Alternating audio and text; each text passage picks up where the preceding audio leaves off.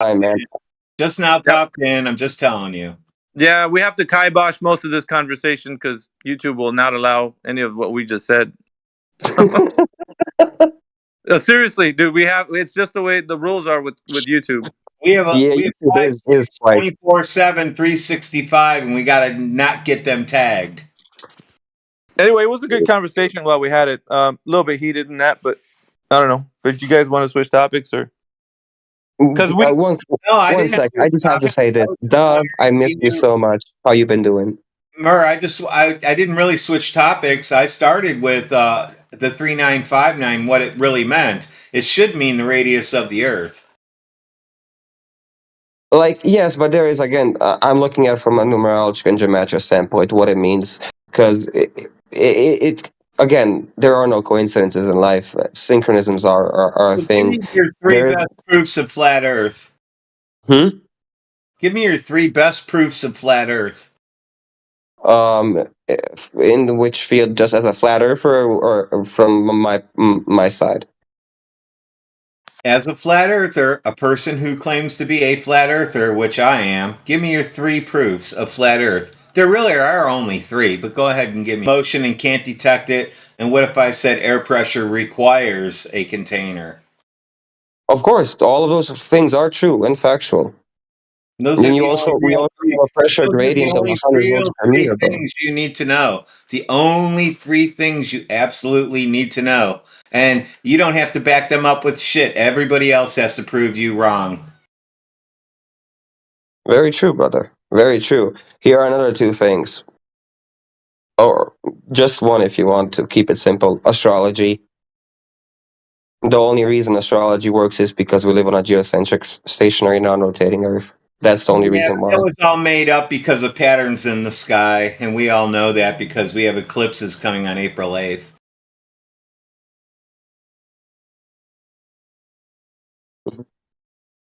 It's actually a form of witchcraft. Ooh, really? Interesting. I didn't know that. Become a Freemason and find out. They don't just give to the needy and the hospitals. They do other fun things too. You got to become a member if you want to find out. No, you don't, bro. Rodman, are you a Freemason? You truly don't. Am I a Freemason? I personally am not, and my person who is a Freemason or an ex-Freemason is not in the room at this moment. He's probably in the other channel, but he can tell you all about it. Just ask Mr. Amish anytime you hear of him. He can tell you the rituals and everything. Yeah, and the alchemical correlations to Freemasonry that they all have, and how the sun and moon represent the masculine and feminine and left and right hemisphere, and how it's all about. Freemasons that they live on a planet to a certain degree, by the way, and then they switch it. Yep, all that is important. A lot of places have been called the 0 point of Earth for a reason, including Vatican and Washington, D.C.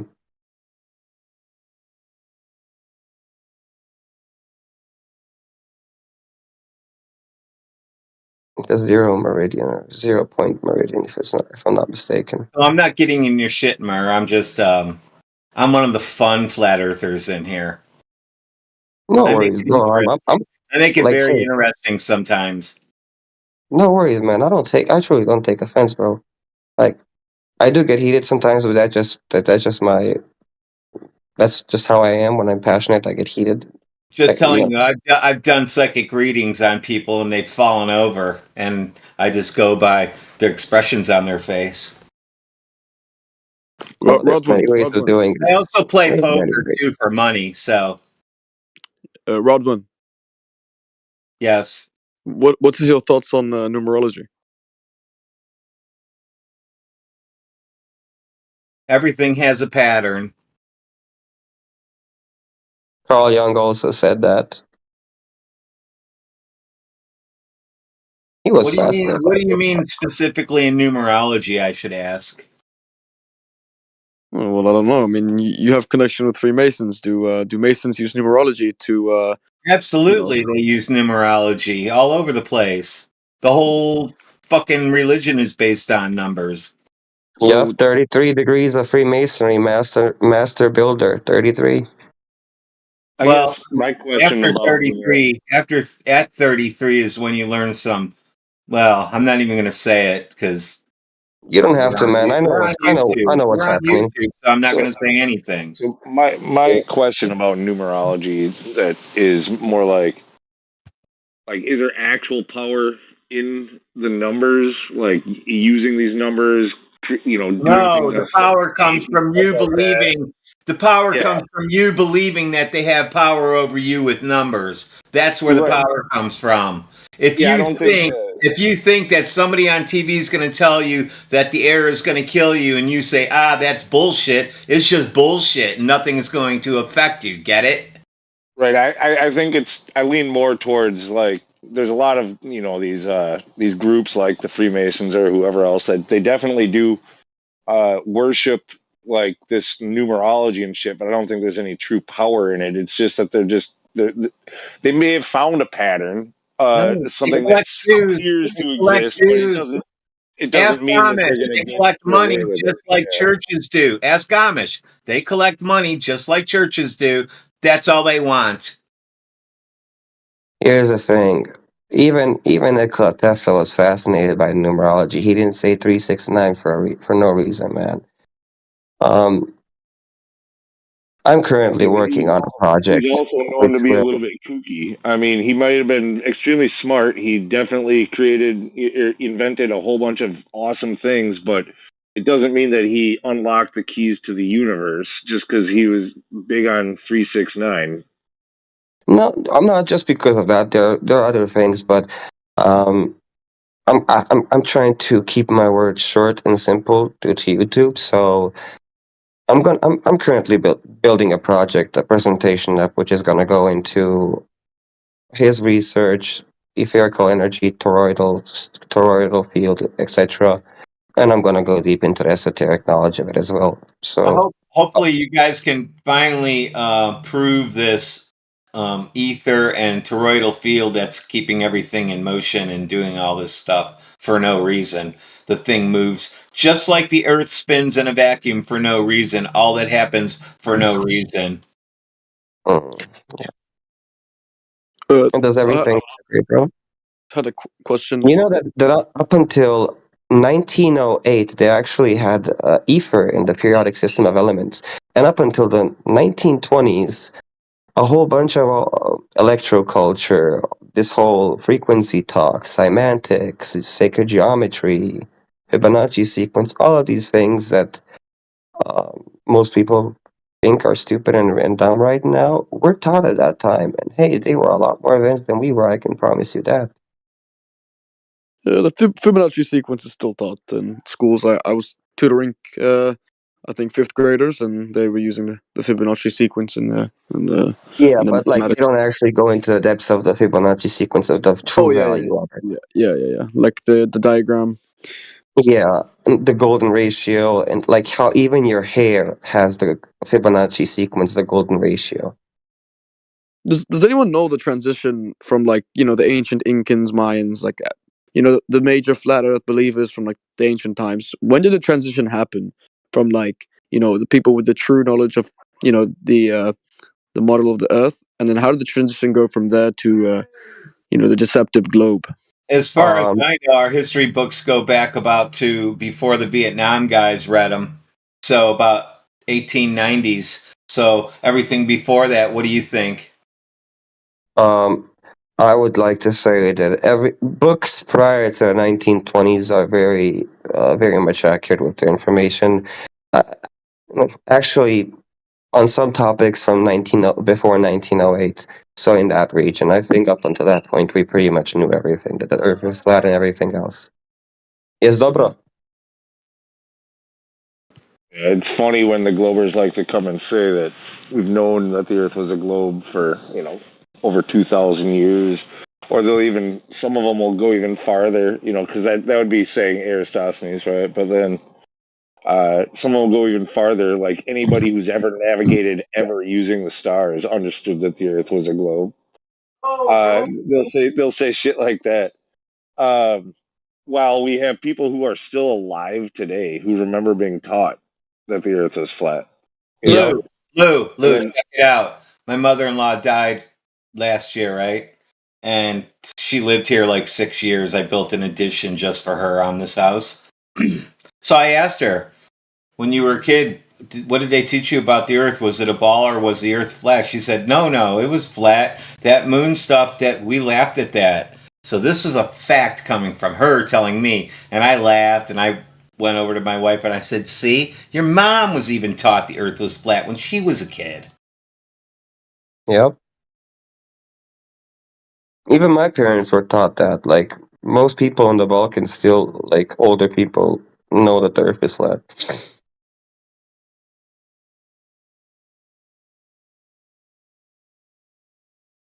You talk to any baby boomers, and they will tell you that as a kid they were taught about the moon, but their parents always believed that the Earth was flat. So then there was a contradiction between what they were being shown on that small television screen in the 50s, 60s, 70s with the moon landings, Mm-hmm.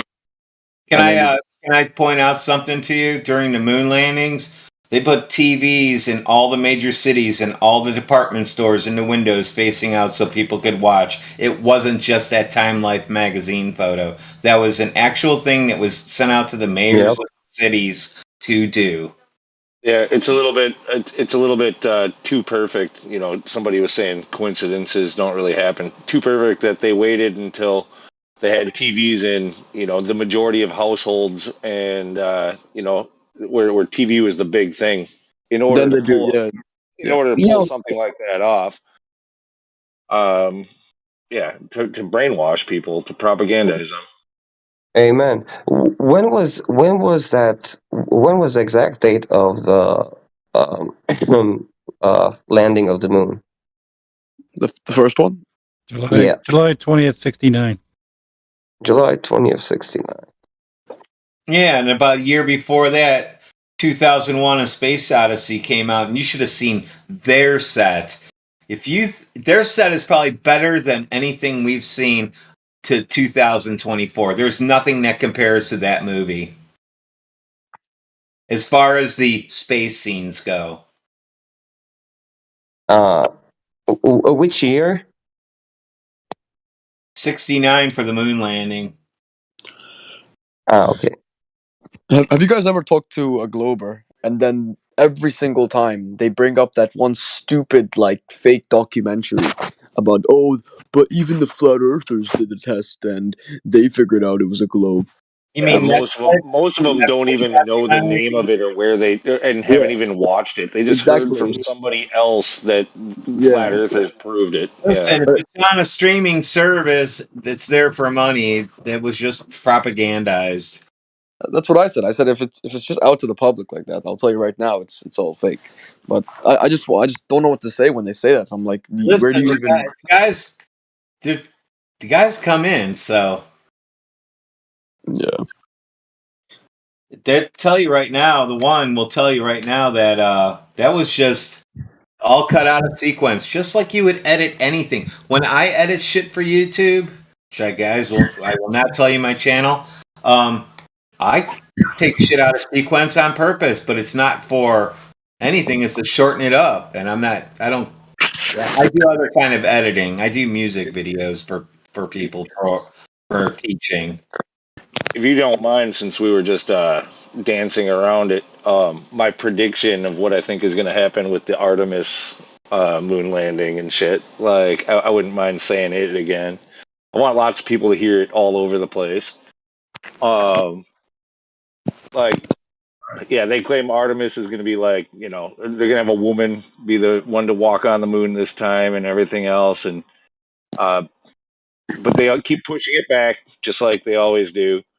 My my prediction is that when they do finally get around to doing manned or womaned moonwalk, it'll be when they have these augmented and virtual reality goggles in like Yep. the majority of houses, similar to when they did the original moon landing. But or well, what's going to happen in my eyes, the way I see it, is that they're gonna claim to go, or they're going to claim that they're launching, and there will be another disaster like Columbia or like Challenger, or maybe it won't be in the air over Earth. Maybe they'll claim that they even got to the moon but died, trying to land on the moon, something like that. But there will be a disaster where there's a loss of life, and it'll be these poor women lost their life trying to do do a dangerous mission on the moon, and they will halt manned space flight for a period of time while they deliberate over this, and they will tell you the next time that they go that they're going to do it better, safer. That we can do this with drones, we can do this with machinery. We don't have to send people, but what we will do is make sure that we have all the best cameras, and you can experience it like you're there yourself through the metaverse, through the virtual reality goggles, through the augmented reality, shit like that. That's how they're going to sell it to everybody, like screen in their face. But the precursor though will be the disaster, which will be their next excuse for pushing it back. Mm-hmm. You're spot on. Spot on, bro. It's like it makes way too much sense to just not be true. Like, dude, Exactly. it's like all the fucking pieces. Like, this is what they're gonna try to do. Now, if enough people talk about this, does that change their plans? Do they have to? Does it set them back even farther? You I think know? that's what we have going for us with like social media now. Like, why did they discontinue the Nikon P1000, bro? Why is TikTok trying to be banned everywhere? Why are so many things happening right now? All these like censorships on all the platforms. They're trying to stop the information because they know if it gets out, they're fucked.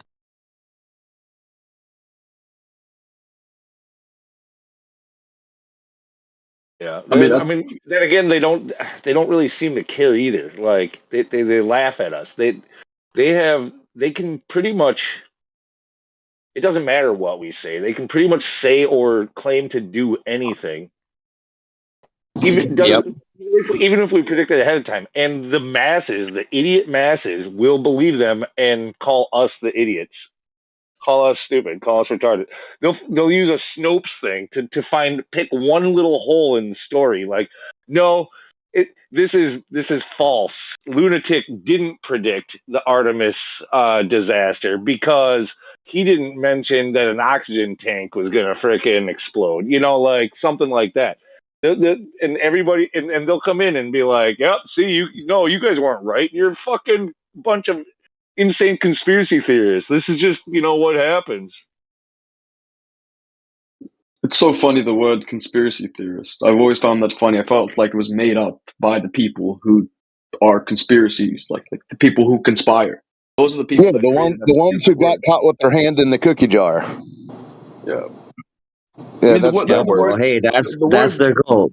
Change the yeah. definition of words so we forget the true meaning of words. So then we actually have discourse and fighting in between each other and not I mean, against them. that's why a lot of English words are actually just reverse meanings. I mean, that's why it is the most, they made it the most popular language. It's yeah. literally the language of the world. It's a If I may say poisoning the something, well. English is it's a human created language, and it was very articulately created and mathematically. And like a lot of this stuff also, like if you were to look at numerology and the definition or meaning of these numbers and the alphabet, they would actually correspond. That's why, because it was all deliberately planned out. Like there's even a screenshot I can put in this chat. One second. Where is the chat?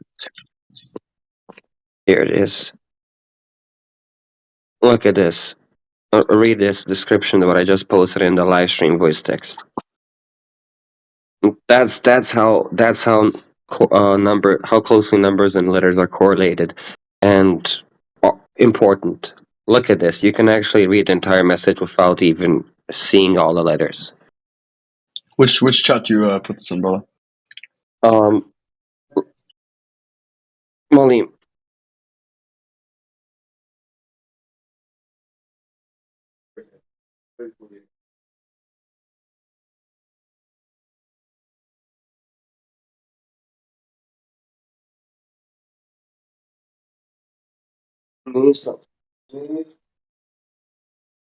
One second, let me try to go on live stream voice. I'll post it again just in case. I might not actually post it. Do you see it now? Nope. Ah, it's still posting. One second, why is it still posting? Where are you from? Press Are back. you in what country are you in? I'm in Germany at the moment. Germany. Okay. So I mean, your Wi-Fi should be fine. So.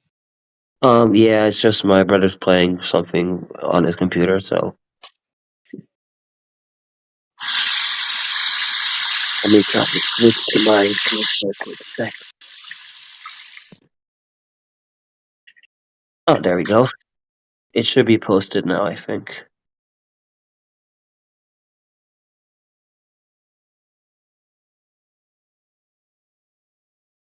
No, I've seen this before. Yeah. Yeah, like it's there I for a mean, reason. Like, just look at the words we use in everyday life. We are humans. Humans. Light beings. What is a hue? Then a shade of light or color, which is light. It's in the name. Like, I know. Do you know there's a channel on YouTube, or I think he has Instagram as well. Revival of Wisdom goes deep into the stuff you're talking about. I don't know if yes, it's all true. I don't know if it's all true. I don't want to. I'm telling you, man, there's way too many syncretisms. I don't want to use coincidences anymore, that word. But there are way too many throughout way too many different subjects and fields that it just doesn't it can't be just a coincidence and no correlation at all anymore at this point. I literally have over 144,000 books that Yeah, I all mean, correlate to each other. there was a person who was in the call earlier said about numerology just being just patterns, and so like it doesn't mean just because there's patterns, it doesn't mean it doesn't mean it's 100% true, right? It's not 100% true just because patterns exist. So it's like how No, do I say definitely. this? Uh, it's most likely, but not 100% we can rely to use it in our daily life. For some things, yes. For some things, no, my brother. Like some things, like even with the information that I am currently going for, I'm going for information that is quote unquote taboo, and just because I'm governed by knowledge and law and order and truth, I want to understand things. So when the time ever comes that I need to stand for what is right and true, I can because I have the ammunition necessary to defend it. Um, and not all of this is for everybody, of course. Yet, But, some no, things like. people should at least interpret into their lives, like Mm. put into their lives, because it is beneficial. What I'm trying to tell you is, since we live in a world of infinite possibilities and infinite, infinity is what this world is, infinite numbers, right? So with infinite possibilities, of course, there's going to be patterns, right? There's going to be things that seem like sequences, but there's also the infinite possibility that these aren't true. So you can't. That's what I mean by you can't go 100% off the stuff. You can't. There's too many outliers. There's too many. It's infinite. You can't rely on it. Like I get your standpoint, and I used to be on the same point of view roughly 2 years ago, 3 years ago. But over time, my perspective has slightly shifted. Everything I talk about, I don't think of it as enslavement or chains or anything. Rather, freedom, okay? Because you're aware of what's happening and like you're not afraid anymore.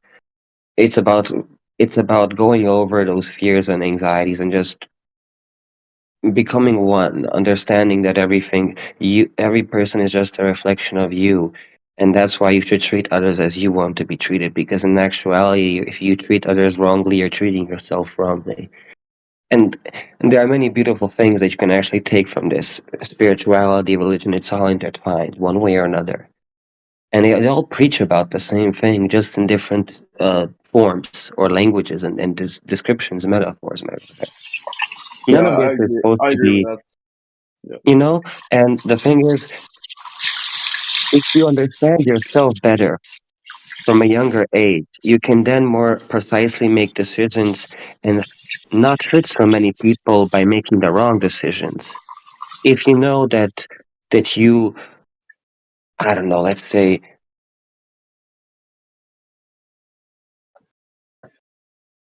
why would you willingly go through life and not knowing certain things and risking hurting several people in the process, like for example dating? Because look at the dating world now, it's just a whole bunch of hurt, my brother, you know. Yeah. I No, look at it no. that way. We're all one. It's one consciousness. We might have different lives, and we are in different lanes, if you will, moving at different speeds and have different perspectives, but we're all one. We're we're intertwined with each other and the earth and heavens as much as everything else is. All is atum. All is. Everything is So atum. you believe that the religions are more so interpretations of the same thing, but just different perspectives. Is that what you believe? So it's the same thing, but just different I, ways of understanding it. I know. I know, man. I know. I don't believe, man. I do not believe. I do not believe. I know. Okay. And I can truly go into extreme details, but not on YouTube. And like, I would only for those who actually want to listen and just want to challenge their perspective. Like, I truly don't want to argue and prove a point like that's going to last Okay. for 2-3 hours on one thing.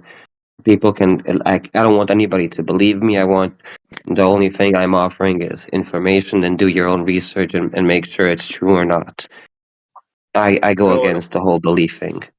I know it all ends up being real new agey and stuff, but like I find it interesting when you can find in the different major religions like the places where there is like lap over, like where where instead of looking at differences, when you can look at similarities between them. And there's a lot of similarities, but unfortunately most people focus on the differences. Yep. I think there's probably more similarities than there are differences, like by Way quite a way bit. too many similarities, my brother. And the only reason why people interpret it that way and see those differences is because we were taught to read and interpret scriptures and whatever stories, fables in a false manner. Like, And I wish I had this video saved on my phone, but there's this scientist, I think somewhere in the northern parts of Europe, and he was experimenting with like scarab beetles, and accidentally one of the wings of the beetle that he was experimenting with fell off and fell on top of another wing, and it started to levitate over it. Um, which is kind of cool. Um, and then not only that, but like within the Egyptian mythology, the beetle is quite pronounced within hieroglyphs because of its symbolic representation of your skull. Your skull, when you're like at the top view of your skull, it's actually separated just like a beetle has a line into four parts. And that part actually is open when you're born and closes up. That's the fontanelle or fountain of youth. Everything is inwards, not outwards. There is no need to seek out information from people or places. It's all within you. You just have to you have to wake up to your true self. You are not your body, name, or hobby or any of that. You are that which perceives everything. You are that which perceives you having thoughts in this very moment. And the way you can prove that to yourself that you are not, that you are like a conscious part that is not connected to the body per se and is not the body is because you can't predict what your next thought is going to be. You can't perceive your next thought before you've had it. So that shows you're an observer. You're observing this human experience.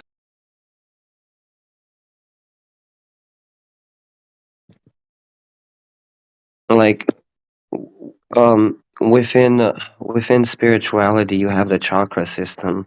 Well, the chakra system is a physical like a part of your anatomy. It's the seven central nerve centers of your body. You can also call them as electrical resistors, because the Kundalini energy that rises up your spine and hits your pineal gland, or as Jacob called it, the land of he called the place pineal. Um, it's actually electrical energy, and that's why people who pray and Buddhist monks and practitioners of this faith, if you will, um, do these different mantras or pronounce them as they're meditating. It's because each one vibrates at a different frequency and helps open up the resistors so the energy can flow through them like a river flows when all the dams are open for it consistently and concisely towards the pineal gland, and throw open the right side of your hemisphere where God resides. The same thing happens in this reality on Earth. From December to April, the sun rises from the south hemiplane to the north hemiplane, and then it hits Aries, and then we have summer in the north hemisphere. Same principle: as above, so below; as within, so without. Like, all of it is intertwined. Archangels are arcs and angles. That's what the Petruvian man is talking about. Like, it's symbology, sacred geometry, all of this stuff.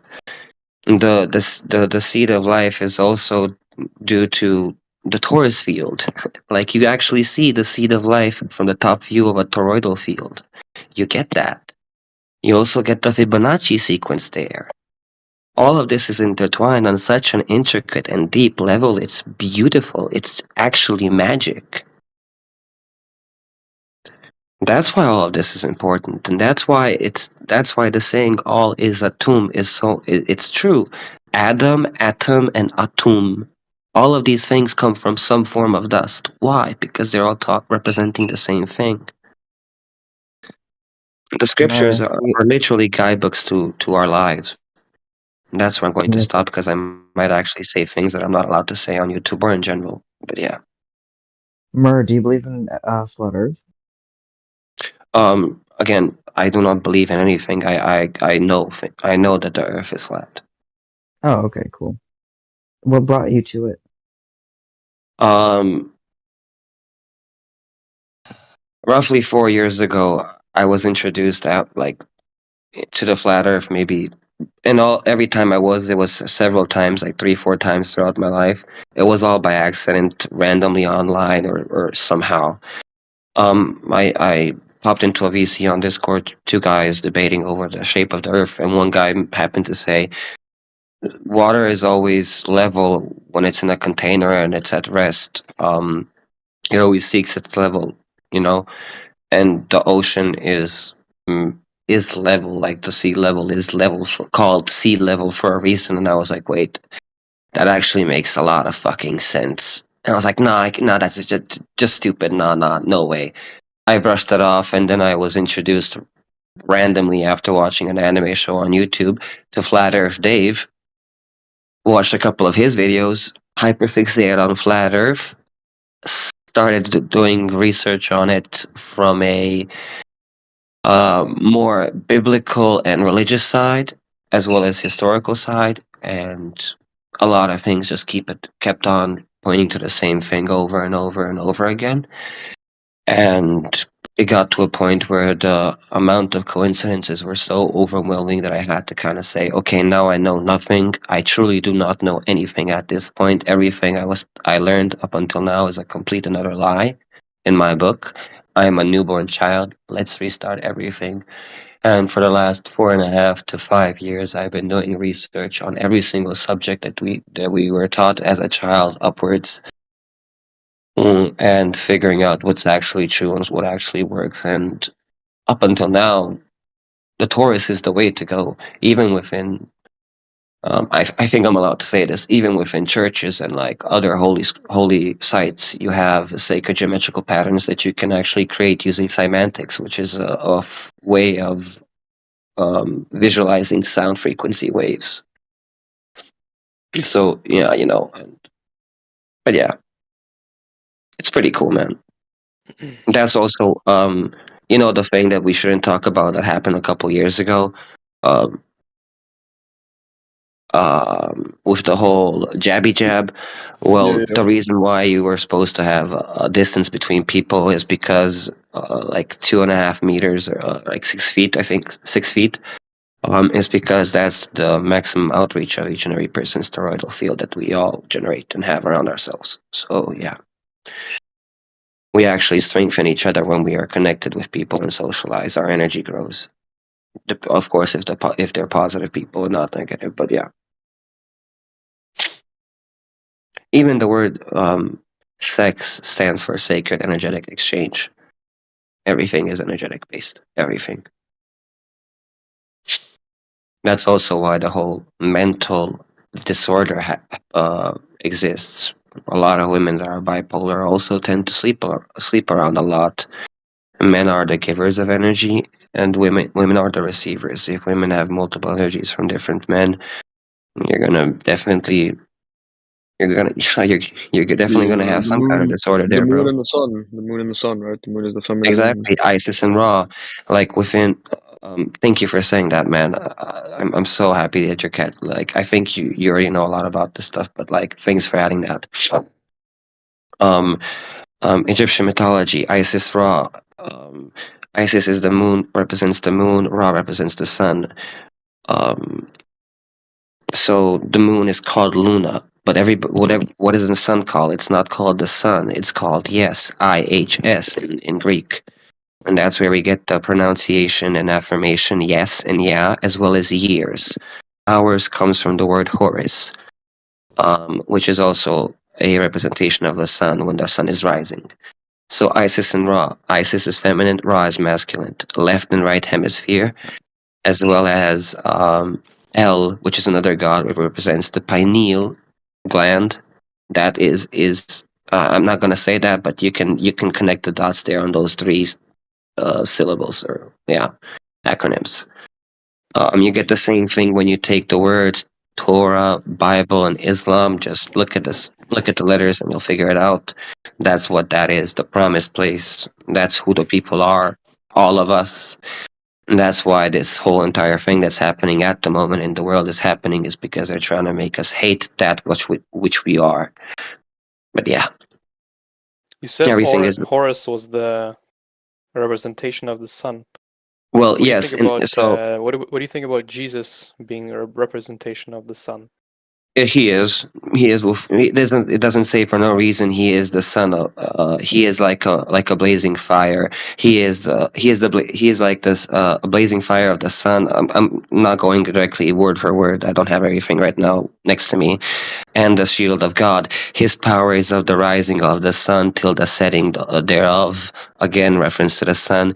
He rises up and walks amongst. Walks. On top On of the water. water. Well, Yeah. yeah, The the sun does sunlight. that Yeah. everybody has a personal connection to Jesus Christ. Yes, you do. Everybody sees their own personal light directly to their feet on the water when they're looking at a sunset, but they don't perceive anybody else having a light, yet everybody does.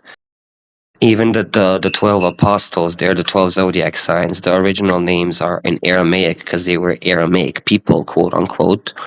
So, Thomas comes from the Yeah, so Aramaic so word. you're saying, Jesus would just be a humanification of the sun. Yes, Yeah. okay, so yes. you're saying he never existed as a human being, or do you believe he also existed? It's a metaphor. So I personally think it's just a metaphor, as within many of the different scriptures, not just Abrahamic, but all scriptures and religions and mythologies. Um, there are some that I'm now doubting, and I have to look into more, especially like the Sumerian and Babylonian stuff. But I still am, at the moment, firmly convinced, and am able to say with a good conviction that all of those characters are nothing more than metaphors and parables for the heavens above, our anatomy, the earth, and so on and so forth. Okay, so you believe in like Christ oil, and you know how the Yes. sacred area below is Yes. the cave and stuff like that, and so you get resurrected by the oil going back up to the pineal Yes. gland to the spine. So you believe in that, right? Or not believe? Sorry, Um, you know that. Sorry. Yes. Yes. Again, Christ comes from Christos, which means gold. Also, Christ means the anointed one or anointed oil, which is three wise men and the three gifts they gave are it's the pineal pituitary gland and the thalamus, melatonin, And if you want to serotonin, go in and numbers as well, there's 33 vertebrae in the spine. yes, 33 vertebrae in the spine, like his crucifixion. Again, also adds up with the whole, even the diagrams that all like EU and all these different like flags have of the flat Earth. They also have they're in 33 like quadrants, if you will, like sectors, for a reason. Yeah, he was Again, 33 years old, right, when he died? yep, and it was for 2.5 days.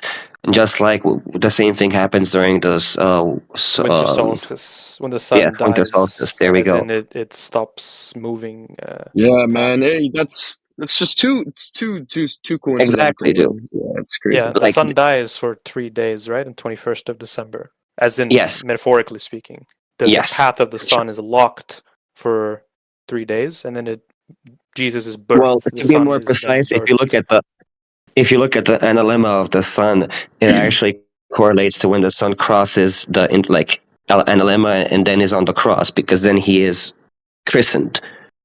Um, so that's exactly like the time frame if you want to look at the And Freemasons. analemma. and the cross itself is also a representation of the 4 seasons. So if you look at the zodiac cross, you have each season, Yeah, right? 1, 2, 3, 4, which the sun is the arbiter of the seasons. So exactly, my friend. And you can also look at Leonardo da Vinci's depiction of the Last Supper. 12 apostles in four groups of three people in each group, Yep. 4 seasons of 12 3 months. months. Yeah, Yeah. exactly. So again, it's all there, and it's there for a reason. Oh yeah, they say the sun, or no, Jesus traveled the world and performed miracles, right? As in the sun Yes, travels the world and exactly, performs miracles, as in exactly. it gives you the light. Yeah, and It he's also saves called you the every Holy morning. Light. Yes, it saves you every morning. It gives you warmth, energy, Yeah, vitamins, vision, everything. and every depiction of Jesus always has the sun right behind him. Like he Yep. always has the sun, the light. It's funny. So, And the even Bible. him being carried. I'm sorry, 1 second. Even him being carried, I forget by who. It's a reference again within the Hindu scriptures of Brahma being carried. All of these stories are reappearing. They're constantly Yeah, reappearing. you Adam, mentioned Horus, which is also based on the same story. yep. Horus, Ra, Set, and Osiris are all talking about the sun. Horus, the sun is rising hours. Ra is midday. Set when the sun is setting, and Osiris when it's directly opposite of you or in the I thought underworld. Osiris was referring to the constellation of Sorry. Sirius, right? Or am I? Uh, no. I'm I'm pretty sure I sorry. looked It into might that, be. but Let me double check right now. I have that document. Give me 1 minute. I don't want to lie to you on Does that. anybody know? So, if metaphors, if the Bible's metaphors, then what would Mary be? What in terms of like Jesus being Mary the is going son? to be Virgo. Virgo. Recently, actually, a comet named the child passed the constellation Virgo and was in where a stomach of a woman would be, where the womb would be. So that's just weird. Okay. But it's a representation of Virgo. She's the only female zodiac in the entire zodiacal house, and the only one among Jesus' apostles that is a female. I mean, yeah, man. Even the Freemasons talk about the 33 ladder, the 33 like steps to get to Jacob's the sun. ladder. If you see the Jacob was also Freemasonic, called. Yep. Go ahead. I'm sorry. Go ahead, man. no, just it's. I don't know if anyone's seen this or has friends that are Freemasons, but they have a depiction of the ladder, and then the ladder has You 30. do, man. Of course. Yeah, steps, and then the top is the sun. So it's kind of like gaining the Christ consciousness, which a lot of people who believe in that type of, or not believe, but think of that Bible as that in terms of metaphors. They believe that being Christ is an example to set to become like almost Christ-like, essentially, or get to the sun. Yep. Yep, you're right about that. If you want, I can really quick pull up the verses where it actually like mentions all the apostles and the references to like the zodiac.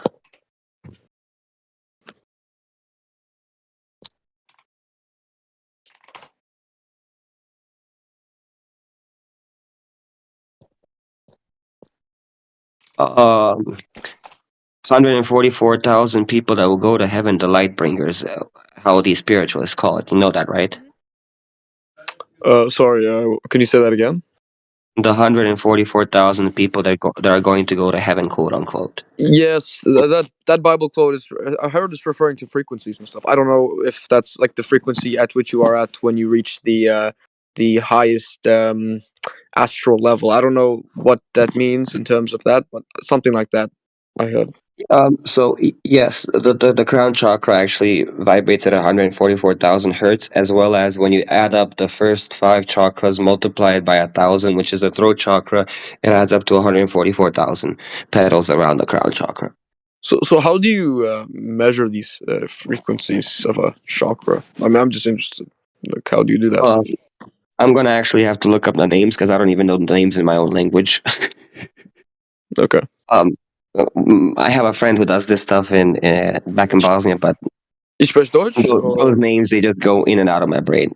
you speak German? No. Klar, doch. Okay. I mean, obviously, I don't want to speak German in here. That's probably fucking rude, but No, like again, like a lot of things that we've been taught, man, are a lot of things are fucking falsehoods that we've been taught. That's all I can say out loud on YouTube. But yeah, and like all of this, even like when you look at, I don't know, Jesus and the 7 seals on his scroll. Again, Kundalini, 7 chakras. Krishna had 7 holes in her flute. Hermes has 7 strings on his harp. Even within modern pop culture, Dragon Ball, 7 balls, and then a snake rises up, a dragon. you know what I Sonic. did notice actually? Actually, no, I can't say that on here. This is YouTube live stream. Never mind. Okay. I will not say that. Sonic, 7 chaos emeralds, 7 colors of the rainbow, seven notes in music, 7 vowels, A-E-I-O-U, W, and sometimes Y. It's Do- always 7. You know the order of colors on the chakras, right? Yeah. Yes, Do you they're know the like? color of the rainbow, bro. Yeah. Do you know what the reverse of that is? Right, like the flag. The and stuff. pride flag. Yeah. Yeah. I've noticed that. I don't know. I don't want to go deep into that, but You know about the other symbol that shows up with the new flag? dude, I don't know if we can even talk about this, bro. I'm not gonna lie, but Okay, I'm gonna tell you this. Look up at a new flag and the black and brown lines that are there, and just no, put them in I a. know. Oh yeah. Okay.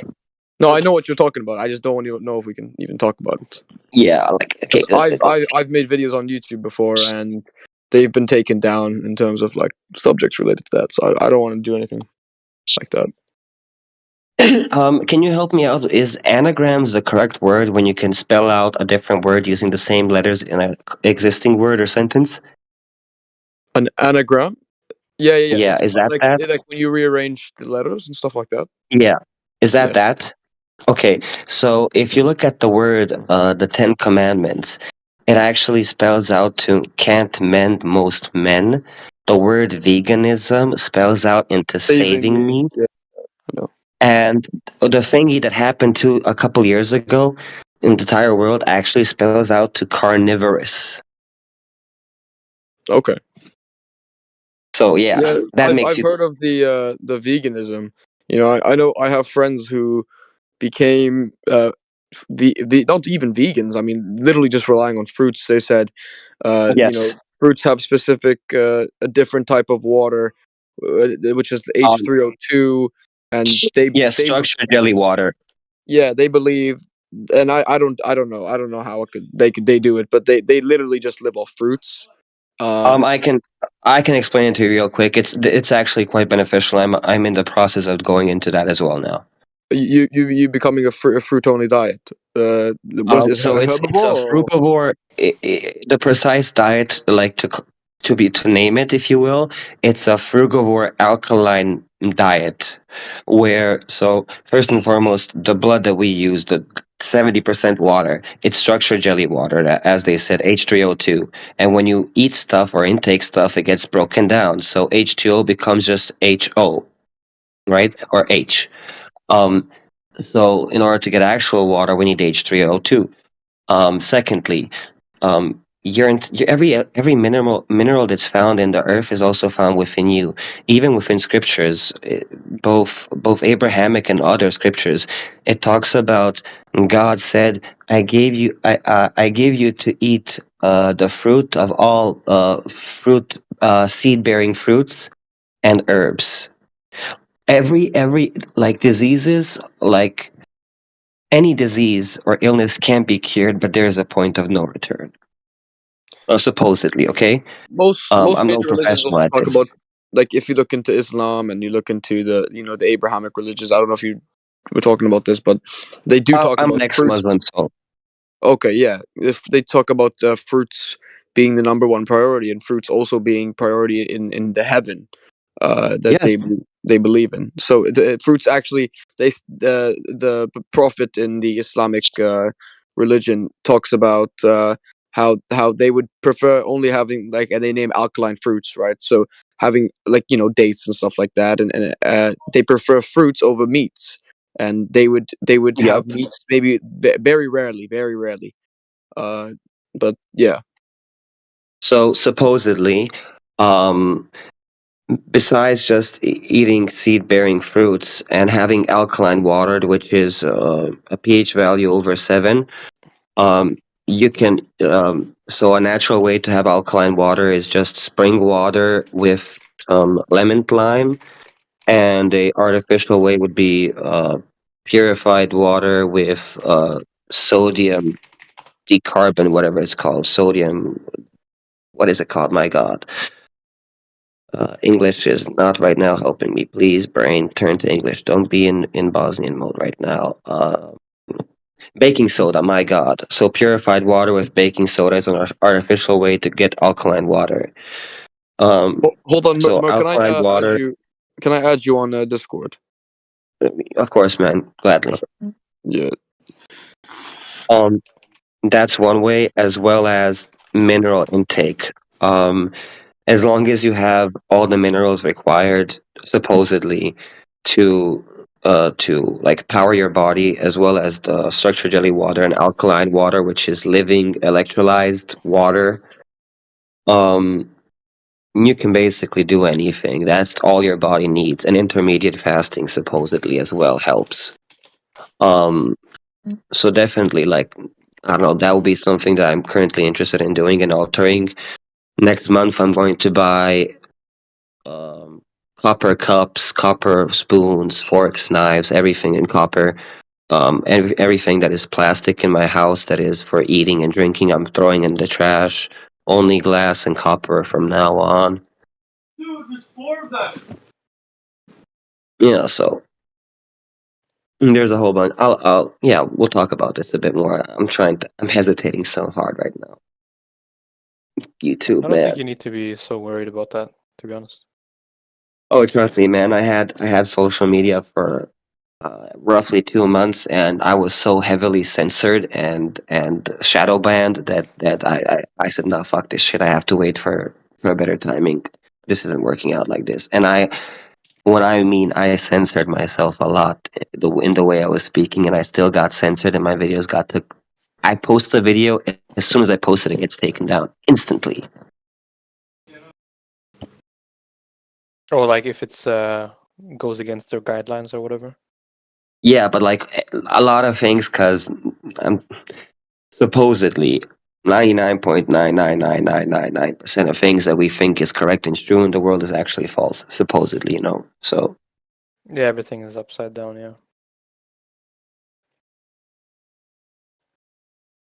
and when you start talking about that, a lot of guidelines are somehow broken, even though there is no nudity in your videos or profanity, but yeah. Mm-hmm. Oh, okay. Ne. like all of this stuff. I'm like my brother. And this is why I'm so passionate about it. If you get into these groups, but actually like spend the time to find people and groups, communities that are truth-seeking communities that don't have ego or emotional attachment invested, and they just want to know more, understand, and live a better and more purposeful life. It doesn't matter if it's astrology, numerology, esoteric, occult knowledge, whatever it may be, you'll find the actual truth. And it would all come back to the same thing. And at some point, you have to say, okay, man, we are stupid right now. We are stupid in this modern age. We are babies and infants compared to the early and late 1800s and early 1900s, let alone back then. Supposedly in my country, there's a pyramid that's over 28,000 years old. I talked to a certain individual. Um, I don't know if I can say his faith right now. That's how, but yeah, he has a lot of information and like books and archives. And he told me that supposedly those pyramids are actually um, several million years old and might be the only remaining structures of the time of Lemuria or Lemurians. So supposedly.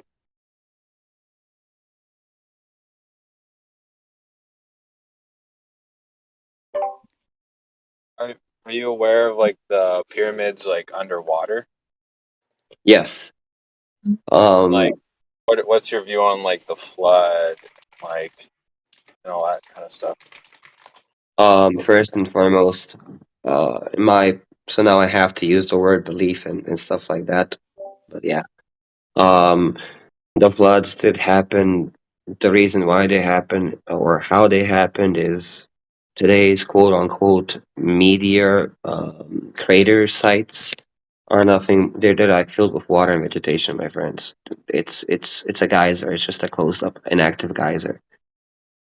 Um, if you look at the moon and like the moon map, the full moon map with all of it like done properly with the extra land masses that you see on the moon map actually correlate pretty accurately with older maps from the prior to the 1908 1910. Prior to that time, like the 17 1800s 1600s even 1500s have depictions of these land masses. um the place of Mu, what is the other one? Eden, Lemuria. These places are physical places. They're just gone now. Hawaii, and not Hawaii, but you know those giant stone faces that are actually like entire sculptures that were buried. Where is that located? In the Easter Island. yes, the Easter Islands. They're actually part of they're the top remaining part of the territory that used to be there, supposedly. Have you been in the Bosnian pyramids? Um, I haven't because I haven't been. Haven't had the ability to go back to Bosnia for a couple years now, but I will when I have the chance. Yeah, it's one of my dreams. One of the biggest pyramids is in Bosnia, no? Yeah, it's the Pyramid of the Sun. It's even bigger than the pyramids in Egypt. They also the pyramid also faces the cardinal directions, and it's even more accurate than the ones in Egypt. It also has a EMF rating at the top of the pyramid of over 60, whatever, 60 times greater than anywhere on Earth. How do you think that's channeled? Give me 1 second. I just have to do something. Un momento, por favor. No problem, mi amigo.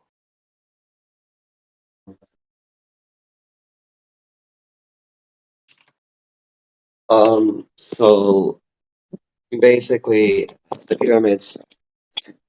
Tesla actually, from what I can find out from his research and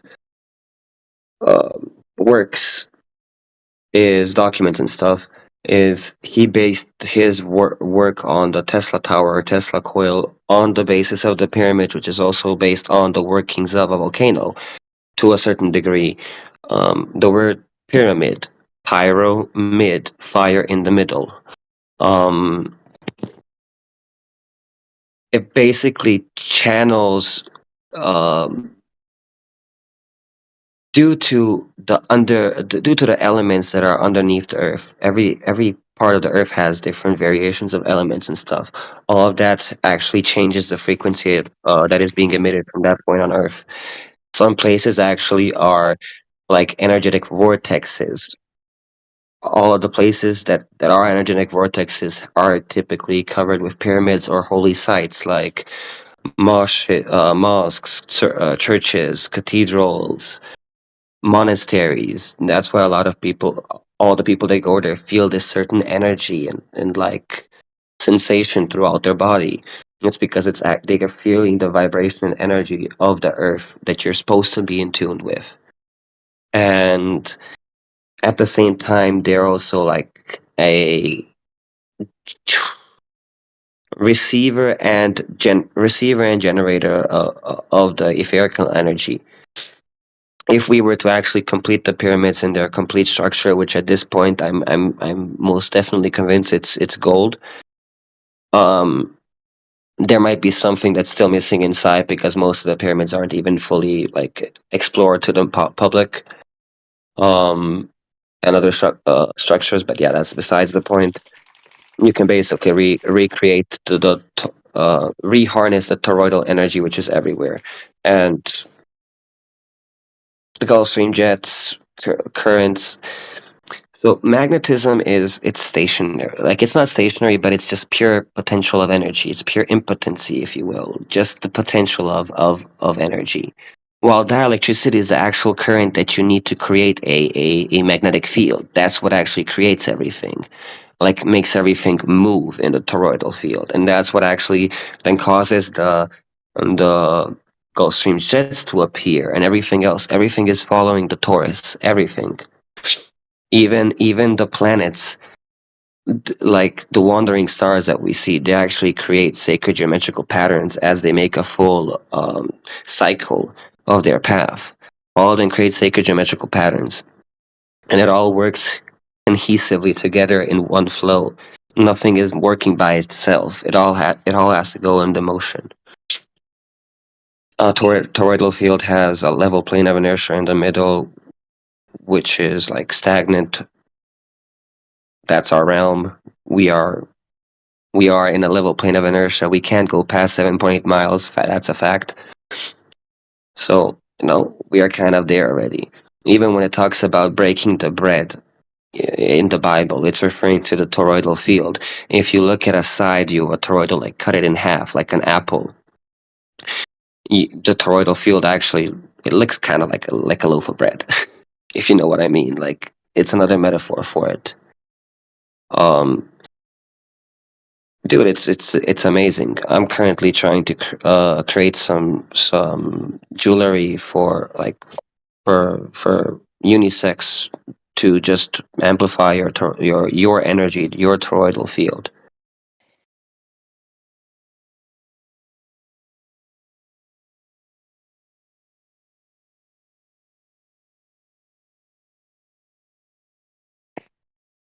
You'd be surprised, man.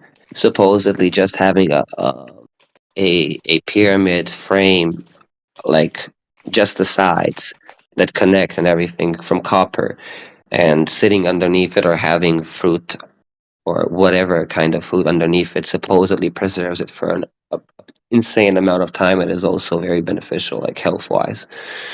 But again, I ain't no doctor or professional, so Just as testimonial, I'm 73. I've been a vegan and on an alkaline diet for many, many years. And I am probably the healthiest 73-year-old I've ever met. amen to that. I am so happy to hear that. Thank you for saying that. Yeah.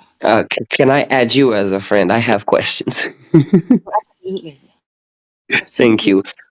Is that Penelope? Penelope. Oh, sorry. Yeah, it's late for me. It's like No, but that's not my real past. name. But Oh, that's, yeah, of course. yeah, it's my handle, I guess. But yes, I teach yoga.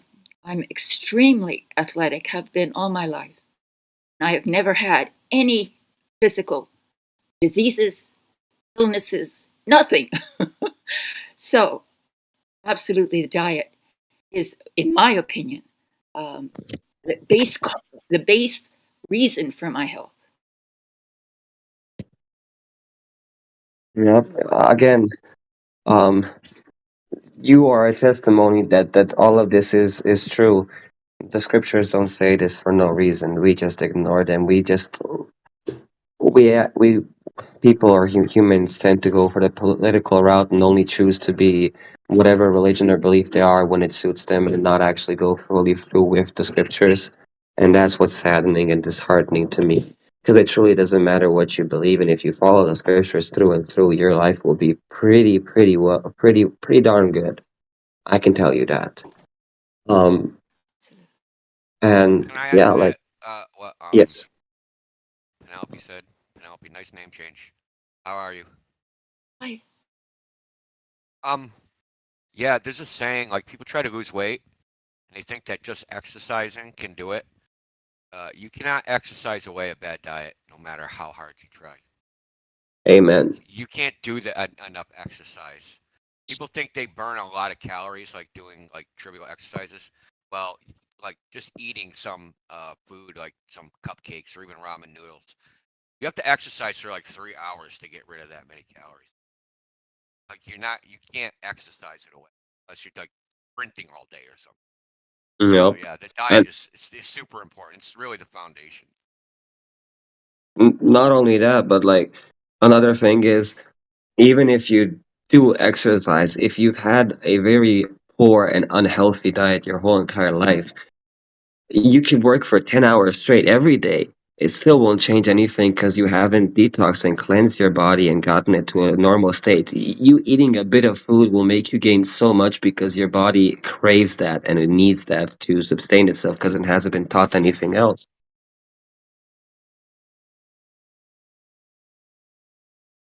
Penelope, let me ask, I have one quick question for you.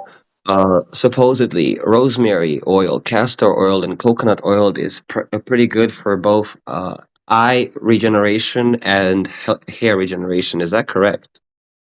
um, I've heard that. Supposedly. I've heard that. Okay. I've never had any hair loss problems, so I haven't actually tried those remedies. But I hear that, what's that? Aloe vera is also very Mm, good for okay. hair loss or hair regeneration, skin regeneration in general as well. Well, there are myriads of plants and herbs that one can Mhm. utilize medicinally. Um, I will later just write the name of a book because I don't have it at the top of my head that I'm currently reading, and I think you would also enjoy it. And I would just like to hear your feedback because I'm still quite new to the whole holistical side of things. Being under a medical nurse your whole entire life kind of You're a medical brings you in nurse? a certain. Yeah, my mom was a medical nurse for a large portion of her life, so from a young age, I've disdained doctors, hospitals, everything that has to do with modern day medicine. But unfortunately, I had no choice at the time. Now that I can, I avoided like the devil, the cross. Yeah, yeah, I understand. No, I was fortunate. I had a very um, progressive uh, upbringing. I'm happy to hear that for you. I'm really happy to see that there are still families and people who live, let's say it, by the old ways or the true way, and that really gives me hope and a happiness. My father was a quite a radical thinker for his time, and he was the one who encouraged me to be a free thinker. And so I Mm-hmm. have it all my life. And it's Yep. given me a very long and interesting and adventurous and joyful life. Didn't you have a YouTube channel, Penelope? I do have one right now. But I've I taken was. 6 months off because I wanted to change the course of it. I'd had it for 8 years, and it became a little stale for me. So I took a little time off, and I'm actually coming back on the April solstice. I thought that would. Ooh, let's go. Hey, What's your somebody. channel name, Penelope? Pardon me, I didn't hear you. Sorry? I didn't hear you. What's your channel name? Oh, Ava's Temple of Consciousness. Oh, you're okay. I love you. I'm a big fan. You have some nice stuff. The my introduction to flat Earth actually came at a very young age because I became interested in Hinduism, and there's a model they have of reality, the universe, which is Mhm. an egg, Yes. which is Oh my an egg God. with Oh the my God. Earth is I'm the going to center. freak out. Yeah, the Earth is the center layer, and it corresponds to the human chakras, the Yep. 7 chakras, and the Earth is the center. And it's interesting that below us are the lower chakras, and above us the higher. Below us then um, has evolved. The concept has evolved into the concept of hell and heaven. Yep. Yeah. Oh, Well, when I Penelope. was young, I Um, think I was 16 when I adopted that model, and I never really even investigated the globe model um, scientifically. So I tune in to this channel because I'm so interested in all the ways that the globe model is fictitious. And it's always interesting for me to see how they've managed to delude the entire world with these concepts. Penelope, I would love to have a one-on-one conversation with you, literally for like 20 hours straight. I'm so happy that I had the Send opportunity me in, to meet you send today. me in. I have a public telephone number because of I teach yoga. So my number is broadcast everywhere. So Alright. you're I will definitely contact you. I would love to have a conversation with you. yes, absolutely. What's your name, by the way? My real name or my No, no, just your handle. Mer. All right, good. So I'll keep that. I'll keep an eye out for it. Thank you. Um, Yes. I would just like to give you because you said the egg and that it sparked some thoughts in my brain. Um, as you said, it refers to a global Earth model. It does fully, like in the aspect that you describe it, but also I've now realized that it also correlates with the toroidal field and actually describes the motion and the eclipses and everything else to such a fine degree. I'm just currently in the process of like explaining it properly like to other people so I can absorb the information.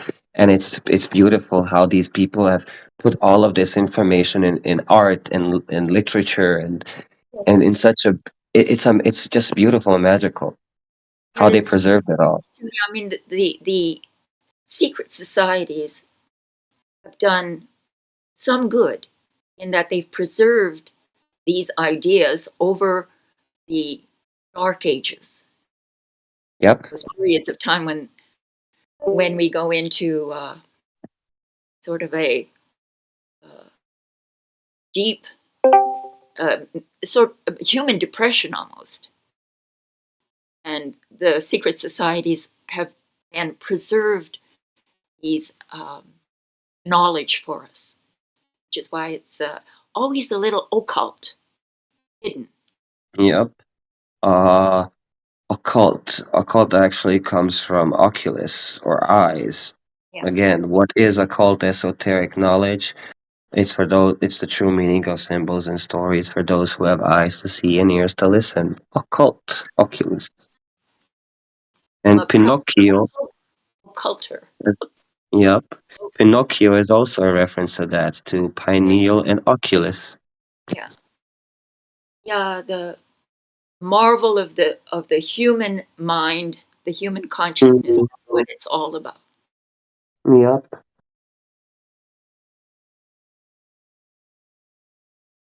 Oh So, my god. I and truly am like I don't know how I hope you can understand what I'm trying to describe right now. And this feeling I have, but just by listening to you speak and you like being in your presence right now, it's it's almost like bliss or inner peace, if you will, just because you exude that energy because you've lived a lifestyle that allowed you that. And that's I'm like almost like starstruck but not. my love of life is really what prompted me towards this kind of understanding because I'm absolutely in love with life. These are the kinds of ideas that promote life. Penelope, Yep. if you don't mind me asking you, what is your diet? If you don't mind me asking. I'm a vegan, but I'm primarily alkaline Okay. Yeah. vegetarian.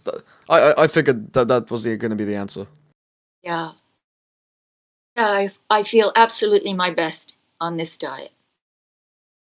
How I long feel have you been on that diet for? 12 years now. 12. Wow. I've been a vegetarian since I was 14, and I became one out of compassion, mostly. And then I had to learn about diet, Yeah. and that's, it takes a long time to learn about what is the highest form of nutrition, food, all that. So I've been a No. vegan for almost 20 years, but this diet for 12, and I've never in my entire life felt as good. yep. That's To just a you. testament, man. Yeah. No. I'm still addicted to meat. Addicted, I say, because I actually don't even want to. But Yeah. yeah. No. I You always know, fall in the trap. I have no moral um, criticisms for people who eat meat. My mother and father ate meat. Some of my best friends eat meat. It's not that. It's just that I understand um, its consequences, and I would rather not bear those consequences, and that's all there is to it. Yep. Energy is energy. You can't get rid of it. It'll just go into another form. So be very mindful and careful of what you put in your mouth and what you think and say. Absolutely. You look at the design of the human, and it's like not even built to eat meat. Like fruits are Nope. so aligned with the human, like the nature of us. Like our teeth aren't even made to eat through flesh, right? Like Yep. we do have canines, but so that's for the hard fruits, right? Like we don't actually have claws. We don't have, So when I say like the meat is so unnatural for us that we have to literally first of all cook it, first of all. So we don't even want to eat it raw. The raw when we eat it raw, the body doesn't even uh, take that well. We have to cook it, then we put herbs on it, we put vegetables with it. So the human desire is natural for fruits and vegetables. So that's what I Mm, always thought. But you're right about that. Like a lot of great minds, philosophers, and intellectuals have said many things that align with vegetarianism, if you will, or veganism, in a degree that even to a spiritual degree, where in such references that thou shalt not succumb to the the fleshly urges of the human body and uh, kill animals and eat their flesh. Um, if one does so, he cannot become conscious and truly call himself a moral and conscious divine being. And everything, even the smallest actions that we do, no matter how minute they might seem at the moment, can have dire repercussions if we're not careful with our actions and thoughts and what we say to, even to other people. Uh, Recently found out that Michelangelo decided to become vegetarian in his 40s because he realized that he had so much work ahead of him. He had to prolong his life. yep. And so he became a Um, vegetarian. When you put meat in your body, it's death in your body, and when you put fruits, it's life in your body. So actually, you age quicker Oh, yes, absolutely. when you put meat. Yeah. so here are some of the most famous like characters throughout history and their thoughts on killing animals, eating flesh, fruits, and so on and so forth. The first one is going to be from Leonardo da Vinci. Truly, man is the king of beasts, for his brutality exceeds them. We live by the death of others. We are burial places. I have since an early age adjourned that we eat of meat. Pythagoras. As long as men massacre animals, they will kill each other. Indeed, he who sows the seeds of murder and pain cannot read joy and love. Plato. The upper class should refrain from eating meat. Wonder why. Buddha. To avoid causing terror to living beings. Let the disciple refrain from eating meat. The food of the wise is that which is consumed by the sadhus. It does not consist of meat. Even Gandhi, I do feel the that spiritual progress demand at some stage that we should cease to kill our fellow creatures for the satisfaction of our bodily wants. Thomas Edison, non-violence leads to the highest ethics, which is the goal of all evolution. Until we stop harming all living beings, we are all savages. And lastly, but not least, Albert Einstein. It is my view that vegetarianism, manner of living, by its purely physical effect on the human temperament, would most beneficially influence the lot of mankind.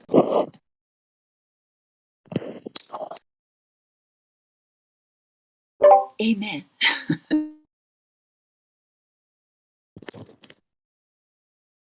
Um, I don't know, at one point,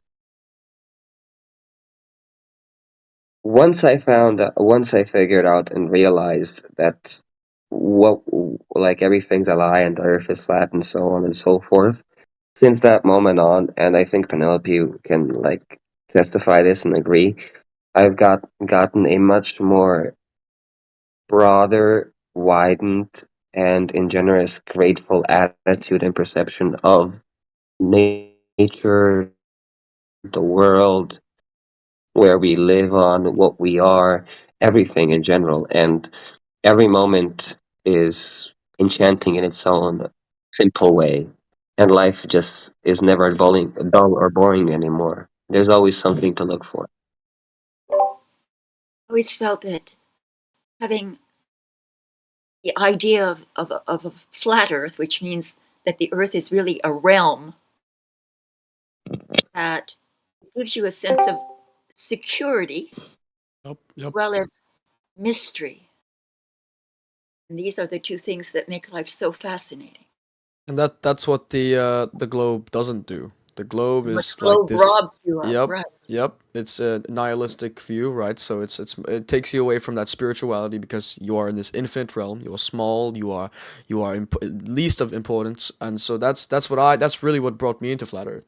I'm like, this just makes more sense. Humans are the most important, and then the people come and say, oh, that's just an egotistical, very individualistic way of thinking and selfish. I'm like, no, it's not. It's not. It's we are literally the most creative, the most interesting creatures on this planet. There's nothing like humans on this planet, and I think that that's what the flat Earth really does. It the sense of security like you were talking about, Penelope. It's you know it's Yep. enclosed. Amen to that, man.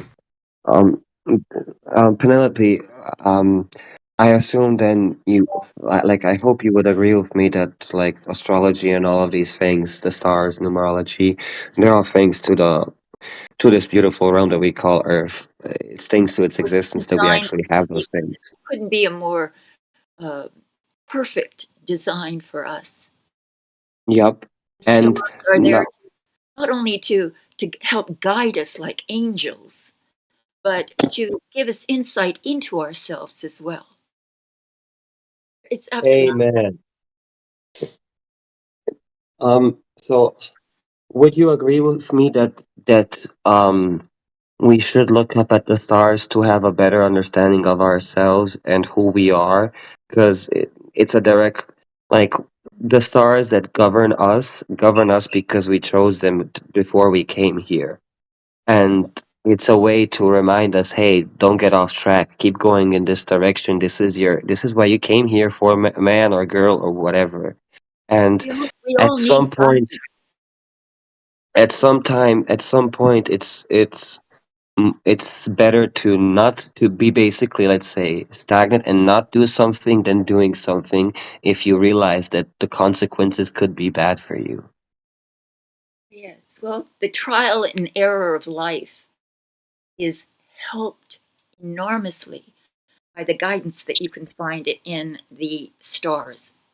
You know, they've been studied for millennia, and they've been understood to be um, God-given. It's only when they were reduced to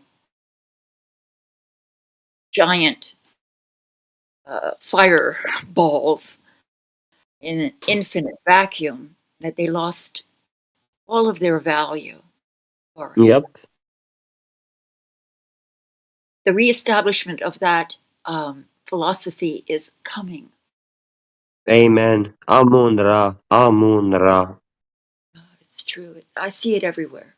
Yep, that's all. Yep. Another thing the flat Earth does is look where the stars are in the flat Earth. The model. It lays on the firmament. It's right there. It surrounds us, right? It's all around us, and therefore it is the stars are a depiction of what's below them. I think that's what I believe. But people So have the different sayings on that. But definitely, like, even when, like, look, take a P900 or P1000 and look at the stars. Just look at them, the way they move, the patterns they create. And they're not physical objects. They're luminiferous, like, objects. They're created thanks to frequency. Frequency, vibration moving through water creates energy. We can actually recreate this already in labs. Everything tells us that there is a law and order in place. Everything runs thanks to the only force that truly exists, which is the torus field. All of that comes from all of this comes from that. Yeah, all these depictions of Yggdrasil, the World Tree, the Black Rock, Mount Meru, a black hole. That's what it is, a black hole, the center of the Earth. It's a black hole that, just like your pupil, it takes in light and it projects it back outwards, creating a reality, just like you do right now. That's what's happening. The hyperpoloid that's above and below the torus, that's where the S from Superman comes from. That's the Milky Way galaxy and everything's there. The golden egg that they talk about is just, it's literally where the Son of God is being oyster, like, what is it called? Cuddled or carried like a mother's womb. And the way it moves, and is blocked by the other object, which is the moon. It creates these different perceptions, like eclipses, crescent moons, all of this. It's all thanks to each other. The sun and moon are in tandem. One takes, like, films, the other one projects. That's why the moon is a direct reflection of both the Earth and the constellations. And there are two maps on the same moon. It's layered underneath each other. You have the celestial map and the terrestrial map on the moon. As above, so below. It all correlates, my brother. Once you're in tune with everything, you will realize that you do not need to seek out anything. Everything was within. Even people like Nikola Tesla, they would lock themselves in a dark room for hours and just meditate, and they would get a urge to write, and they would just start writing. That's how Nikola Tesla would sleep have a notebook and quill right next to his bedside, on a what is it called, a night table. And he would wake up in the morning, more pages are filled out in his handwriting, but he has no recollection, and he goes and then does experiments and stuff because he knows this. It's already within him. Atlas carrying the world. It's a reference to your atlas bone. That's where the right above your atlas bone, outside of your body, where Atlas would be carrying the weight of the world. That's where the Akashic records are, supposedly. Of course, I'm no expert or anything, but that's where they are. That's what it's a reference to. All the information, all that is, was, and will be. It's all there.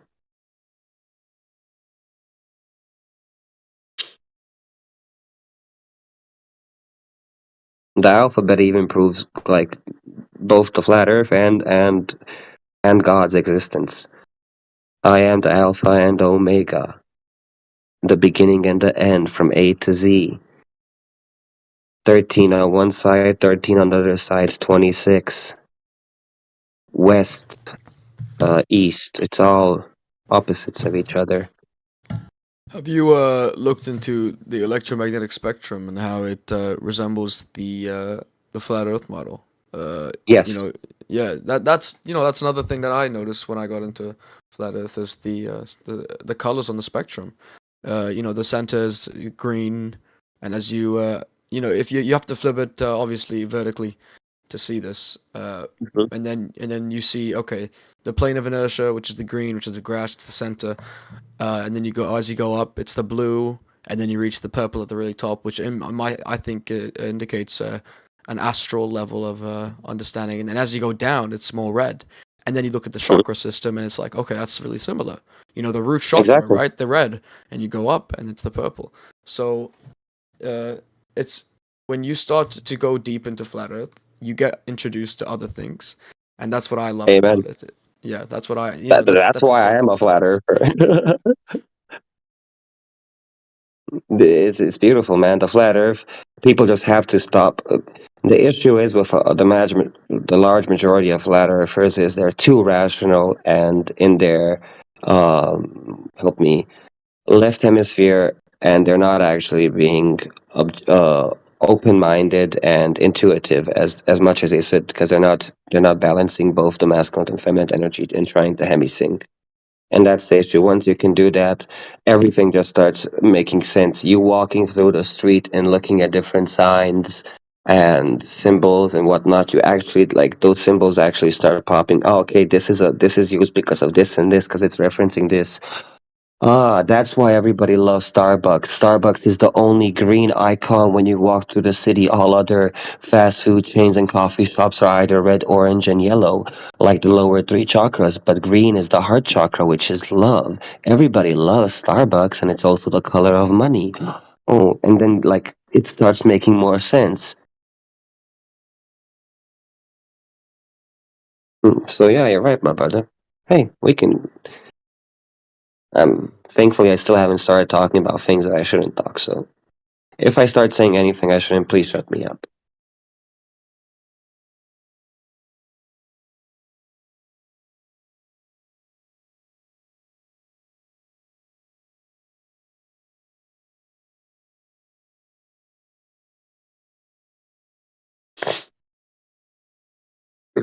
Um, do you have deja vu ever?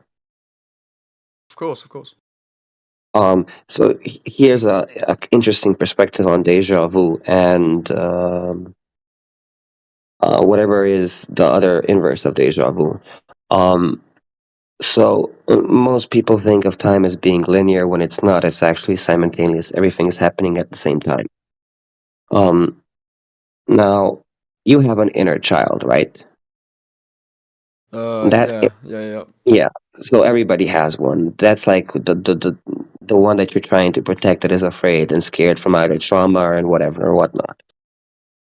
As you go through your past and dig deep through yourself and heal from that trauma, let go of the trauma and move on and change your past.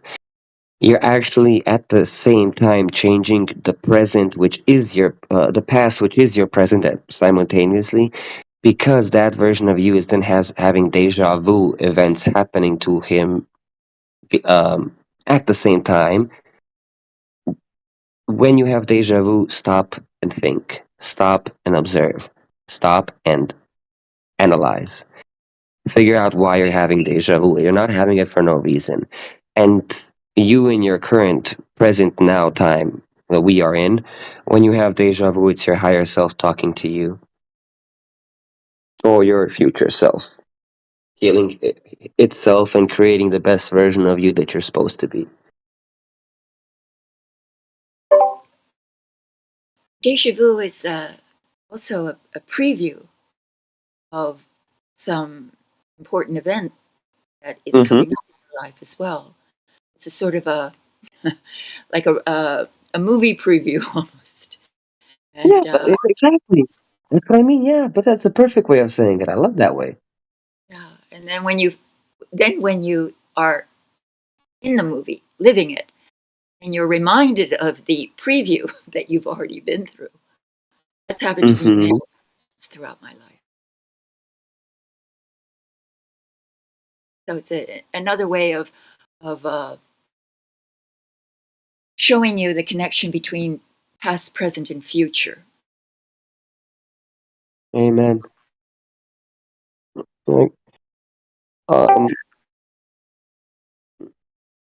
even when you, so, for example, if you take the golden ratio, okay, if you draw it out as a 9, you copy it over to the left, invert it for 180 degrees, you can basically create the symbolism of a toroidal field, as well as a cell splitting into two cells. Another correlation. Duality is just a physical thing. It's not actually the truth. It's oneness. Even white light and the colors from the from the like colors of the rainbow, colors of the spectrum that come from white, it all comes from black light, or the black sun, quote unquote.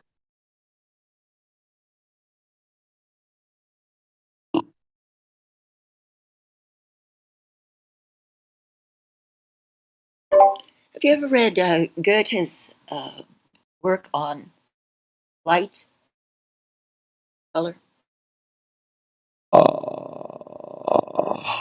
Most likely. Yeah, That's German. That's German. The last he's, time I read a German book. Is it German? Gottes? it's German. Gottes. Goethe. He's 17th, 18th, 17th century, 18th century. I'm gonna He, have to go through my red books to actually confirm that. I think I have, though. I'm not sure. well, he gave an alternative interpretation of light, which I find fascinating too, but it's difficult to get into here. I would have to have the material in front of me. But Uh, I, I would I recommend looking into it. I will definitely look into it. I have to really double check. I'm gonna ask you for the name again later. I'm gonna forget the name. All right. Well, he's very famous. One of probably the most famous German author. It truly doesn't matter how famous somebody is. Names just don't stick in my head for some reason. You mentioned that, yeah. All right, certainly.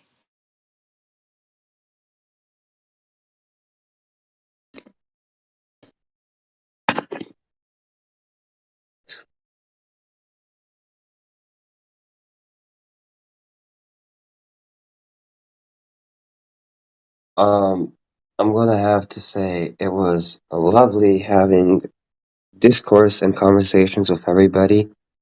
Thank you for having me on today. Much love to everybody, and I will hopefully see you guys again. Hopefully sooner than later. I have to sign off now. Much love. Much love. Thank you. Bye bye. Yep, see bro.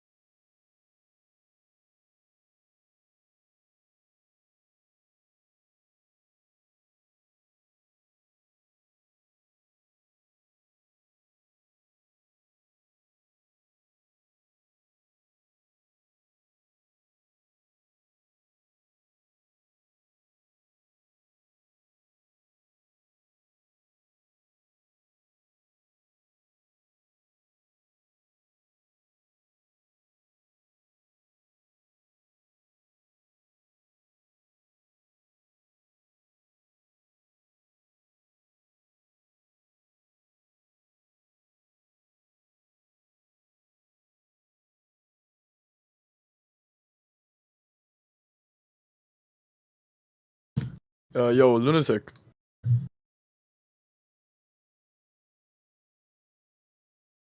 He's not here.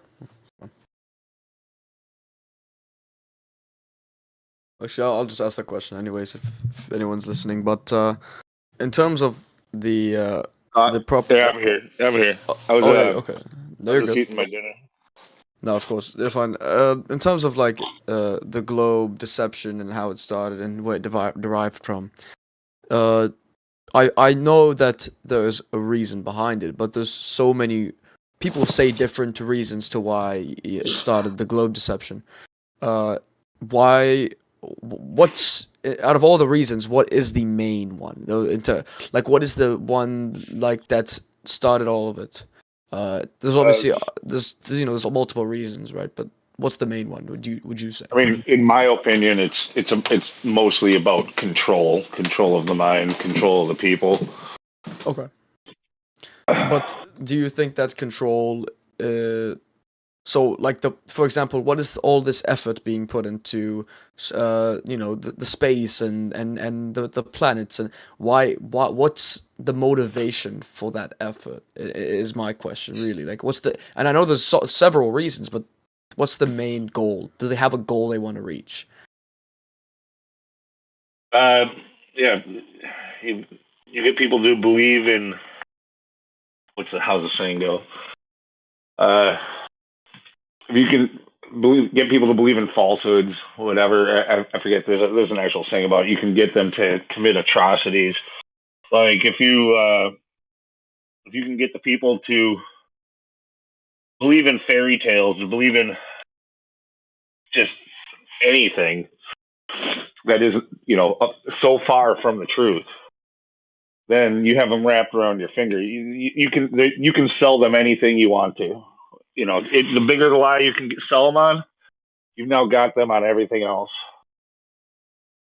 Yeah, and people who say, oh, but like, oh, the people like the as people that study space and the astronauts and whatever and all the people who are like in the low tier NASA, the people who are still working for NASA, people think that they're also aware that the Earth is flat. No, they are also deceived too.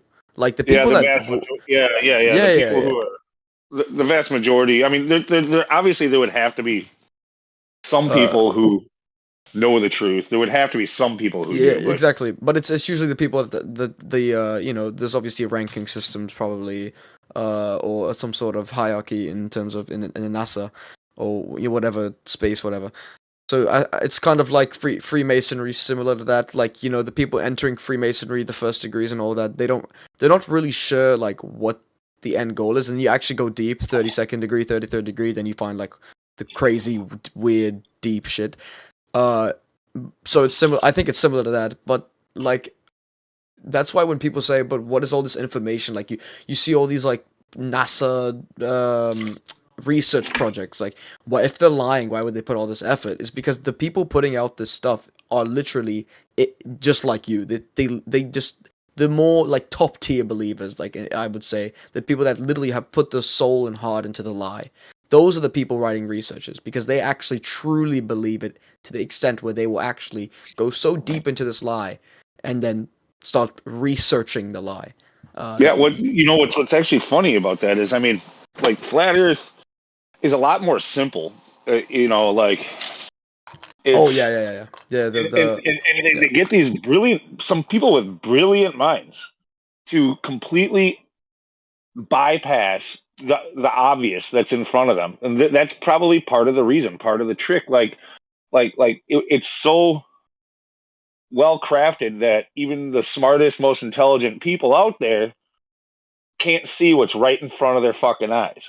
You know, yeah, and instead they will jump through hoops and go through this essentially a cognitive dissonance where they're being contradictory to what they know to be true, and they will brainstorm and math out extravagant stories in detail with stuff that they have no proof of. Like, but they'll believe in that in order to believe in this fairy tale of being on a ball. Yeah. And when you can get people to go to such extreme lengths, like I said, I mean, you won their mind. You now own them. Yeah. I mean, my better question would be: is the fairy tale? Is it building something? Is it like I've heard? I don't know if this is true or not. Oh, they want to build this entire planet with all this, so they got to an end goal where it's the humans or the people and the government and all and people against something else. In this case, the extraterrestrial threat. Now, I don't know if this is true, and I don't want to even go into this, but is it maybe like they're building this outside world to make it easier for an extraterrestrial threat to seem true to the people?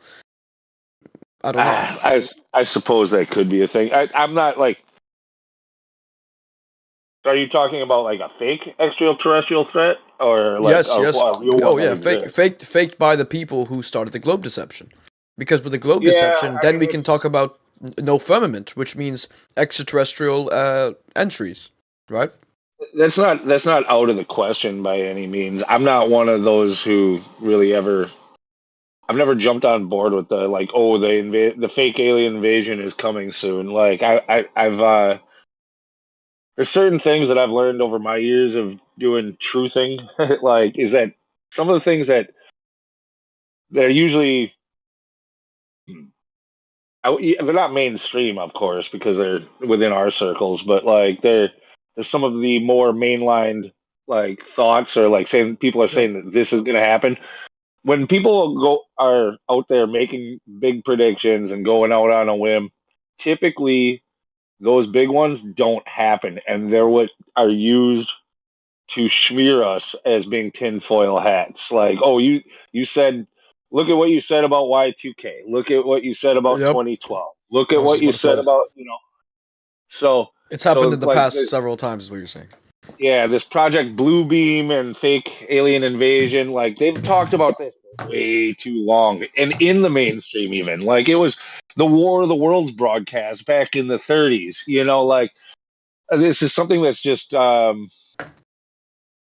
it's just I think it's a little bit too mainline for them to actually pull it off or to actually do it. Yeah.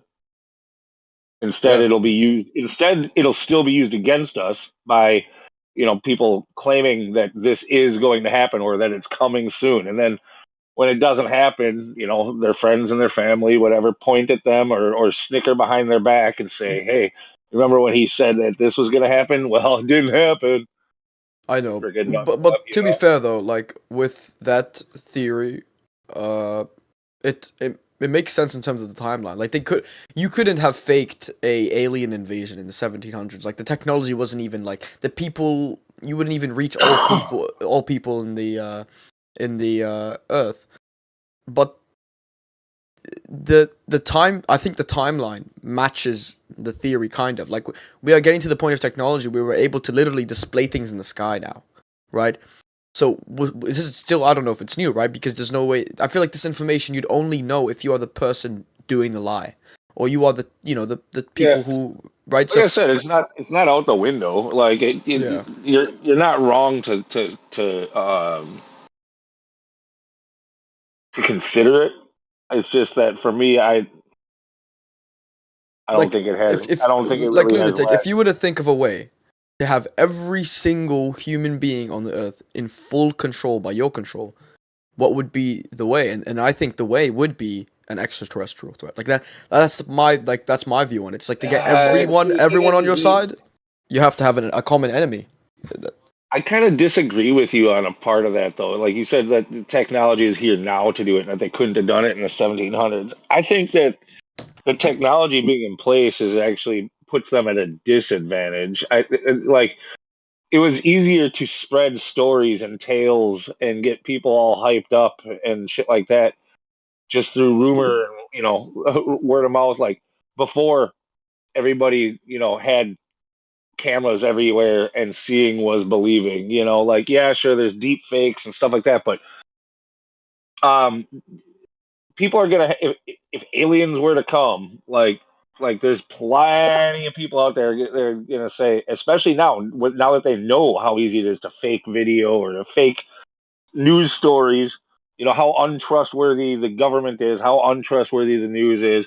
When they hear a story like that, they're going to be more skeptical than ever, and there's going to be a lot of people who are going to need to be face to face with one of those freaking aliens for them to believe it. Right. Right. I mean, yeah, man. And another thing too is like that's what I meant by what is the main reason. And you said obviously like you said control and getting over someone's mind to the point where they're deceived completely and they believe in something that's so totally against the truth. And I agree with that, but it just doesn't seem like that's actually the main goal. Like there has to be more to it with this the fake planets and we've landed on the moon. Like there has to Yeah, be. I may have talked with you before. I know I've had this conversation with somebody before, but essentially, people who ask the question and then aren't satisfied with my answer, they have another answer that they want me to say, and that would be No, about it being I honestly believe that hiding there's God and all of that stuff, like separating you from your creator, shit like that. Which that may be a big part of it as well, but that's yeah. but I think ultimately it really still, even then, comes down to they want the control over you, not the creator. It's the control that they're after. Right. Yeah, no, honestly, the true answer to this question is there's no answer. Like you just wouldn't know. It's like, uh, you know, you don't know. You can't access the minds of the people doing this. So this is information that only they would know. I think that's what I believe. There's no way we can access this. We can only make up our thoughts of this. But yeah, like I'm not even expecting an answer for this. I just would want like an assumption, and there's nothing. There's not a wrong answer, I'd say.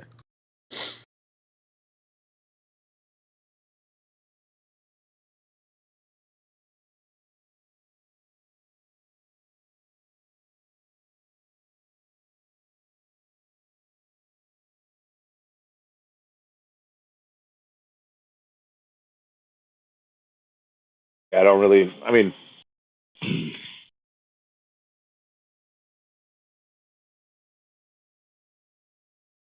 I don't put too much stock into those types of predictions and stuff. Especially like I said, when they've been mainlined for the most part. Then I turn my head. Essentially, I'm like, I'm not gonna even waste my time with that. That's a distraction, and that's what it's meant to be,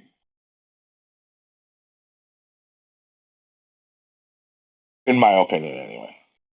I'm not gonna judge anybody else for being interested in it, but to me, it seems like a distraction.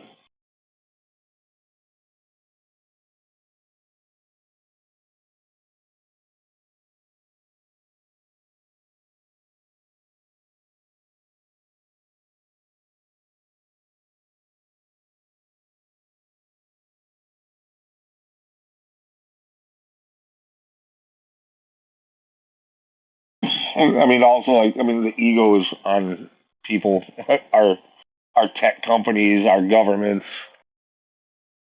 they, they, they would be, it would be very difficult, I think, for them not to freaking brag about how impressive they are, how they were able to, if they could pull something like that off, they would, and they would do it, but they'd have to tell you. They'd be like, "Yeah, look what we did. We can make you believe anything. We can make you see anything. You might as well call us gods." Like that's more of the way that they would come at it, I think. Yeah. No. Like, who do you? Okay. Yeah, that's like just another question that just no one's gonna. Yeah. I don't know, man. It's for me. It's like some things we are so hidden from that it's like impossible to even reach, and we can only make our uh, own assumptions.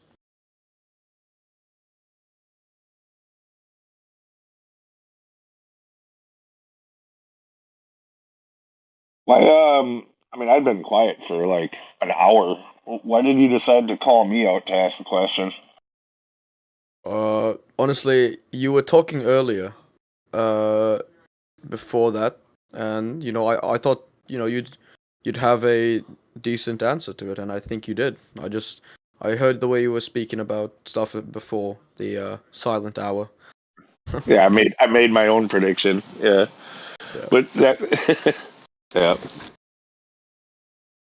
Okay, I was just curious.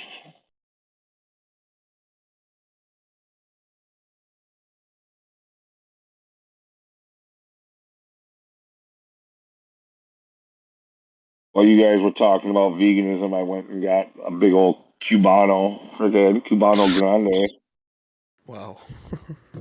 Big ol- That's funny. It's delicious. Yeah, no, I'm not even vegan. I would love to be. I don't know even know how they do the fruit only diet or the alkaline whatever. That it's I'd aspire to be like them, but I don't know, bro. I'm in Canada, so it's like, you know, it's just too easy access to everything. Yeah, I mean, I don't know if there's any like this whole people when they get into the diets and saying like this is like the right diet, you know, all this, and they try to make it a thing about like a spiritual thing and stuff. I'm pretty sure we're meant to eat all different kinds of food. Like everything that was put here for us, and yeah, you might find a balance that works good for you, and somebody else's balance might be completely different. I think you're probably not supposed to limit yourself to exclusively like these few things and exclusively those few things. I think like that's just part of the what makes us play. I don't know. I think it's what makes you strong. Is like yeah, you're supposed to take a little from here and a little from there and a little from there and a little from there. You're not supposed to do anything in excess. Yeah, I agree with the Yeah. excess, but I think in terms of the excess, maybe like in the fruit realm, like I don't know. It's like for me, I disagree with you. Like I don't. Why do you think it's the reason for us to diversify our diet? It's Like just you, the way. It's just. I mean, it's just the way that the Earth is. Like, if you live in a certain environment, well, you only get certain foods at certain times of the year. You're not going to be able to, live on fresh fruits during a cold, long winter. Like you're going to have to, store meats and stuff like and then you're just supposed to take what is plentiful around you at the time, like it's uh and that's what's allowed us to survive essentially all this time is by doing that. So like that's kind of how our body is built.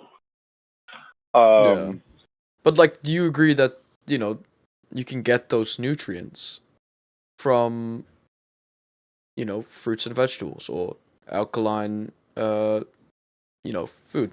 no, I'm sure you can make it work, yeah, but like it's you're doing it the hard way. Yeah, I mean, I wish there was a study on like life or death expected, like the death expectancy with someone on a diet versus not on the diet. Like I think it is healthier than the stuff that yeah, obviously some fruits are not even like they're literally man made. But I feel like the stuff that's especially in America and the West that's getting fed is definitely purposefully altered to for the people altering to have an advantage over you. I think they are feed. I think personally, like it wouldn't make sense for them to give you the best food. Oh, That's look, there's no doubt. Like, yeah, you know what I mean. That's why like everything's especially modified. when it comes to stuff at the big grocery stores, like supermarkets, like almost all of it's garbage. Like Yeah, that.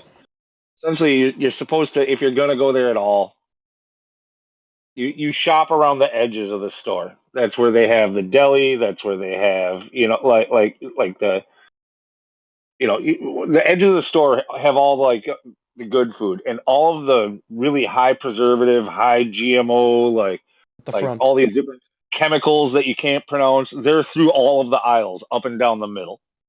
You know, like avoid box stuff, avoid freaking avoid all that. Like everything in the middle of the store, avoid it.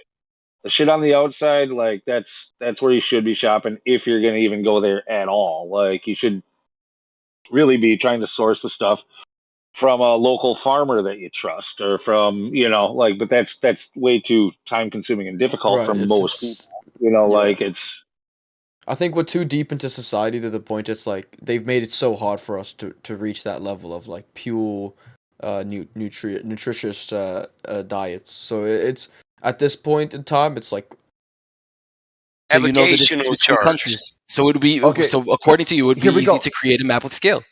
Here End we of story. go. Here's what we got. We got 3 sources for you. Okay, Go here's the create library. one then and straw man us.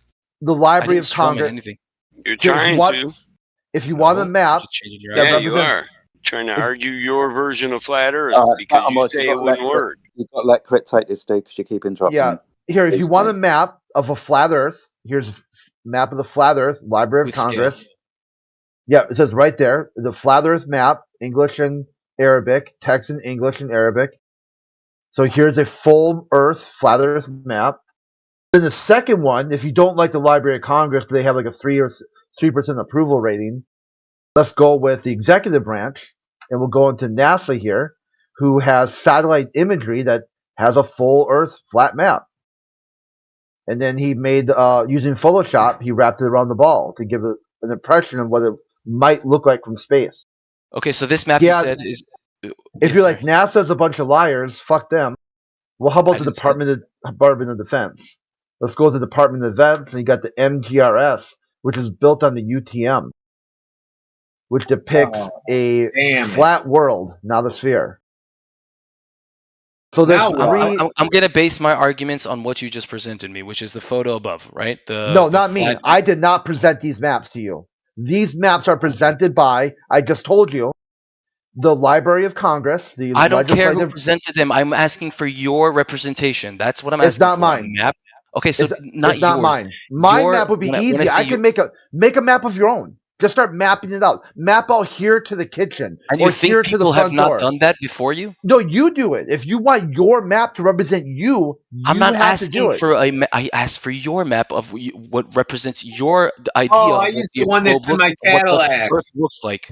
Idiot. He said he has no map. Are you fucking stupid? Okay, What's so wrong either with say you? you don't I have a used the map one in or my and car. own it, or just say or just present one. That's all I I'm just asking. used If you the don't one have in a my map to car, present, dude. then say you It's don't the have a map Q with scale. system. End of story. But you keep CUE, dancing Q around the questions system. because you can't provide me with one. Or it's the maps off my No, you're phone when I forcing plug one. it into You my keep car. telling Then you that don't shows have one. up You're on my forcing it. screen. It really Idiot. depends, dude. The only reason why you're asking questions is because you don't have answers. If you had answers, you would present answers, not questions. I literally right just now, said we're- that we do have maps that have scale Then on them, and we know exactly the who the distance hell's between we? countries. The Globers. All the Globers, the hive mind group think. You had nothing to do with these maps, dude. Just you get real with yourself right now. I At can no calculate point, distances between countries and see the flight commercials, how much time they take, and then you can calculate those variables, and you can see that they make sense on your map that you represented Which to me, map? which you think it represents. Which I'm map going to is say that? it for the 10th time. The map you just showed me. Which one? Before the one Mr. Nice Flat Earther just posted in chat. Which you people claim represents what you believe is a flat World Earth. War II flight map for distances between locations. Notice they're straight lines. That's not mine. That was from the U.S. military. Okay, so just say you don't have a map. That's it. You don't have a map and you don't have scale. That's you it. don't have a map Which is either. stupid. We do have a map. Show your map. The map you made, not the map. Why does it have to be something that I made? Because you said we. No, when I say you, I meant the flat earthers in general. You said we have a map. Who is this group that you're talking for right now? Flat earthers. You talk for flat earthers now? No, I'm asking. I'm asking if you flat earthers have a map. Jesus, you guys are avoiding the questions like fucking Matrix. It's insane. Yes, some with you, because you can keep getting the same answer over and over again, but you're extremely bricked. No, I said it's better off talking. It's better off talking to a brick wall than talking to you. Ain't nothing sinking in. You just keep resetting over and over and over again. It's like I'd be better off just holding a brick in my hand and trying to talk to it and try to talk to you. And the best part is, you think all your questions actually mean that you have answers. Your worldview is fucked up. Well, Are you done? Are you done server muting to try and convey Why your don't point? you Because you post your can't map, refute mine. Ragnar? Why don't you post your map that you're talking about? We know what a globe map looks like. Don't be coy and play stupid. That is, if we don't know what a map looks like, because you can literally open Google and write down map of the Earth, and you can see distances, coordinates, latitude, longitude, latitude of every single place that has been monitored on planet Earth since the Okay, so beginning of what do you time. want now? You just keep yapping. What do you So want I now? asked, what do flat Earth? Oh my God! Can you please let me talk? You're bricked. You keep saying the same thing over and over, and I'm bricked. Okay, Yeah, so I because asked flat you're earthers, asking what do you think? questions, getting the same answer over and over again, and you're not understanding it. You're a brick wall. You're literally talking to a brick wall right now.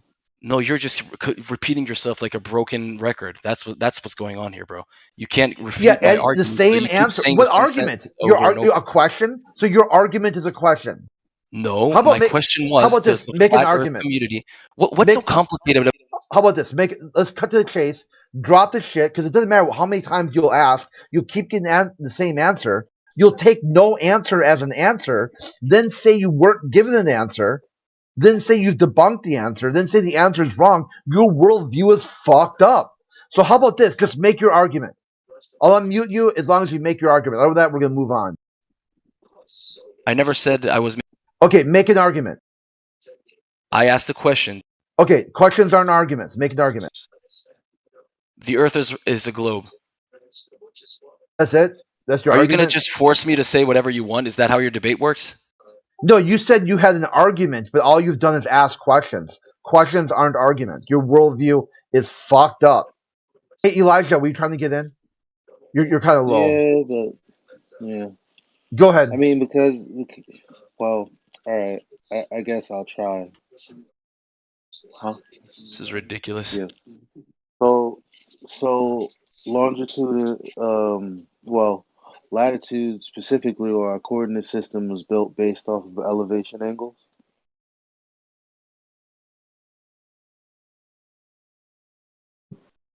Why is he in muted order now?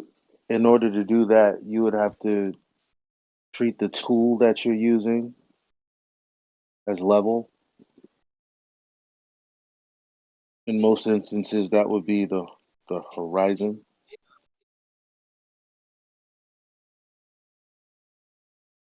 So I'm just trying to explain that all of the maps everywhere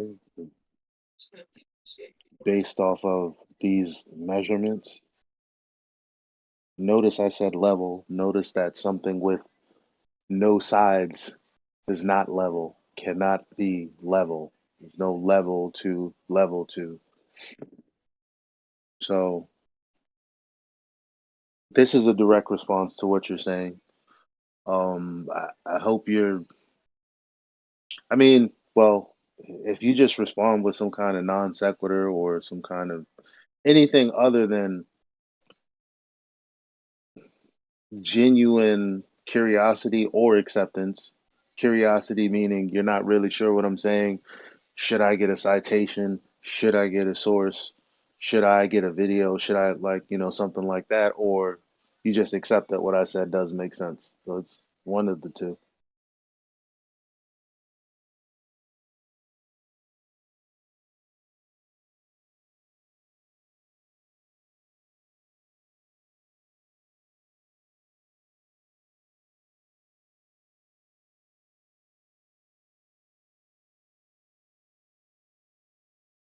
So Hello? all of these projections are based and built off of the level, or level being synonymous with flat. Horizontal, straight. And can I go ahead and debunk this nonsense? So you Well, speak of level, and you're speaking of level. No, you're supposed to show a model. You were told this in text chat. Show, then tell. So Crit, he's about to This guy debunk is just water. admin hogging He's the whole stop, conversation and not letting Ragnar. anyone speak. Ragnar. Let him speak. Let flat Ragnar. Earth He's speak. about to Let debunk flat Earth water destruction. for us. No, you're he just just gish no, he galloping just between subjects because you keep losing the arguments. This is no, he just ridiculous. has to And then you he just server has mute to people who don't listen agree with to. your argument and push words into their mouth. The way you So conduct he your just Stop debate crying, is man. Holy shit, it's so he boring. just so he has to actually, when he says I'm about to debunk that right now. So first of all, he has to identify my premise, and then, well, yeah, let's see how he gets on debunking what I said. Because I mean, all I did was describe an epistemology that's used right now and for as long as history's been recorded. So I don't, explain to me what my premise is and what you'll be debunking. Who do you want to talk to, Elisha? Is a Ragnar Oh, or were there two people? Oh, I thought I yeah? was They're talking to the tripping same. over. There's two of them tripping over each other. Oh, well, then I was actually just talking to the first person because Okay, he I think it's wanted an Ragnar. answer real bad. So the answer is, yeah, every map in existence is built off of built off of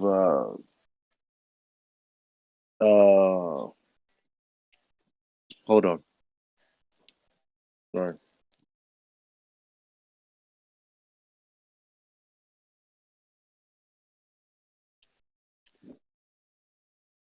Sorry. Elevation angles to the celestial bodies.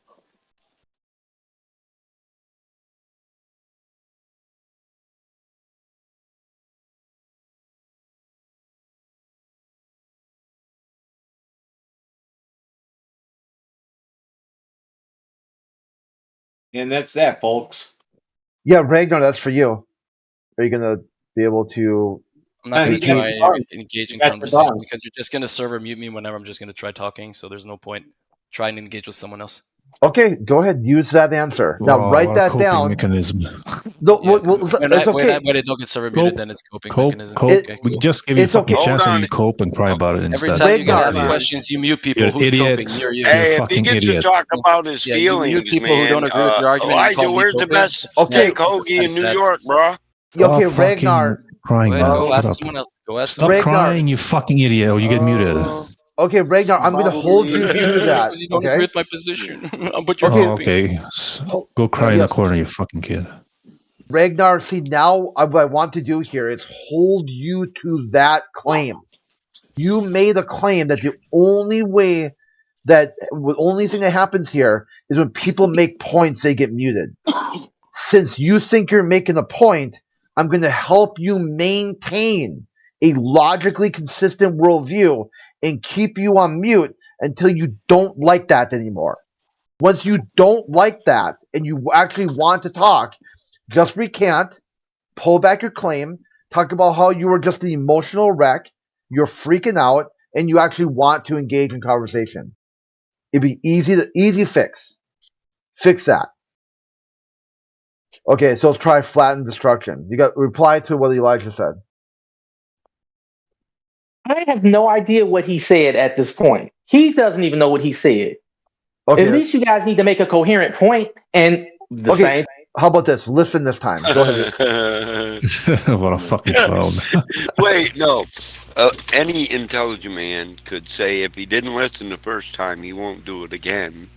Yeah, it's more for the audience to show what type of mind frame these anti-flat earthers are. They'll tell you they disagree with something, and they don't even know the fuck it is.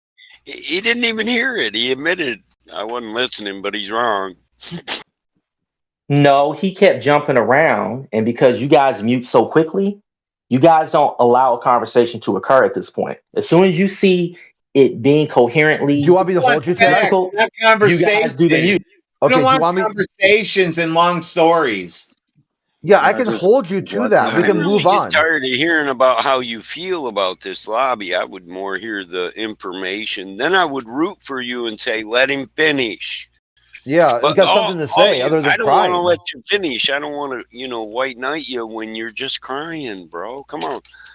Come with a point. I'll white knight your ass. Go. Okay, go ahead, Elijah. You got the floor is yours. Let's see if you can pay attention this time. Yeah.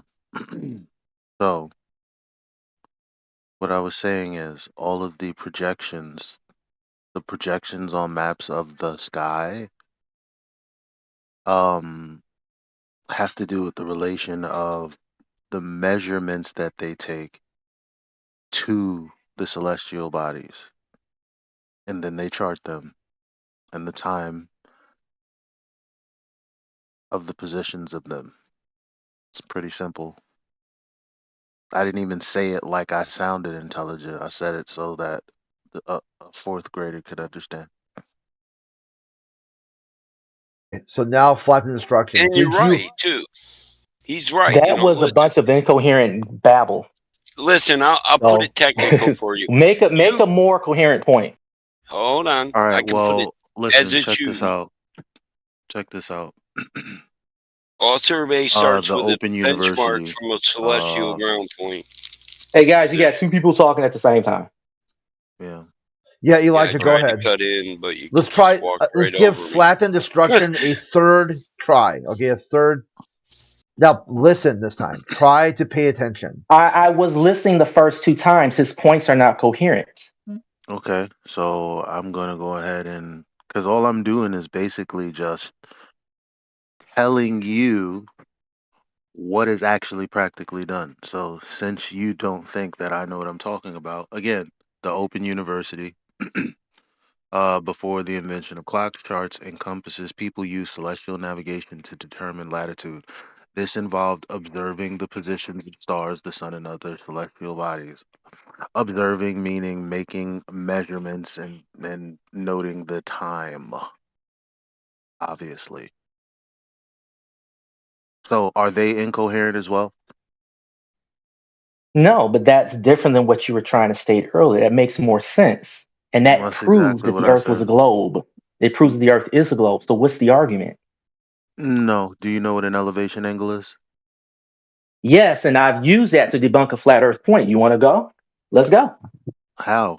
I mean, how? Well, when a flat earther tries to explain that there is an angle from the location on the earth to the star, you can use the Mhm. sine of that angle to determine the distance from the North Pole to the star. Like, let's take Polaris, for instance. No, you can't. Polaris is directly above the North. Oh, okay. Am No, I going you to get can't. muted, guys? Just let me know in advance. Well, I'm just saying, no, you can't. Yes, you can, and I did. And You anyone can't can. get the height of a star. So, do you want the If citations if that you I if have? you give the Do you want angle the at any point citations on the that I Earth to that have that star, you celestial can get the navigation height is of not Polaris. Okay, go ahead trigonometry? and mute me, guys. You know the routine. Well, he has to. I mean, he's acting like he knows what You he's cut me off talking before I could about. finish my point. Do you understand that celestial navigation is its own epistemology and is different from trigonometry? Do you know that? Hey, here's the thing. Polaris is the North Star. He's That not star is listening. supposed to be directly above the North Pole. You look Okay. straight up, you're looking at Polaris. Straight up So is if 90 you degrees. try to Yes. give, Yes. let me finish my point, please. If you try to give any angle anywhere else on Earth to Polaris, you are inadvertently giving the distance to that star. And since your angles are wrong, since the angles that you give on your flat Earth, whatever you want to call it, dynamics are Exactly. wrong, right? You end up giving the incorrect distance to those stars, and you end up having inconsistence between your latitudes and the North Pole. So that's another debunk. Okay. So I said that they take elevation angle measurements to map the sky on a piece of paper for you to traverse the land. Now, all you've done is say that we can't get the height, the physical height of stars, which is completely non sequitur because that's not what the fuck you do in celestial navigation. And I'm trying to tell you, and I'll tell you again, when they use those methods, they had been doing so, proving the Earth was a globe in the first place. And I So said how? you want to And I rewind, you asked you want to how. play back the tape. I asked you how, and you never did. You said, well, when you do this, Well, this, and let's this. go over it. You were reading from a source, and I'll read from a source. Okay, we could Okay. tell that you were reciting words that you were reading from another source. So I will do the same. You ready? Okay. Okay. So hold on one moment. Let me get my source like what you did. Mm-hmm.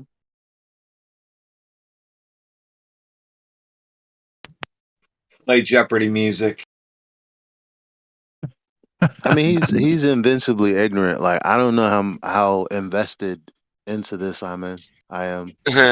Yeah, Because angle of I mean, elevation for some versus reason, altitude. he thinks that reading words is the only thing that's necessary. Now you have to understand what the words are saying, what the people I are thought we saying weren't that going to they're go into doing. feelings and all this other Hey, gobbledygook, how do you get a Dude, you're horizontal right? Is line that talking on a just for the flat globe? Earth side? The How dude do you you're get a talking to has horizontal? never done anything in reality. Yeah, Flatten, you said you had a map you're going to present in a model. Can we see How do you that? get a horizontal line on a Well, globe? first of all, the model is the A globe, so I can straight Let's present see. line. I can Let's see present it. a The globe, and that's the end baseline. of that. Let's see. Let's see the model. Let's see it. No, sir, you've seen it 1,000 times. It's No, I've a never globe. seen It it. is a globe of the Earth. That's I've the end of never Baseline. it. seen a model of the Earth that works. You've never seen a globe of the Earth. I just posted a 90-degree angle on a globe. Is that correct, Mr. Flattened? But no. You didn't answer my And question. Elijah, You skipped my Mr. question, and then Mr. you asked the Flatten here question has a while I'm trying million to dollar find this challenge. guy's information. You got to be kidding me. Mr. Flatten right here, he has $1 million Elevation challenge ain't. that he can't debunk any flat Earth argument. So he owes you $1 million, Elijah. I would seek No, legal I've action. The debunked. whole See, room is his going to his owe this little argument boy. his argument No, is supporting the globe, and he's asking me to debunk no. that argument. Listen, So you what has to happen is I have to continue reading the source that he read that explains how this shows that the Earth is a globe. you're comparing Because elevation you angle can't to use that. distance. So here's one reason why you can't use it on a flat Earth map. Elevation And angle and, and isn't a here's the other part distance. about it, guys. Since you guys don't have a map, It's not you a guys don't have a distance. map. There's nothing flat Earth to reference. There's no flat Earth points to make. You're simply saying, well, they're using celestial Well, navigation and I all this other just stuff. I Well, just what are the addressed flat that. Earth dynamics there? If you The don't Angle. have point any, though. go Like, ahead and mute me now. I just addressed. Mute me Yeah, now. Well, I it's a mean, lack of respect. I think you yo, got come a on, complex issue. let's decide Listen, whether or respect not You this isn't guys a don't role. conversation is have gonna a take map or a 10 model. Nobody You hours owes you admitted. or respect. Nobody owes you No, I'm respect. saying no. I'm not talking forget about Let respect to forget me. the I'm Elijah take talking respect. The about his I turn. lose moderator should just respect be for people that do closing these his kind of mic, tactics. and then I should be responding, Yeah, and that should be you that. Like, you there's Okay, earn well, respect, yeah, the and I reason why. agree. Okay, hold on. The reason why I haven't shut his mic off because I want to hear his tears. His tears about being muted while he's not muted is fucking hilarious. Okay, this guy's biting on his Yeah. cry pillow, crying about how he's muted as he's not muted. I mean, him crying about being That's muted after is the not fact, as funny bro. as I'm him just waiting for the next literally. one. Listen, Is not can as we funny just as let? him It's literally. obvious. He's sitting up here I'm making gonna an say what I'm argument that trying to supports the say is globe, and he gonna wants me to happen. try to I don't know debunk it. who's gonna Hey, do And it, dude, but then I'm not when gonna I Platten, stop try shut to talking. explain up. it to Mike him, is oh there. yeah, let's let him He's talk Hey, about it. mute there. Sorry, guys. Platten, Crit. Just mute him. So why don't you two, Elijah and Platten, have a go about where one person gets to talk and then the other, not Platten just keeps talking through everything fucking Elijah says, and then we got 5 different guys that nobody can listen to that. I'll be quiet if everybody else will. Shit. Just let them two go at it. You won't get muted, dude, when you chill out. Please, just chill So out. Calm down. yeah. So he said we don't have a map, and literally the only reason I got on this phone is to say actually all of the projections you have, um, uh, basically your belief system is built off of elevation angles. Half true. Well, how could that be half true? Because it's also Irrelevant. built on ground distance. So if you have ground distance and elevation angle, then you have. And we also have observational. Okay, just the two of them. What's the other guy's response? Yeah, Flatten. Because I don't want to say Okay, the let's go through the whole list. thing. Let me know when I can talk. Yeah, go ahead. Well, it's not a list. I kept it to He's the still very talking, so first I thing can't I talk. said. Well, it's not a list, so just address the one thing that I said. Either you're going to rebut it or you're going to say, well, As yeah, soon as you're that's done true. talking, you're going through a long diatribe about how to have a conversation. No, a long diatribe would be an entire monologue about something. I'm just telling you, we don't want a list. We just want you to talk to the one point that I just made. You said that our model or our understanding is based upon whatever. Doesn't matter what you say because I know that there's other things. For instance, watching ships go over horizon, solar What the fuck? eclipses, lunar Non eclipses. sequitur. The fact that Non sequitur. no, Yo, he needs to stop. Non sequitur. So You said non the sequitur is when yeah. somebody introduces a premise to be addressed and you respond with something totally not related to that specific argument. Now, we can talk about all of the things that you just mentioned, but not at the same damn time, because if you're going to say this is what proves it, well, all you have is an explanation. And I'm just going to simply say, well, what's the justification for the explanation? In other words, what's the physical evidence? How do you know? And you're going to just, there's, what else can you tell me other than what you already know is what I already know? But I know a little bit more than you know. For example, we're talking about these maps right now.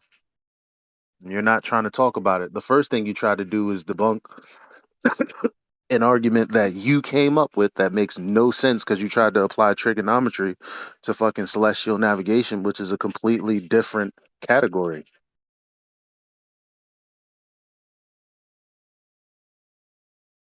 And then you abandon that, somehow wrap back around to, I didn't address your first thing, which I just did. I don't think he's interested in hearing you, to be honest. Seems to be bricked. Let's take him off mute again. Okay, Flatten, you got to be able to have a conversation. If not, it's not the room's fault. It's your fault. Okay, you asked for a flat earther to give you an argument. Elijah's willing to do that, and then each time you have the mic, you just spurg out, you panic, you start talking about everything other than what Elijah said. Can you try again? I succeeded. What happens is, there we go. That's why I talk so fast. Or present this model and map you said you had, and play show and tell. Those are the two choices I'm offering you. Okay, you already have the model, so we're going to move on to the other thing. I'm not going to represent. No model. I refuse to show another globe that you have access to. We all have access to it. I don't have access Let's to no stop playing globe. dumb. There's no globe Yes, you model do. I've seen. You have access to a globe, and so we need to move on. Where is that access? Okay, anywhere you want to go find one. Go find one. You can go get one. Now let's move on to his point. In fact, let him recite his point in 3 sentences or less, so I can debunk it, because he's gone through a lot of talking. Okay, here's the sixth or seventh time. Okay, it could be the 20th time. Let's just have him make his point. Okay, go ahead, Elijah. Or are you done? Jesus Christ! 3 really? sentences. I already said it twice. No, you made multiple points, and you've been debating about how I talk to you more than you've been making a point. And I debunked your point, and then you ignored that. You made another point, I debunked that point, and then you guys are all doing your routine.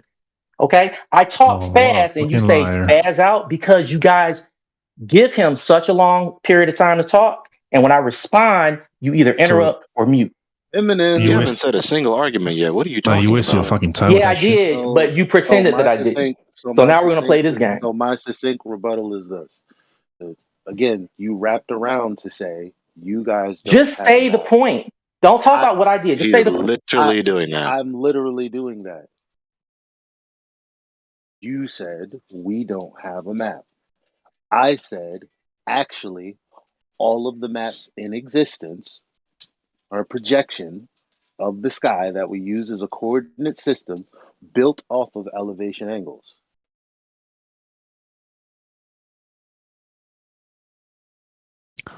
Yeah. Well, okay, you ready to respond? You ready for a response? Thing, yeah, go ahead. Responding. Okay. Oh, let me let the other person finish. No, go ahead. Respond to what he said exactly. Don't jump out your boat over horizon argument after that. You started skittling over something else after that when he said it. All maps in existence are based upon a celestial built horizon elevation model. Is that what you're trying to say? A celestial based elevation model. Is that what you're trying to say?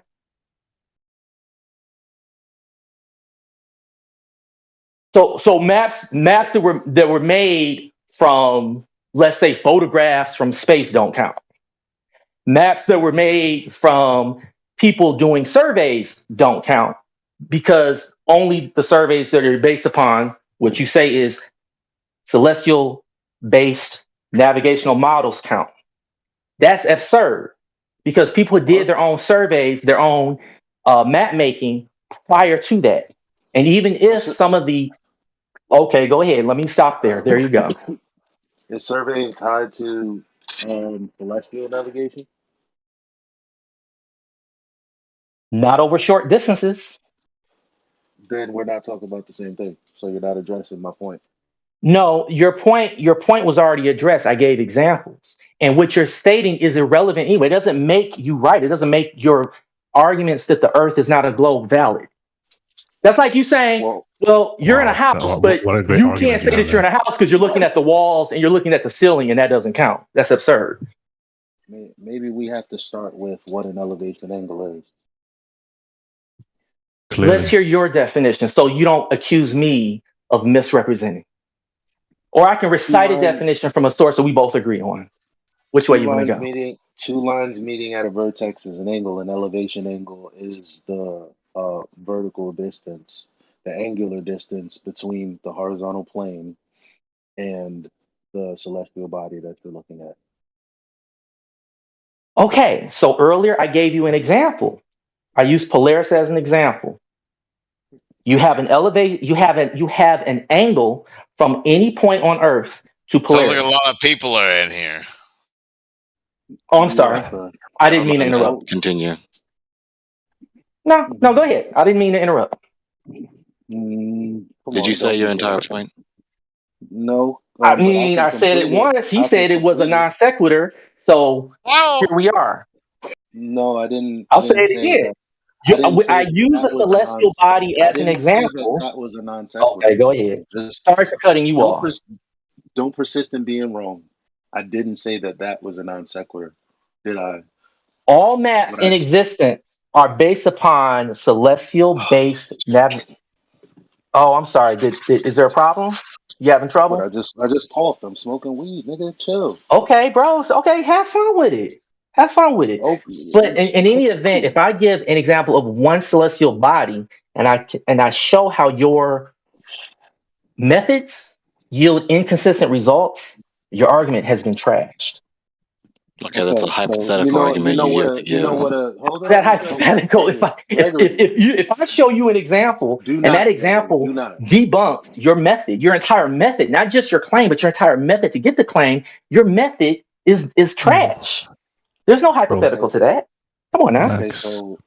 Even though you check this began the out. argument with the word if. Gregory, didn't I just ask you not to? This guy is not the kind of person that multiple people can talk. He's gonna talk faster and faster. So check this out, homie. Go ahead, home team. Go ahead. I didn't say it was non sequitur. What I said was nobody applies trigonometry to the celestial bodies. Celestial navigation is a process in its own.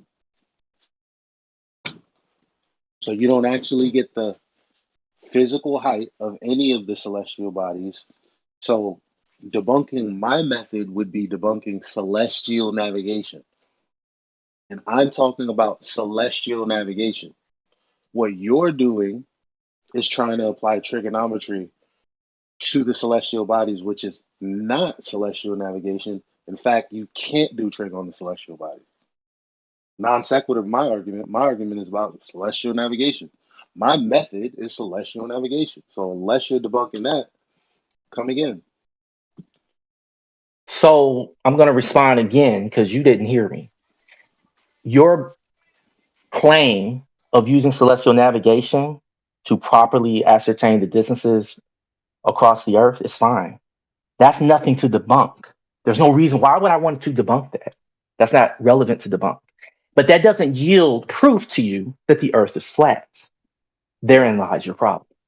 And Well, an elevation thank you angle. for helping me talk a little slower. Appreciate that, buddy.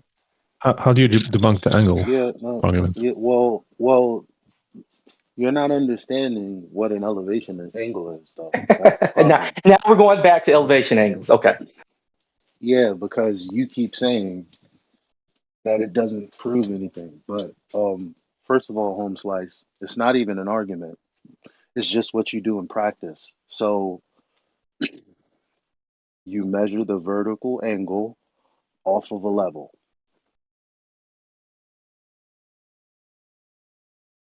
Great.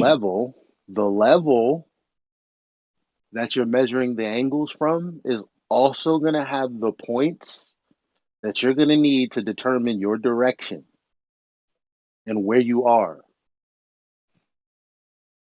based on a plane. You need to pause right there because Mm. you're making a lot of assumptions to produce a conclusion, but what you're stating has no bearing in the argument. You even said so yourself. You're just making a Would you like point. me You're to not play a really making an video? argument here at this Would you like point. me to play a You can video? play, dude, you can play all the videos you want. I've been over this with people. You Well, cannot sit up here and claim that just because you have a planar, you're using a plane to as a reference. So reference plane is what you're talking about. no, listen. Let me fin. No, no, no, No, no. You did a listen. That's long, not what I long said, thing. but So you're let me speak. missing. But you No, I'm listen, not because I understand what you're listen, talking about. When you listen. use a reference plane, you have Listen. what's known as a you have what's known. Yeah, I get it. But listen, actually, we use the earth as a tool to get a level orientation. So the earth is not some second situation thing where you get an imaginary plane and then somehow it involves a curving surface. Because again, I mean, you can say you did this with us. I can get citations and you can, and you need to explain that to me because I can explain what I'm talking about and I can show what I'm talking about. All right. So again, I'm going to make my point clear. You have to use a reference plane, regardless if you assume that the Earth is flat or not. Do not interrupt. When you start, like you say, with your level, one or the other point of that level is your origin. The other is your final destination on the earth. Now, if you're going to use an angle, a celestial body to help you determine that angle on from one point or the other, you got a problem, bud. You got other parts of the earth that can make those measurements at the same time. And those measurements are also made and they don't line up on a flat earth dynamic. They just don't, and they never will. Yeah, when would you ever do that in reality to actually practically I do can it? we can literally do it right now. No, to We can literally practically, do it is that a right part now. of, is We that a part find of, two different latitudes right no, now. I'm We can asking call you a someone up question. and You're do it not right now. answering what I'm asking. You're just saying what you want to say. Exactly. Yeah, you're backing Is off, what and you're that's okay. saying a part, is what you're saying a part of celestial navigation, which is the only thing I'm talking about. And if you're only talking about celestial navigation, my response again is it is not a point that is necessary to debunk. It helps prove that the Earth is a globe. It certainly doesn't prove that the Earth is flat. Well, I already made So my you want to keep argument for going in how circles or I what? already made my argument for it. So go And your ahead and argument's been debunk it. debunked. Let's move on. No, you didn't debunk it with anything. You said actually it's just a reference plane regardless of what shape. So can you No, I give said me that the when you make a measurement from where you start, from wherever you are on the earth, Yeah, that's not celestial that's your navigation. reference point. And so you're That's saying that not you're making celestial an navigation. argument, you haven't made your argument. No, no, that's not celestial navigation. Talking about multiple points. No, that's not celestial navigation. I'm asking you to detail the steps of celestial navigation on a globe from a singular point. Explain that to me. How it doesn't work to You did explain your how it part, works but for me. again, so you're asking something that's absurd. It's not navigating if you're staying at one spot on the earth. That's ridiculous. Hey, can you navigate from That's one exactly spot what and then celestial not go to navigation. another I'm spot and sorry, that was actually make incorrect. another one? I'm sorry, that was actually incorrect. So Yeah, I know it was incorrect. No, it's not. when you're using the method of celestial navigation, you're in one location using preferably multiple stars before you drift away from the position that you were in to get a fix. So you're using 3 circles of equal altitude circles on this plane of reference, and you're going to be at the intersection of those 3 circles. And in that one location, looking at 3 different stars, you now determine where you are. It's not like a GPS.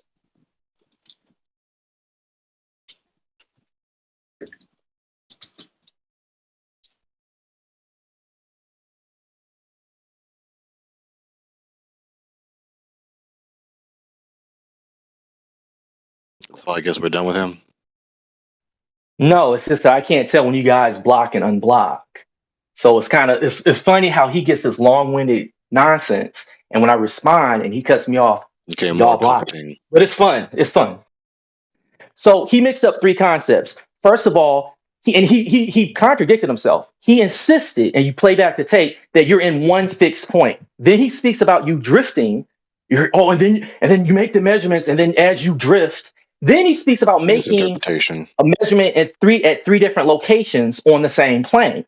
Okay, which means my original point was correct, is that you have to be in multiple locations in order to navigate. Misinterpretation. No, it wasn't a misinterpretation. It was a correct interpretation. No. Okay.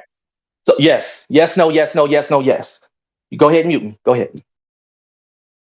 No, go ahead and cry instead. You just said that It's not crying, dude. Pointing out what y'all do isn't crying. It's You cry every hilarious. time, man. Hey, You think you win the dumbass. Just pointed out. you think you won the debate, and then you say, "Hey, go ahead and mute me." I won Go that cry debate. instead, man. He Nobody gives a fuck. contradicted himself. He contradicted Dumbass, himself. you said you need to be in multiple And look at him getting all riled make up. a measurement. No, you're not getting muted. Keep crying. Dumbass. Keep That's crying. crying Yeah, right you're there. not muted, man. Keep crying. Yeah, Let's, he let did us not all say hear you it. are drifting in multiple directions. He didn't say you are taking measurements from multiple locations. He said the Yes, very he antithesis of did. that. Play back the He said tape. the Yes, he antithesis of did. Play that. He back the said tape. the antithesis You of want that. to hold on, He hold said on. the No, he did antithesis of what not. you just No, said. he did Oh, not. you You guys are misinterpreted him. busted. Yeah, he said the antithesis Do of you, what do you you want to said. bet money? You got Cash App, bro? Because we're gonna play back the tape. He You want literally to lose? interpreted the very You want to lose antithesis some of what money? you said. Wait, he's unmuted now. No, unmute him. I want to hear Yeah, what he's he got. unmuted. Someone unmuted him. You want to bet? Oh, so you That's just right. fucking Unmute me. quiet Play now? back the tape. Play back the tape. Okay. Play back the tape. Wrong, then what? Play back the tape. You think because you're talking all nice All and right, slow this and is gonna be smooth that you're like supposed to be more Texas. mature. This is like I got you, Texas bro. I Hold'em, got you. dudes. He's gonna play back the tape, but you're gonna put up your money. Play back the tape. I'm not putting up He money for explicitly this. I'm conceded that putting up Eli money for a behaving with flat more earth maturity point. than him. Play back the tape. All of you guys are witnesses. Play back the tape. Don't delay playing back the tape over a bet. Play back the tape. Just play back the tape. Right, play back the tape. No, you know what? Since y'all ain't gonna do Okay, it, so that's like asking the Trojans to would you like prove to that Biden say is one more corrupt. time what I You ain't said gonna do it. before we play back the tape?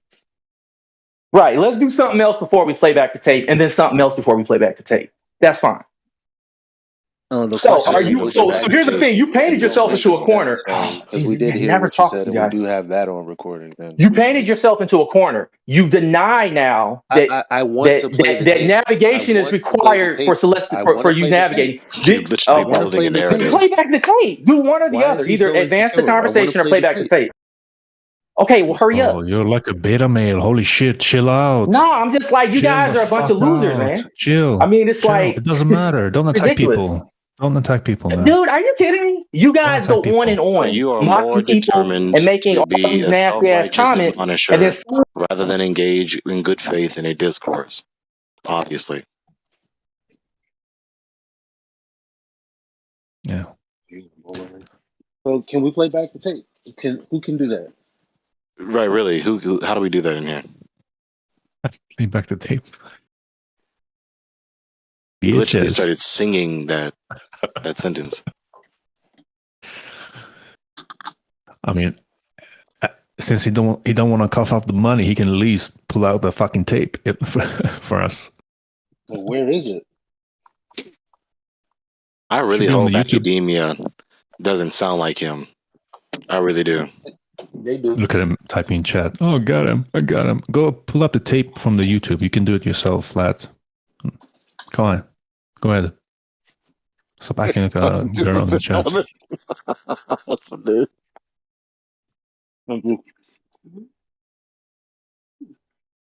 Come on. Pull out the tape. Damn, nothing to drink.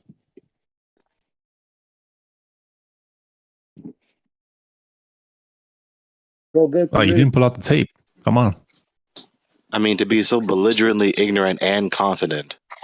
Please, can anybody who had y'all mods, where's the stream at? Oh, it's Helio stream, right? YouTube. Yeah, it's on Helios. Helio. Yeah. Hold up. All right. Yeah. Since he's too lazy to cough for the money or do the fucking work to prove himself, right? There's no way you can get blood from a turnip. The guy doesn't even know what a million is. He said 100 or 1,000K. The guy is fucking whacked, man. Maybe he only has $1,000 bills at home. That's how he thinks.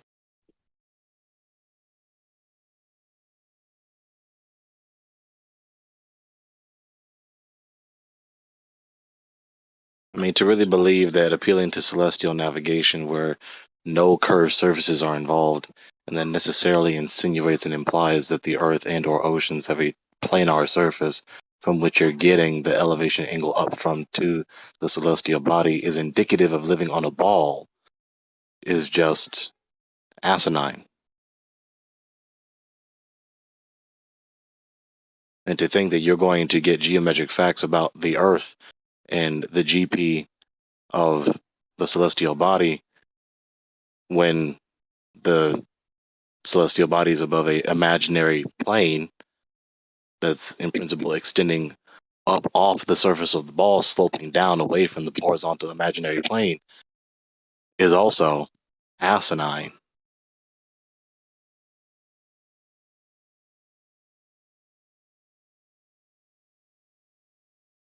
Is he going to pay to see the river card or not? Guess not. I mean, if he was Share my right, screen. he would. Yeah. Share my screen.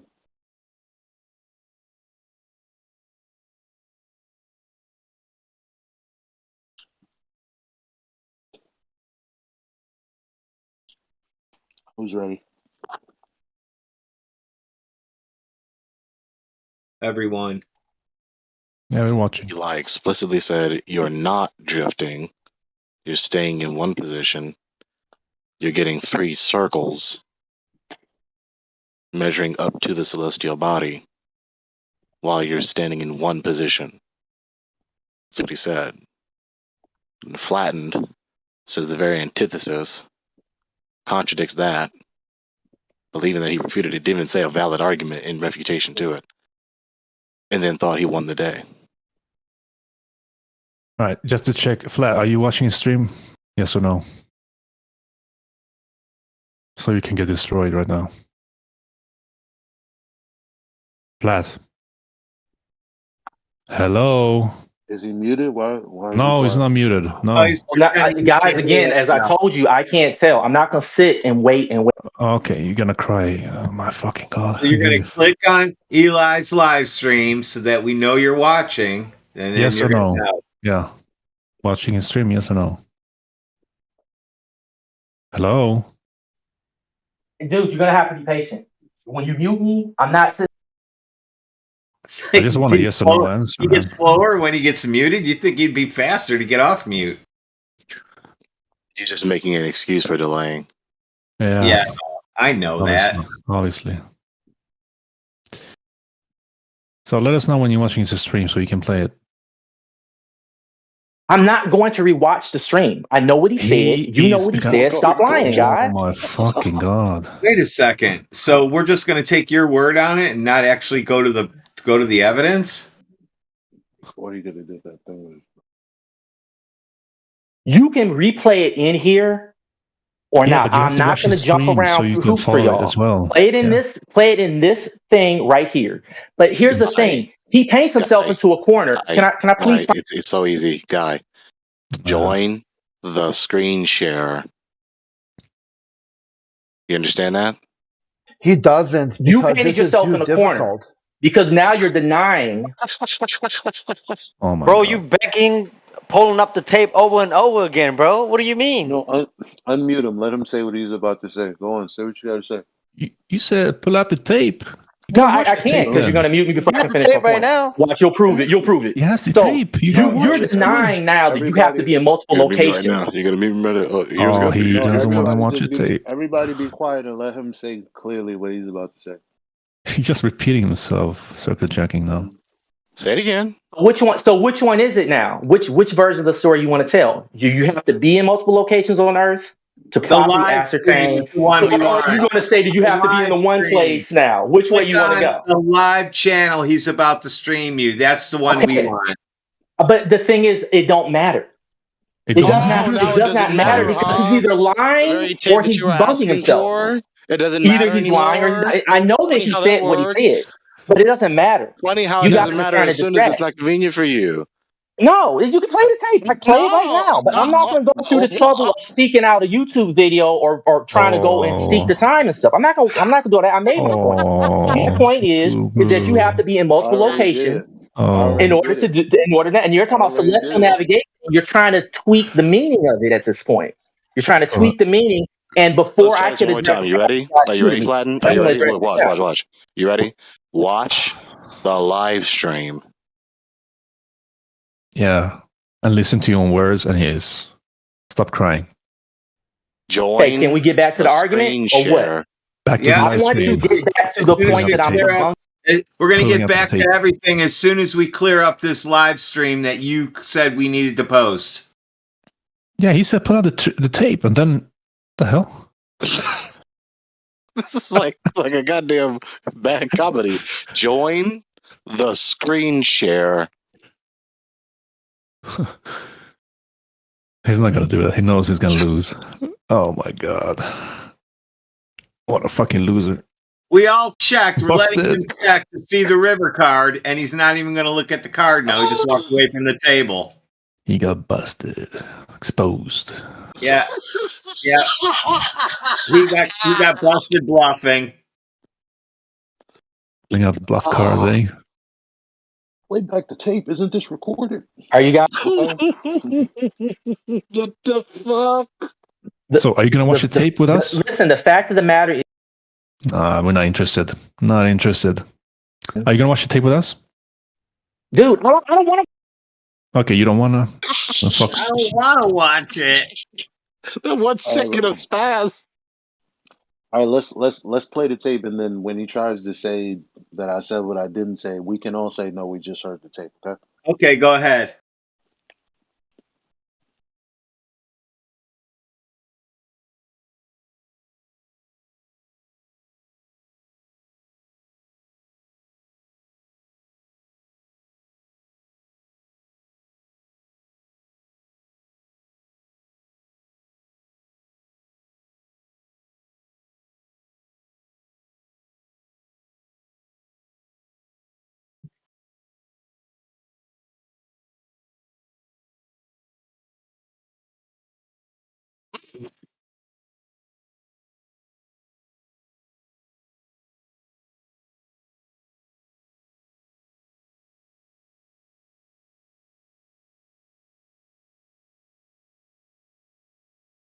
Oh, that's the end of that.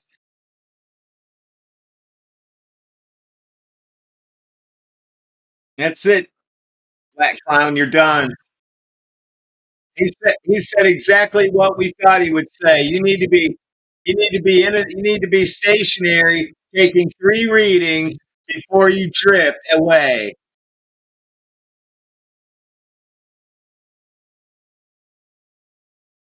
What is this guy talking about? He refuses to watch the stream and wants it to be played in here. What are you talking about? Just watch his fucking stream, man. Stop being awkward. Making up excuses here. Lying. Look at him.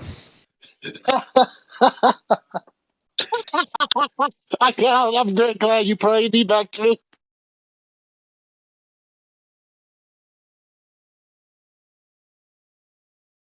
Well, that's that for that guy. Yep. He's wrapped up. Send him off. Who's next? Who's next that wants to make claims that we can just rewind? This got to be a convenient hair trigger way to do these playbacks. It's got to be.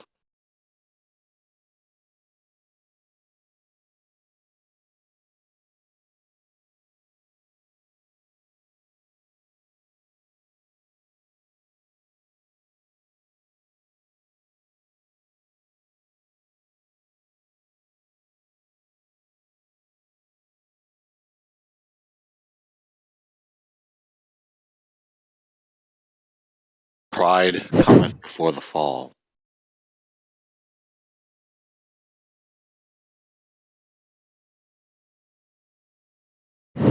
He would be so easy to trick on the street as a con man. It's not even funny. Easier to be fooled than to convince a man that he's been fooled.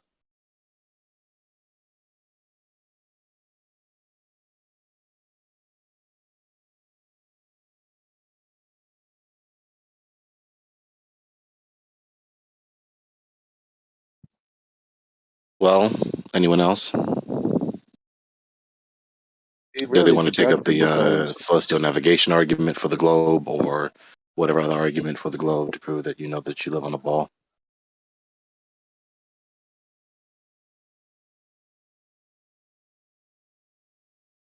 Any other Globers in here are staying quiet right now against that one. They're like, fuck that. I'm not touching that. Not gonna embarrass my ass today.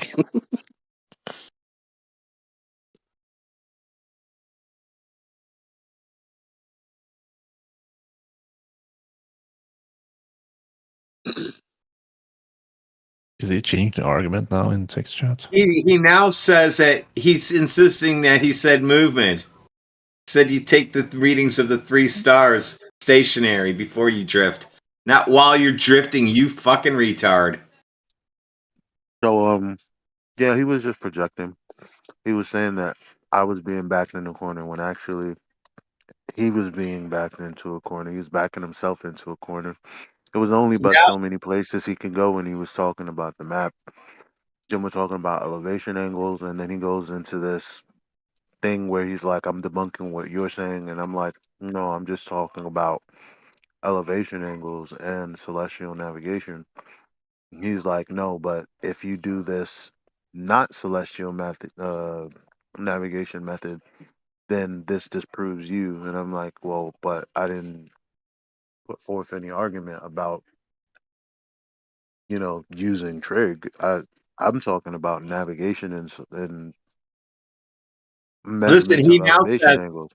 he now said, quote, I said movement is required. He thinks you need to be moving. So now he's just fucking stupid. That's all. No, And I of mean, course, he you said that lost. while you snacking. He said roll the tape, and we rolled the tape, and it's like, yeah. So to fall back and say his position is that you have to be moving, um, no, you're wrong. You don't know what celestial navigation is. And of course, he's saying that while you snacking. Mm-hmm. Sorry. No, that's what makes it better.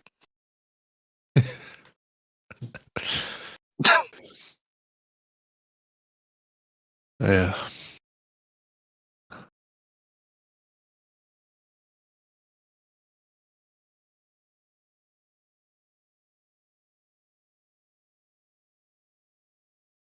Now he says you got to be in multiple locations at the same time to do it.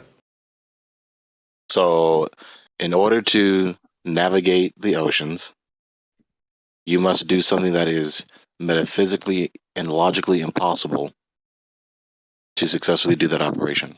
Yep, you need to be in 3 That's locations. so retarded because if you're lost at sea and you don't have a GPS and you don't have a radio, but you have and the ability to tell time,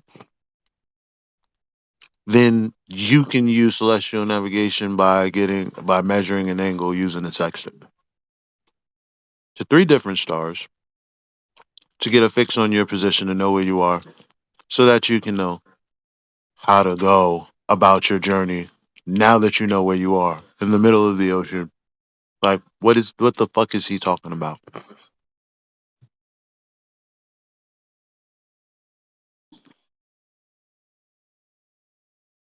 But I'm not religious. Religion is control. What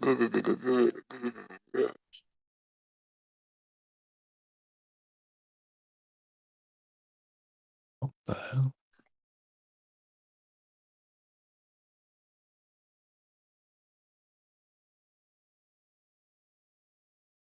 Ugh. So he says you're confusing celestial navigation for geolocation with determining the shape of the Earth.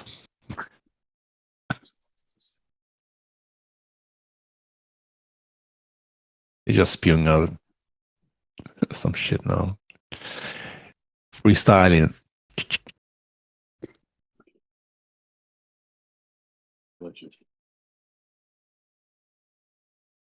So the only worthwhile reaction to such a person is to simply not speak to them at all. Yeah, he's coping. He lost.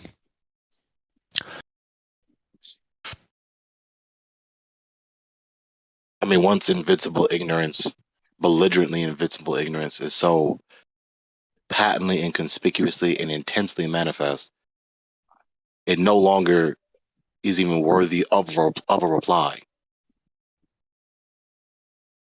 To give a reply to it would be to dignify such idiocy when it deserves no dignity.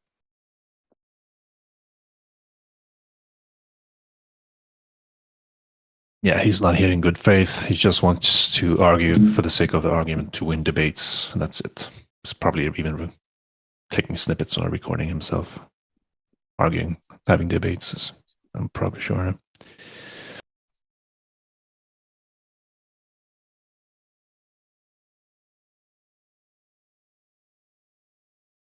Said he's been destroying every flat earther he's encountered along his journey. Oh. Can you guys see the map that I put inside chat? I don't know if I should ask this here or in the Flat Earth Discord server. For you can ask here, I guess. What about this it? map, this Flat Earth map. Like maybe, well, who knows? Is this conceptual? What is that? We'll say conceptual. You don't know way to verify it. Oh, okay. Yeah, it's not a map. Yes. What is that?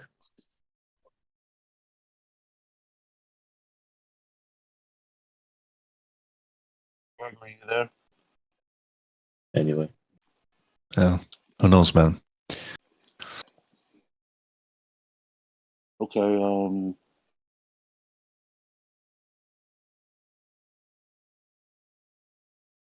how about how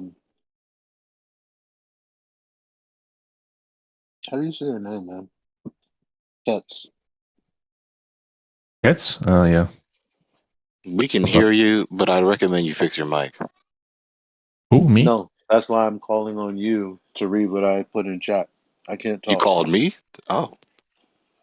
Wait, which one you posted? Oh, the holy man. All right. The whole thing? The one that begins with the sextant is a device, that one? Yeah. Yeah. Yeah. Do you want to read it or Here we should go. I? Go ahead. The sextant is a device which can be used to measure the angular separation between two objects. The user points the sextant. The user points the sextant at the first object of interest, usually the horizon in navigation, and then slides the index bar until the light from the second object is reflected off the index mirror and horizon mirror, such that the two images are horizontally aligned when observed through the telescope. The shades simply prevent eye damage. Using the vernier scale micrometer drum, it is then possible to read the angle to a high level of precision. and to ensure that the object is at its lowest possible point, the sextant is rotated along the axis of the telescope, and the time of measurement and altitude are noted. By measuring the angle theta of a known star from the horizon, and using a book containing known reference values for the star in question at the time of measurement, it is possible to determine the distance r along the surface of the Earth to point at which the star is exactly overhead. From this, a navigator knows he is on a specific circle along the plane of the surface of Earth, of radius r, known as the line of position LOP. He does not know his direction from this point. However, by examining a second star, a second radius can be deduced. The navigator now knows he is at one of the points where both the circular functions meet. In the case that there is only one real route, he knows his position, although this is only possible if the radii are parallel. More realistically, he can look up a third star in order to find the intersection between three circles. This will give him his location to a certain precision based on the precision of his watch altimeter and the divisions on the reference table. There is reasonable scope for both human error and a cumulative lack of precision.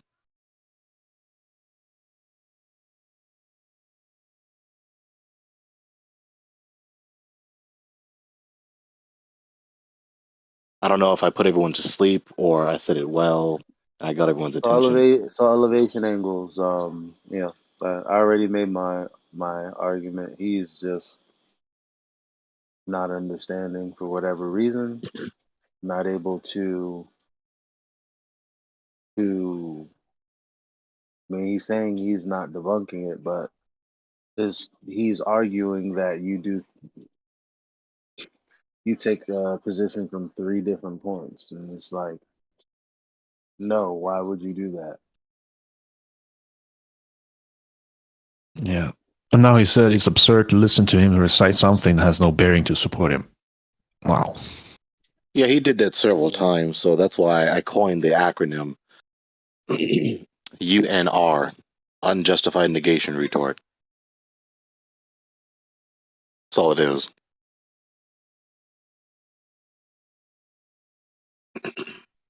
He sounds genuinely dumb. Like it's not like I don't. It doesn't sound like he's being deceptive. That's what's scary. Because I mean, he must have been watching some YouTube videos for like a year and super stuck in his ways. Maybe Yeah, you can longer. hear the genuine self-deceived confidence in his voice. It's not a pretentious, spiteful sarcasm. Yeah, he's for real. An artist. When he refused to watch the tape with us. No, I won't have it. I'm still right. No matter what. Asks for the tape, doesn't watch it when it's being presented to him. Before it's presented to him, ridicule us for trying to do something else instead of just hurrying up to finish the tape, and then tries to do something else to avoid watching the tape.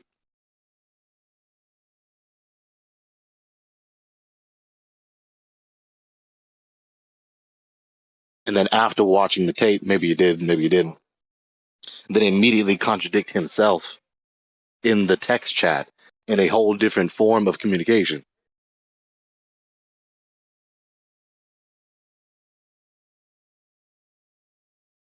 And that's not even the Mott and Bailey fallacy. That's just moving the goalpost.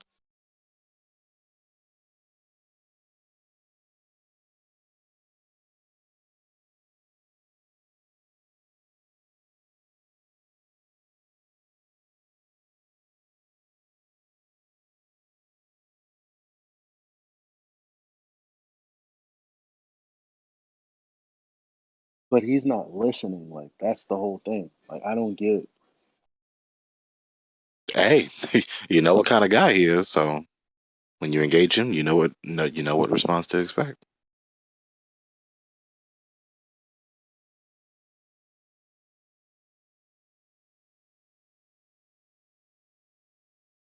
He's not. He's not listening. He's just not listening.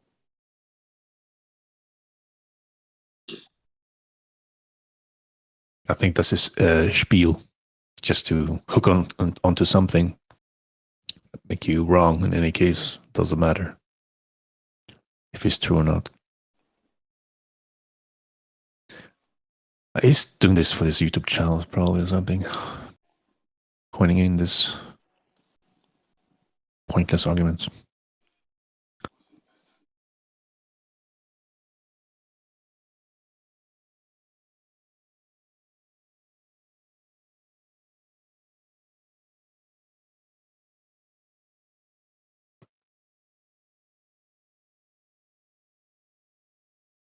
So has Oblate ever spoken in the VC?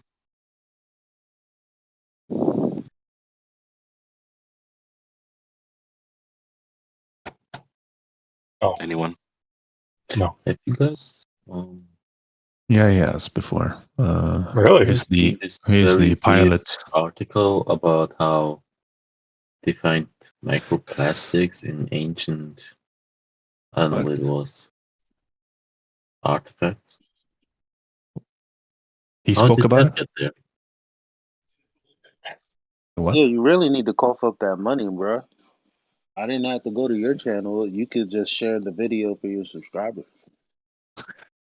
But cough up that money though. He's a content creator on YouTube. He has a channel, Oh yeah. no, he's just offering people money to present an argument that he can't debunk. That's even Well, worse. he's not debunking celestial navigation. I keep saying that it uses. Yeah, so that's even worse. So that's obviously going to be a emotional and mental, a psychological prison where he's in the sunken cost fallacy.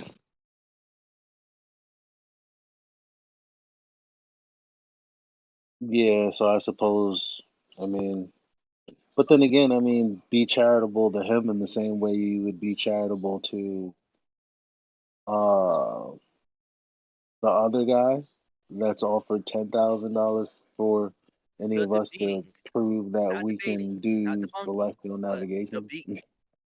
Whatever that guy's name is. Discord that I had with the flat Earth bumpheads Quetzalcoatl, you're yesterday hot micing. was magnificent. Let's. Oh, sorry, I was playing his channel there. you heard him? Mm-hmm. God dang. Yeah. Say it again, see. Eli. Sorry about that. Like, you're making a point about being charitable. Yeah, it doesn't matter. That charity matters. Don't cut yourself short. 100 or 1,000 K is a lot of charity. I wouldn't just give that up. His challenge is so easy. So He owes. I did two things. He said, I mean, can you read back the chat for me, Gregory? Like the last few interactions just now? Yeah, I can do that. From the moment that I started spamming the same cell nav users.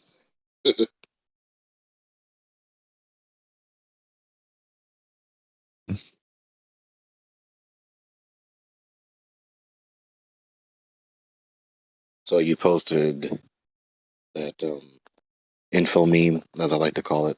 It's an informative meme. You said good luck, and then you said cell nav works by utilizing the Earth as a level, aka flat, which I just argued for.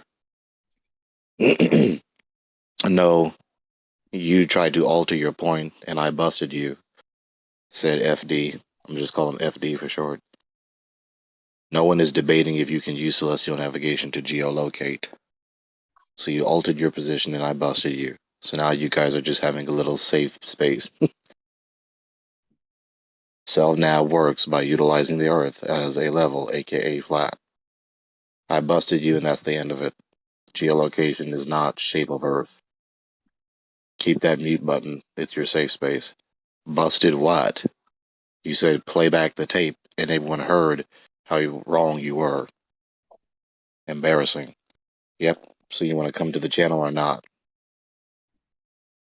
Come and get it. Make your flat earth point. And if I can't debunk it, let me know. Not trying to debunk. That damn screen just spazzed. Hang on. Stay still. Not trying to debunk CellNav. You tried to use CellNav to make a flat earth point. You failed. Play it. There you go. CellNav works by utilizing the earth as a level, aka flat. Lol. You guys are so embarrassed by one person reposting the info meme.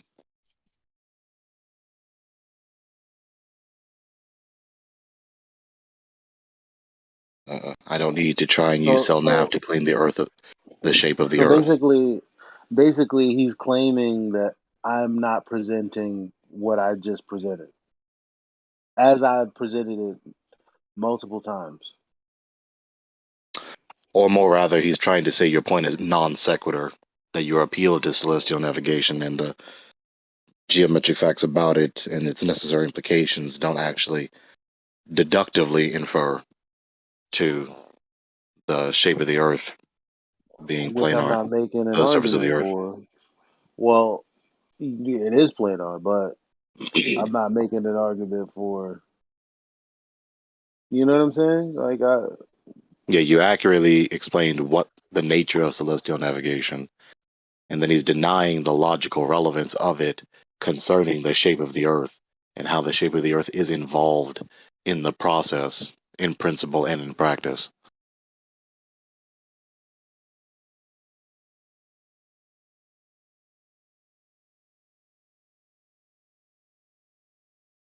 If you're in the middle of the ocean, should you see a horizon?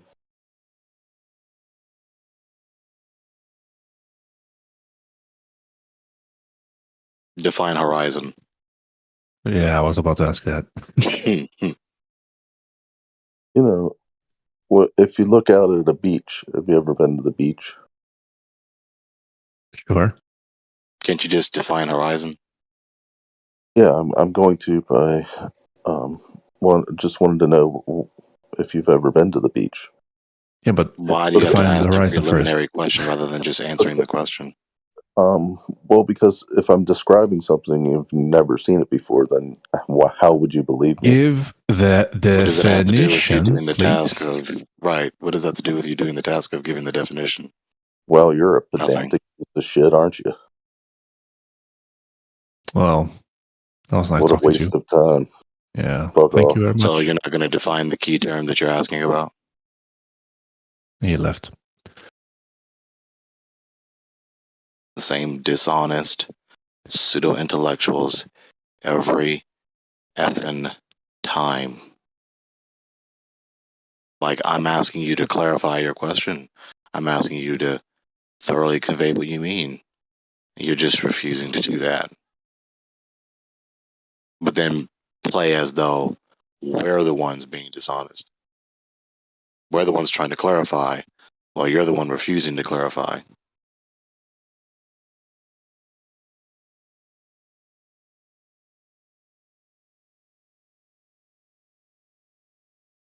And he didn't even use the correct word in his canard. Pedantism is to make a critique, make a very insignificant critique about a choice of word. I didn't make a critique about his choice of word. I asked him a question. Please define it.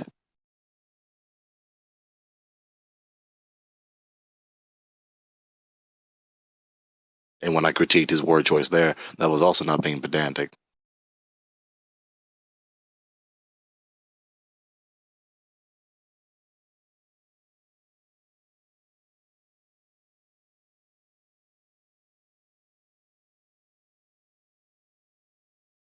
Yeah, does anybody have the link for his channel, his actual channel? Because I'm really interested in this 1000K bet that he just can't refute a simple argument. Trying to get some mushu. Yeah, I think he's ignorant. He thinks he made a simple bet. I think he made it too simple, and he should feel the implications of his stupidity. How old do you think he is? He sounds kind of young to me. Some people sound young and they're like way older than they sound. Some people sound old and they're way older, they're way younger than they sound. You know, yours truly, wink, wink.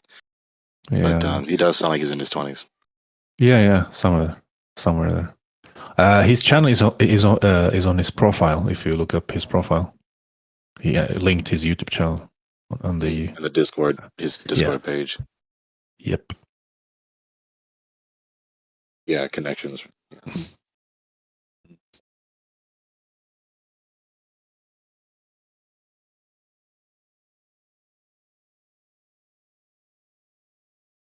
I can post it if someone wants to watch his shitty channel.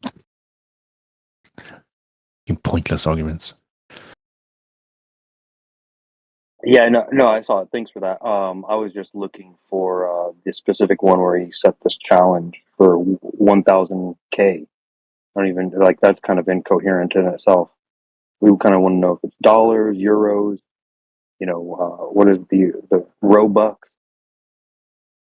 What quantity and what currency? And be specific and be consistent.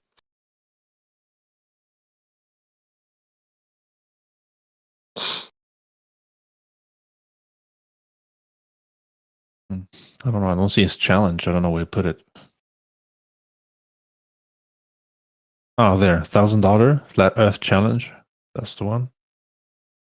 I don't know. 3 years ago? What the fuck? I don't know.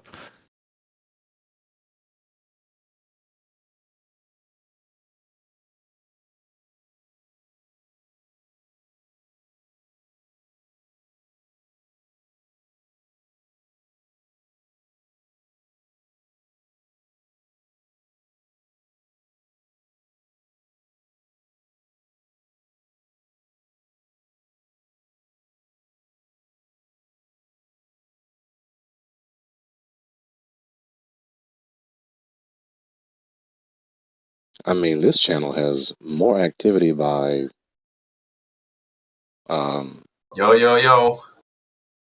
what's the math? 6,000 hours. Yeah, man, Flat Earth is taking off. You didn't know that? I mean, the lead that 24/7 FE has above the second most active channel is 1,000 more than the third most active channel. Where are you actually getting these stats? But that sounds accurate. They're posting screenshots of it. They're summoning a bot to do it. Oh, nice. Oh, it's in this VC. I'll do it. I This think one? only two mods can do it. Top voice Oh, no, I did. channels. Yeah. You can do this one. Then you filter it from. Yeah, so it's like twice as much, or 3 times as much as politics. Lawyers. Reaction. Yes, sir, please. Stop right now. What's going on? Yeah, you're playing something in the background. Sorry. Oh. So what's going on with everyone today? Everyone good? What happened to the Globe clan? They're not in here today? No idea. Don't give a shit about them. There's one of them in here.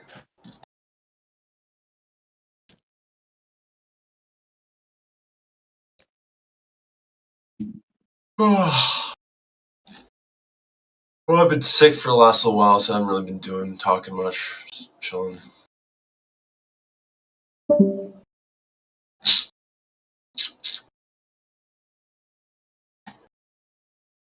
Y'all be peaceful. Talk to y'all later. Peace. See you.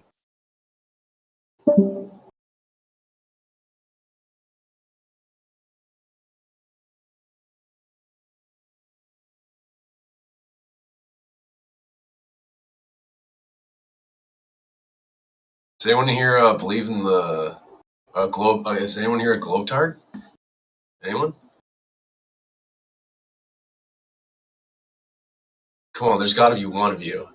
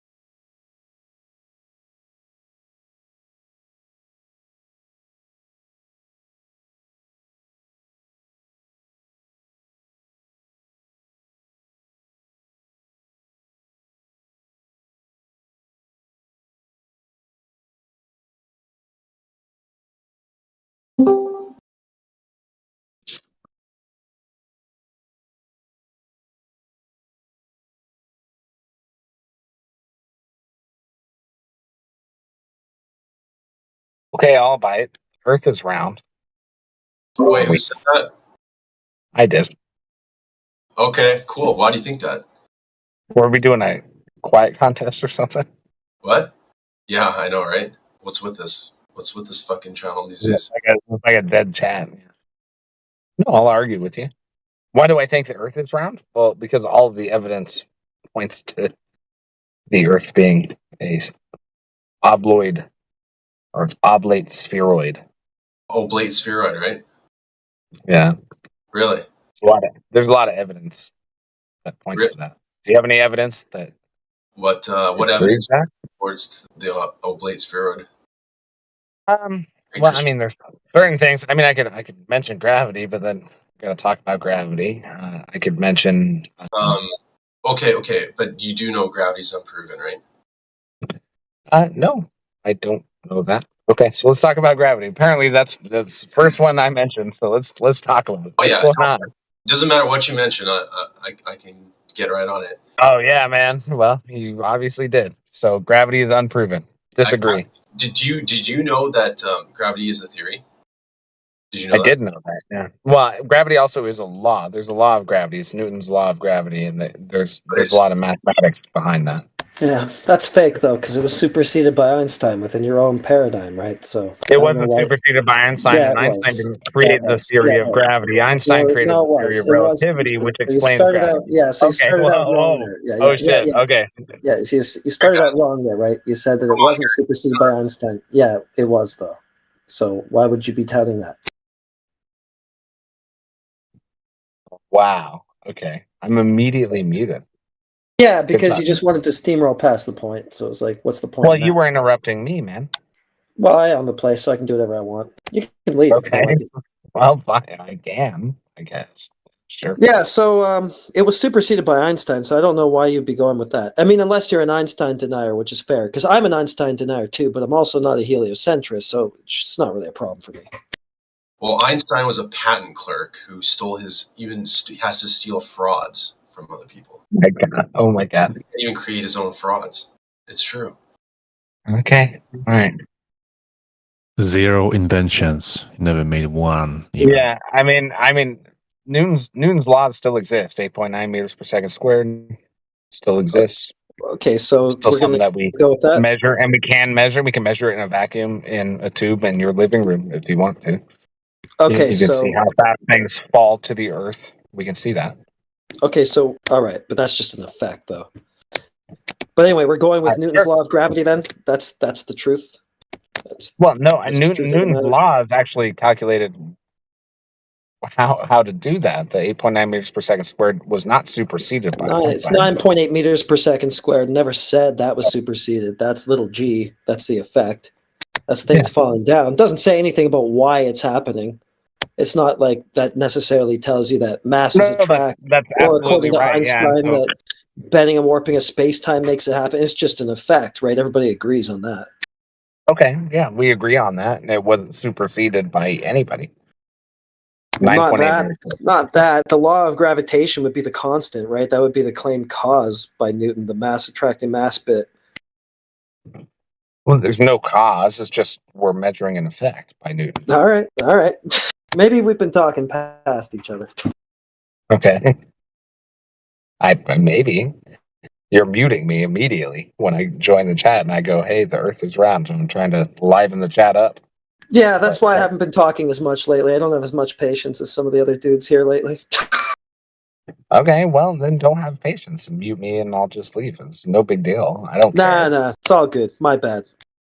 Okay. It's all good. You can reaffirm your faith here. Tell us about it.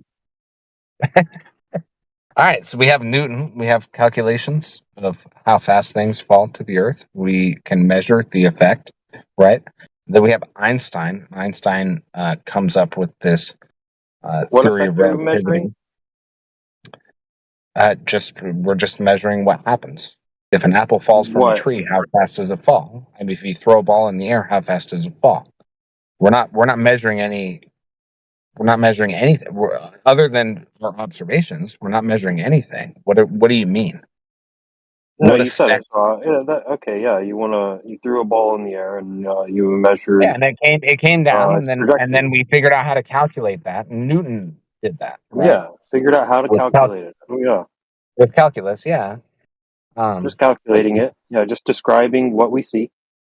Yep, yep. And that's what we Yeah. have. That's never been superseded. That's never been proven wrong. It's not wrong. We can Yeah. So yeah, what we test see it is all day, never every not day. It's wrong, called right? the law of gravity. That's what it's called. Except for when you remove the air from water, then gravity goes away. When I remove the air from water and all I have left is hydrogen atoms. What are you talking about? What? Air pressure requires water. Air pressure requires Yeah, water. to lie flat, not gravity. So we have a way to calculate things that are thrown up in the I don't air. give a shit about calculations. I have a vacuum chamber and I have water, and I can show you what happens. Okay, what happens? I mean, okay. What happens with your Oh, vacuum chamber? I thought you were Mr. Physics Calculus. Never mind. No, I'm just asking you. I mean, Oh, if you remove the air you're coming from, at me if you really remove the aggressive here. air, I'm not yeah, doing if you anything remove the crazy. air from the from the water surrounding it, the water turns into gas and goes into the air and leaves the vacuum chamber also. If you remove air from water, the water turns into air. Into a gas and leaves with the air also. Slow down and pay attention.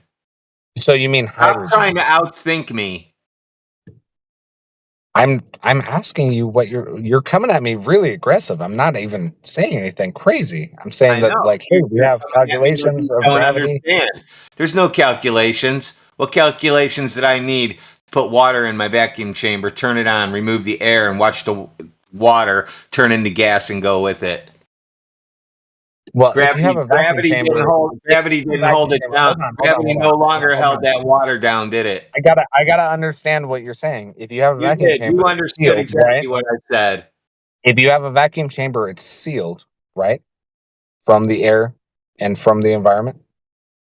If you have one, and if you put water in there, it's going to stay in there because it's a sealed chamber, right? Is that what you think happens when you put water inside a vacuum chamber? Otherwise, it's a pot with Yeah, a lid on it. absolutely. Yes, I If you do. don't I pull do the think that the vacuum, water stays if you within the don't sealed pull vacuum the chamber. vacuum, it's just a container with a lid on it. Then it's not a vacuum chamber, is it? Wait, what? I have no. I'm trying to follow what you're saying, and you're just like really upset at me. I don't understand why. Yeah, I get upset at stupid people when I have to repeat myself 10 times. You're saying things that don't make any sense. You said you have a I vacuum know it chamber, doesn't put make water sense. in You've it. never been confronted with this When before. you put water in a You've never vacuum been chamber, the confronted water with stays this within the before. vacuum chamber. No matter Yeah, what so you do, you can boil no. it. You can Ready? You've fucking never been vaporize it. confronted with this before, so you don't know how to handle it. Okay. Sorry.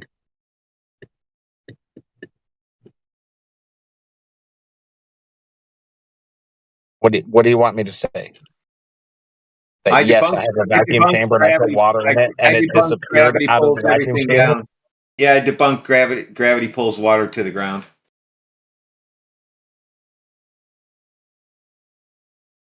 Okay. Well, that was a whole bunch of stuff that wasn't what we were talking about. You said you had a vacuum chamber, you put water in it, and then when you turn the vacuum chamber on, or when you put a vacuum on water, it turned into air and it went away with the air. Yeah, That doesn't make no, any gravity sense. didn't hold it. That doesn't make any Gravity didn't sense hold it if you down. have a sealed Gravity vacuum didn't chamber. hold it down like it would on a ball in the vacuum of space. I'm not even talking about gravity. I'm just talking I about already, what vacuum chamber yeah. you have So I'm allows just things go to ahead and escape. letting you know that your gravity has been debunked. How do you make a vacuum anywhere on Earth without sealing the chamber? Dummy, it's called a vacuum chamber for a reason. It's sealed. So Uh-huh. how does anything escape the vacuum chamber? Through a pump and a valve. All right, man. Well, you're the smartest guy in the room, so you tell No, me. I own one and I work at the place. All right, man.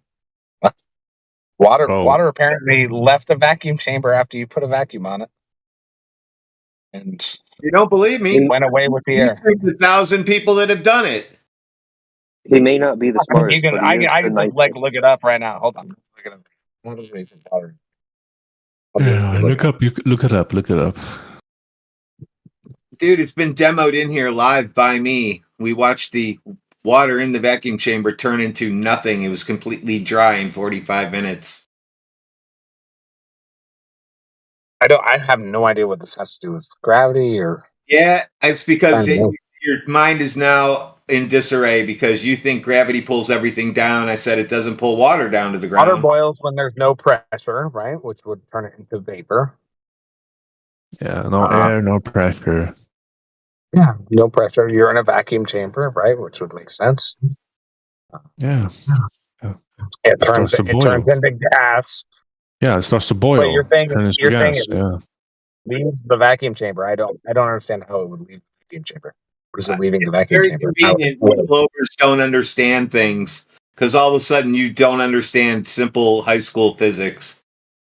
Where is the air leaving the vacuum chamber that we're sucking all the air out of? Where is the air leaving? Where is the air water vapor leaving the chamber? At the back end of the pump where the air blows out of the pump. Oh, okay. So you pumped the air out, and it wasn't really a vacuum Never chamber. used one. You might want to research how they work. I mean, it's pretty simple. You just suck the water out, though. Yeah, That's all you basically did. saying, You "Hey, just I sucked sucked the water out of the chamber, and that the water. left." I didn't touch the water. No, the vacuum pump sucks the water out. No. Bro, it's not a vacuum cleaner. What the fuck is wrong with you? Yeah, they're a little slow. This is an advanced. No. Wait, a vacuum. Okay, so just follow me here for just a second. Sucking out the water. What the fuck? Yeah. Okay. Vacuum doesn't we suck. put a vacuum on It's a water, shop and vac. there's no pressure on water, and then it boils, right? Vacuum Because doesn't the suck, water man. has no pressure. No, right? it's a pressure differential which pushes the water out. The water's got No, air. The air disappears. Air, not water. Air. Well, so the water turns air into is- water vapor, No right? air, no And water pressure. vapor is like air, There's water and then in it the gets air. sucked out through the vacuum that you're introducing to the system, and then you go, called it went humidity. into the There's air. water in No, the no, air. not really. It got sucked into the vacuum, What and you happens could to probably water? see that. What happens to water when there's no air So in the hey, vacuum he's chamber? gonna go ahead and post his YouTube search results. I don't think they ever seen water I want to boil see in all the these vacuum chamber. people who pulled the vacuum on water and it just stayed there. I really all am these not people. sure. Because when I did it, and I have I think I pictures may and have to leave video this conversation. and I proof came of in here to everything. just like have a rational conversation with people, but you're not having one, and so I may just Well, have I'm to just debunking leave, your man. gravity, pulling you down. We haven't even touched on gravity. You've just said that you You're not put able water to in now. a You're no vacuum lo- chamber. You haven't listen, even fucking You're no said anything longer about gravity. able. You're no longer able to talk about gravity. That was the point. No, we can still talk Weird. about gravity. Yeah, no, I can still talk about gravity. We just haven't. What is You were gravity? just saying. Yeah, what is it? It's The force I that can talk attracts to mass you. I mean, and the It's a am I mass. talking force. to like 10 people at the same time, or am I just talking to one person? Well, I this don't know. guy just said it's a force, so I guess he doesn't believe in any solar system because in that paradigm it wouldn't be a force. No, it would be. You just don't know how it works. Oh no, actually it wouldn't be. I guess you just don't know how it works. Why wouldn't Do it you know be? what a force is? Yes, I do. What? It is the F equals ma. There's a bunch of different ways to write it. No. You can also Well, what have. is a force though? There's no Mass difference. times acceleration. A force would be energy exerted on an object. Or it could That would be be what a force is. pressure over an expansion volume, or it could be like there's a bunch of different ways to define force. The hell's Yeah, an but then expansion you're volume? just What's an expansion volume? about Are you telling me there's an ever expanding volume? Are you crazy? No. If you have a ball of gas and you heat it up, the amount that the balloon expands, if you allow it to expand, the work that is done, the force on the surface, on the inside of that balloon, is put into expanding the balloon. That's force. Force over area. You guys talk about pressure all the time. No, but again, force is just It's um, just It's now imaginary to these guys. no. It's just I love ruining it's them. movement. No, a well, I mean, movement. Ooh. well, force is kind of measured by movement. This makes But me happy when I ruin these guys. When I force is ruin just an these calculus exertion of physics guys' pressure on days. material that I'm makes not the sweating, man. material You're move. not ruining my day. No. The force is just exertion of anything on material that makes the material move. So it'd be like a push or a pull, right? Could be, yeah. Yeah. Okay, so in the heliocentric worldview, there's no push or pull. That's so. Yeah, no, I think this is where bending and warping of space-time isn't a push or a pull. It's just that's not the heliocentric model. That's general relativity. So yeah, right. So you would need that in order to justify like a heliocentric paradigm. So, okay, wait, hold on. How else mechanically are you going to make it happen? You can't do it with a force. Newton Hold tried. on, Didn't work. no. Hey, why do you have to Because you're talk through? destroying. Like, no. I was already because talking. you're fucking I'll have wrong. to If I mute put you. the ball down a fucking I have to mute you because I was still talking. Okay. Still All right, talking. man. Yeah, I wasn't done. So yeah, you don't get to just like run the place here. So yeah. They tried that already with a force and it didn't work. Weren't able to model a solar system properly. No, it didn't. That's just a lie. Didn't account for the supposed orbit of Mercury around the sun. Everything would have been all fucked up and it would have been completely out of sync with the orbit of Mercury. That's why that bullshit was superseded. It was replaced by the concept, shut up, of a pseudo force. Instead, it's a completely different geometry, different mechanics, different mathematics, completely, and there's no claim of a force. So as soon as you say force, you already defeated your own bonehead solar system worldview. Okay, let's go back to the basics. If I have a ball sitting at the top of a slope and I push it off the top of the slope and it starts rolling down, what is the force that is making it roll down? You pushed it. Yeah. Yep. What is the force that is making it roll down? I'll just repeat this question indefinitely until someone answers it.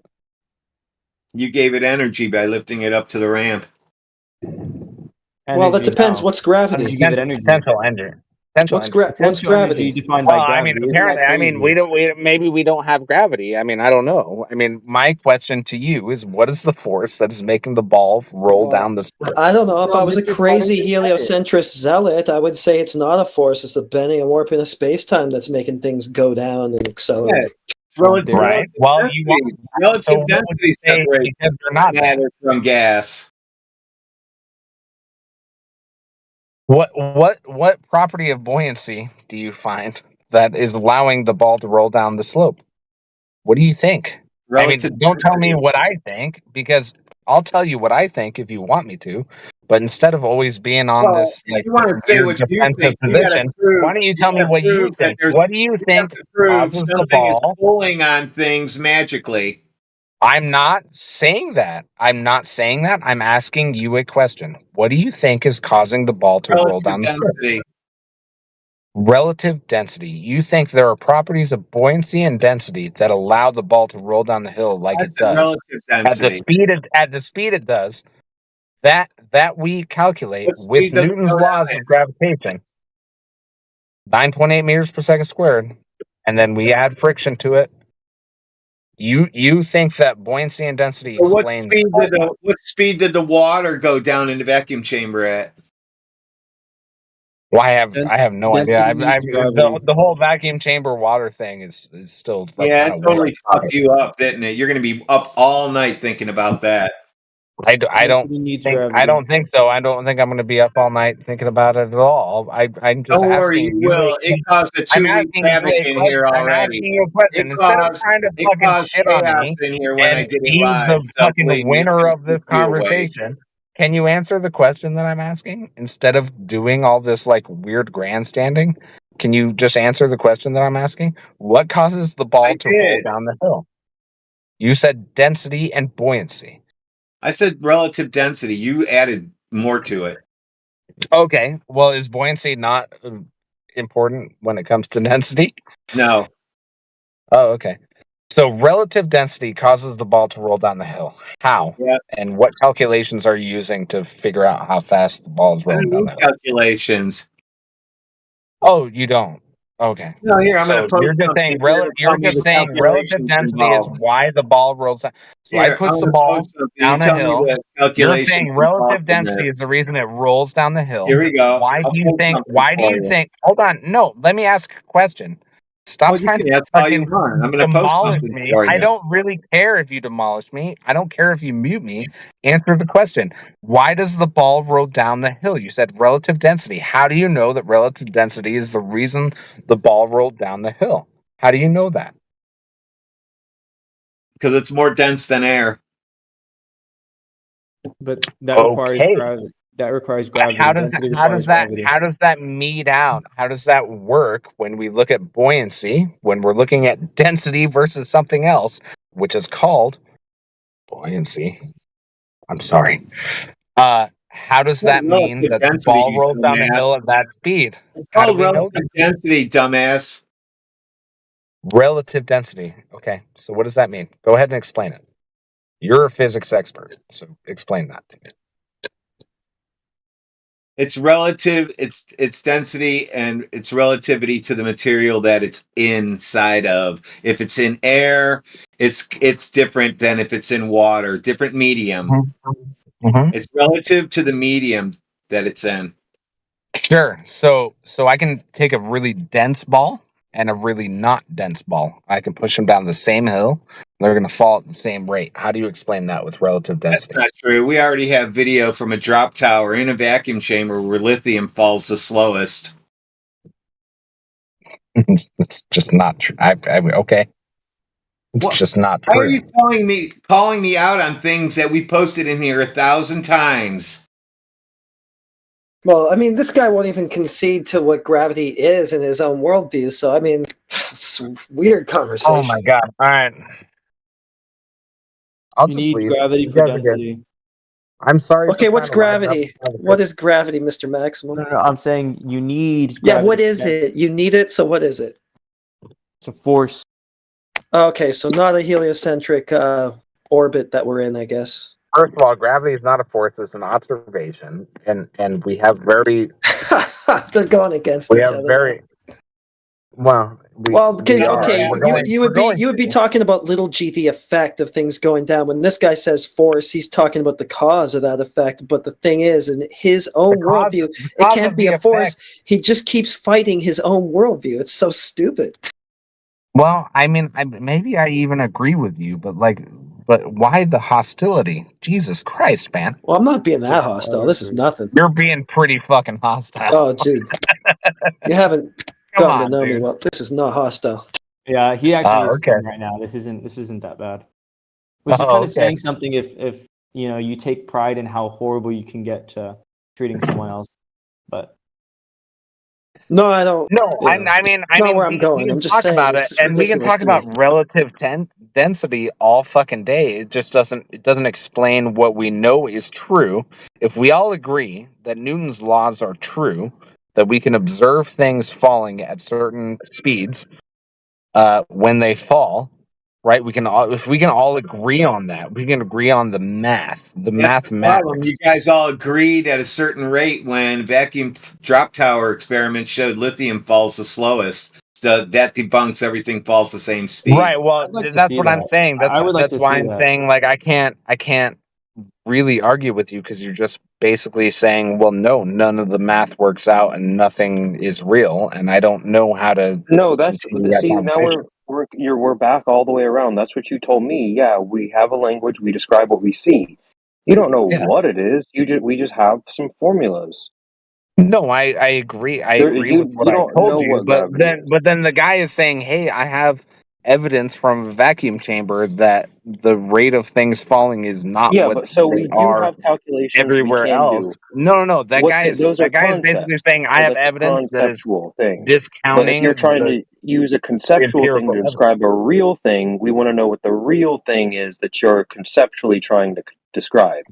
So I yes, agree we with see you things happen, 100%. No, and we no, can I write agree with you calculations and 100%. But when formulas the down guy says, "Hey, to I have explain that. evidence," no. When the guy says, "Hey, I have evidence that proves that your calculations are nonsense and none of it makes any sense," then I Well, don't yes, that's have a true. way. I don't really have. Well, if you You and have I to prove agree them. You that have to show the we can calculations observe are wrong. things falling at 9.8 meters per second squared, and that we just observe that, and if we agree on that, then we can start somewhere. But if the guy goes, "No, I don't agree with that. I have videos of lithium falling slower than 9.8 meters per second squared," well, then I don't really have anything to say to that guy. He's No, basically you saying don't. that I just posted both videos everything for that you. I'm The using. first Just video I doesn't matter. posted. The first video I posted is the camera is dropping with it. You can see lithium falls the slowest. And the second video is the tower they did it in. It's a vacuum tower. Go ahead and cry or whatever you have to do about it. I don't know what that Yeah, does so for your what you side. I can described, watch it. 9.8, would be like a special pleading best case scenario in a vacuum, Doesn't even No, in matter. the best it's just case. an So observation. so you're No, saying Yeah, that these it's just calculations an work out, observation. but in reality they don't work out exactly. You know, there is variations that you won't account for or whatever, such as, well, you know, wind of resistance, course, there's right? So variations. I haven't. 9.8 is just some mythical thing you've made up of an average in I a didn't make vacuum. that up. So it's No, not an exact I precise didn't make number. the That's just a 9.8 meters per medium. second That's an squared. I didn't make. average of It a wasn't me, certain in a certain situation you would see sir. this certain thing. Sir, That's I what need you you to say. know That's I what did you not mean when you make say up 9.8. That's 9.8 what you meters per second squared. you I don't didn't make that up. you don't mean That an wasn't apple me. falling because that wouldn't you don't know if that would actually fall at 9.8. It would probably fall a little slower because it's bigger. You know, Well, whatever. there's a little bit of air It's resistance. There's different. some You other know, stuff. No, of course, yeah. No, dependent. we can look at physics that way, or we can look at it Yeah. in the way where that doesn't mean Well, anything at all. your calculations would What? be the Okay, language so to describe it. in your worldview, what do things fall at? How do things fall? Why do they fall? Well, a feather and a bowling ball aren't going to fall at the same rate, Well, we've actually right? done tests that show that they do, but yeah, You've done tests This inside a vacuum, right? That's what I'm inside saying. vacuum chambers, That's yeah. in this situation, but in reality, you don't see that. So you're already taking it back to here. I'm equating everything we see in reality to this one specific instance of a No, sir, manufactured event that happens. I'm not doing that. You're I'm not just doing it. saying This that. is what when you say 9.8, this is what you're doing. So Okay, when we're so asking what are wait, you hold on. talking about, what you're Are we talking about is disagreeing a with special Newton's case laws of scenario. gravitation? Are we disagreeing No. with Newton's laws of gravitation, or are we disagreeing with Einstein's theory of I mean, relativity? Because I don't even we know. can't. We Maybe we're can do doing both. I calculations, don't know. right, to describe certain things that we just see, like, oh, like I threw a ball up, right? Let's calculate the trajectory of that. So Yeah, what? you can It use doesn't prove you live on a Newton's ball. laws, and you It can doesn't figure prove out there's pretty some well where the ball is going to come down. okay. 9.8 meters Like per I second said, squared isn't Newton's law of gravity, dude. and that, yeah. I'm just simply saying he's trying to No, equate I like a understand that. world. Hold on, you're trying to equate like a worldview to like because like No, I I'm can not. do a formula to No, describe sir, something. I'm It's like not. I'm not okay, trying to but equate a worldview. I'm just trying to understand what you're saying. I'm not trying to equate a worldview. I'm not trying to make any argument whatsoever. You guys keep coming at me very like hostilely about me being like, okay, no, so we're we not being have hostile. calculations about gravity, and we know that they work pretty well for the physical properties of the universe. We can throw a ball up in the air, we can use Newton's laws, we can figure out where it's going to come down. It's pretty much where it comes down. Now you have air resistance, you have certain variables that you don't know. You can add a little bit of Who cares, dude? variable. Why Yeah, are I we even mean, talking about this? well, I mean that's kind of how we live in the world, right? Like that's how Yeah, we understand physical things that happen in the world. So I care right. very much about that. Yeah, I but the care main very much. conversation here really is the Earth a ball or some sort of topographical plane or what, Well, right? no, I mean, And I think so we then have to we get start into like why epistemologically, are and we have things? to start Yeah, ontologically at the foundation, and we're starting at the that's foundation not the here, where I'm foundation. Why saying, things fall well, would be a derivative topic, right? The foundation would be: is the Earth a ball or is it not? Is it something else? right, but then we can understand whether or not it is based on the evidence that we have But concurrently we're not with doing what that. it Things is. falling down doesn't really tell us what Okay, shape what we're living on is. so let's start like at the very basics. Do you agree that we stand on Earth? That we Wow. stand on ground? Oh, I don't know if I can agree to that. That sounds controversial. Okay, well that's you Yeah, got to not start without air there. pressure. Now it could either be a circle, or it could be a flat plane, or it could be a square, or it could be a bunch of different things. No, what do you mean We by have no it? idea. Like you're But thinking of Earth we as have a to agree that we're thing. here, and then there are things that happen while we're here. If I throw a ball to my son, it's gonna follow a certain trajectory based on the force that I put What if he into it. threw a Based balloon? on What if he threw him a balloon? What would the trajectory of that be? probably similar based on the weight. I mean, I A don't. helium balloon. Oh, like an air-filled balloon. I'm thinking a water balloon. What about like a Like, yeah, hot air probably. balloon?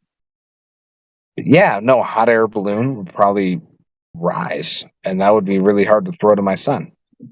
It's like Fog if I machine was on a going to windy throw like a day. piece of paper, if I'm throwing a flat piece of paper to my son, and I just try to throw it like I would a ball, well, it doesn't work. Fuck. Well, what is that? Is it gravity? Probably not. It's probably air Would it go? resistance. Would It's it go probably a lot upward of like a? surface area. Yeah. Would it go upward like a helium balloon? Hot air balloons go upwards, and they just Yeah. have So do hot. helium balloons. Yeah, it's funny. You're the Yeah, guy who said you weren't making. helium is less dense than air, but Yeah. hot air Welcome is to not flat less Earth. dense than air. Yeah. Welcome Hot to air is flat Earth. just hot air. Yeah. Hot air rises. It's funny. The guy who said he wasn't making an argument sounded like he was trying to make a backdoor argument the whole time. But go on. Why are you guys so hostile towards me? This is It's crazy. not hostile, bro. It's very hostile. Oh, Oh for man, well, sure it is. you need to get some tougher skin then if you think this is hostile. I have tough skin. I'm not No, you don't. No, I'm not upset about what you're doing. I'm just saying like you guys need to chill and like listen to what I'm saying. Well, listen, your perpetual complaining is very hostile towards me. Okay. Well, Yeah, I'm stop sorry it. that you feel that way. I apologize. Yeah. So Yeah, no, just grow up. You're giving me anxiety. I'm sorry. Yeah, that's abusive. Yeah, stop complaining, dude. Love of God. Now we're doing some like weird political thing, but yeah, okay. No, you Sorry. keep complaining. You said I'm not making an argument. I'm not making an argument. Sounds like you are now. Right. I mean, right now. I mean, I could be. Do you want me to delineate when I'm making an argument versus when I'm not? No, when you were going with the wadded up paper and helium balloons and Yeah. Well, if I throw a when flat you piece of said we've paper at got my to agree we're son, standing on Earth. hold Yeah, on, I agree. This is I'm not an standing argument. on This Earth. is just an observation. No, you're a fucking liar. this is just an observation. If I throw a flat piece of paper at my son, it's gonna like do weird things in the wind, right? If I throw a balled up piece of paper, I'm gonna make it closer to him. If I throw a rubber ball, I'll probably make it to him. No, okay, so now we have No, you're giving the observations child of abuse how training. things happen. No, I mean I can throw them all the same way. I'm pretty good at throwing a rubber ball to my son, or a tennis ball to my son, or a baseball to my son. I can do that pretty well, and I can do it Now pretty throw the much piece every of time. paper But in if the you ask me You to do can't that do it with a well. flat piece of paper, I wouldn't be able to do it. That's just an observation. Do it in a vacuum now. Is that from the air pressure connotation. surrounding it? Is that from the air pressure surrounding it once again? I have no idea what it's from. I'm just saying the observation is there. I And does can't your throw ball? a flat piece of paper at my son the same speed I throw a ball at my son, and Okay, I don't think it'll make it to my son. If I what throw a does that flat piece have of to do with paper, it's gonna do gravity? this like weird like back and forth leafy thing. It's gonna hit the So ground we're just before it back to reaches my things son. falling again. I just Yeah, don't it's get it. aerodynamics. So Well, we're talking about the sure, shape, no, we can the talk about disputed shape of the aerodynamics. thing that we live on, but the conversation just keeps going to things fall. Does the paper not fall? Who really cares if it does or not? It doesn't tell me anything about the shape of what I'm standing on. Fair. I mean, I agree with that. I'm just talking The about man's observation. absolutely correct. The man's So now we're absolutely down correct. to the root of this room. Listen, dude, we're down to the root of the conversation. Hold on. Do you live on a ball or not? Is what?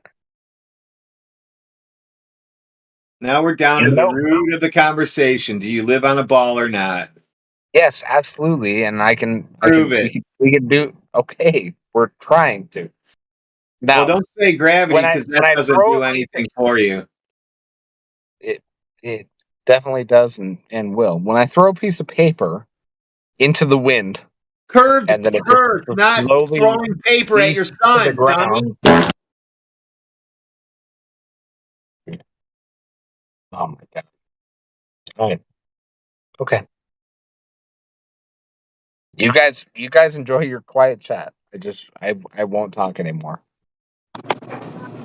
Thing is, you think the ground is a ball, so you need a No, I something would to be happy explain. to, but like every time I Hold on, let do, me finish, someone dude. is saying something.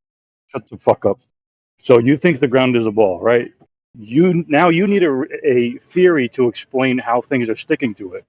So you call it gravity, and you say, "Oh, I can explain how things stick to a ball.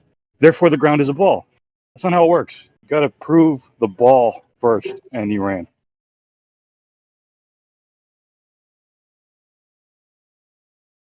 The man's absolutely correct. Oh, what? They never hear Are you telling me anything. to shut the fuck up and then muting me? Is that the right Yeah, way because to I was do in the that? middle of my sentence, dude. Fucking rude, bro. You're trying to tell me to prove that the Earth is round No, I'm when you saying don't what the issue understand is. basic physics. I'm saying why you bring up gravity all the time. I Because you don't can't bring prove up the ground is a gravity all ball. the time. I'm not You bringing up always bring gravity it up right every now. time you're here. Okay. What's Yeah. up about gravity? I just told you, but What you have I left. brought up? What have I brought up in this conversation about gravity? You said when you throw a ball to your son, where is it going to go? Things fall 9.8 meters per second squared. Whoop-de-woo. All the same bullshit. No, I'm talking about observing physical objects in reality. I'm not talking about gravity. I'm not talking about the law of gravity. I'm not talking about anything You about were gravity. implying. That's what you were implying. It Well, works you can pretty ask me well. I'm that, pretty good at throwing and that rubber that is ball. absolutely no, wait, no, that's absolutely true. Hold on, that's absolutely true, and you can ask me about that. However, when I say, "Hey, I observed me throwing a ball to my son," that is not me bringing up gravity. You can say I'm Okay. implying it. Yeah. So now you remember the helium balloon. Sure. I Okay. let go of the helium You balloon. explained it. It goes Yeah. into And the air. It yeah, mystery continues to go. solved. Wow, it's defying gravity. How interesting. Oh my What's up? lord. What's going on? What's up, man? What are we doing? Well, that's not what you said earlier, right? You said, well, yeah, it's less dense. Helium is less dense than the Yes. atmosphere. Yeah. Yeah, it has nothing to do with defying gravity. Well, it has to do with buoyancy, and buoyancy also defies gravity all the time, but you would have to understand these concepts in order to talk about them. But yeah, of course. You'd have to believe in them. Well, you have to understand them. Are you using density after I said relative density? Now you're actually using it instead of saying, "Oh, what?" No, helium is less dense than the atmosphere, and it is buoyant in the atmosphere, and it goes up. And bowling balls are more dense, and they go down. Yes, I have a but question. not When at you guys say, the same mathematical rate, which is why we have Newton's laws of throwing certain objects. They come down at certain rates based on their mass and based on gravity. when the two of you say density on both sides of the argument, what do you mean by that? Density of what property? The word density on its own in the English language is not. Helium Can you balloons. wait a second? Can you wait to like 3 seconds for me to formulate the question? Well, you asked a question. I was trying to answer. I am asking the question to you and your counterpart in the conversation. When the two of you go in whatever order, when the two of you say density, what is the density of? The word density on its own does Dude, you're not. trying to split hairs. Relative density, the object relative to its Density of what? surroundings. His rubber ball. Yeah, but density of what property? Density in itself does not say. I'll give you a hint. In the globe world, where I come from, when we say density without qualifying, we mean density of mass. Mass per volume is density of mass. You guys have a love and hate relationship with mass. Well, with density, because you love to say density, but you hate to say mass. So I ask you, flat earther, when you say density, it is density of what?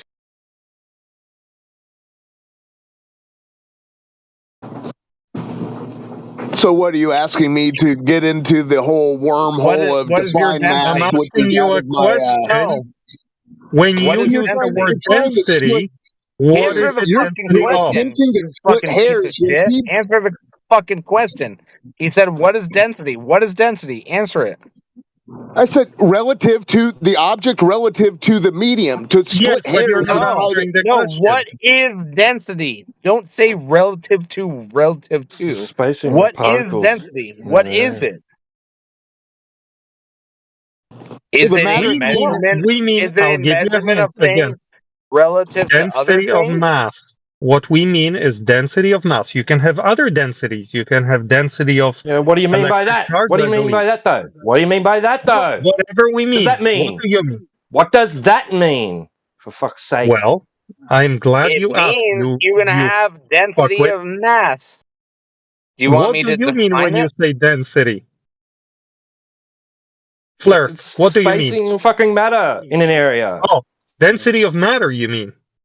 Explain the density of mass. What is matter?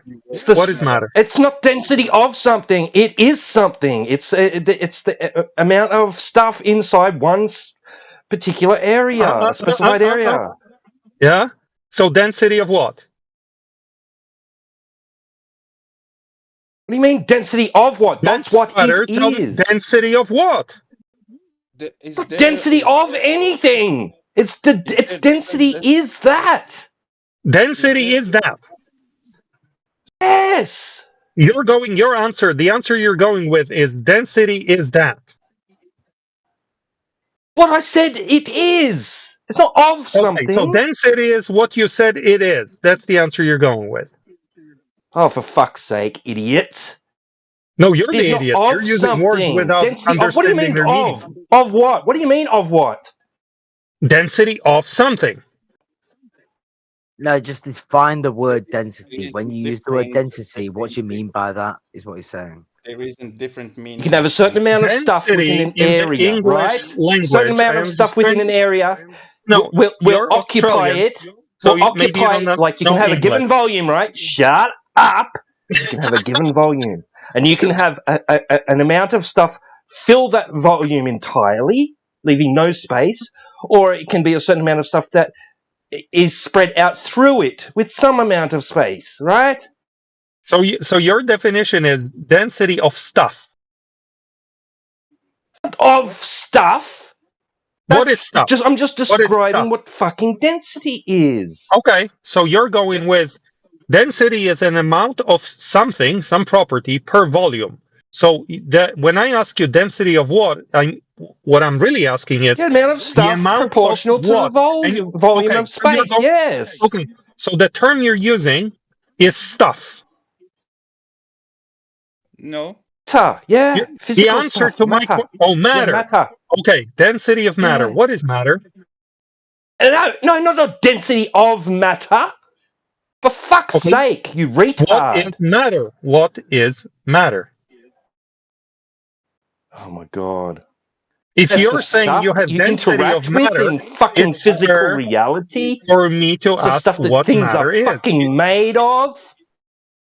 Peter, Matter is the stuff that things are made of. can I explain it to you very No, fast? I So want the crazy Yeah, he's Ollie. attempting to muddy the water. He's not looking for an explanation. He's splitting hairs for no reason. so it is The other guy, yeah, the last guy had he understood this relative density thing that you're attempting to. I don't so know. listen. No, I'm holding you So accountable to the same things you hold us accountable to, which is defining the words that we use. The other guy Peter, let you please. get away with using the word density without having defined it. The moment this guy defines Well, he density, brought up you start he was using the one words that like brought up stuff and relative matter. density. He was the one that Define the brought up word. relative density when I brought up the helium balloon. Defined the terms you're using. What is density? You said density of stuff.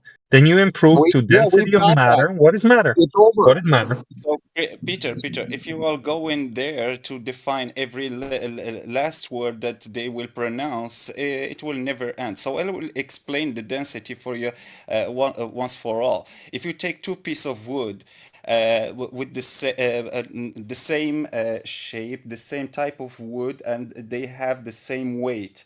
It's a flat piece of wood, and you put it on the surface. You put them on the surface of water. They will float. You take one of them and you put it on under the press, and you squish that piece of wood, and you make it like a square or something. That piece of wood, the matter on piece of wood, the matter, the particles or those fibers or those cells that composing the wood are squished against each other, so there is less place between or space between each layer or each fiber or each cell.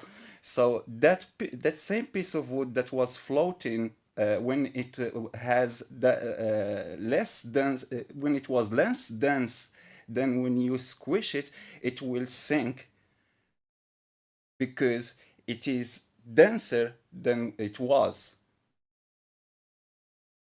That's a Now we very can long move on. description. That does not answer my question.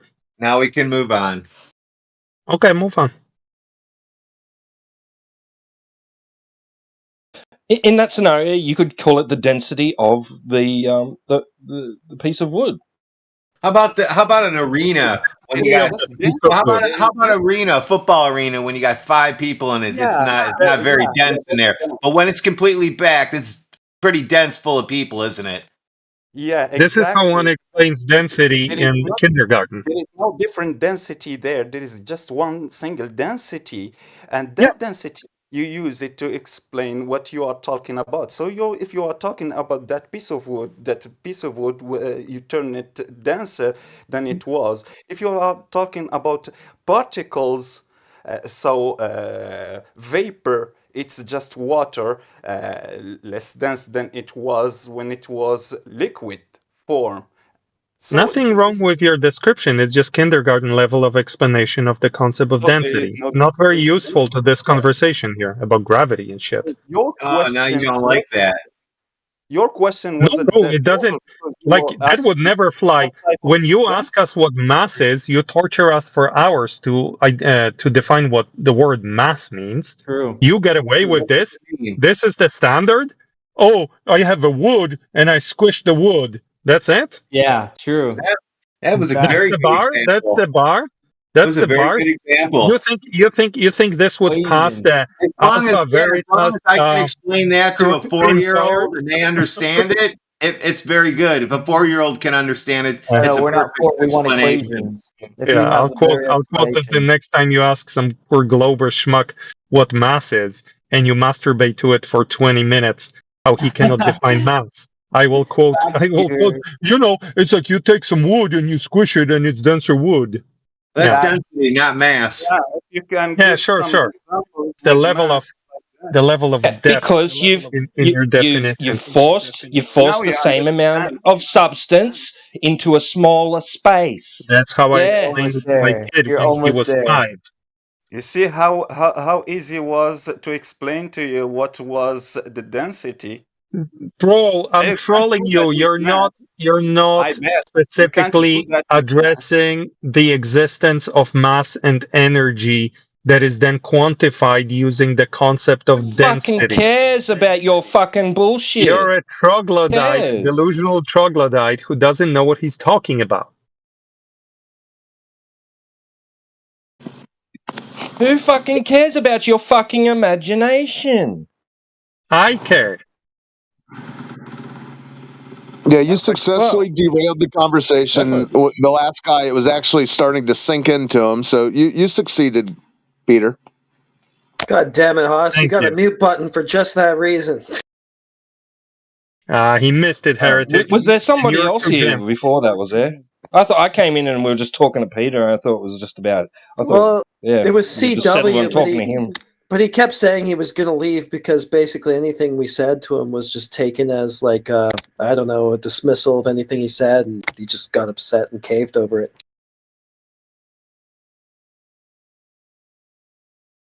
Yeah, he kept looking for reasons to get out, so I don't know if we were going to hold on to him anyway, but.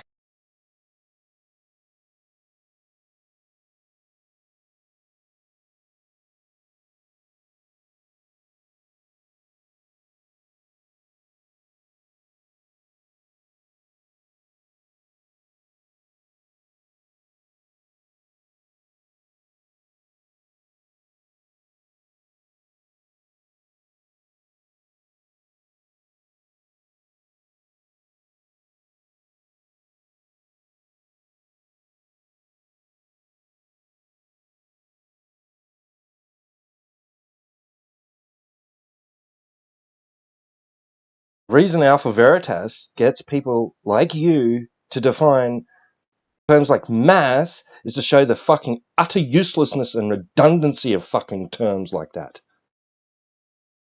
It's actually a very fair question to ask what is mass. I have a beautiful definition, of course. I'm just pointing out the hypocrisy that when I ask you lot what density you speak of, you have no idea. You start hand-waving kindergarten level explanation of what density of anything, the concept of density. And that's it. And you think that's somehow sufficient and equips you to discuss freaking general relativity, dude. That's just your fucking subjective opinion, which I'm not interested in. I don't know if anybody else is, but if they are, they can unmute you. If not, see ya. Density. How tightly packed the matter in a substance is? Is that what we're being asked about? Volume. Sounds like mass over volume. That's all you need to do. Well, so basically, I put it in more simplistic terms because I like simple. Yeah. You can't. Yeah, so an equation. let's put it this way, though. I think I can understand why one's being scrutinized more than the other. In one sense, we're being asked to define, or it is being asked to define the nature of a particular unit of measurement, i.e. mass, what the nature of that unit is. and why it is the case, which is probably a little bit more philosophical and takes a little bit more, a little bit more to define. Whereas in the latter, density, it's basically a ratio between two units of measurement, which, at a surface level is just a comparison between the two, which doesn't take much to explain because it's just a ratio. But when you want to dig into the nature of either of the two units of measurement, well, that's where it gets a little bit more ethereal, if you will, and requires a little bit more detail. I don't see why that's a big problem at all.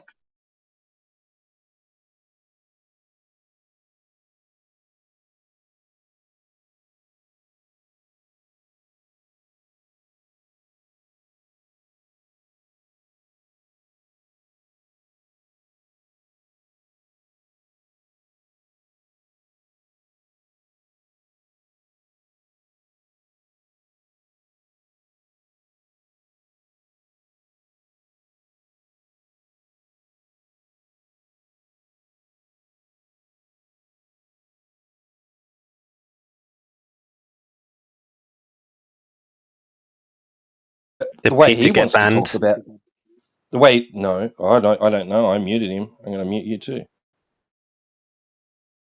The way he wants to talk about it will have no relation to any fucking surrounding medium. The way we talk about density, to talk about it in these magical fucking spinning balls in a vacuum fucking scenario.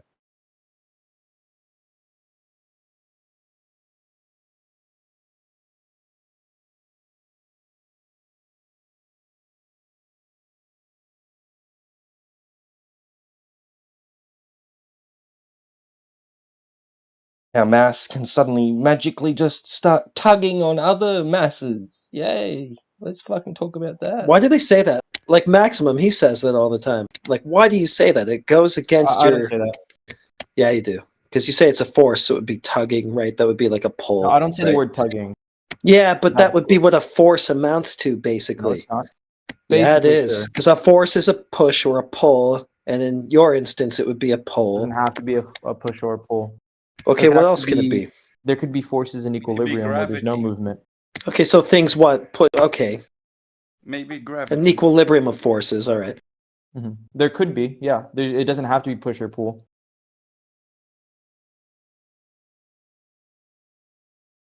Wait, what?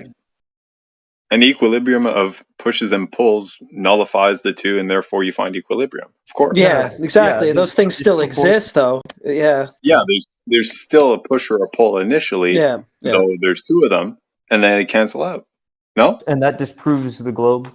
Or like what? It doesn't, dude. It doesn't. I just keep saying that you keep saying that there's a force when, I mean, you shouldn't really be claiming that if you think that the Earth is one of these balls going around the sun, because any attempt to model it that way fails, which is why they're Pretty not accurate. defining it as a force since Einstein.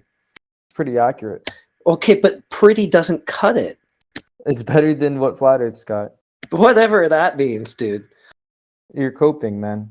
With what? It's more accurate than Flat Earth. It is more accurate. Okay, what's flat? Okay, what's the flat Earth? It's more accurate then. It predicted Neptune. It predicted Neptune. So the force, right, which is not compatible with your paradigm, predicted Neptune. It's not. That's why it was superseded with Einstein's pseudo force. General relativity is still not complete.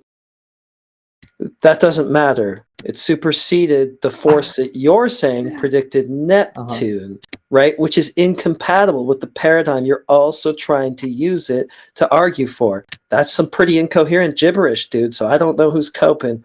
Don't really think I have any reason to, though. It's not incoherent. It is. It's insane. Because first, it can't be a force in your paradigm, but you just keep looking for reasons to prop up the force that can't exist in your heliocentric paradigm. It's mental illness, dude. Yeah, and now you're going to just chant force. That's how broken you are. He said that the I'm fantasy. doing homework right now. No, I'm not even really paying attention. It's very easy to Yeah, argue. I know. Half my brain.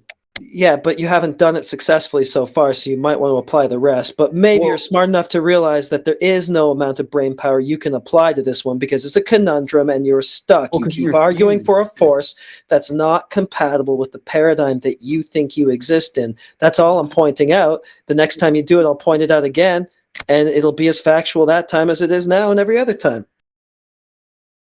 You know, even if I were to somehow, beyond a shadow of a doubt, prove the globe Earth, you wouldn't admit it. There's no Okay, way so you- now, yeah, they're just going to go into mind reading and stuff No, like okay, that. okay, you're right. Let me go Right. back. Let me go back. Let me answer your question. You're saying that I can't have the definition of a force because it's not complete. It's not a complete theory of how things move. Is that your argument?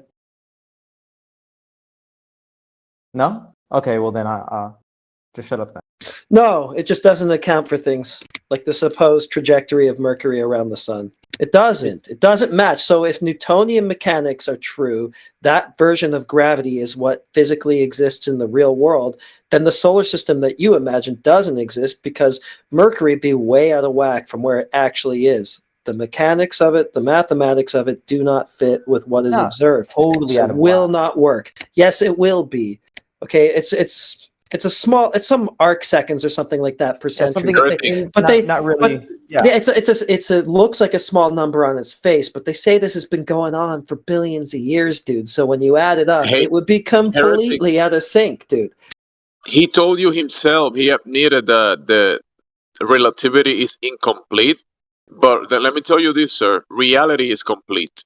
So your idea or whatever you're saying about that incompletion of non-theory, it's not reality. That's why it will never be complete. Yeah, But well, reality reality is is different completed. than theory. Reality is different than theory. So, that is what you're saying is obvious, by the way. Yes, I agree with you. Reality does not have any kind of contradiction, but just because reality is real doesn't mean we have a cohesive theory to explain it all. And to think that we do is kind of arrogant on our part. What makes you think that we've solved all the laws of physics?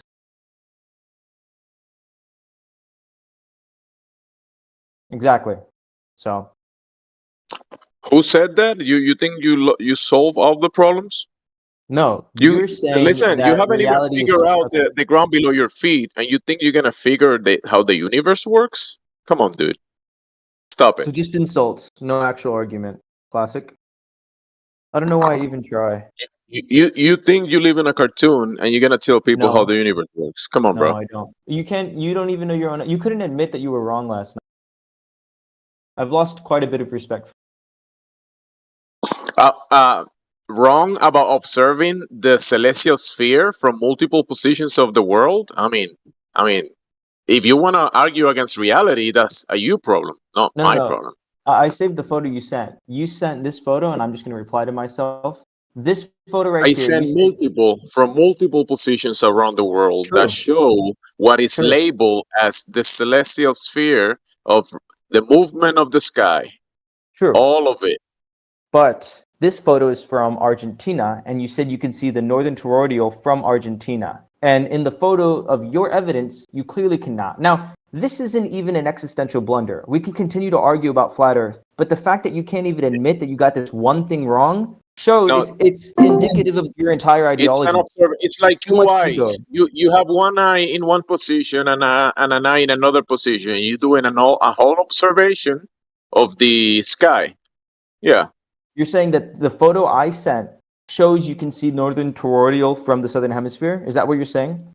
The image that is No, just yes or no. presented is Just yes or no. showing the toroidal. It's showing all of the pieces of the The puzzle that northern we try toroidal. to tell you. Are you You saying know, the you know what northern it's toroidal? assuming?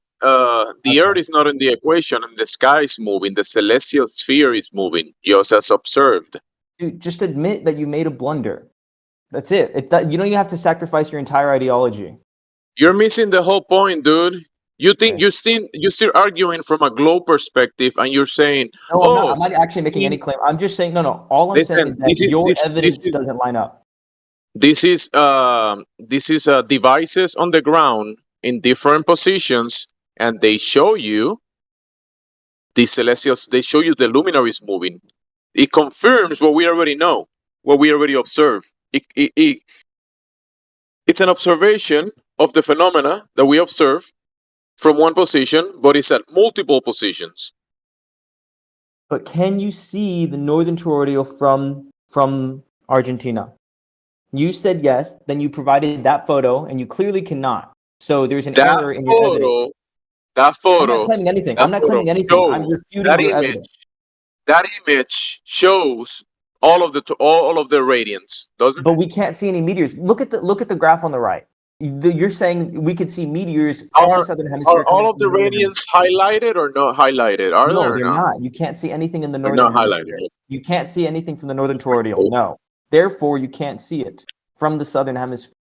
So your claim was wrong. Just admit Oh, they're one not claim. highlighted, even though they're even labeled, Ignoring highlighted, Jericho circle, wall. and have the letters to tell you their labels, right? But It's you're saying ignoring no, they're not Jericho highlighted. wall, man. You can't if you can't admit one small error, one small blunder. Imagine if I could prove globe Earth instantly. You would never accept it. If you can't, Instantly, that would be impossible. you wouldn't even be able to accept it because you can't accept one small No, error you're in your just argument. missing the point. It's not about Ego and hubris.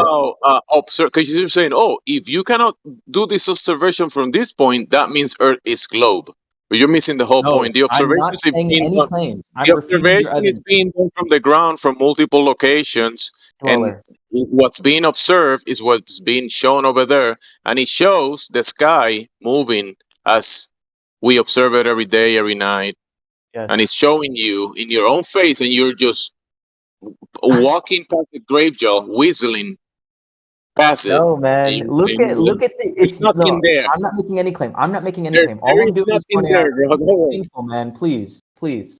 I'm not making any claim. I'm just pointing out that your evidence doesn't prove what you're saying. Now, if you had other Prove evidence, what? Nobody's proving anything. We're doing an observation. yes, and your claim was that your evidence proves you can see northern toroidal meteor showers from the We southern can hemisphere. That was observe your argument, and the you can't. movement of the You didn't luminaries prove and it the for- cycles within cycles, and that's Okay, I'm very done. apparent, very obvious. It makes sense. We can use devices all around the world to do these observations, and you're just like, nah. No. I'm saying you can. There are definitely meteors coming from the northern toroidal. You just can't see them from the southern hemisphere. That's the whole thing we were arguing about, and yet. So what? That is not the point of the observation. Exactly. That's your silly point. That's All that's a aspects. red herring. That is you ignoring the whole point just to go with this silly argument. No, I'm trying to prove that you have too much pride and you can't admit one small error. That's all I'm trying to do right now. Because the argument's There's already no lost. You can't explain it. You haven't been able to explain the it. observation is not my observation. It's what it is. It's not. It's not. No, It's not yes, me. yes. But this evidence you said proves that you can see northern toroidal action from the southern hemisphere, which it doesn't prove that. This evidence doesn't prove. Okay. I'll show say you. that. I'll show you the southern toroidal from the northern hemisphere. You want to see that? Yes. I would love to. Okay. This is the inverse. By the way, you're moving it. You're changing, but sure. Let's just follow. Sure. Yeah, because this is what you're saying. This observation cannot be done, right? So No. it cannot be done. No. You're not It cannot be understanding me. done. No. Underdweller, you're It not cannot be understanding. done. According to you. Underdweller, I'm not making any claim. I'm not saying this observation can or cannot. All I'm saying is You that have no your claims. claim. How are you No. gonna make a claim? Hold on. I mean, All I'm saying is that the your basis of claim. assertions are not actual claims, because a claim will have some foundations, but you don't have any. No. I'm refuting. Exactly. No. I'm not You making. don't have any foundations. I get exactly my point. It's just insults. You're not even. I'm saying your claim doesn't have evidence. From the north hemisphere above the equator. Let's see right here. We give you the locations and everything, so you're kind of like sure about the stuff, you know. Hubris. See right here, and a comparison. The last one.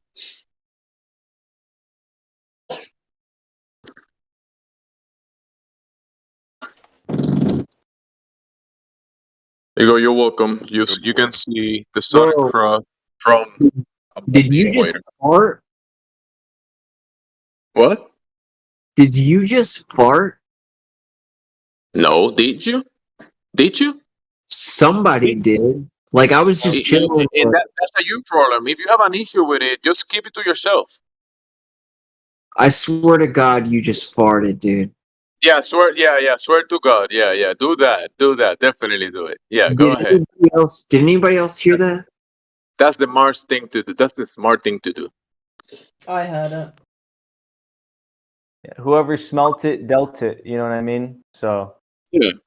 You're the one that noticed whoever it, but smelt it dealt it. you're the one that did it. Yeah. I'm not even being problematic. Like I literally heard it though. Like somebody fucking farted. Yeah, you heard something, and then it has to be what you imagine it to be because you heard something. So it has to be. Okay, you're showing. You can see the Southern Cross from North Africa. Is that what these photos are supposed to show? I mean, there you go. Then now you see No, that I'm you asking. said that cannot be done. I'm It clarifying. cannot be done, but it can be done. No, that's not. Okay. No? I'm asking. I'm clarifying. Is this evidence proof that you can see the Southern Cross from Africa, from Northern Africa? That is the Canary Islands, which is in the Atlantic Ocean above Oh the my equator. God. Latitude, I think is what was it? 25. I don't remember that one. But yeah, you can see below the ball, at the other side of the ball. You see the problem there? No, So I'm it's not a ball. asking you. Okay, cool. I'm asking, is this proof that you can see the Southern Cross from the Canary Islands? Okay, great. You go to the Canary Islands. You observe Just the Southern answer. Cross. I'm asking a question. I'm not even making an argument. I'm not trying to be like facetious or I rebuttal. mean, I didn't do I'm just these observations. This is if a you claim of can't this guy, explain right? your And own, other people that have observed it in the if past. you So can't what do you want me explain to your do? own, no, I don't know. I don't know what I'm looking at. I'm asking you to clarify. I would like you to help me To clarify. clarify, because your argument is that, oh, from this side I'm of not the making an world, you argument. cannot I'm not see making an the argument other right now. side of the sky because the ground is blocking it. Remember? That's your claim? I haven't made a claim. No? Oh, so you just here just I'm asking questions about your arguing evidence. for arguing. Just making no point, no claim, Not no yet. I evidence. haven't made a claim yet. I You can't. got It's no like nailing evidence, Jello no to a claim, you're wall. making no points. You're just like a contrarian, you're just gonna say nah to everything. No, I say I just said yes. I'm not a You're gonna say contrarian. I said That's your argument. Well, hold on, sir. That was productive. Keep denying reality. Go ahead. I'm not We'll serve you denying good. reality, man. Sorry, you can't debate.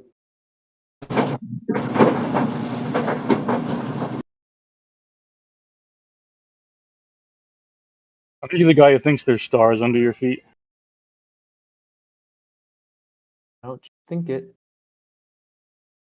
So there's stars under your feet and above people's heads at the same time. Is that what you imagine? Wow, you're really dumb. Ha ha ha ha. No argument, just insult. No, is that what you imagine? Crazy thought. Yes, yes, it is. That's a crazy thought. It's a crazy dumb thought. You're gonna disprove it?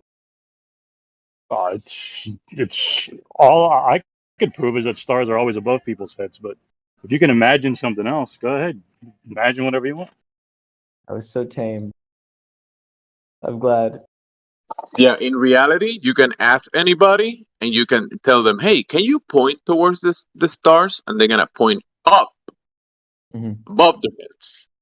But you believe that they can point down.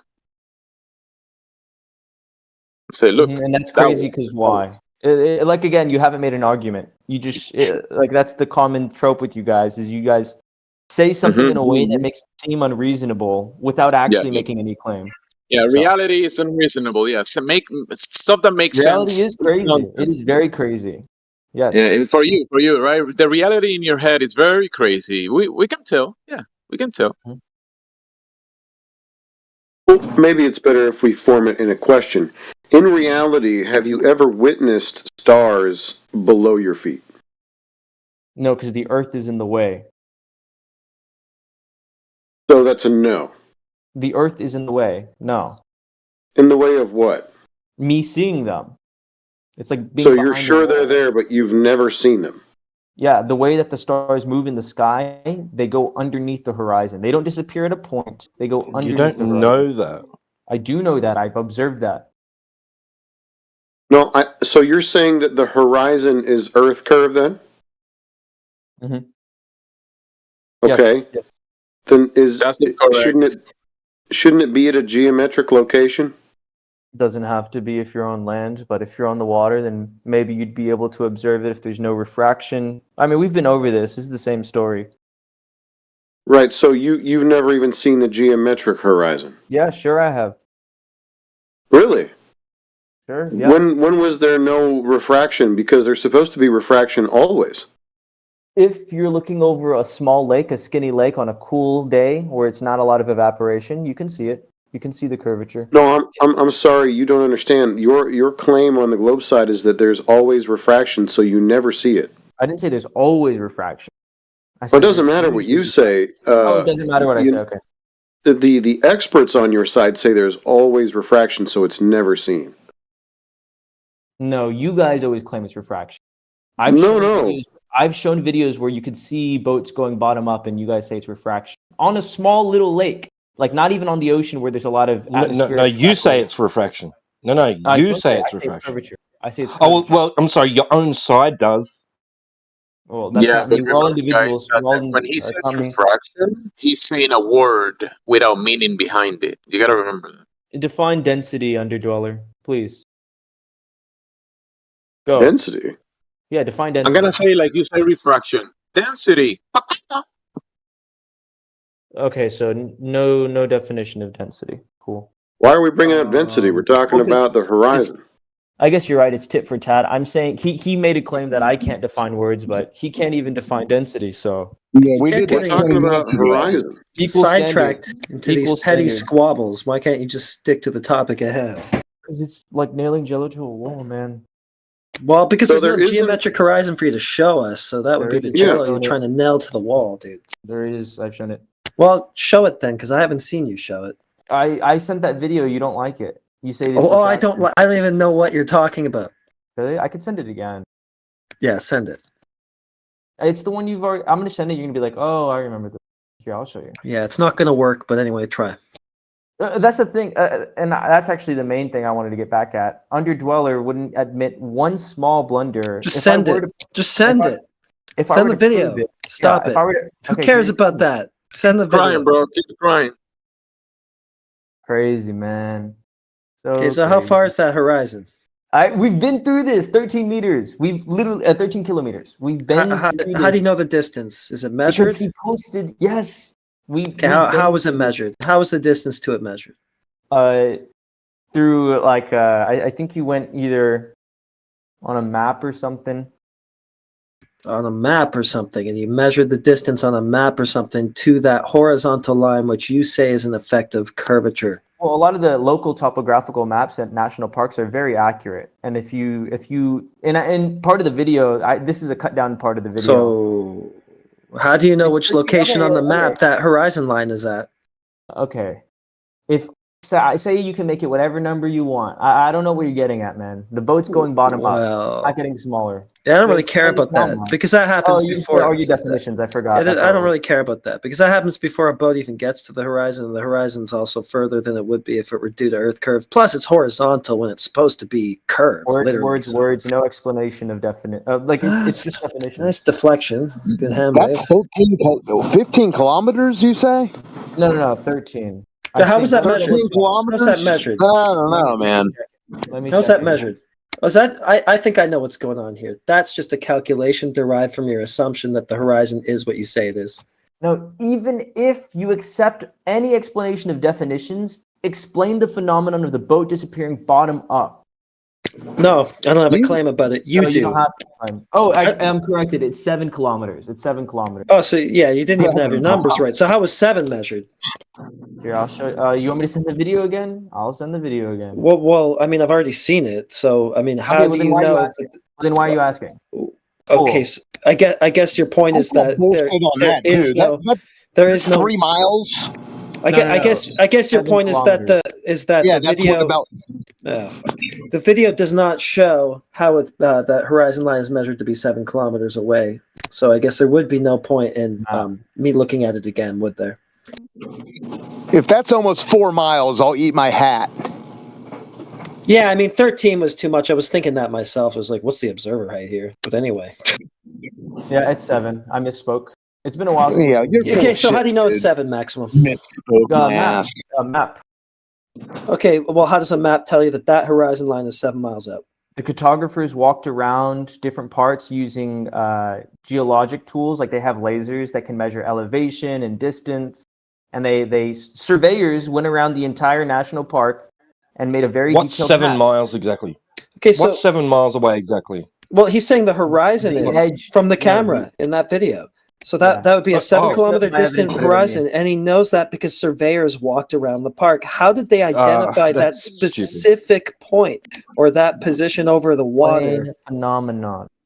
Plain phenomenon. How did they identify that 7 kilometer Explain the distance over the water? Yeah, so you're obfuscating. So you don't know. That's just a calculation derived from your assumption. Yes. The reason why he's saying kilometers is because it falls right around that 3 point whatever mile marker. Yeah, the guy's completely dishonest. He's bullshitting. He does it every time. Well, I'm just doing this to hash out that you're getting. Listen, I'm just doing this to hash out that where you're getting your 7 kilometer figure from is from the assumption of curve, the very thing we're asking you to demonstrate in the first place. We know that's where you got it. I'm just making you say stupid things so that can be like painfully clear to anybody listening. I don't have to make you say stupid things. You do that on your own. Yeah, nice. I know you are, but what am I? That's also pretty stupid. Keep it up. The guy who thinks bullshit artistry, he can cover it up with, oh, I misspoke. I did miss. You and your unlike Underdweller, I can admit I'm wrong. Unlike Underdweller, I can admit I'm wrong and I misspoke. Well, you're not right now. I mean, you just bullshitted about the 7 kilometer. If you made a good claim, I would actually agree with you. If you made a good, and in fact, there have been times. Hold on, heretic. Well, what about your claim? What about your claim that you just made? That wasn't any good. You said that horizon was 7 kilometers out, and you don't know. Yeah, you don't know how to geometric. show that. Okay. You remember one time where I said, what is it? The Coriolis effect is not reference frame. I said it was not, and you were correct. And I said you were correct because I can actually admit that I'm wrong. Yeah, but I don't remember that or care about it anymore. I just want to know how you know that this horizontal line is a product of curvature. Yeah, it's dishonest. You claimed a geometric. You claimed a geometric horizon. Right? That means that it will have distance. Will be proportional. It will comport with 1.225 miles times the square root of the observer's height in feet, which means someone measured it. Yep. So it's not enough for you to just assert that is what's happening because, oh, my feelings. You still haven't made a claim or anything, so. Oh, we're discussing your claim.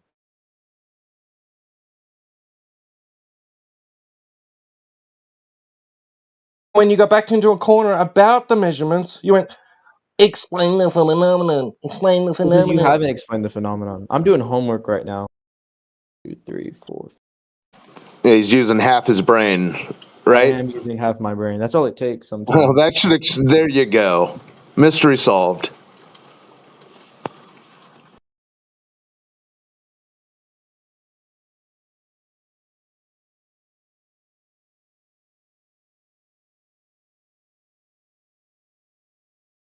Yeah, we're actually measuring pressure across a cylinder as wind blows across. It's pressure difference without a container, which might blow y'all's mind, but that's what the experiment shows. So.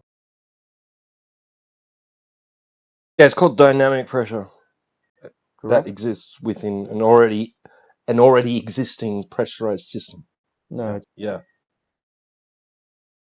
open to atmospheric pressure. So It's occurring within an already existing pressure system. but I thought you needed a container for pressure difference. That was like your whole point. And there's no container surrounding the pressure difference. Yeah, because you're going to need a container to have a pressure system in the first instance in order to have something, an energy increase or decrease within that system in order to have a pressure dynamic inside the already existing pressurized system. Mm-hmm.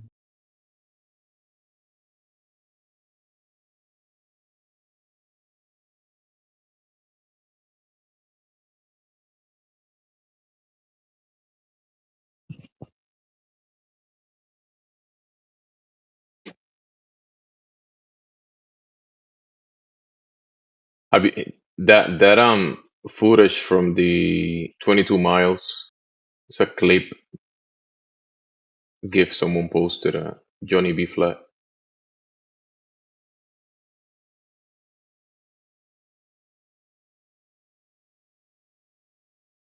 Interesting how between the ground or the clouds, there's a dark region, and then there is the sun. Just how the light phenomena works. It's almost like a spotlight up there.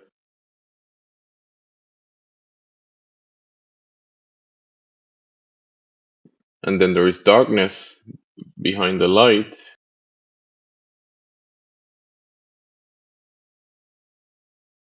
Can't see the whole of the world if it's dark on the other side.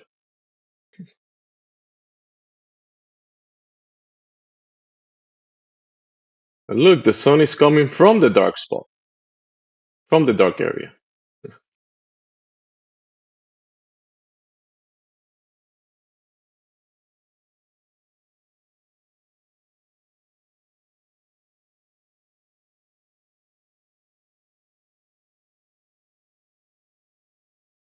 So what happened with Maximum?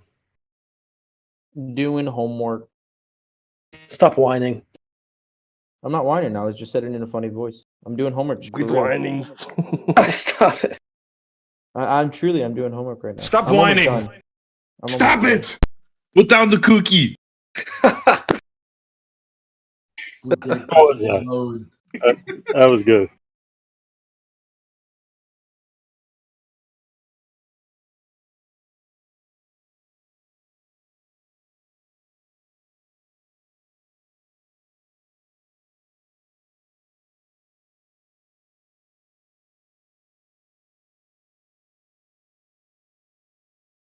Flat Earth is your homework, Maximum. Get to it. No, it's entertaining. That's why I'm here. I actually wanted to be a spectator now. Like once I got done talking to Underdweller, I think I'm just gonna be a spectator.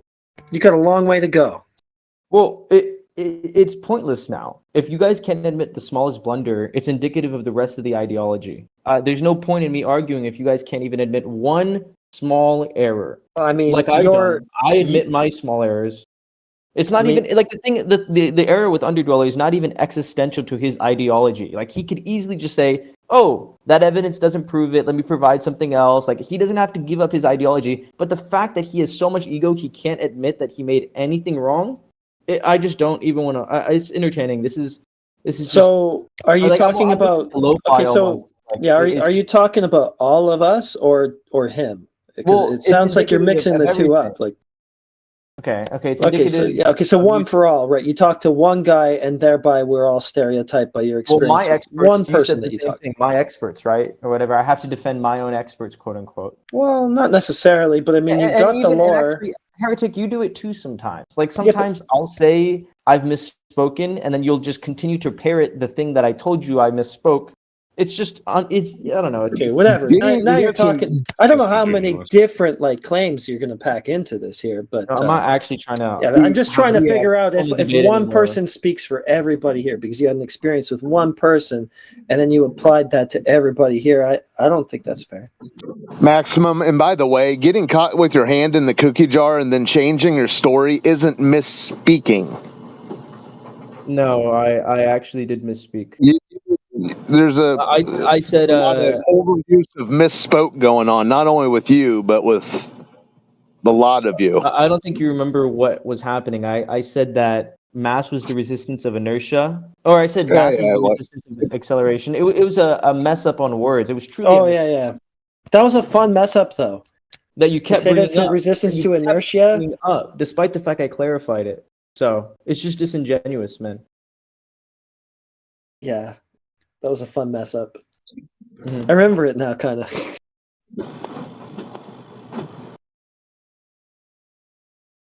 Yeah, but I got my hands in the cookie jar. Some of the things you say are so. I mean, I don't know. Because Very funny. resisting acceleration is inertia, but like you flipped it. Yeah, But yeah, exactly. Yeah, keep bringing it up. I already told you I misspoke. Keep it's bringing it fine. up. Whatever. I would never have even remembered. You're the one who remembers. I I do forgot all remember. about it. I have a pretty good memory. I actually do remember quite a lot. Well, you But you probably did- just felt burned by that one, so it stuck with you. But for No, me, it was just another Glober saying something idiotic, so I forgot about it. Heretic, if I was really upset about anything, would I be here again doing homework and chilling out? Like Yes. I come here and I drink because I like listening. Yes, to of course you would banter. come back. I was You're in like, debate in high school. This is relaxing to me. Here, oh, actually, I mean, sometimes it's kind of annoying because you guys don't know how to debate. You guys kind of suck at debating. see, exactly right. See the cope, But it's right? fun. That's It's what it fun. is, right? It's like watching children fall sometimes. Like it's kind of funny. I know. Of course you would come back.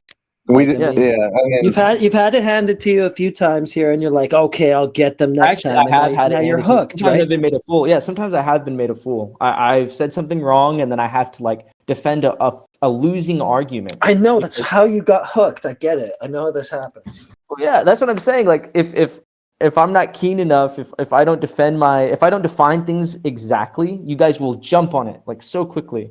Well, but you guys can define density as squishy wood, and then it's just fine. So it's like not even, I don't know.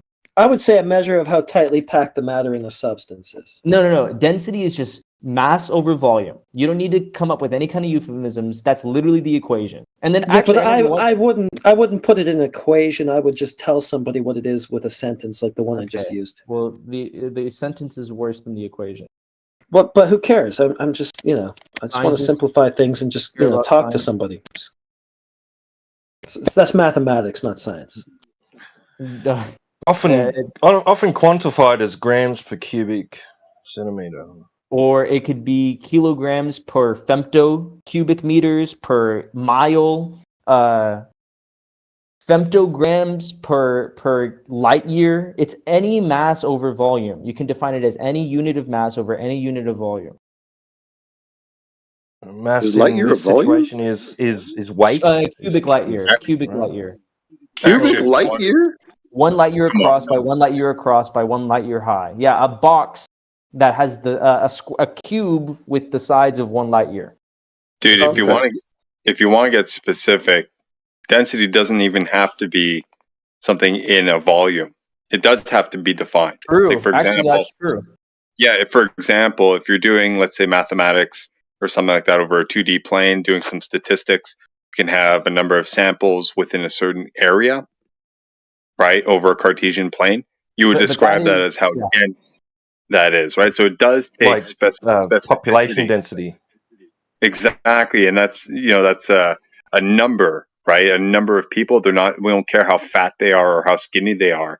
It's just a number of people in an area, right? So it does take specificity, but it's fairly simple. It's 2 units of whatever, right? It doesn't take much to explain.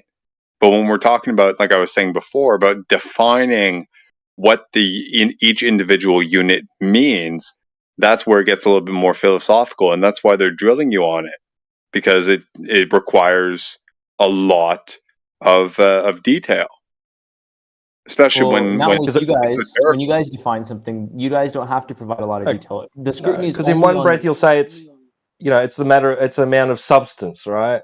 And then in another breath you'll say, oh, it's an expression of weight, and then in another breath it's resistance to acceleration. I mean, I didn't it say just all of goes those on about and on density. and on. Okay, I didn't say that, but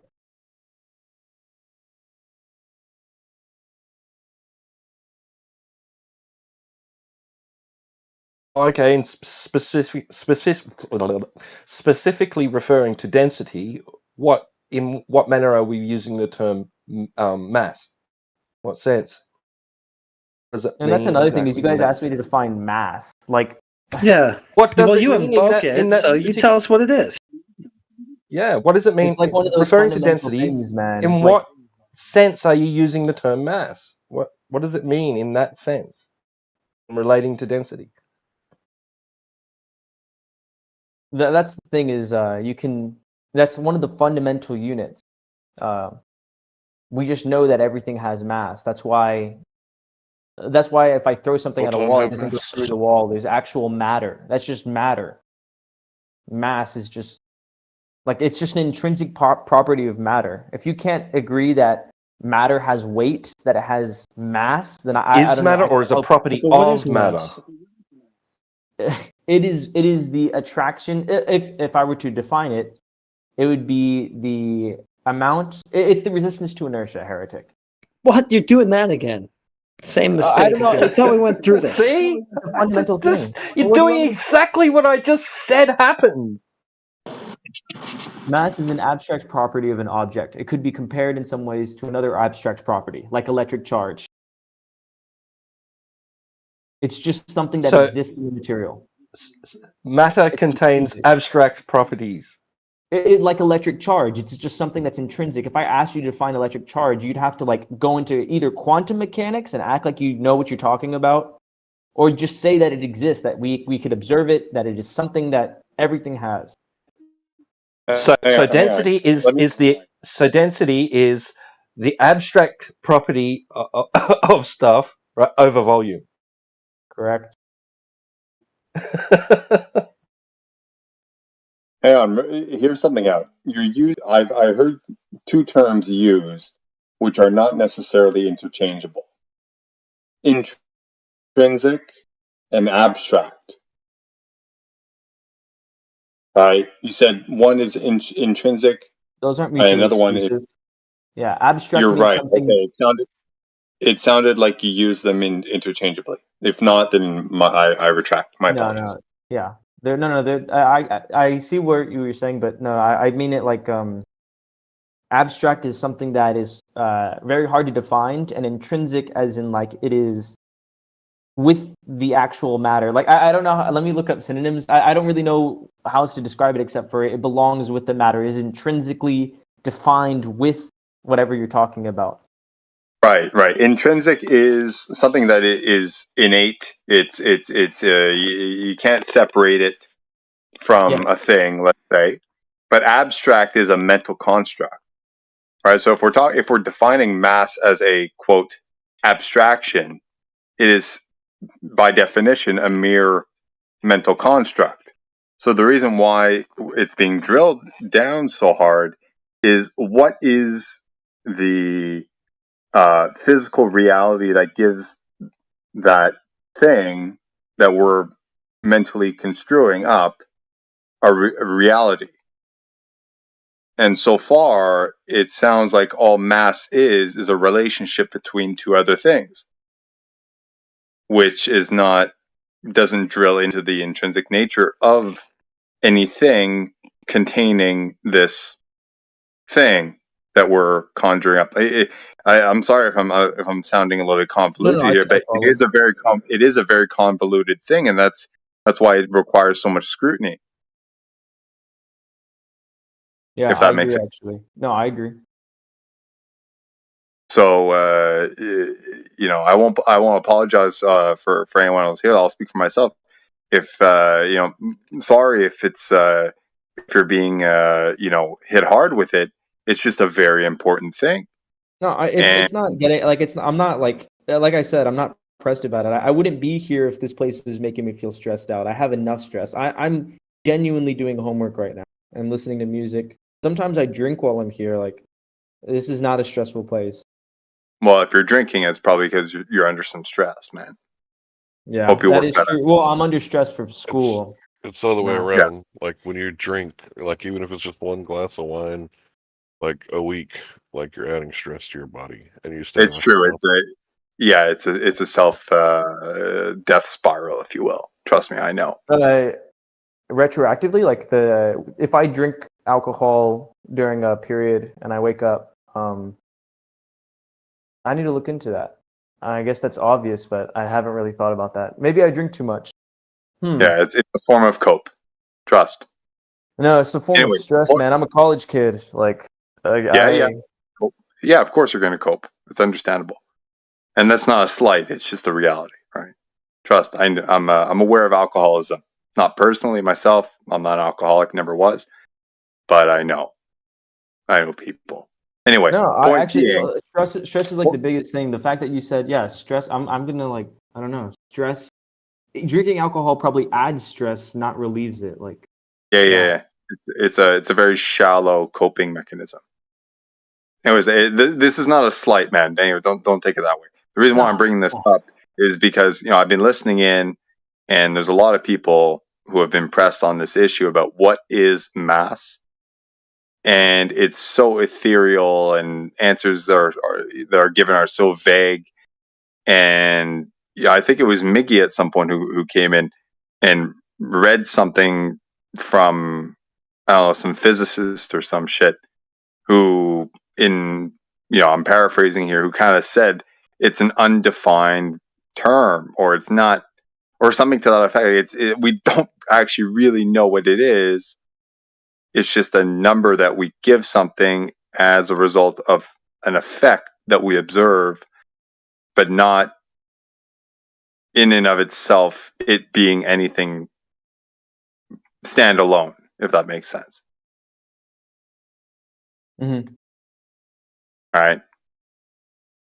Yeah, I just use the word abstract because I couldn't really put it into words. Like, I don't know. I feel like it's kind of It is fundamental. an abstract term. No, I think that's a fair use of the word. But that's where the problem arises, because it puts a barrier between the assessor, anyone who's looking at it or doing any sort of measurement, and the fundamental reality, which is what everything in this room is all about. We're trying to assess the fundamental realities and unravel some of the constructs that we've all been taught that get in the way. That's all.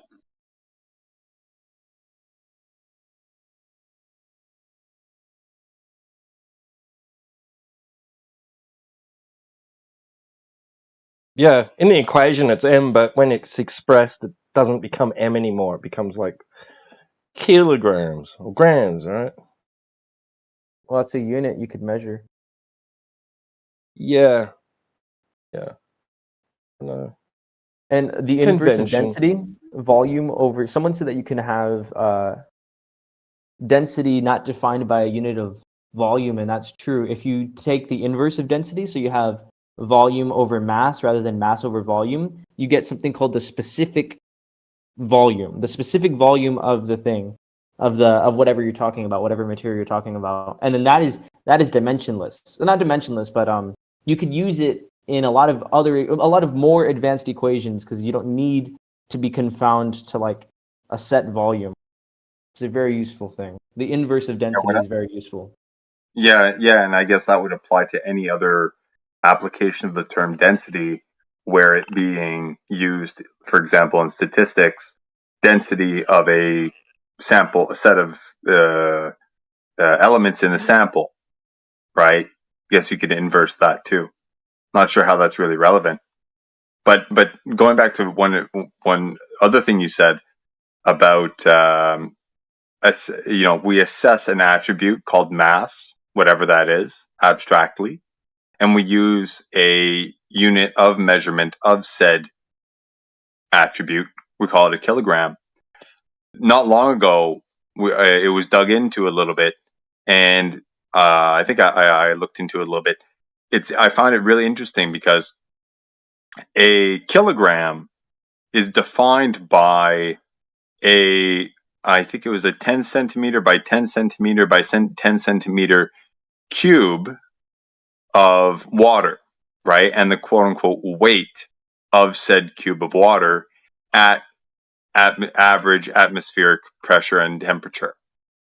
So by definition, a kilogram, which is a one unit is defined by the combination of 3, probably even more, actually, other units of measurement which actually have specificity.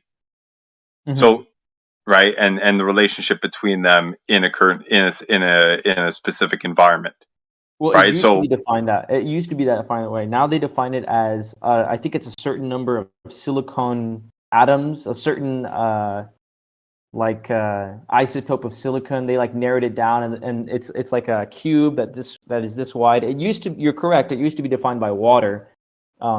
And actually you can define whole measurement systems. Like you have the imperial system and you have the metric system. And all you need to define your entire new, if you wanted to come up with a new measurement system from scratch, you only need 6 parameters. And that's force, mass, distance, light, voltage, or I think it's some kind of like electric potential. And then there's 2 more that I'm forgetting, or there's 1 more that I'm forgetting.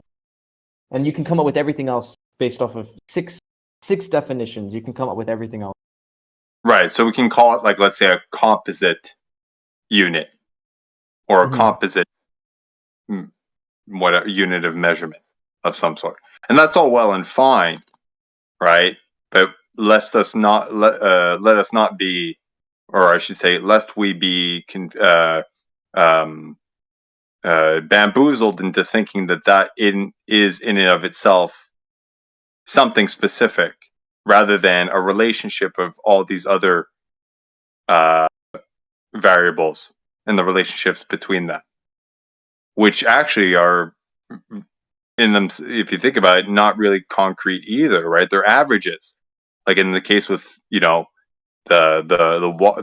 kilogram definition being defined by water, and arguably even when you if you get into the nitty-gritties with this number of silicon atoms or some shit, right? You change the temperature, you change the pressure, you change the whatever other atmospheric, involvements or something like that, and it shifts, right? It shifts the nature of said thing. So it has to be drilled. You really got to be specific with these numbers, but they're not static properties. Or the nature of the property is static, yeah, but the unit itself is subject to these other properties, which are variable. I don't know. It's. I'll shut up because I'm starting to sound convoluted myself. But you see, it's great to have these standards, but they're just standards. They're facilitators for other purposes, rather than them being natural phenomena in and of themselves. Yeah, I agree. There's like So this is where it gets very complicated, trying to weed out this shit, Anyway, whatever. I'm done. I'm tired. yeah, I mean, that was a lot of words. Can I get back to that stress thing for a minute? Stress? Yep. Yeah.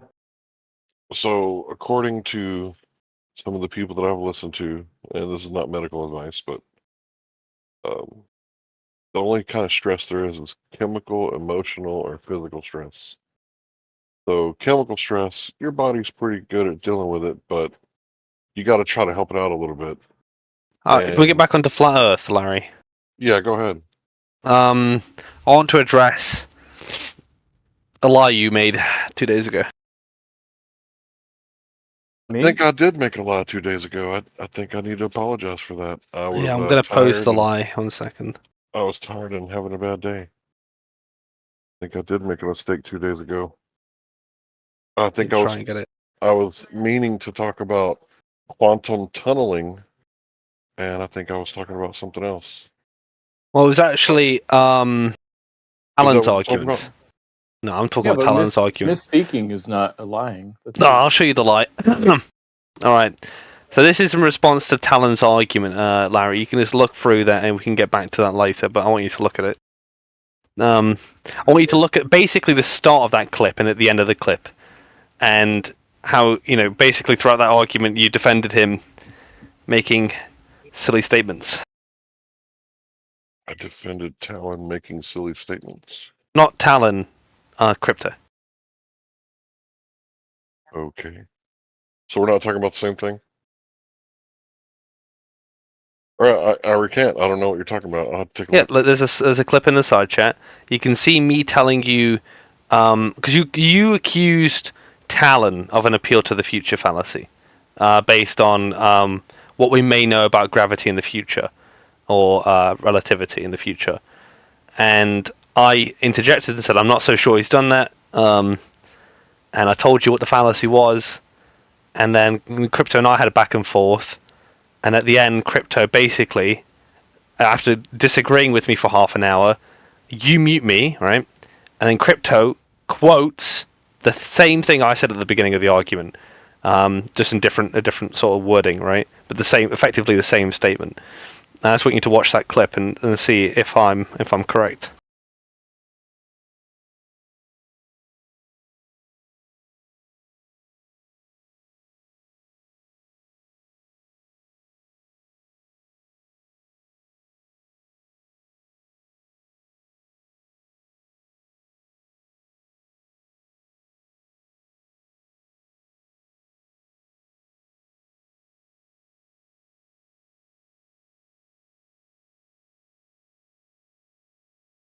Well, Peter, I'd rather you have a 1v1 versus Larry because you know more about the physicsy stuff.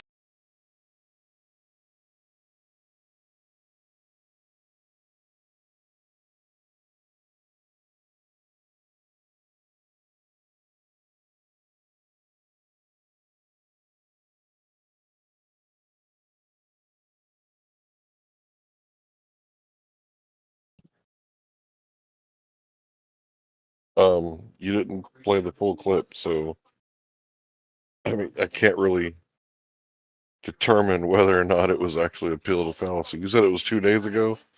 Like, I remember that conversation, but I don't remember your argument. So you would have to play your argument. Yeah, well, no, it's Talon's argument, right? My argument with you was based on what Talon said to do with what we might know in the future. Matthew Lerner just said he didn't see a lie in this clip. Well, the lie is, so I was correct. Because he's obviously disagreeing with me, right? That this was his point all along. Because why would you disagree with me and say this is your point all along when I introduced that statement and he disagrees with me? That is the lie, Matthew. It shouldn't be that difficult to understand. I don't understand why you didn't post the original argument that the guy made, because when someone calls out a fallacy, you're supposed to say, okay, maybe I did. Show me how I made the fallacy. Do you remember arguing with Talon a few days ago? Yeah, but you didn't play the clip. Do you have the clip where Talon made the argument and then got called out for it? So I could get you the clip of that, but yeah, do that. He amended his statement, at least for you, because you said like, it's an appeal to the future fallacy, and he made it very clear that what he was trying to say was, based on us having evidence around all of this sort of stuff, and it's probable that we'll at some point come to some sort of conclusion about the crisis that you're talking about. The crisis you're talking about, based on the evidence we have now. And that's not an appeal to the future fallacy. Appeal to the future fallacy would be like, the resolution is this, and there'll be evidence of this in the future. So it is true, right? That's the appeal to the future fallacy. Well, it'd be more accurate that's for not him what to he say. said. It would be more accurate for him to say, based on our current understanding and the processes by which we've gained that knowledge so far, I feel like it's not unlikely that we might, be able to figure this out someday in the future. Not might, I'm probably. confident. I have confidence of that, right? So it would go. We're definitely going to figure it out. I'm not quoting him verbatim. We will, right? But I'm saying it would probably, like from memory. This was 2 days ago. It would probably go something like this, from what I remember. That we have all of this evidence now, and this crisis that you're talking about probably will be resolved based on the information we already have, right? We just need to, look into this further. There's evidence already. And if you look at what I define the appeal to the future fallacy as, and what Crypto eventually, after denying it and acting like he was right all along, defines it as, we both agree on actually what it is. And in both senses, Talon didn't do an appeal to the future fallacy, and I DM'd you at the time, and yet you persisted with it. I said no, that's not an appeal to the future fallacy, and yet you called him out again for it wrongly. Wait a minute, you DM'd me? We're friends? We don't have to be friends to DM someone. Yeah, I have to be friends with you to get a DM from you. That's the way I got It should be on your my accepted setup. DMs. You could just turn on your DM. Well, I'd have to consider you a friend first. But the point is that you could play the original clip, and then I could take a look at it and then make an educated Or of Talon, decision. or the thing I'm talking about. The thing Because about Talon, you lied about 3 times in that conversation. The thing with Talon, and then you lied again. You lied twice with if you me. could play the whole conversation so that I might look at the entirety of it, that would help, right? I'm just actually there's We're 4 talking about- lies. There's 4 lies. So Okay, Jekyll, can you post the video? Jekyll, do you think that Larry meant to deceive, or did he just say something mistakenly?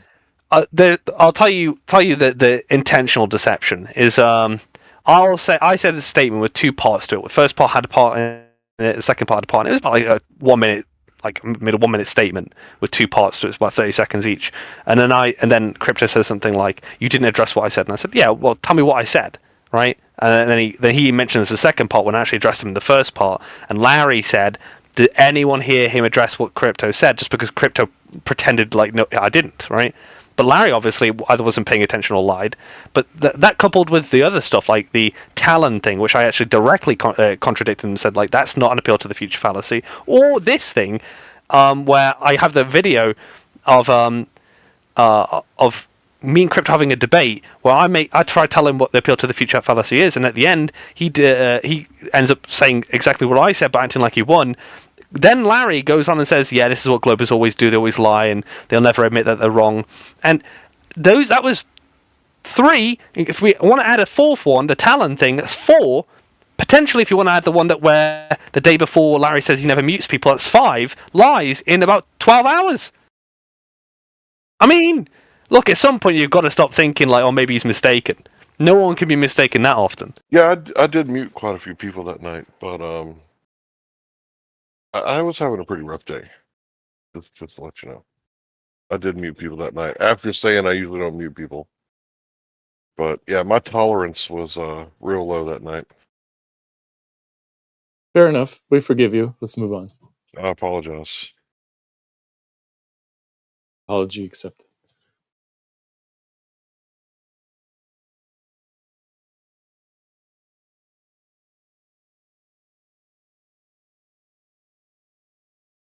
Yeah, whenever you're gonna, address, how people conduct themselves, especially with an argument, it's best to post the whole thing, right? Do you agree there, Jekyll? Sorry, what did you say? When you're addressing a situation, it's best to post the whole thing. Well, I think the important parts. I mean, like for me, I was really just trying to address the fact that you called me a liar who can't admit when I'm wrong, when clearly I'm not in the wrong in that video. If you look at the beginning and the end of that conversation, I could show you the whole 10 minutes 20 minutes in between, but no one the fuck is going to watch that, right? You want the kind of the main bits. The Talon thing, I mean, this was all off the back of the Talon thing about me correcting you about that, and you could probably infer that if I was correct about what the fallacy is, that I'm also correct that you maybe misidentified it with Talon. I wasn't too hung up on it when you misidentified it with Talon. I just mentioned it, right? I got hung up on the idea that the whole video. What the whole probably 2 hours worth of conversation with you and Talon. I could probably get it, but like just the part that he's saying that he's appealing to the future, right? That little argument, so that we can. I'll get it for you. Yeah, I'll clip it though, because I'm not going to post like a half an hour to an hour conversation. We'll clip it all together in one solid stream. Don't chop it up, right? I'll clip him making his argument, you saying appeal to the future, and then yeah, him correcting himself and then you saying it again. Right. Clip it, don't chop it. Thanks. And the outcome of us rehashing this 2 days later. The outcome is we all learn from our mistakes, you know, and to point out when someone's misidentified a fallacy. Well, then you know what the fallacy is for next time. If you feel like you're having a bad day, you know, maybe take a step back from Discord. You know, like maybe just mute your mic. Always helps. Yeah, lots of learning can come from this sort of stuff, Mr. Matthew Lenz. Yeah, okay.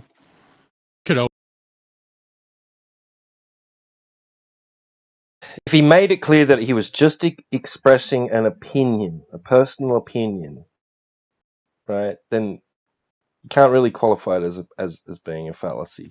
It was an If argument. he was using I'm not quoting him specifically directly. as an argument or a refutation to another argument, like, and yeah, Yeah, he's appealing to some kind of future, like it's what is it? Escape to future. Yeah, if I was saying like Talon said, I want this or I like this or I feel like this is true, then yeah, but I don't think Talon said that at the time. I'm just like trying to, you know, just roughly get to the point of what you were saying. Word for word, you'll have to listen to the clip of the stream. And I don't even like Talon, right? I think he's irritating, so I'm not even defending him for anything else like to do with that.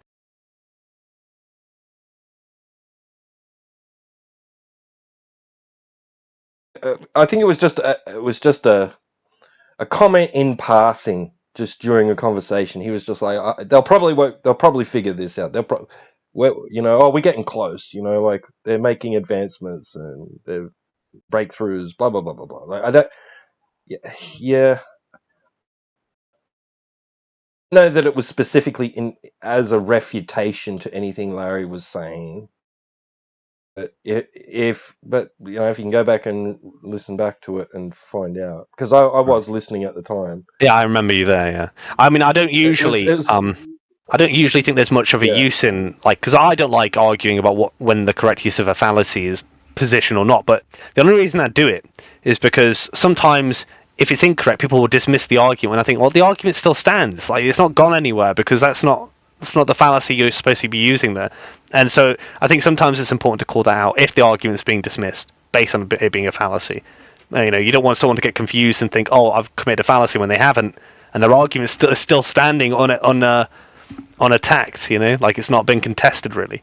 Well, even if that's like, even if he was like, you know, you could even see it as a concession that, you know, he was a concession to Larry's point that, hey, there's stuff unknown here. There is a problem. They can't figure it out. They don't have a solution to this problem at the moment, right? And then he's gone, well, you know, I'm confident they'll figure it out eventually. Like, I mean, that's exactly what his argument was. I remember it specifically. That was exactly what it was. Yeah, I remember now that you brought it up.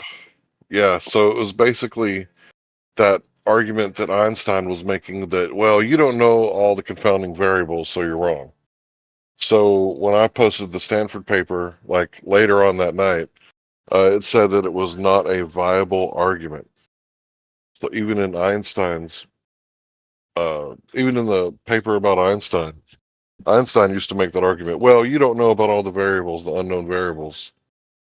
That's not a good argument, right? Like if I'm boiling water and I say that heat, enough duration, and low enough gas pressure causes water to boil, and you go, nuh-uh, you don't know all the variables, like that's a really low caliber argument. Well, it depends on what you're doing with these crises. Like, because if you're saying, "Oh, there's a crisis in cosmology," or there's several, right? So our cosmology is broken, and we need to dismiss it all. Then he's completely right in saying, "Well, you don't know. We don't know all about physics. We don't know what might actually resolve that yet. We don't know if the problem isn't something that is that's going to be resolved in the future. And to say that we have to dismiss all of our globe cosmology because there's a few crises wouldn't make much sense at all.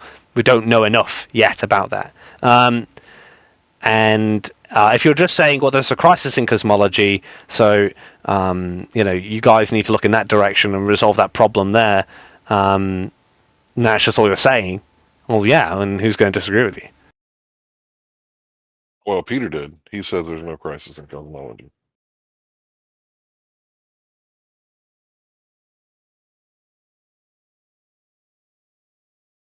Which is a weird thing to say.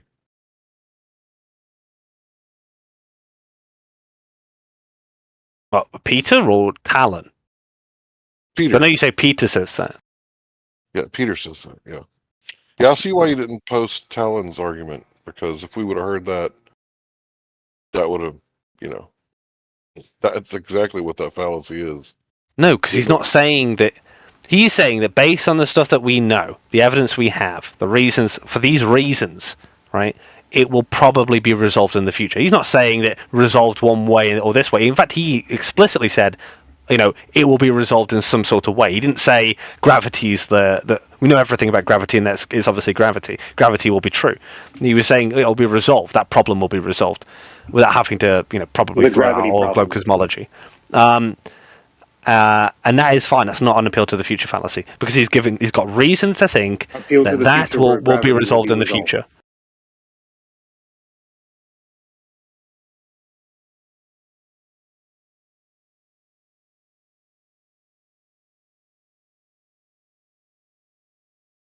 Well, I see But why you like I didn't said, post it's basically a concession. It's a concession. Well, it's a concession to the idea that there is a crisis in cosmology. It's not a crisis. It's not a concession to the idea that it won't be resolved. Or Globe did Larry cosmology needs to claim go it's into the bin. unresolvable? Did Larry present an argument that it's unresolvable, or that the people that are presenting the information that that Larry's referencing, have they said it's unsolvable?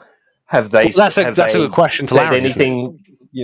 Larry, Well, do you yeah. think that when you point to all these globe crises, cosmology crises, do you think? Well, I mean, what are you trying to tell us with that? Are you trying to tell us that the globe cosmology's got to go in the bin, or what?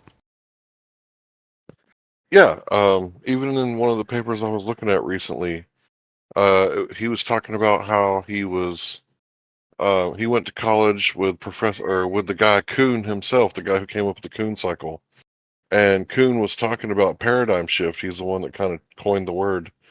And I'd been talking about the Kuhn cycle for a long time and how cosmology is in the middle of the Kuhn cycle, that there's a revolution right now. And when I found that, I was like, damn. I was like, this is exactly what I've been saying. Like, I didn't know those two things were linked, but innately I knew that they were linked.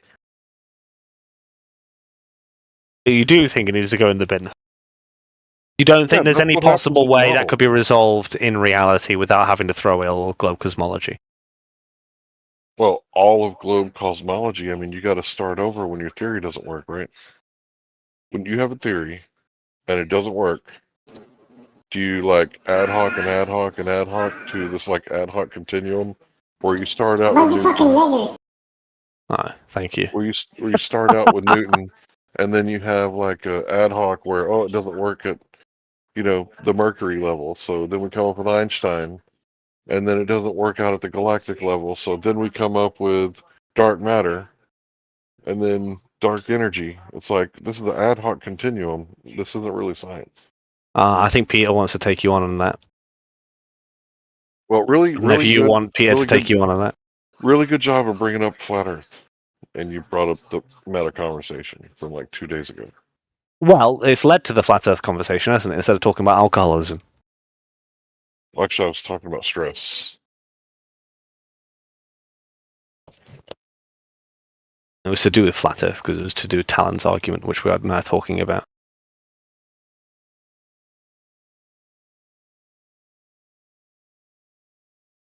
Yeah, if Peter wants to come in here and tell us that there's no crisis in cosmology, that's fine. Well, he's here if you want to speak to him. I need some entertainment. I'm getting tired, so maybe someone should indulge me. Yeah, next time you post a video like that, make sure you post the whole thing. I like long form content.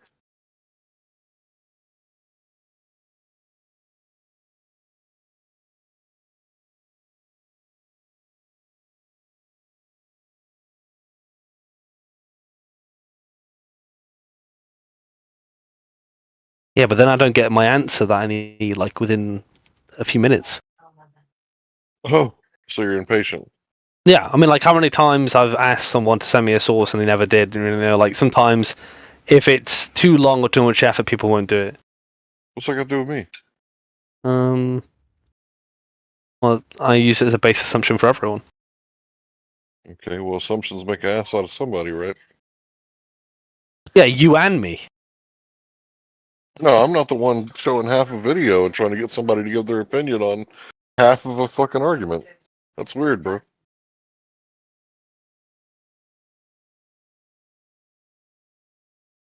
Are you going to give Peter a chance, Larry? I want to hear you talk about the crisis in cosmology with him. Oh, again? Yeah, I want to hear The guy it. who can't even admit. Well, because you keep saying that he says this, and I never know if it's true. Right? So I need to hear him say it. What, is he muted or something? Yeah, he's got local muted like by one of the mods here earlier. All right, Peter. You there? Yes, sir. Did you say there's no crisis in cosmology?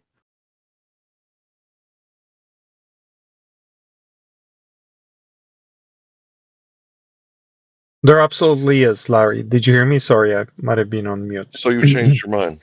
But did you say No. it at one point? There is a crisis in cosmology, Larry, yes. So you've changed your mind. At one point you said there's no crisis in cosmology, correct? If I did say that, I misspoke. Okay. Fair enough. Do you understand what that means, Larry? Yeah, it sounds like you're making an excuse for the fact that you changed your mind. No. Do you understand what it means when people like Pavel Krupa say that there's a crisis in cosmology? Yeah, the observation isn't matching the theory. Right, that new observations don't match with the existing theory. Right. In that sense, there has always been a crisis in every single theory in physics. That sounds like you're just trying to make an excuse. No, this sounds like I'm explaining to you how science works. So if there's always a crisis in cosmology, then cosmology is never accurate. There is always a crisis in electromagnetism, in everything, in quantum mechanics, in Newtonian not. gravity. When you have, Can you cite your source listen, for that? Larry, here's my source. Physics is my source. Every time you have All new of physics. observations, every time you're on the frontier of a given theory and you have new observations, they challenge the existing theory. You expose lack of precision in the theory or lack of predictability in some cases. So what do you do when that happens? Do you Best make an example ad is hoc? there was a point in time when we had no theory of anything. That was a big crisis. I would say there was a huge crisis in electromagnetism, in gravity, in cosmology, in every single aspect of physics. There was a gigantic crisis because there was zero theories and plenty of observations. And gradually over time, we as human beings have been clawing our way out of that hole, okay? One bit by one bit, by producing new, better theories that approximate reality to a better extent. So as we advance the frontier, as we move the border, blah, blah, blah, reality is boring, right? It's better to Yeah, but fantasize about this is flat about Earth. something specific, right? This Yes. is referring to Yes. something specific. Absolutely. Yeah. There was a time when we didn't know galaxies existed. Then there was a time we knew galaxies existed. Then there was a time when we started precisely observing their movements. And here we are. Our theories cannot answer why galaxies move in certain ways now that we've made very precise observations of those galaxies. I got That's a the really crisis. interesting. If you told Pavel Krupa this crisis puts the shape of the Earth in question, he would laugh in your face probably Okay, fair enough. very loudly. Fair enough. But I just want to point Because out this that is not even the scale no, of the problem. I'm talking. Mhm. I just want Please. to point out, by your own standard, anytime a flat earther makes a claim, we can just say all of physics. We don't have to cite our source You with know, you anymore. you guys have the carte blanche to say pretty much anything, right? Because we come here to talk to you knowing that you're not well and you're not of sound mind. So you can say anything you want. You could just speak in tongues, or You're the one invoking like all this crazy What a dark matter fucking and dark asshole. energy. not an asshole. Somebody has to tell you this, T-Dub, because you're a grown-ass man who's completely delusional, and somebody, a good Christian, has the obligation to tell you this every now and then. So again, this is why I muted you the first time, because that is your fucking subjective opinion, which we are not interested in. Larry, I'm going to leave it in your hands. If you want to unmute him, go for it. If you don't, based on what he's just said, and you think my Yeah, but actions are justified, what thanks. what if the good Christian himself is completely delusional? Then he's just offering you delusional advice. Maybe as a good Christian, you should just let God sort him out. I want to point out that I did see Tempro cue up his mic just for a split second. I heard a loud fart noise. So I'm pretty sure that I was accurate on muting that guy. That was the first thing I heard when I came in, by the way. Heard somebody make a fart noise while Jimsy was talking. I didn't think it was Jimsy. But that was the very first thing I heard when I came in. So I think I finally caught him after waiting for a while.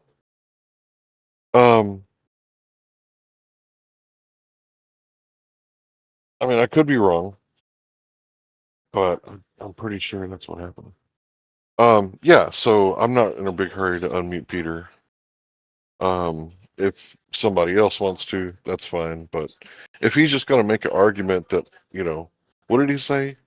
Everything's in crisis, not just cosmology.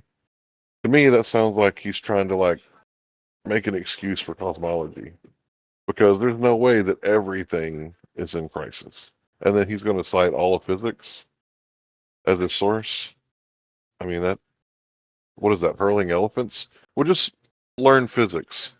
And if you disagree with me, then you have mental issues. Is that what he was inferring? Like we have some sort of, mental problem, right?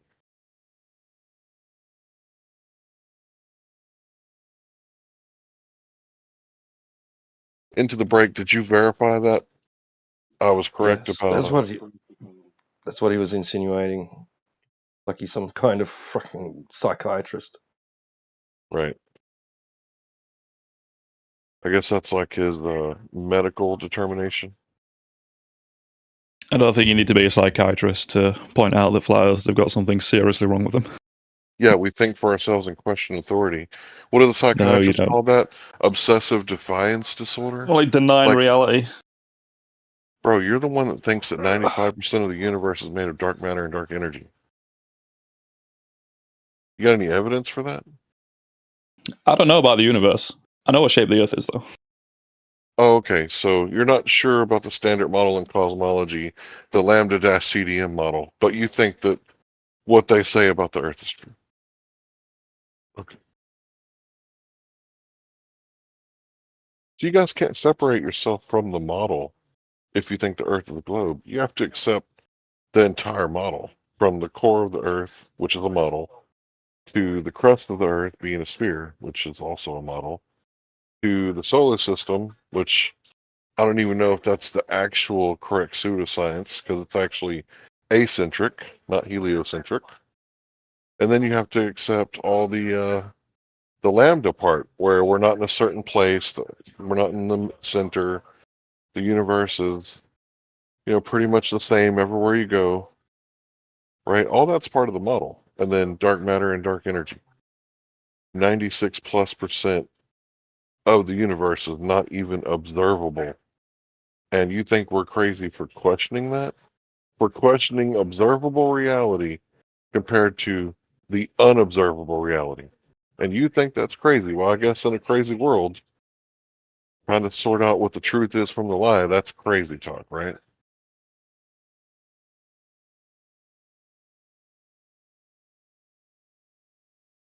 Right? Cat got your tongue? Well, at least I can't accuse you of verbal diarrhea. As is useless.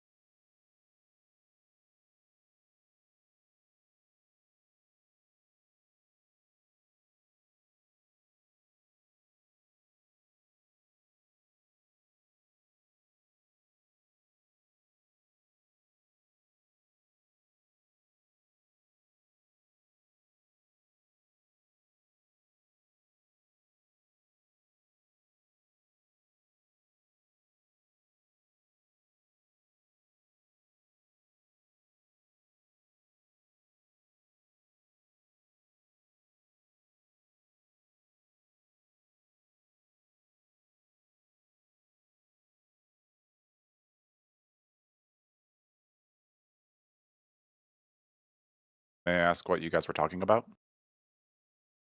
Minutia and the crisis in cosmology. But I'm pretty sure most of the people in here are tired of me talking about that. Minutia?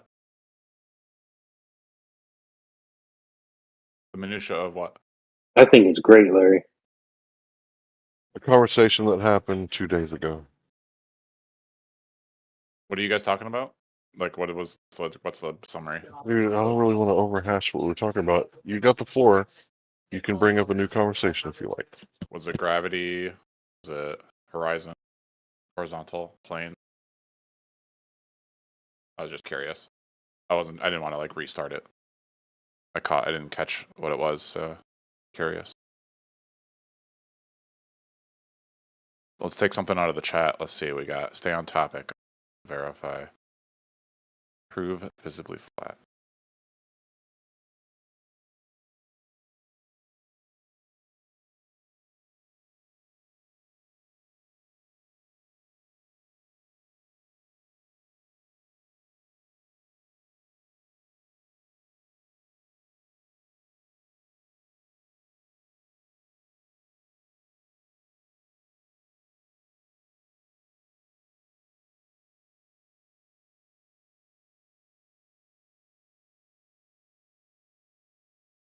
I did have one thing for you, Larry. I think we were talking about the 66-foot drop over, right? The other day? How you were wondering about that? Are you the guy who said that we wouldn't see curvature until after 200 miles? No, that was a misconception of what I said. I said that the 8 inches, the 8-inch drop over rate is 8 inches squared, and that is only accurate at 217 square miles of the Earth curve to get that number. So like at 10 miles, it's not going to be 8 inches. At 1,000 miles, it's not going to be 8 inches. It's going to be a little different. An approximation. 217 miles is where it hits 8 inches. It's an approximation, right? Well, the Earth is 3,915. I'm sorry. Yeah. The radius of the Earth is allegedly 3,959 miles. Right? Yeah, so if it was exactly 4,000 miles, then it wouldn't really be an approximation within 1,000 miles, right? Right. So it's not an approximation. It's very exact. Right. Down to the foot. Pretty close. Right? Yeah, it's like real exact. Yep. Right. So, yeah, it's accurate within 10 miles. And us giving you, the Earth being a little bit bigger, that actually benefits your idea, not ours. So we're giving you a little bit of grace, and you're calling that an inaccuracy. Well, we can take that grace away, right? I don't need it. I don't need the grace. I never needed it. You're not giving me anything. I don't need it at all. You can take your grace. Yeah, but we're being conservative with the estimate with 8 inches per mile squared. It's actually a little less than, right? No, because like I said, at 10 miles, it's a tiny fraction. It's like right. So it's not even really worth bringing up. Why did you bring it up? Well, because you would need more than 10 miles of measurement in order to prove what the figure of the Earth is, my dude. That's what I'm trying to say. But this is what I wanted to say. Like, so that's what I meant about the you don't see a curve. Like, I never said you don't see a curve. You can see a curve in all kinds of different ways. But what I wanted to talk about with the 66 drop over thing, like when you said like the person, like however many miles away it is, like is it 10 miles? So like you're also, the thing is that you're equally 66 feet of drop over rate from their position, and so like that's why you don't like drop, quote unquote, is because you're also dropped at the same amount that they are dropped to you. Does that make sense? Yeah, there's drop. Right, but the drop over rate is relative to. You're both of you guys are equally dropped over each other's because it's a circle or it's a globe. Right, so there's going to be 66.6 feet of a hump of water, according to your model, in the way, right? Well, relatively speaking, like, sure. But it's spread out. It's not like relatively speaking, it would be exactly 66.6 feet, assuming 1 foot waves, and I was a little less than a foot above the surface. Because it's spread out. Because you're thinking of a drop like a cliff drop. But that's not. But I'm talking about how the 66 foot drop is. It's spread between the two, it's spread between the two positions. I never said that cliff, you're talking. and you can't divine what I'm thinking. Drop, but whatever you're thinking, I'm just Well, I'm explaining. not thinking about like a square edge of water sticking up out of the thing, like you said, like a cliff. That's not what I'm thinking. The hump. Yeah, it's a Talking smooth like a hump. very smooth. Yeah. Right. Yeah, that's the That's the globe. Yeah, most of the globe is just, especially on the water. Right, Smooth. except for we don't see that when we go outside in reality. So the thing about the black swan is nobody's saying that the Earth is flat because of that image. We're saying check this out for yourself and go see if you can find curvature. So when I went to North Beach, Corpus Christi, I could see buildings in the distance that I didn't even know were there until I saw them. Then I went back in the hotel and looked on the map and saw that they were like 10 miles away. And then I did a little street view and saw that these are like beach houses, not 6-story skyscrapers. Because I didn't know what I was looking at, right? And then it was nighttime, you could see the street lamps. So this isn't on a cliff, right? This is right there on the beach, where if you lived in one of those beach houses, you could literally walk out your back door and only drop like a few feet to the dock and only a few more feet to the water. You understand what I'm saying? Mm-hmm. Okay, so if the oceans are rising, well, that property is going to be really cheap, and I guess you could buy it up, right? Because they're right there on the edge of the ocean.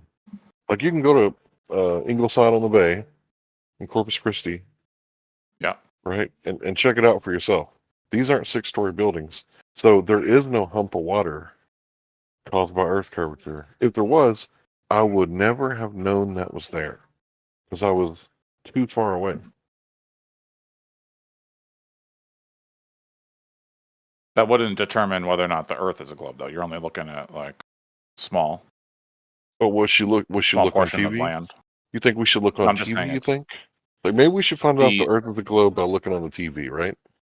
well, the curve is insignificant at that distance. That's what you don't understand apparently. So 66 feet is insignificant to you.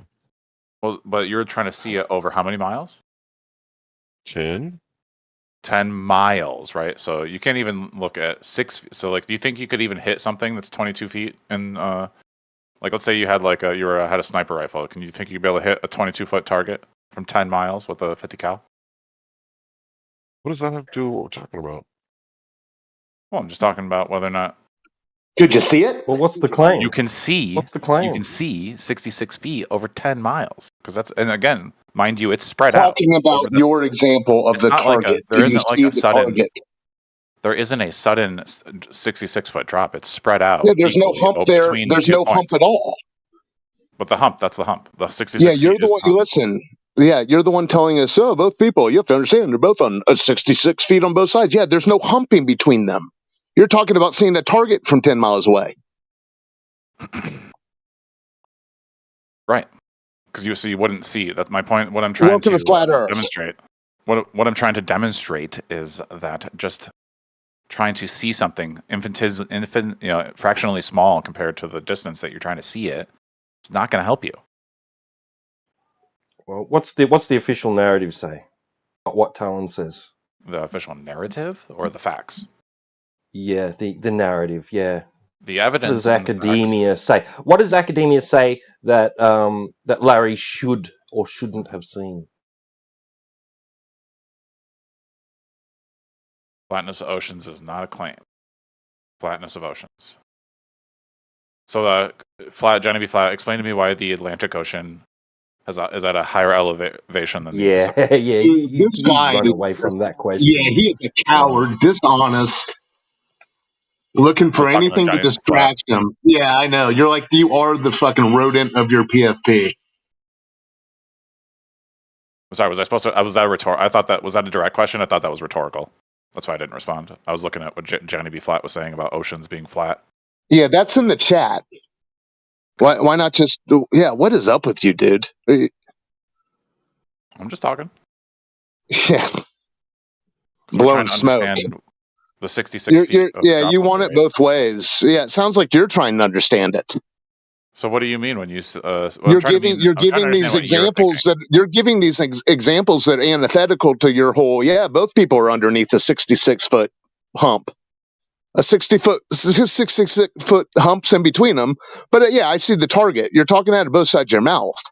So you think you're on the top of the hill, and then you just go down towards like any direction in front of you would have to be below you, right? In order for things to be a globe, is that what you're saying? If the Earth's a ball, right? Yeah, if the Earth's the ball, that's the way a ball works. So you're always right? on top of the ball. Right. Yeah, and in the example, you've got the two people, and you said both of the people on either end are underneath the 66-foot drop. So wait a minute. If the other person is also the hump below, there? Is the hump there or not, dude? Well, yes, there's a hump because do globes have humps? So how are you seeing this target? So wait a minute. But the other person, are they at the top of the hill or not? Aren't they at the top of the Oh hill? my too? lord! Wait, which one's at the top of the hill? So it would everyone, actually be the everyone's tangent at the top of the ball. Yeah, the tangent that's right. would be right in the middle, right? The sagittal, right? So that should be 66.6 feet. So if that was actually happening, I should not have even known about Ingleside in the Bay. I shouldn't even have known about it. So perfect. I'm changing. You hit it with the nail on the head. So how Everyone did I is on know top that of the that ball. existed? Yeah, in your model. But in reality, I should not have been able to see it. I know you have All is confirmation on bias, but top try to of put your the bias ball. aside and understand what I'm saying. How did I know Ingleside on the Bay was there? Always on top, and there's no drop. You could see it. I could see it, right? So Okay. if I could see So it, what? then it wasn't blocked by curvature. What do you think? Why would it be blocked by curvature? Because you said the Earth is a globe. Yeah, but if you're on top of the ball, you'd be able to see it from the top. Bro, do you not understand what obstruction is? Yeah, you mean occlusion, a bottom-up occlusion? Are you talking about like when you're on a globe? Yeah, if it's obstructed by a 66-foot curve hump in the middle of your vision, and it's below that, you wouldn't be able to see it. So if the Earth is a globe, I would not be talking about Ingleside on the Bay. I'd be coming No, you back could see telling the flat earthers that, hey, I went out there and I couldn't see anything really What bay far are you away. talking about? 4th of July, 2 years back. What bay? Oh, Ingleside on the Bay. North Beach, right next to the USS Lexington. And I could see Ingleside on the Bay. The water was up to my armpits. Okay. What the bay's on? Are you talking about Fox Lake or Staten Bay? No, Corpus Christi, Texas. North Beach. The USS Lexington. And I saw Ingleside on the Bay. What's Ingleside on the Bay? It's right there on the map. What is it? It's a community that has beach houses. Okay, so you saw some beach houses on a bay? Yeah, where would you expect to find them? On a mountaintop? Well, I mean, what's the issue here? There's no curve in Corpus Christi Bay. It's only like 10 miles across. There's no curve. I'm glad we agree. It's tiny. Tiny. Right, there's no curve. Right. So you're still So on a the globe, whole- though. Oh, there's no Because curve, but just you're because still you're in on a globe. just because you're in a small area and the curve is too small to obstruct anything doesn't mean it doesn't exist. So 66.6 feet, you think that's like small? No, that's not there's not literally 66 feet of drop over rate from where you are. You're also on the curve. So you're not just like standing on top of it. The ball's not just not going around it. Like you're the way you're thinking of your orientation is flawed. Like you think you're on the top of the world, but everybody's on top of the world. So how can you be? It's all relative, man. Do you even Einstein, bro? So see, you do get why you're wrong, but you just don't want to admit it. You're so weird, bro.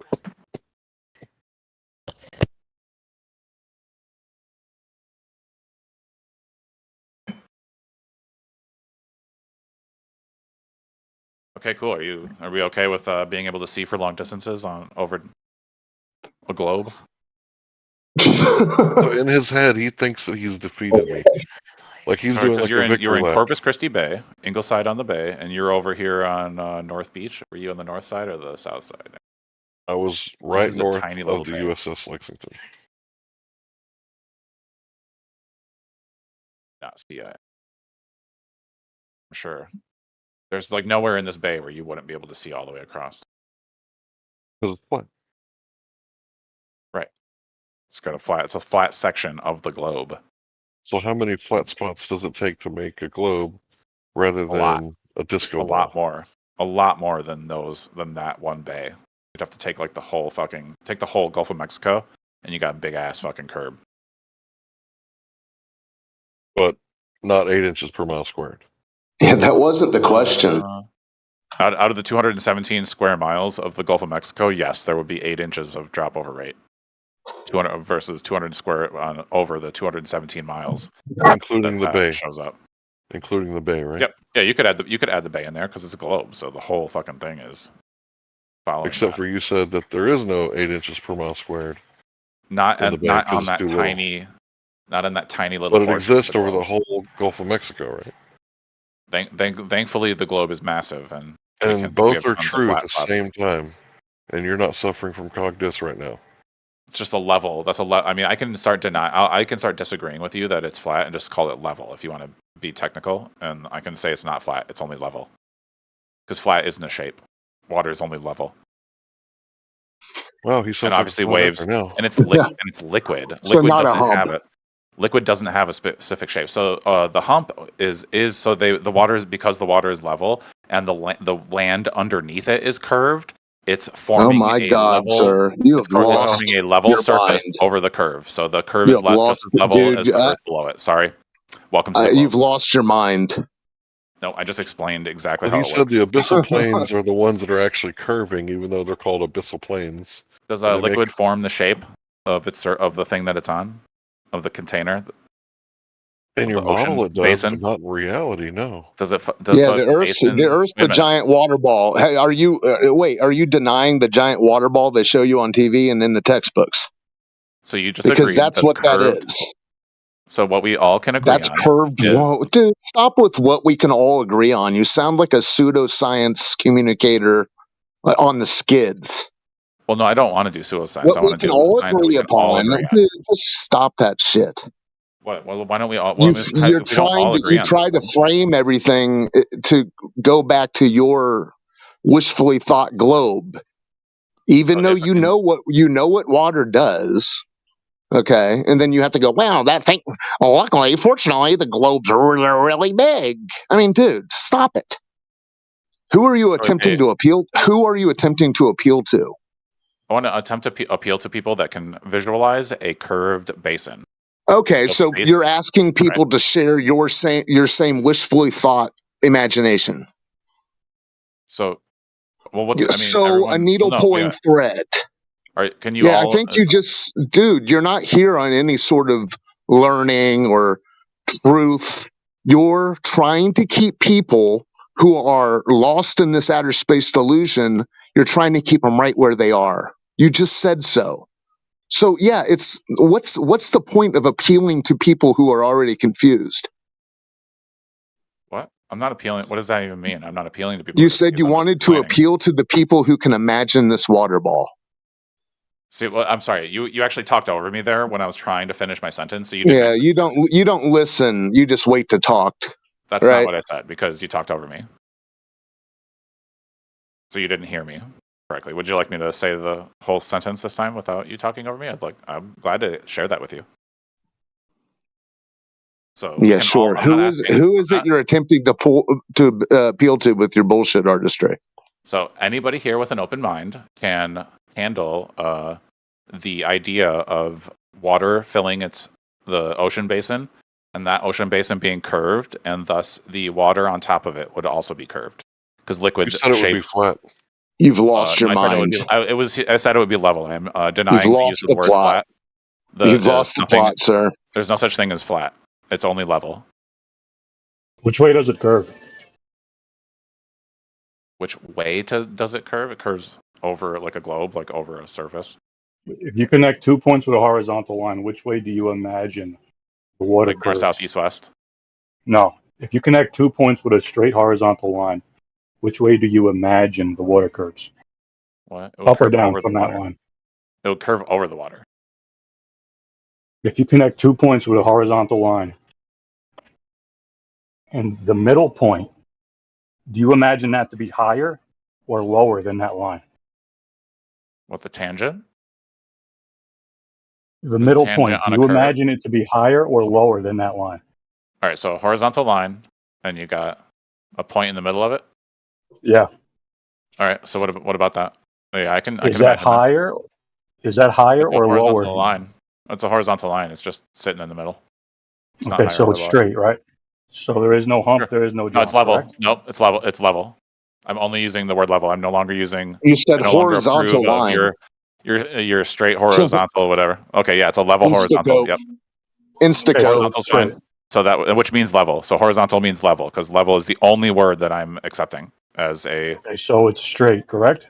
straight. The straight, which means level. Yep, because any straight horizontal is all level. That's the only thing So- when I say those words only mean level. Flat So- means level. So no hump, no drop, correct? It's all on the No, there's same plenty of horizontal. hump. No, there's plenty of hump. There's infinite horizontals on a curve. Okay, so if you have 2 points connected with a straight horizontal line, do you imagine the center point to be higher or lower? For a body of water at rest. A what? A what line? I mean, you're just talking about hypothetical lines. An ocean doesn't have a straight line on it. It's a curve. Okay, if you have a body, okay, say a bathtub, right? From one end of the bathtub to the other, we connect that with a horizontal line. And there's a point in the middle, correct? Sure. Do you imagine that middle point is higher or lower than that horizontal line? The level, Because you like say a it's level curving, right? bathtub, like just a puddle, like Yep. just a tub of Yep. water is a tub of Yep. water is level because it's not like going anywhere. And Okay, so because there is no hump, because the bathtub is also level and it's forming the shape of its container. So because the tub is level, the water is also level because it matches just like how the globe, the water on the globe matches the shape of the globe. This guy must be trolling. So there is no hump and there is no drop, right? All 3 points are on the same horizontal. There's an infinite number of different horizontal tangents that create the You're going to have to answer the question, sir. Are all I 3 did. points on the same horizontal? Yes or no? All 3 points on the same horizontal. Are all 3 points on the same horizontal? Yes Nope. or no? Not on a globe, no. No? Okay, so on a the globe. middle point. Okay, so the middle point, do you imagine that it's That's higher not- or it would be lower? It would be higher. It would be higher. So you go with the hump then, right? The hump. Yeah, of course I Right. would do the hump. All right. So That's can what you globes are. talk to Peter? Can you see all the humps on that? Like, let's take a circle, right? Can you see the Can you three-dimensional talk humps? to? Okay. Can you talk to Peter about this because he said that he had a drop? Can you talk It's to the him? same thing. It's the same. It's the same thing. I was talking about the infinite horizontals. It's the same thing as the drop. We both agree. Now, when you see a boat sail out into the horizon, you imagine it's going upwards, correct? Because you said it's a hump. It's going over the horizon, so it's going over the hump. Is it higher in between you and someone else on the other side of that body of water? What? Is it higher than you and someone else on the other side of that body of water? I mean, it depends. No, you said it was a hump, how right? far away? How far over? Yeah, I mean, if it's a hump, sure. I mean, are they equidistant? Are they Okay, so equidistant from each other? so the middle point is higher. Okay. Yeah, on a curve. Yeah, that's what happens. Okay, so you see the boat get cut off from the bottom up, yet you say it's higher than you, correct? What's that on the curve? Right. You said it's higher than you, right? Because you go with the hump? What? The point, I mean, between 3 points on a curve, yeah. Yeah. Right, so when you see a boat sail out, you imagine it to be going upwards. It's going over the horizon. There's no Upwards, up or down. right? It's just over. It's over the curve. No, Okay, I'm saying so there is no up or over, down. over the curve. Over? Right. Over the curve. Yes. Okay, Over but it. we still have those 3 points. Sure. So that third point you said was higher, right? Yeah, on the curve. Okay. So the boat in between you and someone else is above you guys. It's not going down, correct? It's not getting cut off from the bottom up because it's going lower than you. You imagine it's going higher than you, correct? Hold on, wait a minute. I didn't hear that. You said, I Yeah. mean, why we keep repeating the same Okay, thing over Talon. what All right. frequency on a curve is? Good game, right? Are buddy. we there? Are we okay? Are you okay? Are you trying to are you just wasting time until you Good want to say game horizontal again. Have a seat, buddy.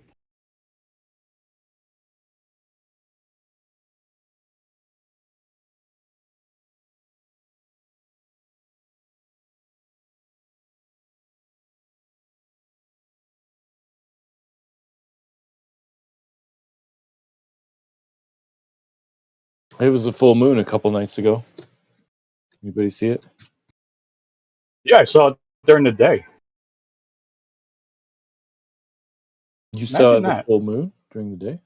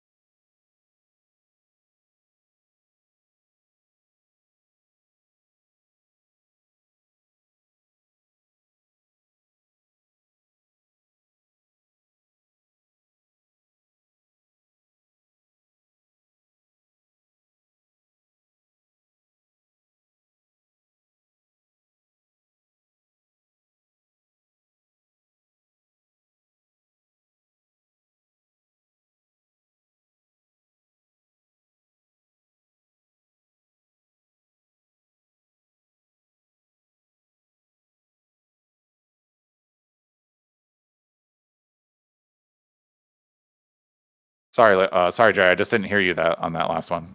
So, reading chat. I apologize.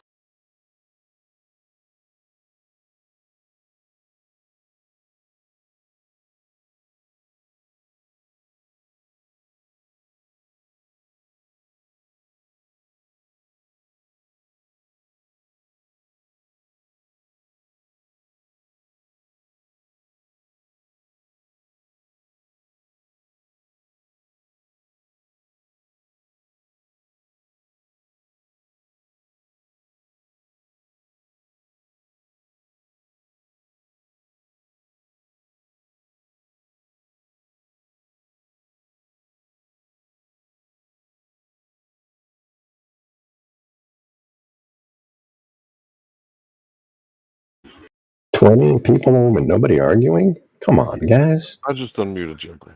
Get on it. Jekyll, you're right. I didn't want to. I was yapping too fast for Jerry. I'm trying to slow down a little bit. I did tell a lie. You know, I said that I don't mute people, so I probably shouldn't tell any more lies from now on. I'm just going to mute people like the rest of the mods. Thanks for calling me out on that. Just quick mutes, like when people talk over. That's what I need, because then it resets me. I'm still curious about Jerry saying that he saw the full moon during the day. That's curious. I want to hear more about that too. Is that like one of those daytime moons where you can just see it at the same time? It's not unusual to see the moon during the day. What is super unusual would be to see a full moon in the middle of the day.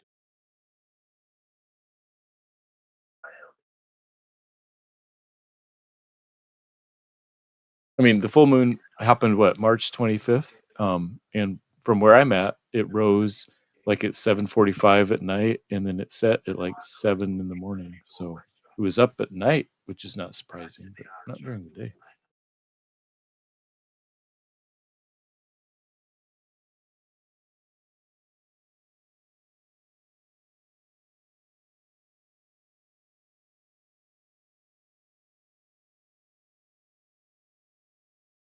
Best You of have to times to admit, see a full moon during. Sorry. That would be weird to see a full moon during the day. The best times to see a full moon during the day are during the first and last quarter phases, when the moon is high enough above the horizon to reflect the sun's light. Right, and then so that wouldn't be a full moon; those would be waxing or waning. It's the closest, so it's like close to a full moon, but not quite. nowhere near a full moon. Yeah. Well, the recent full moon wasn't that supposedly that lunar eclipse, which was, from my point of view, pretty underwhelming. I mean, it was kind of hazy, but and if they didn't lay a a line in the sky 3 hours before it was supposed to occur, or 2 hours before, I've got a picture of it, but yeah, it was pretty underwhelming. It's not, I don't even the articles from like the space.com, their best images of it are, right? What am I looking at here exactly? I don't know. Kind of strange. Yeah, that kind of eclipse, lunar eclipse happens all the time, but most of the time people just ignore it. The thing that made this one special is that it's the one right before a total solar eclipse. It didn't look any different. It just happened. Yeah, well, it looked like nothing. It looked like nothing, Matthew. As usual. No, some lunar eclipses look are weak. Some lunar eclipses definitely look like something. I know, Like as usual for penumbral lunar eclipses, not total eclipses. Do you guys have your solar sunglasses or your solar eclipse sunglasses for April 8th? I do. I even have some solar binoculars I can look at. I can see the sun. Ooh, lucky. You're gonna see really good. Are you going to go to the full 100% land? I'm kind of biding my time to make a last minute decision based on weather. I gotta work, but Chicago's 94%. Oh yeah, weather is a big deal, isn't it? Wait, Chicago's 94% totality? Or I mean, I heard. Or that's what I read. Okay, so the Pretty sure difference between 99.5% and 100% is a huge difference. So 94% is, you might as well not look at it at all. Oh no, it's with the glasses you can see it really well. You can see like the full eclipse. I know, but there's a whole difference. I tell people, if you have tickets to the Super Bowl and you go 99.5% of the way to the Super Bowl and you hang out in the parking lot and listen to it happening over, is that like the difference between the corona and shit and like full darkness? Right. So it's definitely worth it to do whatever you can to get into the path of totality, even if you spend 3 hours driving. Yeah, I can't do it. My parents and my brother is gonna try to go do it. You have to work or something. Yeah. So yeah, it's all good. It's still fun to go check out what you can see. Yeah. I mean, it's still better than. But that darkness corona thing looks fun. Does look like fun.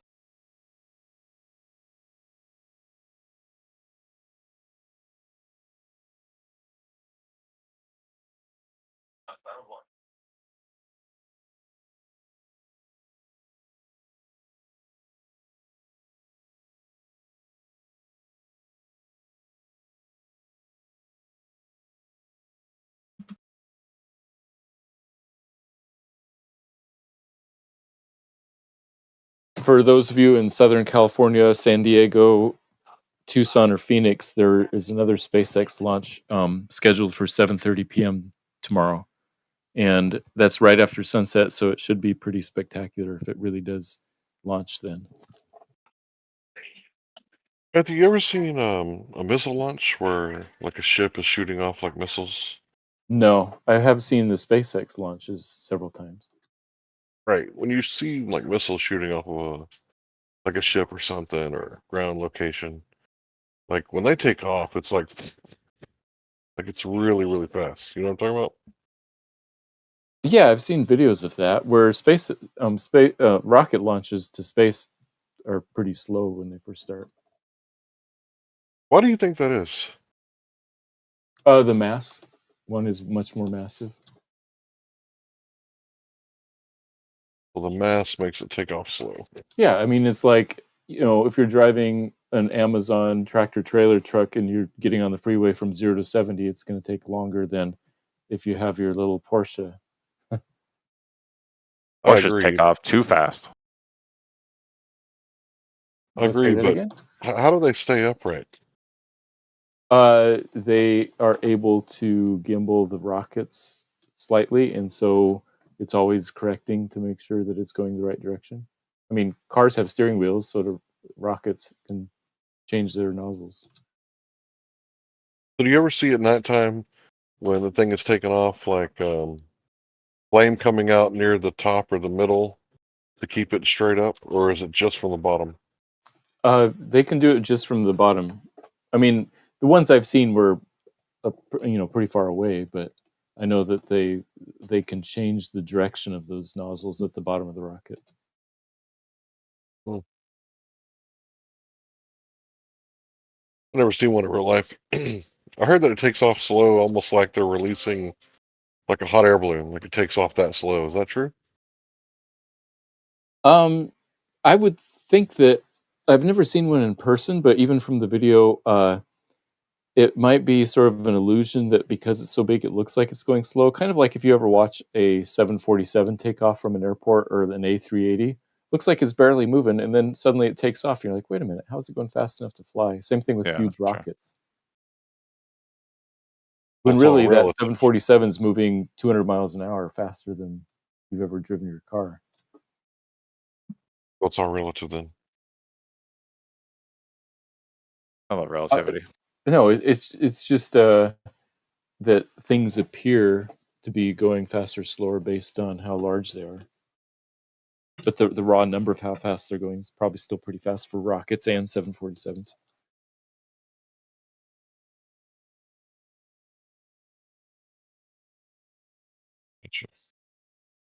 And yo mama, oh, I couldn't help it. I'm so sorry. I couldn't resist. I just couldn't resist it. I had to.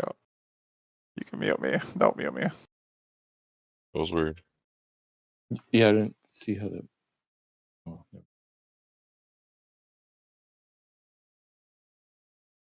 You guys are no fun. I'm not opposed to a good yo mama joke, but I just didn't. How was that not a good one? You guys were just Well- talking about 747s and fucking giant shit. Like that's fucking perfect. Oh, okay. Low hanging fruit. So does anybody got any evidence of the curvature? I see I again. think we have lots, but I don't expect you to trust the evidence. Well, I mean, after I've been outside, I can't really trust what you're going to show me on the TV screen, Matthew. You know, I've actually went So outside. like when you go outside, do you know like the temperature? You know exactly what the temperature is, or whether or not it's going to rain. Like, do you know? Like, what do you actually I'm pretty know? when good you with go that kind of outside? stuff. Yeah, actually, Even when I go outside, Yeah. I can usually tell if it's going to rain. When you go outside, can you tell how many FM radio signals are flying through the air above you? No, because you can't detect those with your human body. Very good. Just like curvature, right? Right. Yeah, you can't detect the curvature. So how do you know it's curved? You better use some other criteria than your human senses. Right. So when Bill Nye, the quote unquote science guy, told me that you could see ships going over the horizon, he was lying then, right? I don't think he was lying. I think he believed that. Well, he believed it, but 'Cause you've it's seen it. untrue. See, my What thing what is do you like, think? there's three types of lies, right? There's like disinformation, misinformation, and malinformation, according to the government, right? So, to me, the first two are lies, whether you mean to do it or whether you don't. And yeah, I can tell you. So miss means you didn't mean it. This means you did mean it. right. Fun fact. And So he said mal. malinformation, yeah, and malinformation means that it's true, but it makes us look bad. Malinformed. Right. So according to the government, that's three ways to lie. Now, according to the court, there's the whole truth, or swear to tell the truth, the whole truth, and nothing but the truth. That's the actual three ways to lie, right? So the government's wrong, and the government's right at the same time. So I don't think it's a lie if you believe something to be true, right? It's not an intentional outright lie, right? But if Right. you're I saying agree something that that's incorrect, it's still a lie. lying implies intention, an intention to deceive. Right. So how do we find this curvature? We have to measure it. Logic, reason, it's the best explanation for tons of observations. I think that's good enough. Why don't we just measure it? Like measure the surface. How would you measure the surface to figure out what how it's shaped? I don't think you can directly measure the surface. Sure you can. When you just take like a ruler, start with like a ruler, right, and just run the ruler. Okay, so Like that a long is ass. What if we took a tape measure that's like hundreds of miles long? So that would be the way to directly measure the curvature, but I don't think anybody's ever made even a mile-long ruler. You know, the mile-long ruler, you'd only see 8 inches of difference. What if we so- use lasers? Could we use a laser? So the laser No, works because that would as be like a indirect. Because then that's the path of light, and the path of light sometimes curves. So that's not a direct measurement. I mean, it's Can we useful, use but it's lasers not a direct measurement. Isn't like how a rangefinder works? Isn't a laser like a long ruler? Yeah, a laser rangefinder measures the amount of time for light to go to something and then bounce back. So it's actually measuring time, and then it's using the time to calculate the distance. So Ooh. that's not a direct measurement; it's indirect. But you know, Well, it's wait a minute. What did it measure? What did it directly measure? It did directly time. measure something. They So directly there measured the time. was a direct measure. It was a Okay. direct measure of time, and then they time and calculated. what else? But what else was there? Like what else? What other measurements are there? There's time, and then what else is there? There's Well, I mean, what are you asking? What space. types of things you can directly measure? Like what else is like? What are you directly? What else was directly measured when you shot that laser from one point to another? Nothing, just the time. The time between those 2 points, but like, right? You're measuring a time between a distance, right? So there was also the distance that you directly measured. No, you're calculating the distance based on your direct measurement of the calculating the time. Right. Right. Yeah, that's the direct measurement. Okay.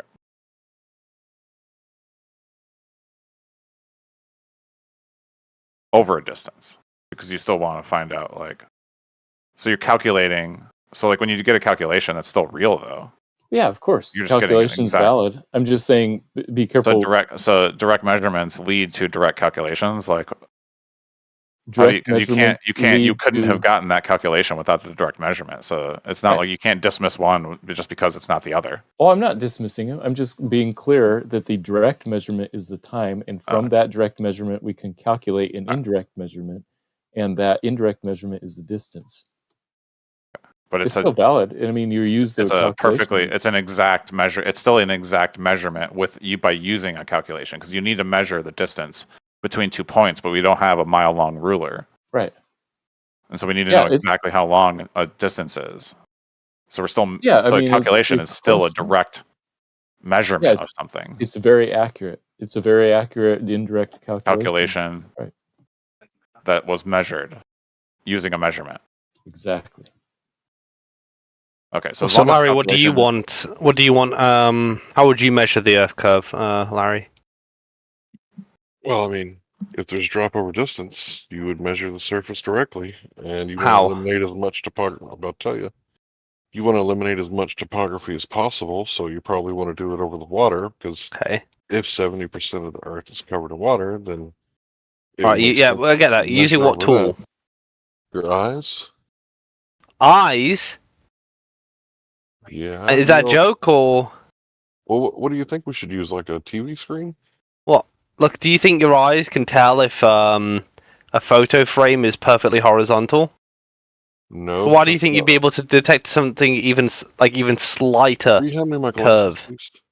My eyes can tell the boats go over the horizon, but that's about it. All right, so I was in a garage band for 2.5 years. Is there any and- tool we could use?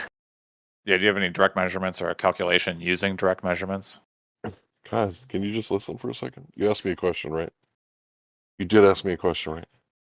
Yeah, what tool would you use? Right. Okay. Your eyes. So whenever somebody hands you a new guitar, or if you go with a young man to buy a guitar, the first thing you do is you pick up the guitar and you hold it like a rifle. Do you know why? No, You're looking at the neck. You know what you're trying to detect? no idea. The proper amount of curvature in the neck. Okay.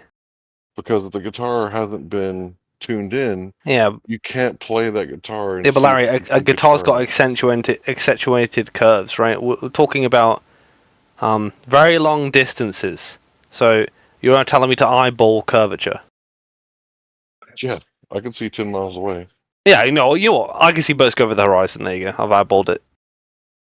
Okay, so that's what you believe. That's fine. But I did a little more in-depth research on the. Oh, I use my eyes.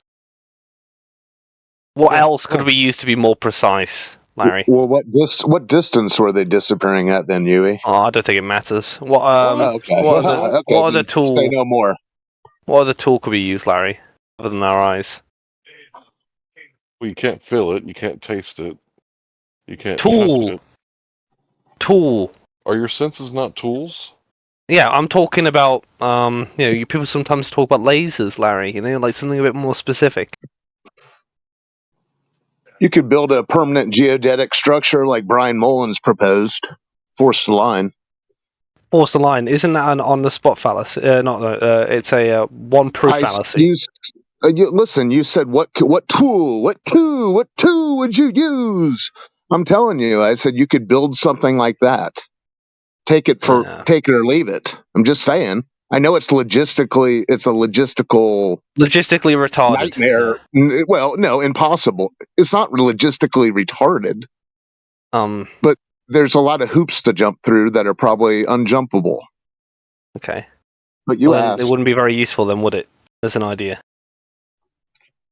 I mean, you've got to have an idea, Larry, about a kind of measurement that both a glober and a flat earther would agree upon. Like, okay, this is something we could agree upon as a measuring tool. And obviously, we're not going to agree on eyes. We're not going to agree on force the line. So until that happens, you're not really going to be. I don't even know why you'd be persuaded the Earth is flat, to be honest. Well, what's funny, you just brought up leveling a frame. And 2 months ago, when I brought up leveling a fish aquarium, you jumped out of the building over with that water. idea. Yeah. Yes. Well. Yeah. Yeah. You acted like it was such an insane concept. It is. Have I ever leveled? Yeah. Remember what you said about the water thing? I said, have you set up a fish aquarium? You go, yeah, sure I have. And I said, but you didn't level it. Oh, level? What do you mean? By what standard? Yeah, the last time we talked about that, you said, I guess it doesn't really matter if it's a level or not. That was the last thing you said on that topic. Freddie Mercury. Yeah, I don't. That sounds like Freddie Mercury, not I. But anyway, Larry. So what do you got for us? Anything that we could agree on? Like, this is obviously a good measurement for Earth curve. Let's go. Well, I think you guys have a problem with not understanding that there could be multiple causes unless the argument benefits you, like appealing to... We don't understand that. Us? Yeah, you guys. What? Larry? You said that you just... Globers! Bro, stop over talking. It's annoying. And the high-pitched, thing that you're doing, I don't know what that is, but it's terrible. Listen to what I'm saying. You said that you saw a boat go over the horizon, and that's enough for you. And you don't realize that there could be more things causing obstruction. You think the only cause is Earth curvature, according to what you just said. Yeah. How about seeing further than the geometric curve? Could there be more than one cause than that? Seeing further than? Yeah. Yeah. That would be the only cause, because if you I don't know why you're making all that noise. If you have something obstructed, you can't see through something, right? One cause for me, but not for thee. That's what this sounds like. That's fine. But if something is obstructed, you can't see it. Do you want to see a video of that exactly not being the case? A video of something that's obstructed, but you can see. You realize that's a violation of the law of non-contradiction. I'll show you. I'll show you right now, good sir. All right. A law of non-contradiction. Are you? I'm not going to be insulting. Look at the side chat, right? There's an obstruction. There's a laser behind it. You spray some air, you can see through the obstruction. It's all of a sudden, right? Now, to me, that doesn't seem like I've violated any law of non-contradiction, because the obstruction's still there. It's not like it's moved. The laser hasn't moved up, right? The light is bent in a weird way. Isn't that funny? No law of non-contradiction been violated, and yet the exact case that you're saying is impossible has been shown. So, where are we going with that, Larry? Okay, Hold on, is that... Yeah, you go ahead, bro. No, I want a concession. Don't let him go. Larry, concede the point, please. No, it's not a violation of the law of non-contradiction, because at, what is it? Yeah, at 3:21 in the video, it's not obstructed. You can see it. Why? Right? Because they've sprayed it with air. What kind of air do they use? Like air from outside? I don't know. It doesn't matter. Oh, it doesn't matter. Yeah, Right. so they use some sort of butane or remember something that gets really cold. And this is not analogous to outside world, right? This isn't like nature causing Does it stuff. matter, Larry? You Yeah, said it it's does matter impossible. because you're claiming this happens in nature. No, Larry, Right? you're This is jumping an ahead to idea. something that doesn't even Listen, matter bro, yet. you got to let me make my argument, right? So, what I'm saying is that we're talking about nature, like outside.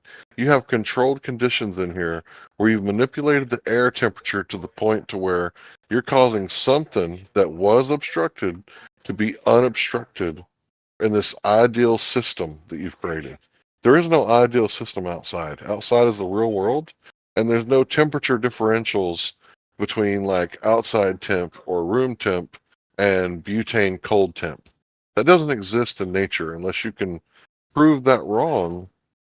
Then I think Okay, this is a false perfect. analogy. Now, if I may, Larry, you're skipping way ahead. You're anticipating something I've not said yet, because we're actually stuck on the first point, the point that you can't see through obstruction. There's no confounding variable that would allow you to see through or over it. I guess over it would be better terminology. And I showed you a video of that exactly happening, and you In that jumped. You video, you I'm asking jumped. a question. I'm asking a Oh my question. In god! that, Yeah, what's that on a table? I don't know what it's on. The obstruction is what's important What there. do you mean? Well, what's causing the quote unquote obstruction? If it's a flat table, it's not a great example. Well, it doesn't matter. It's like just something with higher elevation. Anyway, irrelevant. The point is that, Larry, you jumped ahead to, well, this isn't what you see in nature when you talk about the atmosphere. That's fine, right? But remember, you're making the case as no other thing that could make you see further because you can't see over an obstruction ever. But now you've got to retreat from that and say, well, you can in some cases, but for some reason you can't in others. Can you explain that? Yeah, once again, we're talking about this is a laboratory setting where someone is spraying some sort of butane or something. This doesn't happen in the real world. There's no giant nozzle coming out of the sky spraying extremely cold temperature over the surface of the ground. That doesn't happen in reality. But in this demonstration, you're demonstrating that you can do it in a laboratory setting. Can you demonstrate it outside without the Yeah, nozzle? Larry, do you think density changes over altitude and distance? Yeah, but what does that got Do you to do think with 1 temperature foot changes over altitude and observation? distance? Yeah, but what does that got to do with 1 foot observation? I'm curious. So you don't need someone to spray. Hold on, I'm accusing you of a fallacy, right? Which one? Right. So this is the non sequitur, right? If I'm looking from, right, because we're talking about altitude, right? If I'm looking from 1 foot above the surface of the water at, let's say, an object 10 miles away, like that black swan image, hypothetically, and I can see the bottom of the pillar at 1 foot above the horizon, 10 miles away, how does that have anything to do with high altitude, low density, and low temperature? So even though over a large distance, where I'm sure, as far as I'm aware, doesn't need much in the way of there doesn't have to be a huge differential to create the effect over huge distances. I mean, a short distance in someone's bedroom, yeah, you might need some immediate man to spray everything onto the ground or change the temperature to such a degree that you could create the effect in this local setting. Your case is that because someone's not physically spraying it, it's not an accurate representation of reality. Well, what is reality is there are density changes and there are temperature changes over distance, long distances, right? That's your reality. So there's no reason light can't bend even just a little to create as much of an effect. Oh, wait a minute. Oh, that's perfect for the video that you sent me. Okay, this is exactly at 6:44. Exactly what I was talking about holding the guitar like a rifle. Because you were saying, look at the picture frame. Can you tell that it's level? Can you see the still shot from 6:44? Yeah, I see it. Yeah. What about it? The board is curved. Can you tell? Does that matter? Because you were like, you use your eyes.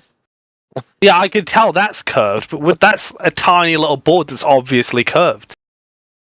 So yeah, I agree with you. What you said, it's a false equivalency that in a laboratory setting with a gas nozzle spraying a very low temperature gas. I'm assuming you can make things that were No, we're obstructed. disagreeing on this point. You're not agreeing with me. No, because you brought I'm it up saying in it your own can be argument. analogous.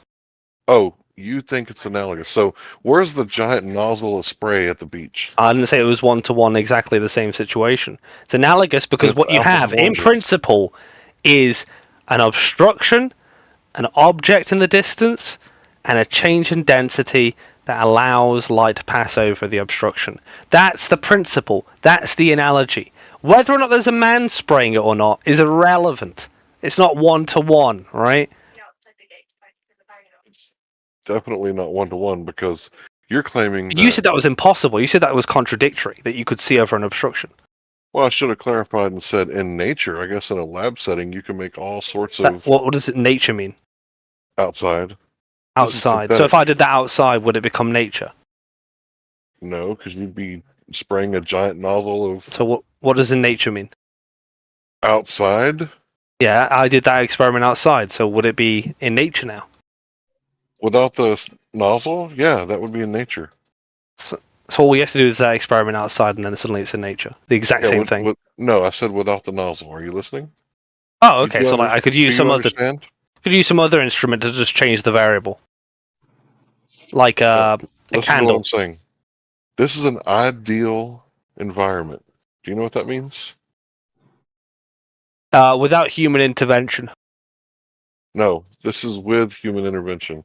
You've No, created you're talking. an ideal You're talking about environment. that's the ideal environment. I thought you were talking in the about. lab is an ideal environment.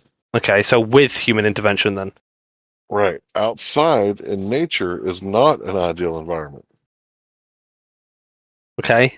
So you're comparing apples to oranges. No, you can still have the exact same sort of principles playing out. Prove it. Well, you're saying that because there's a man spraying it, that the principle is would be invalidated in reality. Well, no, because the principles are light bending over an obstruction because of a change in density, right? That's the principle. You don't need a man to spray something for change in density unless you think Then why are you everywhere doing it? on Earth has equal air density. If you don't need a man, then why are you doing it? See, you don't understand, bro. I really think you don't understand. If you don't need a man to spray something, then why are you doing it to demonstrate? That's like saying every It happens experiment in about the nature. containers invalidated because you'll always refer to an experiment you can do in your house. It's such a silly and thing to say. It's another false analogy. It's a perfect analogy. Well, if I just say to you, you say there's a container, and I say, well, all the containers on Earth are made by men, and they all have pressure made by men, and everything you're man. going to do is in a box made by men in a lab. So therefore, it's not really, not really it's not real, bro. the same It's the thing. false Yeah. equivalency, a straw man, and a non sequitur all wrapped in one. Your only qualm is that three-pill someone combo. intervened in this and made the effect, showed you the principles at work. Oh, I have no qualm with this guy doing this. You just can't say that this represents reality outside in nature. The principles are represented in reality. What principle of a nozzle coming out of the Because sky? Larry, What principle? that's not a principle. The principles are light bending over an obstruction due to change in density of air, right? Now all of those things could happen in reality, which you said violate the law of non-contradiction, right? We showed you it doesn't violate any law of non-contradiction, those principles. The only thing you're qualming with is that someone manually changed the air density. Okay, remove the man from changing the air density. The air density is still different. Still different. Nothing changed. In reality. Well, in reality, that refraction is still happening, just not at a detectable amount when you remove the man doing it, right? So it's still happening. So 4 months ago, somebody commented on this video made by Bearded Devil, right? We're just going to ignore that. And it says, what did you spray? No answer. So you don't know what he sprayed. Doesn't You matter. have no idea what happened here. The change And of you're saying density. That matters. Hold on, bro. You're saying that this is equivalent to outside. I'm saying I could get you countless videos of changing temperature and density of air a temperature you might be more satisfied with, because that also creates refraction, and you don't need to use a can of, I don't know, Axe body spray to cause that effect, because we all agree temperature doesn't matter where the temperature came from. Temperature is just temperature, right? So yeah, I could show you that if you find that more satisfying. It doesn't really matter. The principle, Larry, the principle remains the same. I agree with you. The principle of a guy with a nozzle can make things That's that are not the principle. become viewable. Okay, I agree with that principle, but what does it have to do with outside? Well, I mean, Larry, if you don't get it at this point, I don't think you ever will. So I'll leave Well, it I there. don't think you understand. There's no giant nozzle in the sky, right? Yeah, and I've said about 5 or 6 times that that's not the principle. The principle is changing in air density or temperature, light, going over an obstruction and revealing an object that would otherwise be behind it, which you said, again, was violating the law of non-contradiction until you observed it in that video and said, well, a man intervened. All right, yeah, sure. The principles are the same. Okay, the principle of a giant nozzle in the sky having an unknown temperature change due to unknown gas being introduced into nature, that's the principle, right? No, So I you think don't that's really observe outside. disingenuous, Larry, because that's not the Is it? principle. That's the controlled variable. The phenomenon being observed is the refraction, and the explanation for it has nothing to do with the controlled variable. Now, you can say that the method used has to do with the controlled variable and argue that, but That's it's what I'm not the talking principle, about. and you're The being method. disingenuous by insisting that. I'm talking about the method. There is no method. Right, that's not the inside principle, outside. though. A method's not a principle, and that's not like that's a method used to show the phenomenon. So you're being disingenuous with your argument. Okay, you guys are claiming this is happening outside. I asked you to demonstrate that it's happening outside. No, you didn't. Give me a lad's. No, you yes, didn't. I did. You actually No, said it would break. You said it would violate the law of non-contradiction for something to go over an obstruction, and that's what your actual contention was. And so I showed it to you. And he even said, if I do it outside, would you be happy? And you'd said, yeah, sure, if there's no man with a nozzle. So you even said if he did his experiment outside that way, that you wouldn't have it. So that's bullshit. You're being disingenuous again. Well, who's being Yui may not be realizing he's being disingenuous. I think he does. Oh, old Haas here to White Knight. Nice white knighting. Nice white knighting, bro. Nice white knighting. It's not the principle. It's not the principle. He said it's not the principle. Bro, So I it's was not the talking to principle. Yui before Why you are got white here, so knighting? just relax. Why are you white knighting?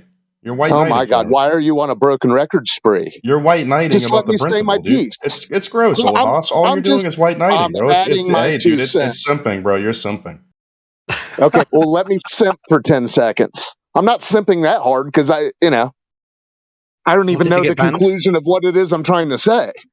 But my point is, Yui's being disingenuous when he says this mystery gas demonstration over who knows what surface. It doesn't matter, like Yui tells us. Well, it's disingenuous when he says, yeah, density layers in the atmosphere. Same thing. That's all I'm saying. It's that those dots aren't connected either. If you want to do tit for tat. You're right, old Haas. It's apples and oranges.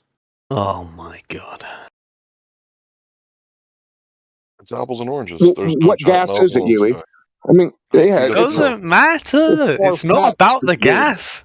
Yeah, it does You're matter demonstrating because something, but you don't know any of the variables. It could be. I could change the temperature, right? There So you go. this is why See a you- video of the so- temperature okay. changing. So this is the reason why you see everything in the distance. Then I'm whatever's saying that- occurring in this mystery occurrence by the devil, apparently. I'll take one claim at a time. First of all, I want Larry to concede that there's no law of non-contradiction being violated. One claim at a time. Larry, you going to concede? No, if something is obstructed, you can't see it. Right? What? Say that again, but in incorrect verbiage, because I don't think you said that right. If something is obstructed, you cannot see it, correct? Some things you can sometimes see obstruction. So I don't get what you're saying. Like if the road closed, I can still see the rest of the road. I just can't get my car past it. I'm saying that sometimes there could be obstruction, but that's That's a different kind of obstruction. That's a ambiguity fallacy.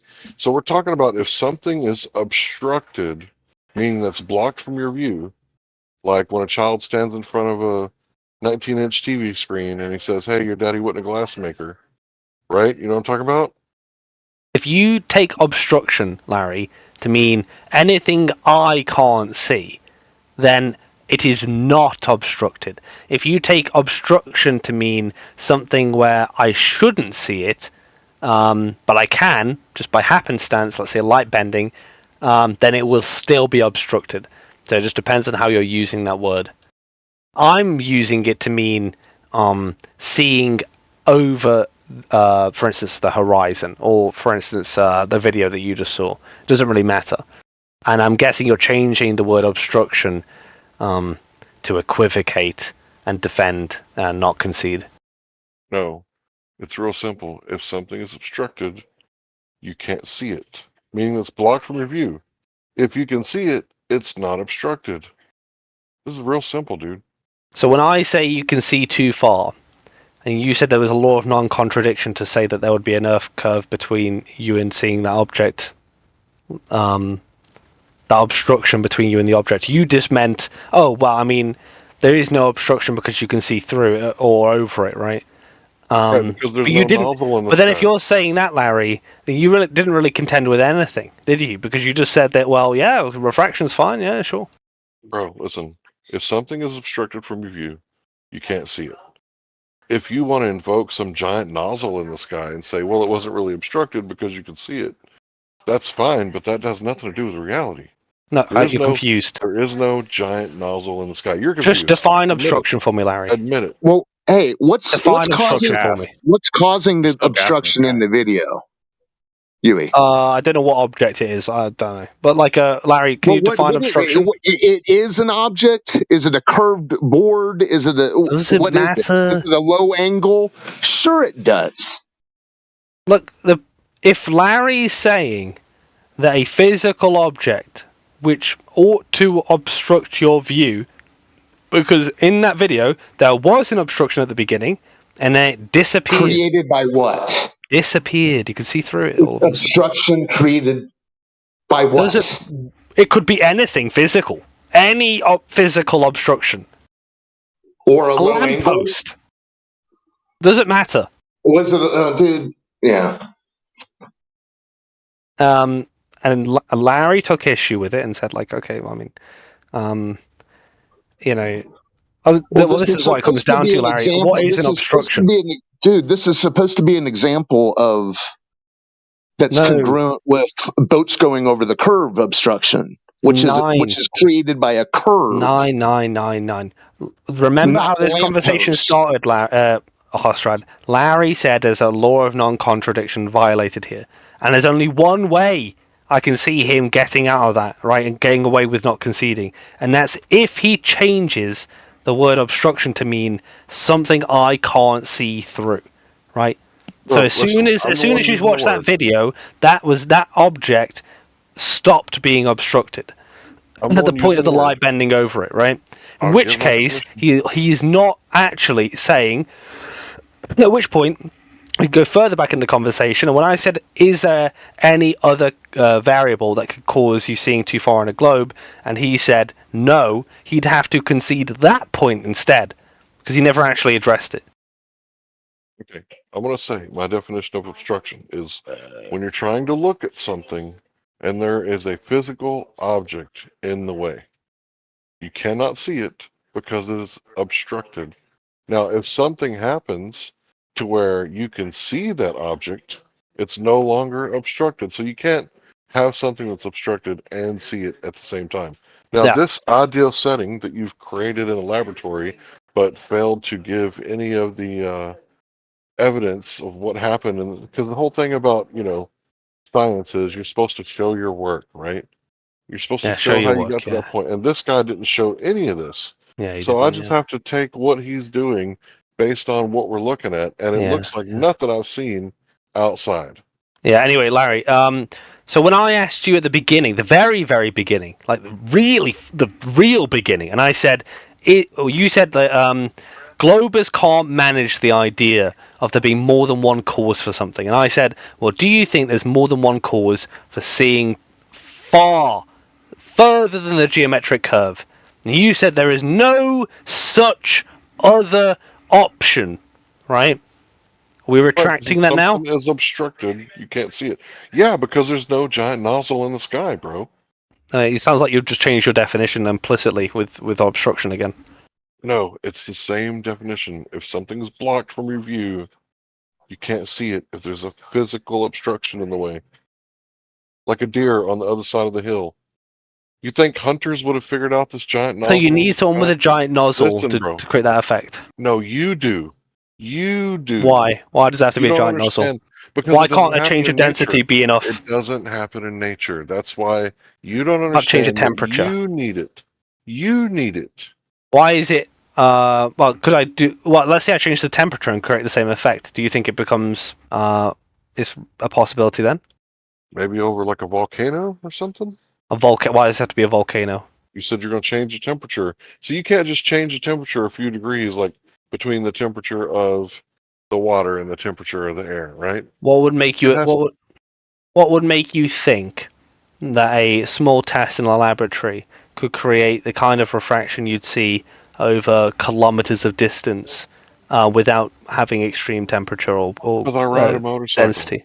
I ride a Huh? motorcycle. I ride a motorcycle. No, that wasn't my question. So I asked you a specific question. What would I'm make trying you? to answer it. You got to stop talking. That's the thing. When you ask questions, then If you go I on ask mute. you what's going on in the laboratory that I can't repeat outside the laboratory, and answer you the start with question. "I ride a motorcycle," that's not going to lead Yeah, anywhere, is it? you gotta. Yeah, it will if you just be quiet long enough to let me speak, if you don't mind. All right, So I ride placing a bets, guys. Placing bets. Will it go anywhere? Okay, finally, I get to answer the question that he asked like 45 seconds ago. I had to mute him in order to be able to do that because I started with I ride a motorcycle. So when you ride a motorcycle, one of the things that you'll notice is that within a mile, like you go from being comfortable, like, oh, it's nice outside, to holy shit, it's too cold, to holy shit, it's too hot. So there is no uniformity out there. Like when you're going down the road, it's not the same temperature. So in order for this to be happening from hot to cold over 10 miles, You know, heat reflects off objects as well. right, heat does reflect off objects. So my point is that there's no hot to cold like gradient from 10 miles away. It's hot, then it's cold. It's hot, then it's cold. It's hot, then it's cold. That's what makes everything looks like it's wobbling, like a hula dancer on the beach over there. That's what we call turbulence, or atmospheric turbulence. And it's because, It's you a know, you guys mirage. talk about gradient as if it's going from hot to cold as the light is traveling from, I guess, the object that's reflecting the sunlight to your eye. That's not how the reality works. That's not how the real world works. So, as someone who rides a bike all year round in Texas, maybe not every single day, but I know that sometimes you're very comfortable and sometimes you're very uncomfortable on the same stretch of road. Thanks. Sorry, Larry. Is your point is your point that when you ride a motorcycle, it goes hot to cold, hot to cold, hot to cold over shorter distances? Yeah. How does that address the idea that light can bend over a higher to low temperature? Well, because if you're talking about high to low temperature, I would agree. But it's not like it's going from a spectrum to high temperature to low temperature. That's not What how makes the you think world that? is. Because it's not an ideal system. Like I said, it's the atmosphere is stirred up. It's hot sometimes, it's cold sometimes. You move a little bit down the road, it's hot and cold, hot and cold. It's not Yeah. a solid temperature. Yeah, Did you I not know understand. that? Yeah, I You understand, but what you would never rode a that? How bike would or that anything? impact? How would that impact light bending? Would it stop light bending? It's gonna make it wobbly, like back and forth. Oh, Like you mean turbulence. like? Yeah. All right, I understand. So you're just like trying to justify why every single photo you send me looks like a HD potato. Is that correct? What? I mean, like, do you have any proof for what you're saying? You never looked out over a long distance? I've travelled Well, over long distances, but I don't okay, suddenly you ever seen heat notice waves? frequently that it goes hot to cold, hot to cold, hot to cold. I'd say Then a you're lot of the not time, you might find that temperature over an ocean would find itself being quite cold and maybe hotter over land, right? Could be the case. Altitude might change it. Yeah, oceans have pockets of hot and cold too. You got to think it's not just going along; it's also going up as well, Larry. Well, you've obviously never rode a motorcycle. I've never rode a motorcycle, but I have gone long distances before. I guess you'd have to stick your hand outside of the car, but it's not really noticeable when it's only one extremity.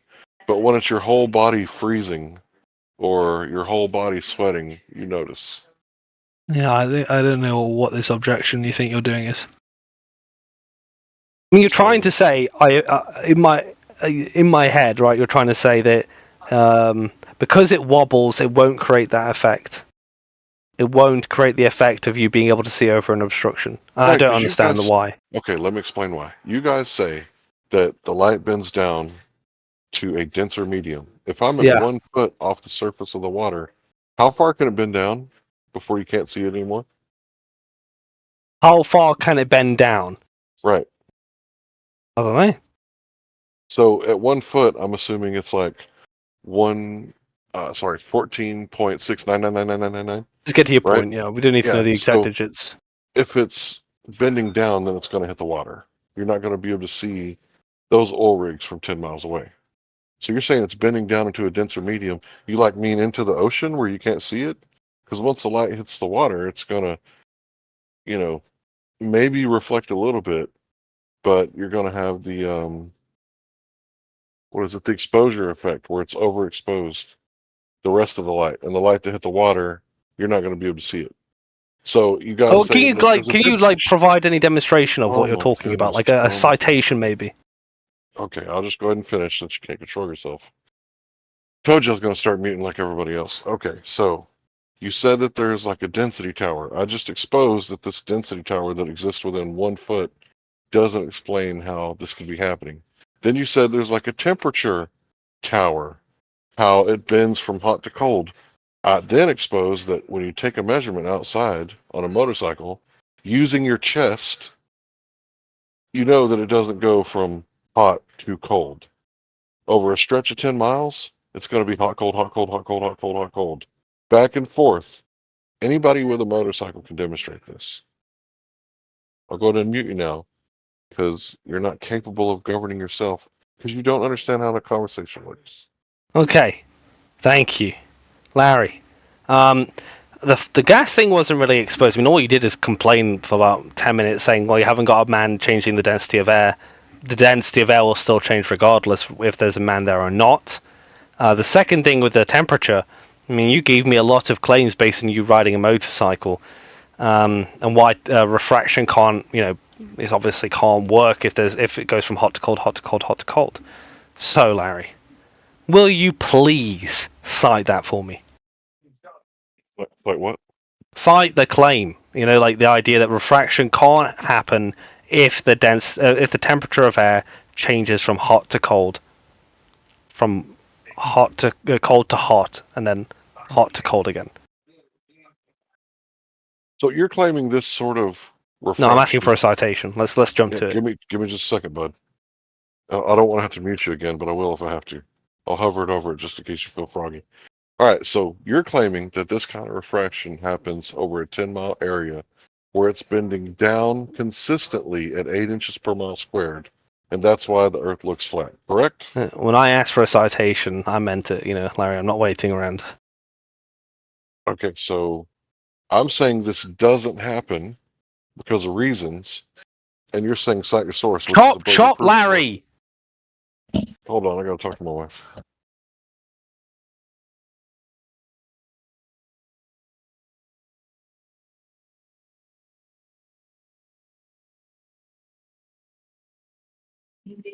Is the problem here trying to tell whether the table is curved?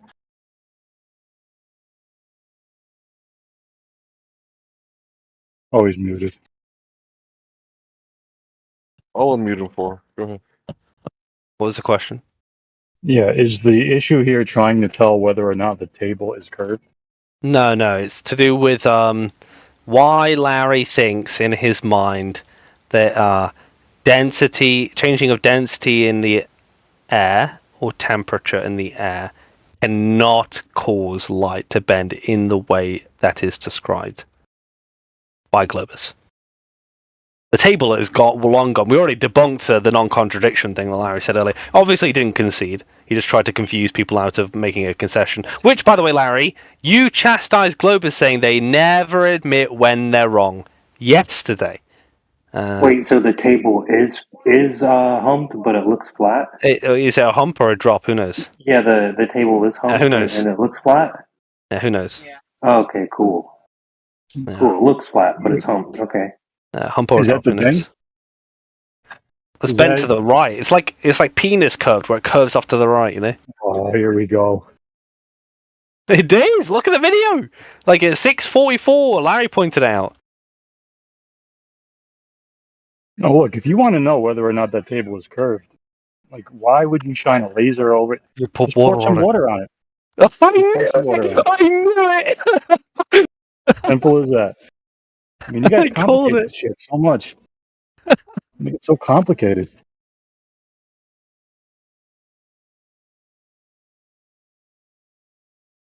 Are you going to concede that you actually can use your eyes to see if something's curved or not? I said you can see a curved guitar, but we're talking like far distances and slight curves. Yeah, the water would still tell you.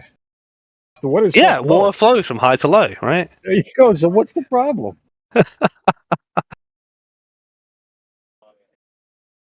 mean, that's how aqueducts work, right? Long structures, like miles and miles, but they're only tilted like inches.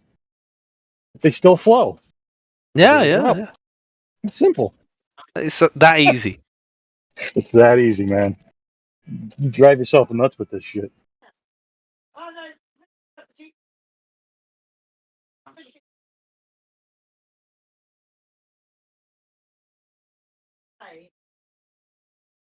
Still waiting for that citation, though, Larry.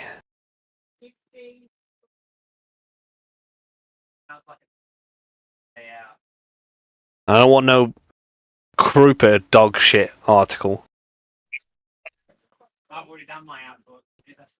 Okay, so I'm not going to give you a citation because I refuted your claim. You have to back up your claim that this sort of refraction that happens where the light is bending down at 8 inches per mile squared because of a temperature and pressure gradient within 1 foot. No, Larry. You introduced a new claim, right? That I can't really, let's say, address until it's established. You need to establish that what you just said about hot to cold, hot to cold, hot to cold, refraction can't bend or look wobbly, hot to cold, whatever, right? You need to demonstrate that. And that's exactly what happens over in the atmosphere, which means that refraction debunked, atmospheric refraction debunked. You can't see things over the Earth curve, because as far as I can tell, I've done my bit in terms of showing you the principle, giving you the effect, and you've introduced the motorcycle theory that you sometimes feel cold and sometimes feel hot. I mean, it's really interesting, but you need to demonstrate it, Larry. You need more than just your word. Okay, yeah, I'll give you that. It's anecdotal that the temperature isn't like a constant, like 68 degrees for a 10-mile stretch. That's my anecdotal Well, no one thinks experience. that. Oh, so you don't need a citation. Okay. Well, I got you. I think going hot to cold is a lot more interesting of a claim than saying it went from 66 degrees to 65 degrees to 65.5 degrees. That doesn't sound like hot to cold to me. That sounds like relatively the same temperature. So on a motorcycle, you're pretty comfortable at about 74 degrees. Like it's not too cold. You can wear shorts and no shirt and ride for hours and not really get uncomfortable. When it starts getting close to 70, for a long period of time, it starts to become really, really uncomfortable. For me anyway. Because it just really penetrates your entire body and it lowers your body temperature. So when this happens, it's definitely noticeable. So there's periods when you're riding and you're just like, oh, this is perfect. And then you're like, oh, shit, it's cold again. And then it's perfect again. So this, within a couple degrees, this happens, right? You guys are claiming there's like, I don't know what butane comes out at. I guess I could go get a thermometer and It's not measure it. butane, we're talking about just temperature. Butane would be like So if I we're was not- going to insert change in density of air, Larry. That's what you're talking about, density changing. No, the So you're density not of air talking about is temperature and density. Temperature and density cause the effect, but we went over the density of air, and your qualm with that is that there's not a man spraying the density of air. But your qualm with the temperature thing is that you think it should wobble, right? Over like I know that it would wobble. Let's say It's over not 4 or static. 5 miles. And so the refraction that we described is impossible. And all I'm asking for that, Larry, is a citation. Okay, so you want me to back up my claim that your claim is incorrect? I've done my bit for I could show you temperature changing, causing light to bend. Do you know much about American law, about how you're innocent until proven guilty? I know that there's a standard of proof that needs to be met. And the standard of proof that I'm meeting here is, let's say, on the balance of probabilities, right? So because proof in law doesn't mean certainty. There's 3 kinds of proof, standards of proof: reasonable likelihood, balance of probabilities, and beyond reasonable doubt, right? And if I'm satisfying the balance of probabilities in a case that doesn't need to be considered on a standard of proof as like beyond reasonable doubt, then, on comes the prosecution, right? You're trying to prosecute the argument, make your case. Otherwise, the jury are going to find me innocent. I see what you did there, right? Another burden of proof reversal. I just know a little bit. I'm just going to go ahead and mute you, right? Because we're talking about the law, right? So the person who makes the claim, like the cop or the FBI agent, this person committed a crime. And I go, nuh-uh, no, I didn't. Well, that's not guilty. Then it has to go to court, and the person who made the claim, like this kind of refraction happens over 8 inches per mile squared because of a temperature gradient over the same elevation of 1 foot above the horizon. There's a temperature gradient where it goes from hot to cold, right? Then I said, from my experience, you can't run a 10 stretch mile over any road and have a static 66.0 degrees for a 10-mile stretch. Then you said, I agree with that. So if it were going from hot to cold at the beach, it would be like, let's say 75 degrees. And at the object that you're looking at, it would be like 60 degrees. And it would progressively get hotter and hotter and hotter, or the opposite way, colder and colder and colder. And that doesn't happen in reality. So I refuted your claim, and now you want me to provide citation that the atmosphere isn't a static 66 degrees? Really? Okay. Just so you're aware, when the burden of proof is set out, if I satisfy it, for instance, I show you the principle at work, and you introduce a new concept to say, well, you've obviously shown me the exact thing you were describing, but I'm going to protest this on account of this happening in reality, right? At that stage, you've introduced a new claim. There is a new burden, right? Because I've already satisfied my burden. If you introduce a new thing into the debate, a rejoinder to you've done a rejoinder to my burden, right? Then yes, you do have a burden of proof as well, Larry, and you have to satisfy that through citation, which is why I asked for it. How did you demonstrate your claim? I did. I showed you the gas, change of density in gas, causing light to bend over an obstruction, which is exactly what I set out to do. Okay, so what do you think the temperature differential was in that video? That's not about temperature. I can show you one for temperature if you want. Okay, so it's about density?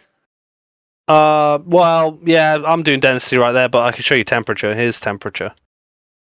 Okay, because it's really weird because compressed gas is always cold, right? We used to make Yo Mama jokes about how Yo Mama's so fat she's standing in front of the air compressor nozzle to cool down because compressed air is colder.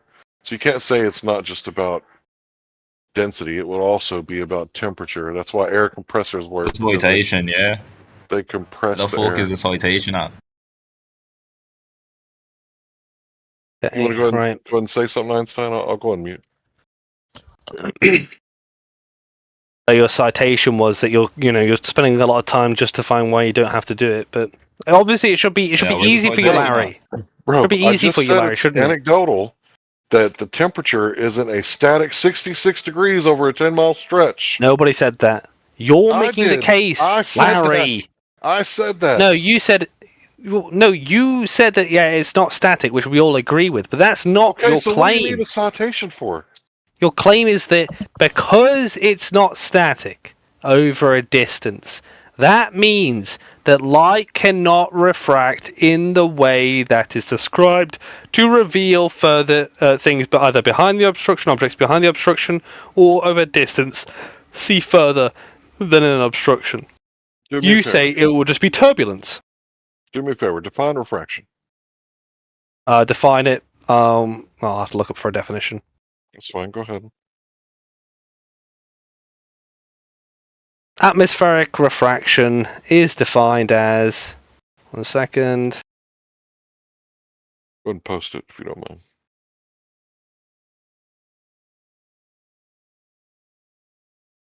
Okay, I'm going to use the Wikipedia just because it's a bit more comprehensive. That's why QE says that's your alma mater. Yeah, but QE's never studied in his life, so he wouldn't know. That's a really weird thing. Atmospheric refraction is the deviation of light or other electromagnetic wave from a straight line as it passes through the atmosphere due to variation in air density as a function of height. The refraction is due to the velocity of light through air decreasing. The refractive index increases with increased density. There you go. There's your Wikipedia. No, there you go. Here's your Wikipedia page. Thanks. I'm going to take a look at it. What you got, bud? I'll be right back.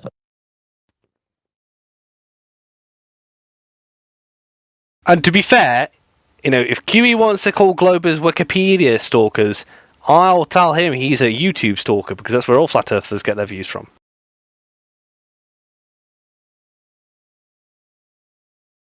What's going on with that picture there?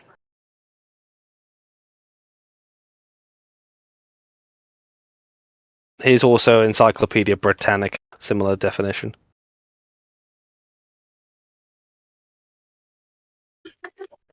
Wait. It looks like a...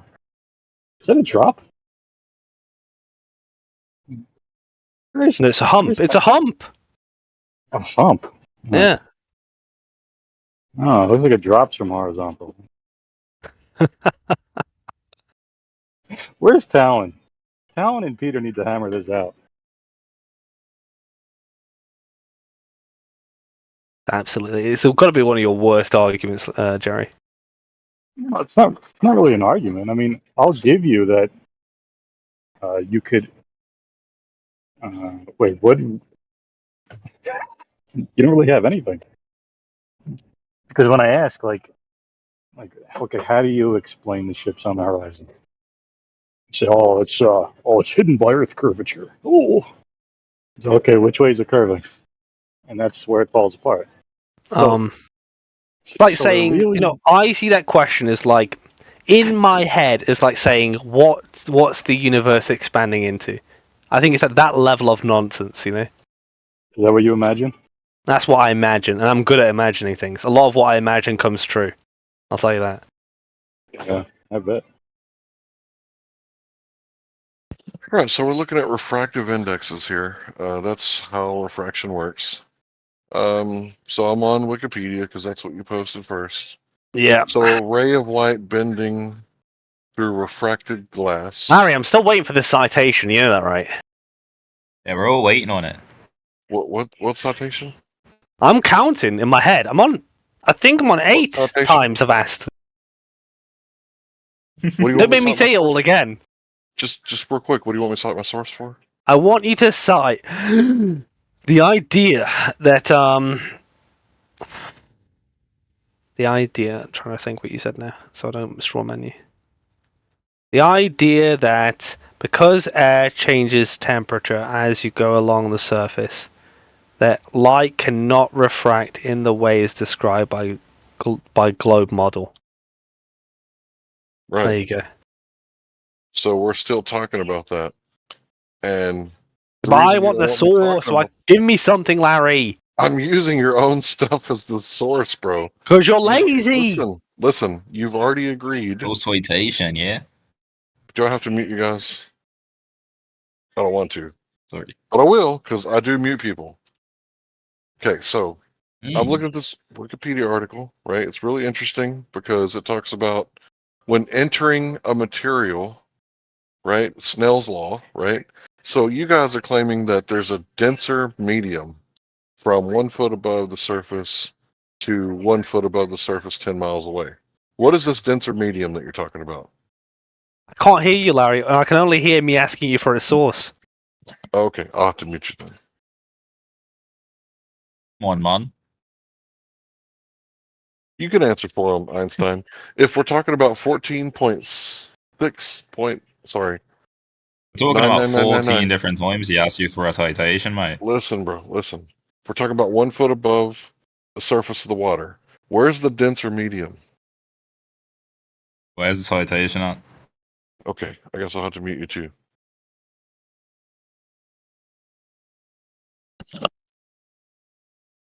So, if we're talking about 1 foot above the surface, that's about as dense as it's going to get unless you go a few inches lower or go into the water.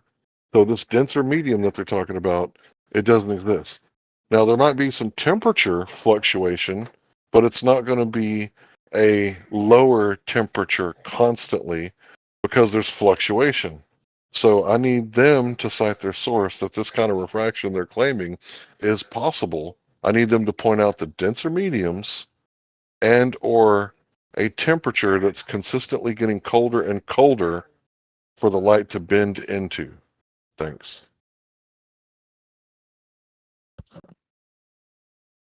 We're still waiting on the citation, mate. A citation that you have to have a denser medium? That's on his citation. Come on, Larry. It's on what you posted. Click on the link. You have to have a denser medium. Yeah, a denser medium. Refractive index. Click on it. Yeah, I saw Where's it, your yeah. denser medium at 14.699999? 9 what? PSI from 1 foot above the surface. What do you think denser medium means? 14.7? Oh, so that will be the surface level pressure, right? You're Average claiming pressure on the surface of the Earth. at the surface of the ocean. Yeah. Ocean. You're So claiming that average there's a pressure denser at the surface medium. of the ocean. Right. Where's the denser medium? Well, it's not really suggesting the idea that here, I'll draw it for you. Right, let's see. I've got my crayons out. Yeah, because we're talking 1 I mean, foot it's above obviously the surface. depicted in the graph, but I mean, I may as well draw it because who doesn't like drawing? Yeah, because we're talking about 1 foot above the surface where I was when I saw Ingleside on the Bay. And you're saying that there's a denser medium for the light to bend into. So I'm asking, where is that denser medium if we're talking about 14.69999999? You know what? I'll just post the fucking image. There you go. Rather than draw it.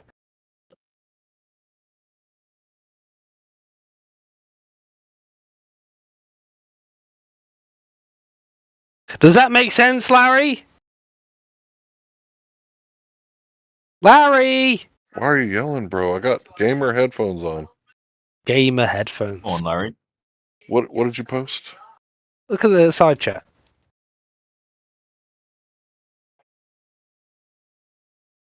This is like some bullshit. I was looking at 1 foot above the horizon. You're talking about the sun that's like how high in the sky? Like, I believe this happens. Like, this is absolutely happening every day. But this has nothing to do with beach houses. Sorry, Larry, I'm completely lost. What did you just say? Okay, so the black swan image, the Yeah. guy is at 1 foot above the surface. You can look 10 miles across in that image, and you can see the pillars going into the water because the horizon is behind them at 1 foot above the surface. What does that have to do with the altitude of the sun? Oh, Larry, you know what? You've just brought up a good question. And may you post the black swan image, please? Oh, I'm good. Not about the altitude of the sun, by the way. But yeah, can you post a black? What are you talking swan about image? then? What denser medium are you talking about at 1 foot above the horizon? It's just showing you that as light comes in through different density of air, it will bend. Nope, no, it won't. You're forgetting criteria there. You're omitting criteria. What am I missing, T-Dub? Hit me with it. Well, it has to contact a surface, right? A boundary layer, right? Yeah, obliquely. Oh yeah, okay, yeah. So if it's just traveling through a single isotropic medium, right, and it's going straight, right, the light, and it enters a denser area, right, at 90 degrees, like it's only going to slow down. It's not going to change direction. It's just going to keep going straight. I've shown that in my video. There's a denser area of the same isotropic medium. Right. Okay. So it has to be the same medium. Is that what you're saying? Like, it has to be the same sort of. You're saying it's the same. It's a single medium. It's the single Oh no, medium I'm not air, saying that, right? sir. Well, air. It's just air. It's just gas, right? It's just the air. It's a single medium of air, right? That the light's traveling through. As you've all seen before, I can get this again. Can you get while I get this again, Mr. Larry? Can you get the black swan image for me? Sorry, what'd you say? What'd you say? One, get the black swan image and post it in the chat for me. Right, yeah. So, T-Dub, I don't think that's the same medium when they spray that gas to create that effect in the side chat. I think. Or is this citation to be fair, mate? This one's. Are you talking about the propane, the butane, propane, whatever it is? No, I don't think it's butane. It's just. But we're talking about. You're not talking about what we view out in nature in the air. You're talking. I'm just saying it doesn't matter if it's just air or gas or whatever. That will still create the effect of light bending. It can be. It doesn't have to be like gas because or liquid or whatever like that. You've introduced. Something temporarily introduced a new pocket of a new medium, right? You've introduced something, so now the light's passing through, multiple mediums. Wait, what do you think a medium is? It's going to take time for that gas to disperse and become, homogeneous with the rest of the air, right? So of course there's going to be a temporary effect taking place there, because you literally have just sprayed a big area of gas that wasn't there before. No, you've just introduced a new substance, right? I'm not following. Larry, get this black swan image. I'm not posting that. I'm talking to my wife. Be quiet. Right, and plus your light, right? Even if you want to claim that you don't need different substances, different different media for it to occur, but you still got to show that the light is changing direction due to a change in the angle, right? A change in the angle of the light, right? Because of the the what is it called, the point of intersex. I'm not going to lie to you, I was not following anything. I've lost the words. It's all right. It's all right. We Larry, what's it called? What? The point Sorry, of incidence. say that again, Larry. The point of incidence. Yeah. Angle of incidence. Yeah, right. Angle the point of incidence. Angle of incidence. There's going to be an angle there, right? There's going to be it's entering. It's hitting the surface boundary, right? A boundary layer, which it's going to pass through at an angle proportional to the surface, therefore changing the direction. If it just hits at 90 degrees, it's just going to keep going straight. Like if it's going to hit it perpendicular, I mean, you know what I mean? You kind of lost me, TW. You'd have It's going to to pass straight through it and just write keep that going. one down. Write that one down, and I'll get you back to you on that one. The light might slow down, right? But it's going to keep going straight. It's not going to change direction. Not change direction. Well, yeah, no, or change direction will count as changing direction. But you said a lot of words there, and I didn't keep up with it, so you're gonna have to write that one down. No, Jerry corrected. Jerry gave it to me. Angle of incidence, the point of incidence. You got to show that that's going to change the path of light because of the angle that the surface that it's passing through is at. That it's not perpendicular to the light source. I don't understand. Anyway, Larry. You don't understand refraction. Yeah, I don't. Because it's when it passes through a different media, right? Obliquely. It's an oblique. It's at an angle.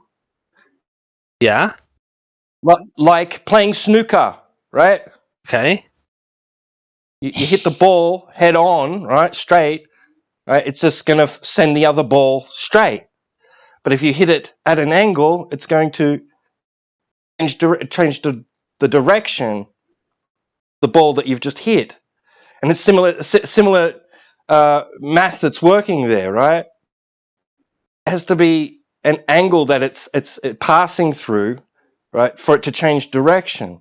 Yeah, I'm like I said, TW, you're gonna have to write that one down so I can consult my priests on it. But until you do that, Just I don't look know. up Snell's law. It just shows you little examples, diagrams, right? Yeah, but like when you get into Snell's law, and I hear Globers argue with you guys on this sort of stuff, because they argue with you on it, I suspect that there might be something that I'll miss that I'm not going to take up in an argument. What I am going to take up in an argument is the Black Swan, Larry. Again, if you could post it.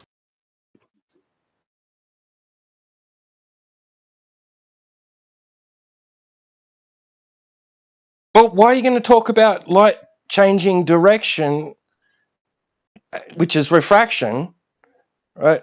And not understand what refraction is? I mean, well, I like I said, T-Dub, earlier on at the beginning of the conversation, it was really about Larry saying that there could be no other cause to allow you to see further.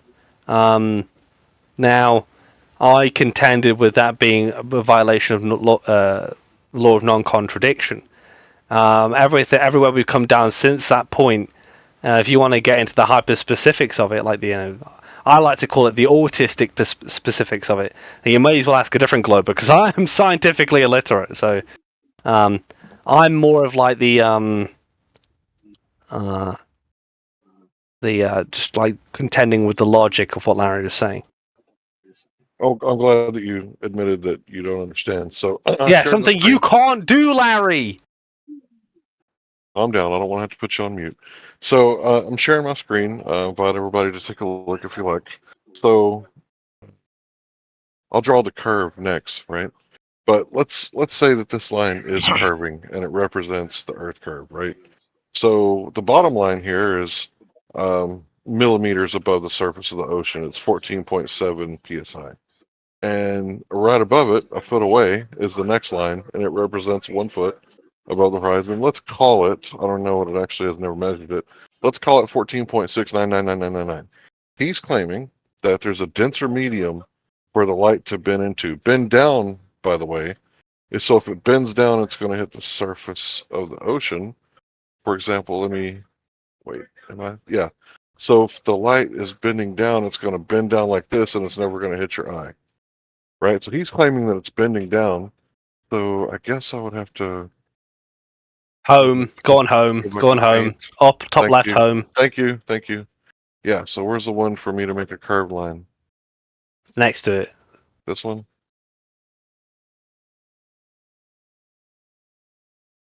Right, okay, so... Well, don't do that. Right, so how do I make a new one?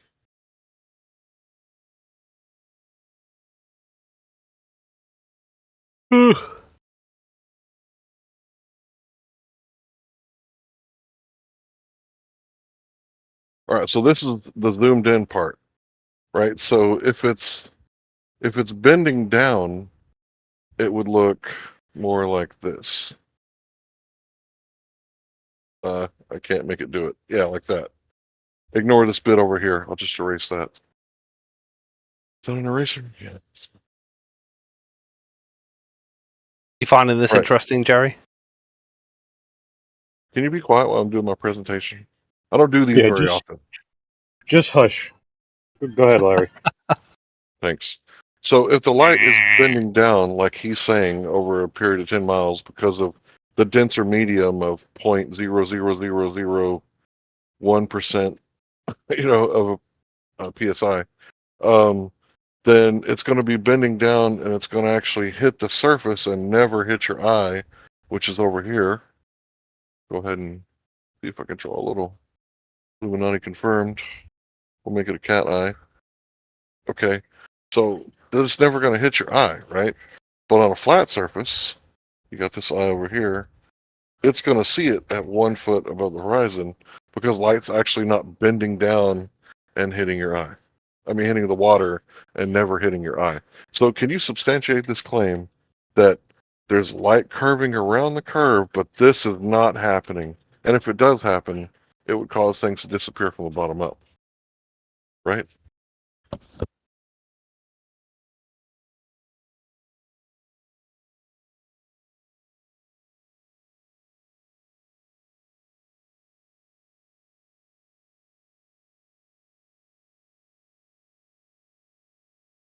Maybe Jekyll's AFK.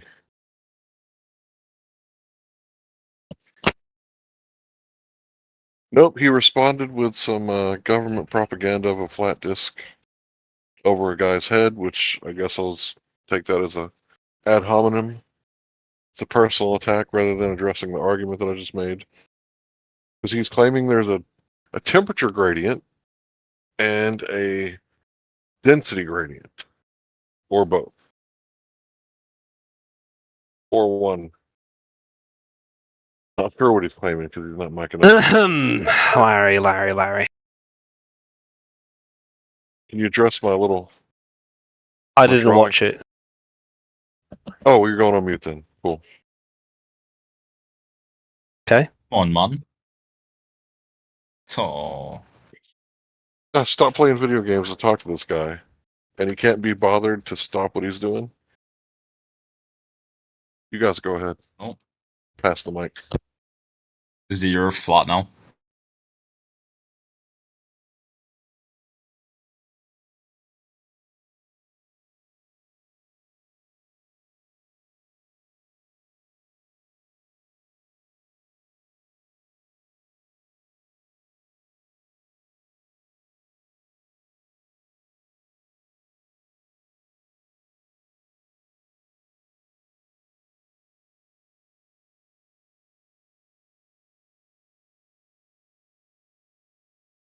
Do you not know how to tell?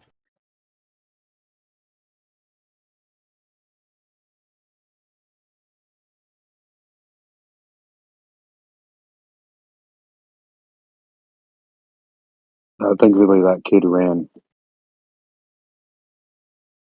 Who, Jekyll? No, Matt. Memes in the chat. Okay, love it. And he's back, unfortunately. You say, mate? Oh, shit.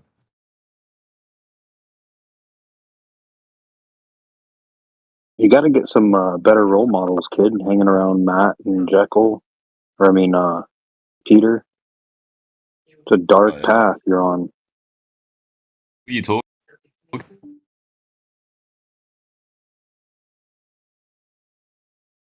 Yeah, thanks, Johnny. Be good too. Is it Johnny B? Thanks for posting those diagrams.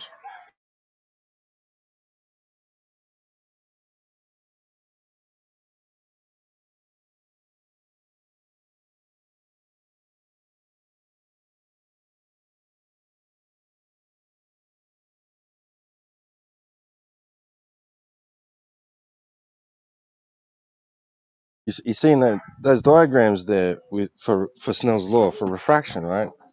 You've got a vertical and you've got a horizontal, and then you've got the light meeting at a vertices, right? And it changes direction because it's on an angle. But if you to consider the light to be that vertical, just going straight down, and it meets the surface, the horizontal surface of a new media, it's just going to keep going straight. It might slow down. It's just going to keep going straight. It's not just going to auto bend in some imagined direction because it's entered a denser medium. There's conditions involved with it.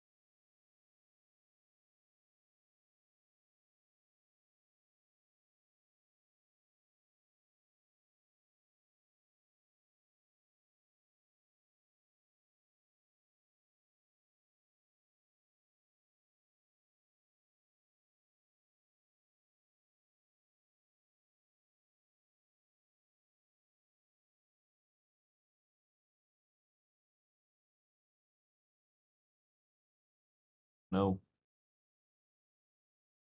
Is anyone talking?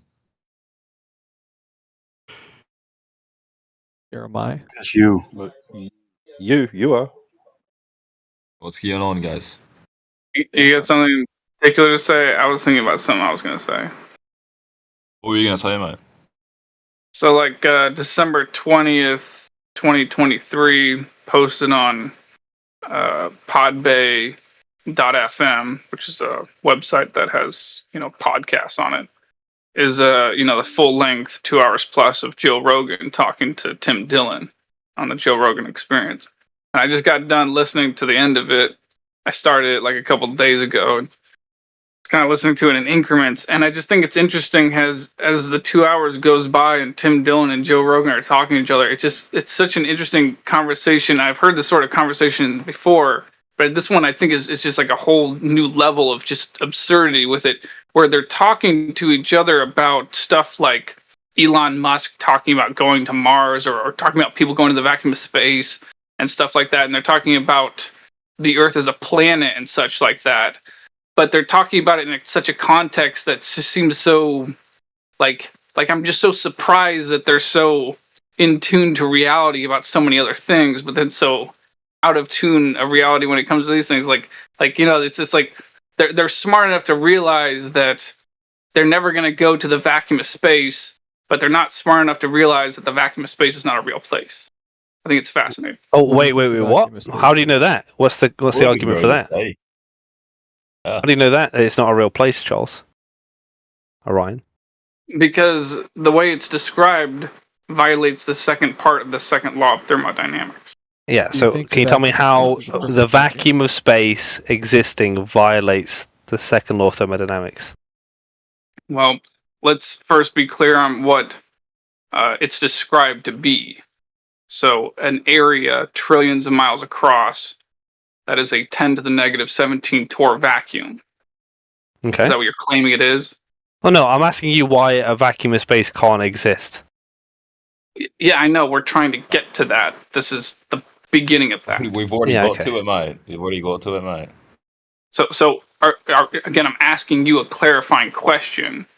The vacuum of space you believe in, is it an area of volume, an area of space, XYZ space, three-dimensional space?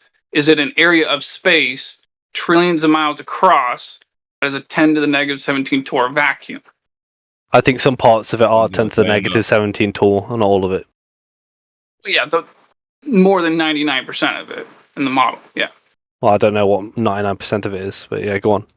Okay, well, anyway, because I know it better than you. Typical. All right, go on. Anyway. So anyway, now I just wanted to begin to answer your question. We have to establish that as your claim. Yeah. Well, it's your claim, but go on. No, it's not my claim. I don't believe it's in you, impossible. idiot. So you're going to tell me what's impossible, and you're going to tell me why once you've established it. Okay, so we were establishing that as your claim. Affirmative. No, you're establishing what you think is impossible. You're saying these are all what the globes say, and this is impossible. We'll get to that later. You need to tell me what it is first. Fair enough. So we'll talk about it like a hypothetical, whatever. It doesn't make any difference. So we got this 10 to the negative 17 torr vacuum, trillions of miles across. There's a very large, low-pressure system. That's a low-pressure system. And relative to that, we have here on Earth, 14.7 psi, consistent X value. That's a relative to that high-pressure system. Correct? Okay, yeah. So does high pressure move to low pressure, yes or no? Yes, it does. All right. Well, then how the hell are you breathing right now? All right. So you're inserting a container, aren't you? How low does pressure have to be before high pressure goes to low pressure? Charles? Say that again? How low does the pressure have to be before high pressure goes to low pressure? I think any bit lower. It just always does. It's just so the why only difference would be the higher pressure on one area, and if it's only slightly lower pressure in another area, then I'm sure if the entropy would not be so great. So how come our atmosphere doesn't want to escape into a medium vacuum? What? How come our air pressure on the surface doesn't want to escape into a medium vacuum? I think that's the question I'm asking you. What are you asking me? Oh, medium vacuum. You know how high a medium vacuum is in altitude? Okay. So you know better than me, right? So you tell me, Charles. How high is a medium vacuum in altitude? Let's actually start with the basics, Orion, because you know it more than me. What is a medium vacuum? Seems like you're going off to a tangent. It's nothing to do with what we're talking about. Well, we're going to address why it's relevant, but we need to know that you know more than me, right, Orion? What is a medium vacuum? I know what a technical vacuum is. I don't know what I'm not familiar with the term medium vacuum. Okay, I know what the definition of a technical vacuum is. What is a medium vacuum? Enlighten me. Right. A medium vacuum is defined as Well, it's going to be relevant because we're going to talk about extremely low pressures. A medium vacuum is 1.33 times 10 to the negative 1 to 1.33 times 10 to the negative 3 pascals. Or, if you want to use torr, 1 times 10 to the negative 3 to 10 to the negative 5 torr. So, that's a medium vacuum. That's a billionth of the pressure you get on the surface of the Earth. Do you know how high in altitude that is? No, enlighten me. When do you want to take a guess? 5,000 feet elevation. 5,000? No, 65 miles. 65 miles in altitude. There's a low vacuum, which is also very low pressure, but I'm giving you the medium vacuum because I'm generous. I'm feeling generous today, Orion. If you look at the side chat, you can see the definitions for all the different kinds of classification of vacuum. And you can see the definition for the different classification of vacuums. You can see the pressure gradient as it goes up. Now, the question is, Orion, why doesn't the very dense atmosphere want to go to the medium vacuum? What's happening? Why is that? There's no container there. We've all been like, a lot of companies would be so on have been up there. So you're referring to a pressure gradient, correct? You're going to talk about tires in a second. I could feel that one coming. Are you? You're going to mention a tire, right? You're going to say... I didn't say anything about tires, dude. Yeah, but you will, because we've had... horses, my friend. You will. Horses. I just asked you a simple question. Chill, wait for the tire. spastic guy. Chill. I just asked you a simple question. Are you referring to a pressure gradient? Yes or no? Okay. That's great. Yeah, the pressure gradient thins out to the edges of the universe. Don't give me a speech. Don't give me a speech. I was in a speech. That was a sentence. Now that we've established that you're talking about pressure gradients, that's fine. So now my question is to you: in any gas, any container that we have that contains air pressure, is there X inside the container, and is there also delta X to be observed? I'm going to put it to you, Orion. All vacuums you make on the surface of the Earth. All of them. You're not answering my question. No matter what happens, low pressure. Listen. All gradients, all pressure on the surface of the Earth will not conform to what I'm talking about. Flat out. Yeah. So we can exclude them as possibilities. I didn't ask you a question about vacuums. You were about to ask for a demonstration. In fact, you did ask for one. Okay. So, ask you first. Are you talking about the gas pressure gradient? Gradient. Well, we're talking about gas. And you said yes, all right? So moving forward from there. So again, let's talk about like a real example. Oh, here we go. Surface of the Earth. Go on.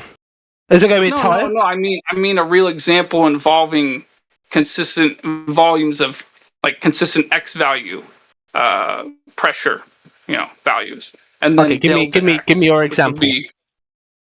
Well, no. I mean, I'm asking you for what I'm trying to say is I'm asking you the question. Yeah, I'm saying the example is what you're observing in altitude. That's the example. Nothing else on the surface of the Earth will apply. Hold on, dude. You're not listening to me. I'm asking you. Do you have a demonstration of gas pressure without a container due to gravity? Because I mean, that's what you're claiming. Right? Due to gravity. Sir, the question will be, Orion, we have a medium vacuum about 65 miles up, not too far. People have gone further. And you have a very medium vacuum, which is very low pressure, a billionth of the pressure you get on the surface of the Earth. Now, the question is, there's one of two, right? Either, Orion, you suggest that, actually there's three. Either, Orion, you're going to suggest that there's such a low pressure threshold for where the density that we need a container, otherwise the air will just go off into the vacuum of space, right? Or whatever is beyond it. Or you think that as long as there's a gradient, so as long as there's pressure gradually thinning out, you can have your container at the edge of the universe if you so choose, but then you've given me space and you don't want to give me space, so that one's probably off the table. And the third option is that there is no such container. There is no container. There is no container. Just 1 second, Orion. There is no container, and actually there's some force that has the ability to change the vector of gas. Which one? Okay, so I think you were trying to say that I was going to say one of those three things, I'm not ever going to say any of those three things. What are the You're a options fool. outside of the I three? think this would be an appropriate time to point out. Really, I don't mean to offend you, buddy, but that's a foolish thing to say. Go on, tell me why. Tell me why. Don't just. I mean, just try to You look at can't, yourself can from a you? third-person perspective. What you're doing You're right now. struggling, You just Orion. I know, You're but struggling. I know, but do you see me trying yeah, to you do know. predict what? Let me ask you a simple question, buddy. Hold your horses for a second. Do you see me trying to predict what you're going to say? Orion, I did predict what you said. I said you will ask me for a demonstration on the surface of the Earth, and lo and behold, you did ask for that. Yeah, you didn't, though. You didn't. Yeah, I did predict. I'm actually saying that one of those three options are what you have to say. No, Orion. Those three options weren't what you have to say because I'm predicting it. I'm saying they're the only options available to you. Jekyll, you can pick any of listen to them. me. I got a life lesson for you, buddy. It's stupid to predict what other people will do in the future. You should just simply it's one thing. Jekyll, listen. No, shut up. I'm not done. I'm not done, Jekyll. Listen. It's one thing to test people, like it's one thing to test someone, but to behave accordingly based on your predictions of what someone's going to do in the future. That's foolish. Can you just get to the point? You shouldn't behave accordingly. Let's get to the argument. Think someone will do in the future. You should just test All right, them Orion, on what we get they'll it. do in the future. Let's get to the argument, Orion. What of those three? If it's not those three options, what is the Tell me what you fourth? think I'm going to say, dude. It's stupid. Oh Lord, spare me. What are I've given you three options, right? Either there's such low pressure that you need a container at some stage. Tell me what that threshold is, and we can look for that in that direction. Or it's that as long as there's a gradient, you can put your container at the edge of the universe. Or that there's some force that has the ability to change the vector of gas. Now, one of those three, I think, are the only options, right? But you can tell me a fourth, by all means, Orion. Go ahead. Everything you just said there was just meandering nonsense. Yeah, because you don't know what to say. Because this is the limit of your logic, I'll tell you right? what I'll say. I'll tell you what I'll say. So I'll ask you a question. Am I breathing gas pressure here on the surface of the Earth due to gravity? Yes or no? It's irrelevant to what I asked you. Was that relevant? It's irrelevant? Yeah. How is it irrelevant? Well, So I'm not suggesting. I'm not positing gravity today. I'm positing. I'm working within your logic, Ryan. Right? This is the logical framework you've built up to justify why there can't be space. You've been told this. You haven't actually thought about it yourself. That's fine. I've given you options, and all you can do is ask me a question for something that's irrelevant. Gravity, far away from here. Who cares, right? No one cares. I thought that was the topic of conversation. It's not relevant. Being caused by gravity. No, we're talking about right. We're putting down the cards on the table, right? And the reason why I give you those three options is because the third one elucidates what you're asking, right?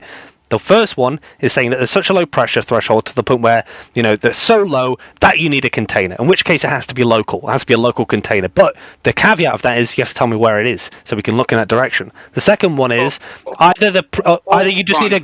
Hold on, just a second. The second one is that the pressure could be, it has to just facilitate a gradient, in which case you can throw that container to the edge of the universe. It doesn't matter. And I don't care if you want to believe there's a container at the edge of the universe, because you've given me space, right? Okay, and then the third one is, the key thing with the gravity. The third one's the key thing with the gravity.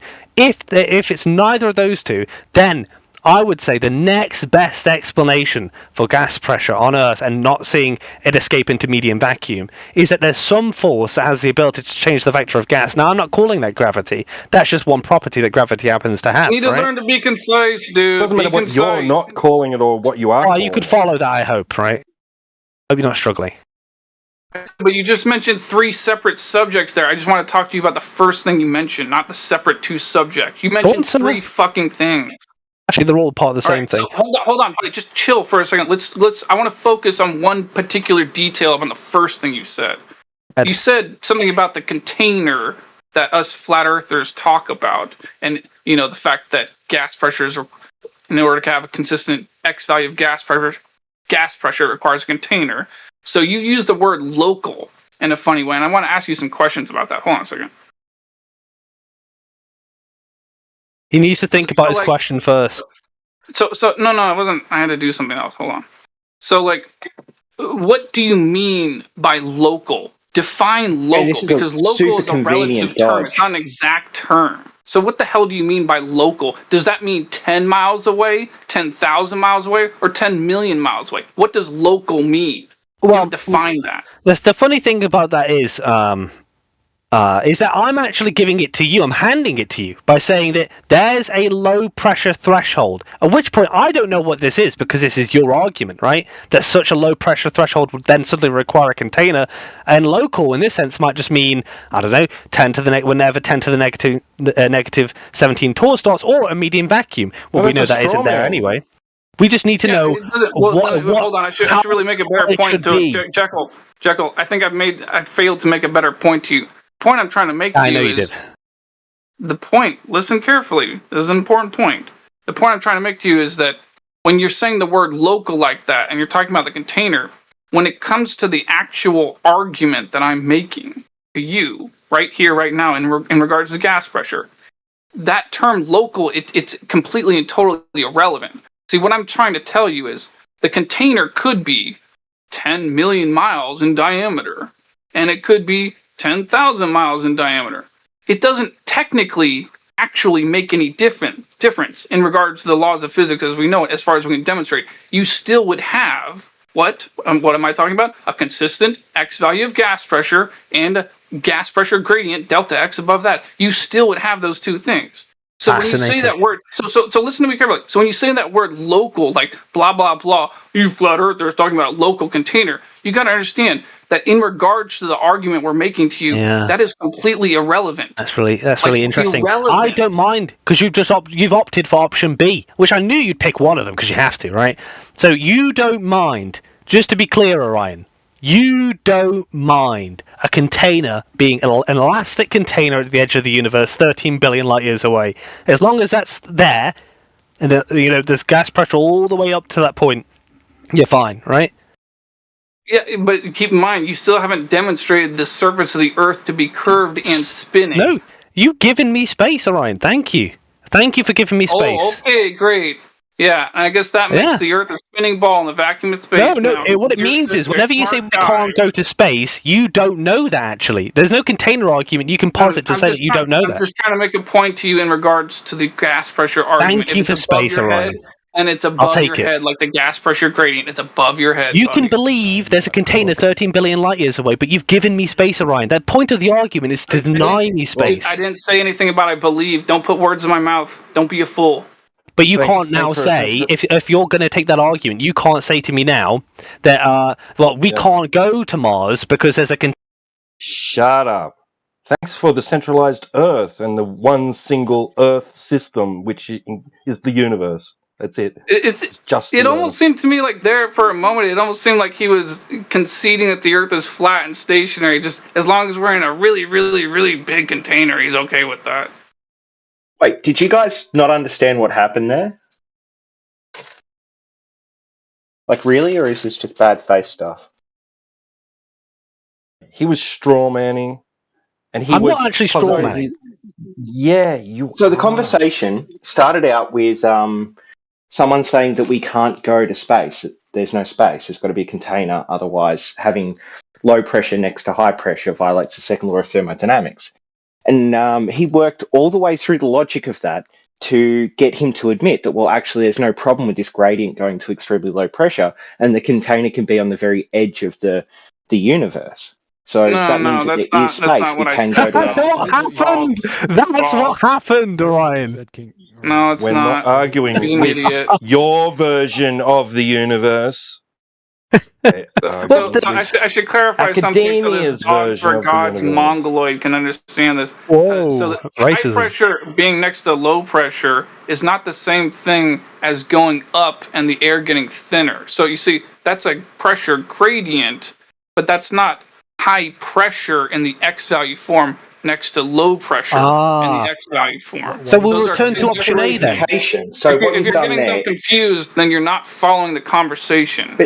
If you want to go down that's that a route, we can go to option fallacy.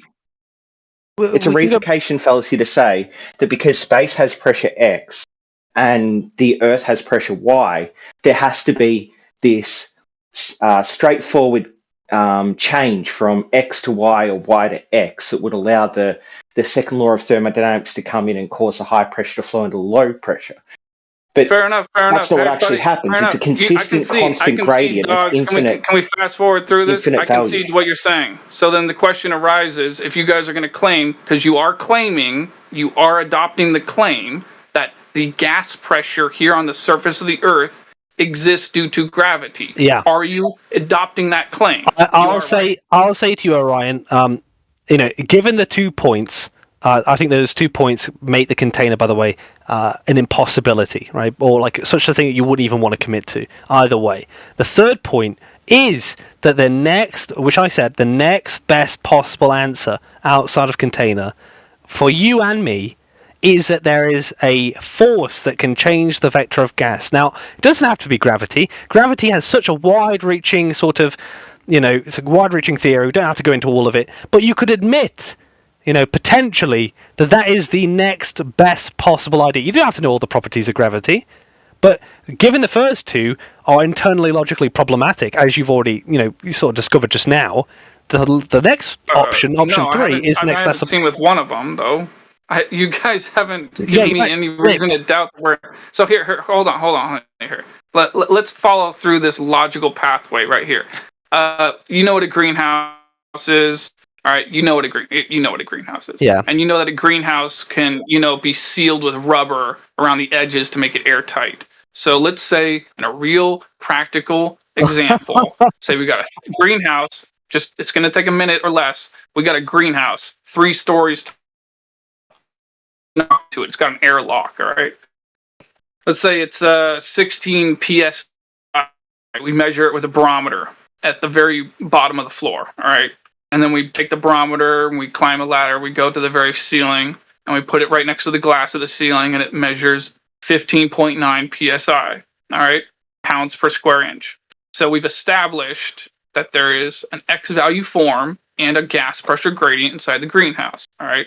As we step outside of the greenhouse, step outside of the airlock, and we measure 14.7 psi, and the air getting thinner as the barometer goes above our head. We measure X and delta X, the gas pressure gradient. So my question is to you: what logical reason do you have to doubt that you're inside a container as you exit the greenhouse? There's again. The first reason is, and I'll post the graph again because I really do love this graph. It's well, I didn't make the graph, but it was based off an argument I made in Worth Awakenings. The reason I'm doubting it is because if I had a medium vacuum, which, no vacuum is going to be more than a medium vacuum, I suspect, here on the surface of the Earth, unless it was a very powerful one. But most people, if you had the average vacuum, wouldn't be more powerful than that. If you had that on the surface of the Earth and you opened it up, the air would rush into it, no problem, right? So I have a reason to suspect that I can't use the surface of the Earth and what I can do on the surface of the Earth as an argument for what's going on up there, right?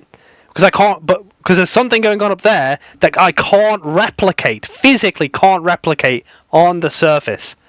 So I would say, once you get to a medium vacuum and you can go beyond it and the gas doesn't seem to want to go any further, then I would say, yeah, okay, look, there's probably isn't a container there. And that will satisfy me just as well.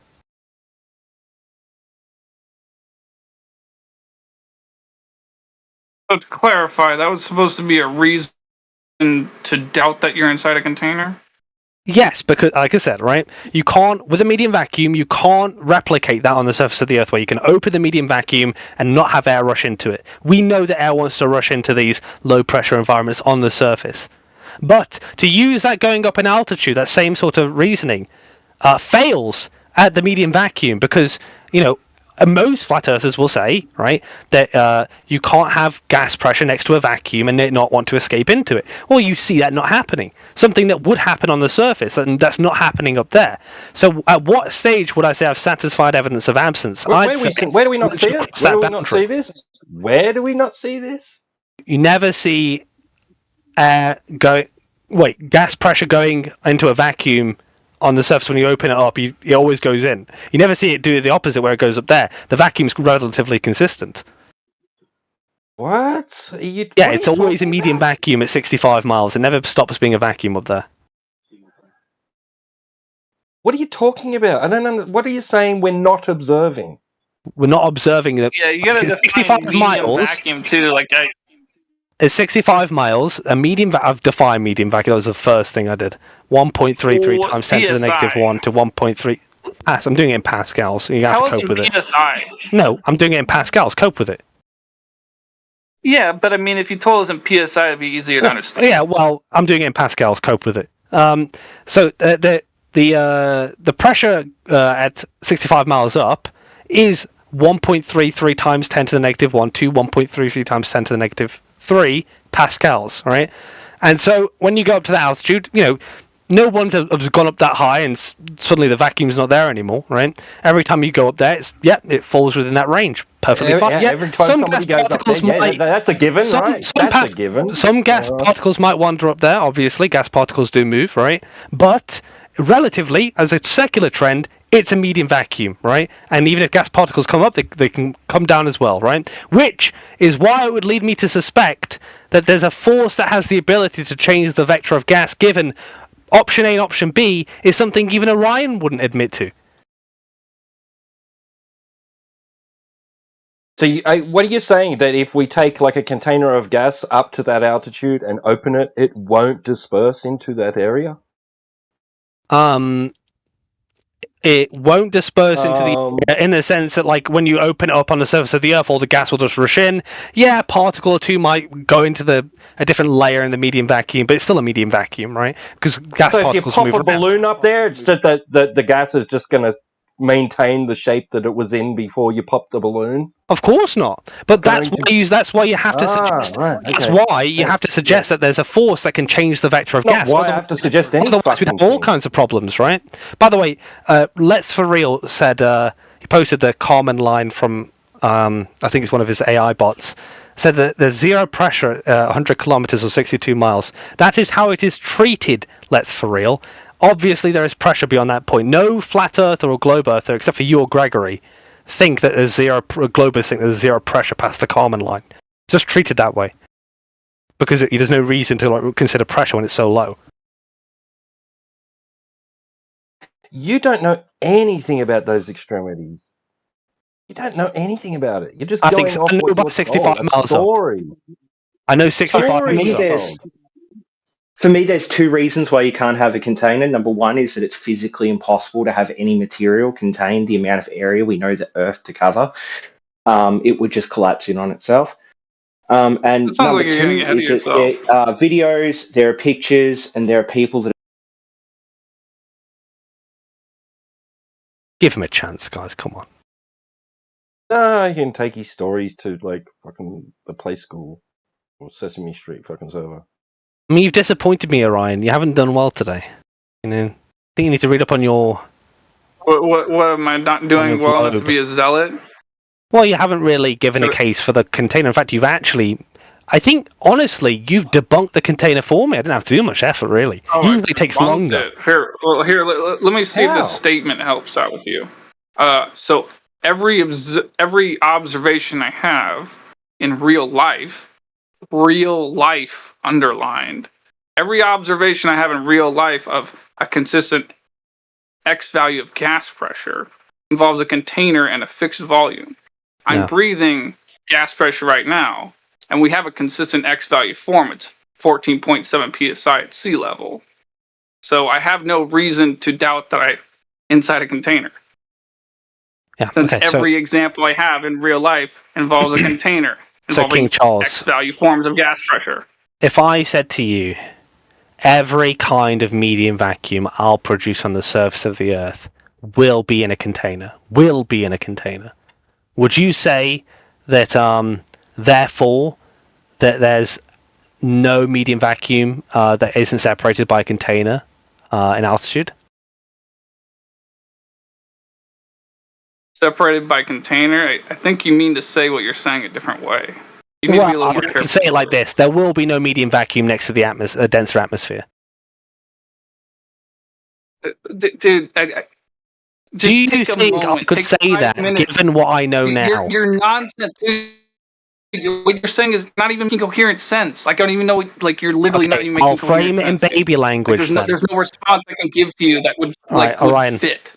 Baby language it is, right? It's like you're asking me. It's like you're no, dude. Listen, it's like you're asking me. What is 6 plus C? Yeah, what is that's what you hear. Yeah, I understand. Like, it doesn't make for some sense, people, it's dude. What you're difficult. For saying some doesn't people, make it's sense. difficult. I understand, right? I'll say it in baby language. Yeah, I can't understand Gaga goo goo altitude, right? Gaga goo goo medium vacuum in altitude, right? Next to high pressure and low pressure. Gaga goo goo. Just take And on 5 the minutes. surface, Take 5 Gaga goo minutes. goo, you can't Why have don't a you write it down? Why don't you just write it down first? Whatever you're trying to say, write it down first. Say it out loud twice, and then ask us. Because you're not making any damn sense, dude. That's annoying at this point. Okay. Low pressure, very low pressure, next to high pressure. So far, so good? Okay, where's the settings? Where? Just does that make sense so far?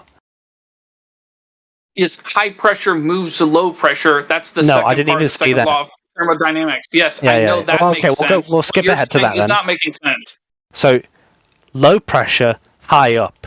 So low equals medium vacuum. Next to high pressure, that is surface of Earth. High pressure gas, surface of Earth, doesn't want to go to low pressure, medium vacuum. I cannot replicate that on the surface of the Earth. Separate volume. Fairy tale you're telling us? I cannot replicate that. You're doing an inductive claim, Charles, is what I'm saying. It doesn't mean just because everything you've experienced on the Earth, that means that it has to be going on up there. In fact, when you have reason to believe that something's different going on up there, you should rethink the surface of the Earth and what that tells you about what's going on in altitude. So let's clarify. It's a yes or no question. Do you have a demonstration of gas pressure in the consistent X value form without a container On the surface of the Earth? Yes You're or breaking no? the question. Because we have, for instance, medium vacuum right there in the graph that is not separated by a container. That, even flat earthers will post videos higher up than that. So to me, satisfactory. Should be for you, but I don't know why you're belaboring the point. Take that as a no. Yeah, you concede. I'll take it. Yeah. You don't have any demonstration of your claim being reality. Well, look, you're going to stick to the idea in your head that, well, it can't happen on the surface of the Earth, so it can't happen up there in the sky. We've demonstrated why that's flawed. You're still going to say it because you want this to be true. You want it to be true. How have you demonstrated it? Well, look at the graph. There's all the data you need. And cited as well. Cited as well.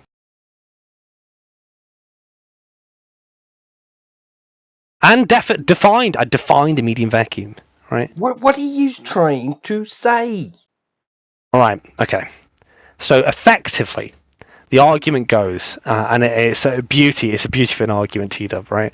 It's people will say that you can't. Orion will say that you can't have high pressure next to low pressure without high pressure moving to low pressure. You need a container to sort of resolve that problem. The vacuum of space, you can't have that next to an atmosphere without a container. Right. And so when you go up 65 miles, you've reached what is the definition for a medium vacuum, which is as much as a vacuum as anything you can create here on the Earth, which you might appeal to, right? So I leave 3 options available for a flat earther. Option one is that there's such a low pressure that they'll need to define for when we need a container, for when it's too low, the pressure's too low where we need a container. The second option is to say that it facilitates a gradient, which sometimes they'll say, and that gradient can extend out in globe cosmology to the edge of the universe, because as far as we're concerned, there is no zero pressure. There's no zero pressure.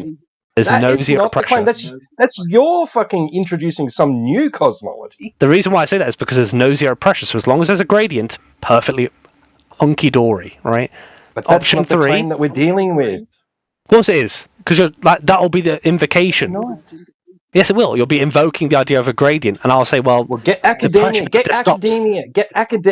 academics in here to say that. Get them in here to say that. Well, it's my own argument going. It's like an internal analysis of the flat Earth container necessity argument.